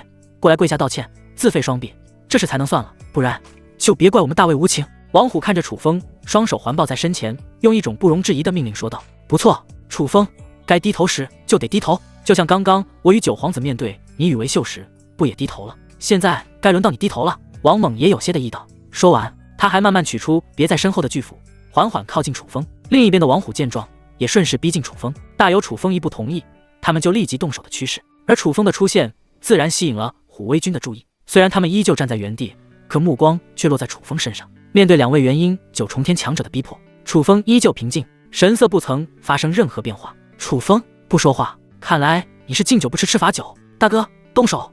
王猛看向王虎，王虎刚想开口，可他忽然皱起眉头。王猛，不对，这楚风出现在这里，好像就是吸引我们注意的。从军多年的王虎瞬间感觉不对劲，他立即回头看向虎威军的方向，瞳孔猛地一缩，只见虎威军已经全部倒在地上，鲜血横流，而那些原本被擒下的苏明等密探也已经恢复自由，在他们身旁正站着韦秀。大哥，我们上当了，楚风与韦秀根本没分开，他吸引我们注意，韦秀负责救人。王猛有些恼怒，既然如此，那我们今日就与这2人比试高低，同时也决生死。如果能将韦秀杀死，肯定能重挫天火皇朝。王虎眼神一冷，浑身上下散发出强大杀意。与苏明等密探相比，韦秀对于天火皇朝更为重要，天火皇朝能有今日的辉煌，与韦秀有着密不可分的关系。杀了韦秀，绝对能伤天火皇朝的根基。好，王猛，韦秀交给我，那楚风就交给你，没问题吧？当然没问题，大哥，我一定比你先杀人，毕竟这楚风只有元婴8重天的实力。王猛说完，手持巨斧，气势汹汹地冲向楚风。另一边的王虎也是奔向韦秀，至于魏成则站在一旁，轻蔑道：“楚风、韦秀，今日这峡谷就是你们的坟场。”他觉得有王虎、王猛在，绝对能将楚风、韦秀斩杀。楚风看着气势凶猛的王猛，面色淡定，甚至连腰间佩剑都没有拔出来。唰，一道势大力沉的攻击扑面而来，楚风使出3000天雷步，灵巧避开。王猛又是一招横劈，劈向楚风的腰腹。可这一次，王猛依旧没有攻击到楚风。混蛋楚风，你属泥鳅的吗？这么能躲？楚风淡漠地扫了眼王猛，然后就如同鬼魅般出现在王猛身旁，一巴掌轰然拍下。王猛连忙使用巨斧进行阻挡，砰的一下，他连人带巨斧被楚风直接拍出10丈之远，口中还吐出2口鲜血。怎么会这样？王猛竟然被楚风拍飞了！原本觉得稳操胜券的魏成顿时皱起眉头。王猛，使出全力，不要玩猫捉老鼠的游戏。显然，魏成是觉得王猛因为轻蔑，没有使出全力。是，王猛高高举起手中巨斧，身后顿时出现一道巨大斧影。巨斧夺天斩，声音落下，巨大斧影向着楚风而去。这攻击才有点意思，可惜还是不够。楚风眼皮一抬，不含感情地说道。只见他拔出凤炎剑，凌空一剑，就有恐怖剑气突然出现，像劈砍豆腐一般，直接斩断斧影。怎么会这样？王猛神色大变，他完全没有想到自己的最强术法被对面轻而易举破解，一股死亡的不祥预感浮上心头。逃！现在就逃，不然待会没机会了。王猛刚想逃跑，可凌厉的剑气已经正面袭来，咔嚓，像切糕一样声音响起，王猛整个身躯被一斩为2，鲜血顿时洒满一地。